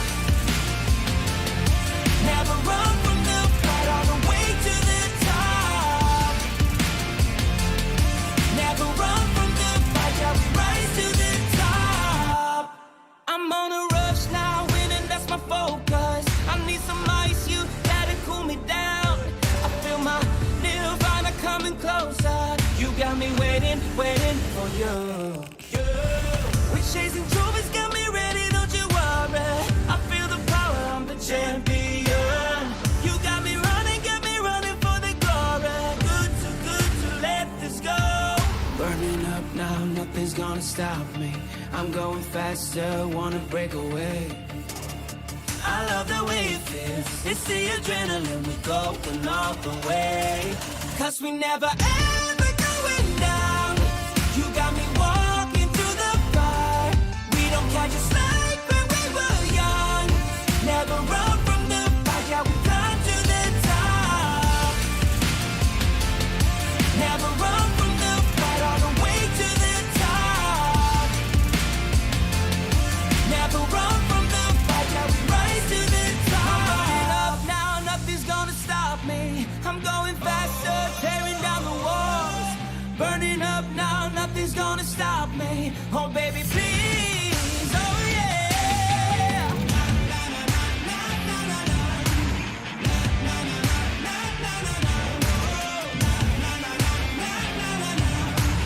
Love the adrenaline. 'Cause we never ever going down. You got me walking through the fire. We don't catch a slide when we were young. Never run from the fight, yeah, we come to the top.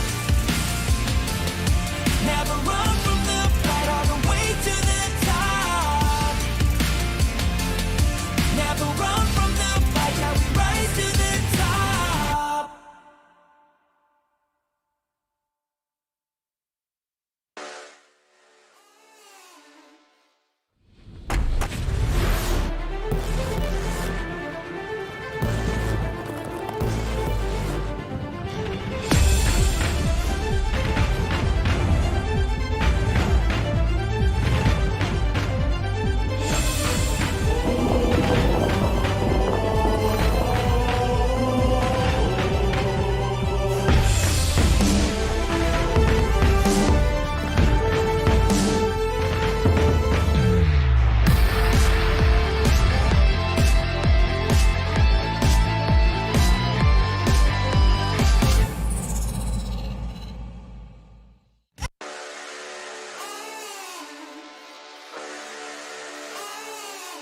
I'm burning up now, taking higher levels. I'm in a bad spot, trouble to my knees.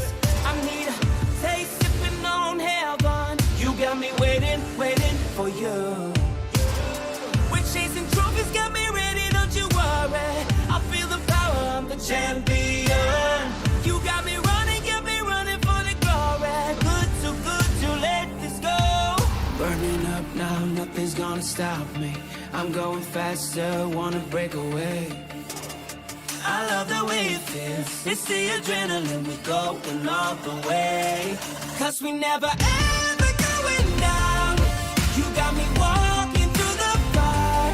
We don't catch a slide when we were young. Never run from the fight, yeah, we come to the top. Never run from the fight, all the way to the top. Never run from the fight, yeah, we rise to the top. I'm on a rush now, winning, that's my focus. I need some ice, you gotta cool me down. I feel my nirvana coming closer. You got me waiting, waiting for you. We're chasing joy.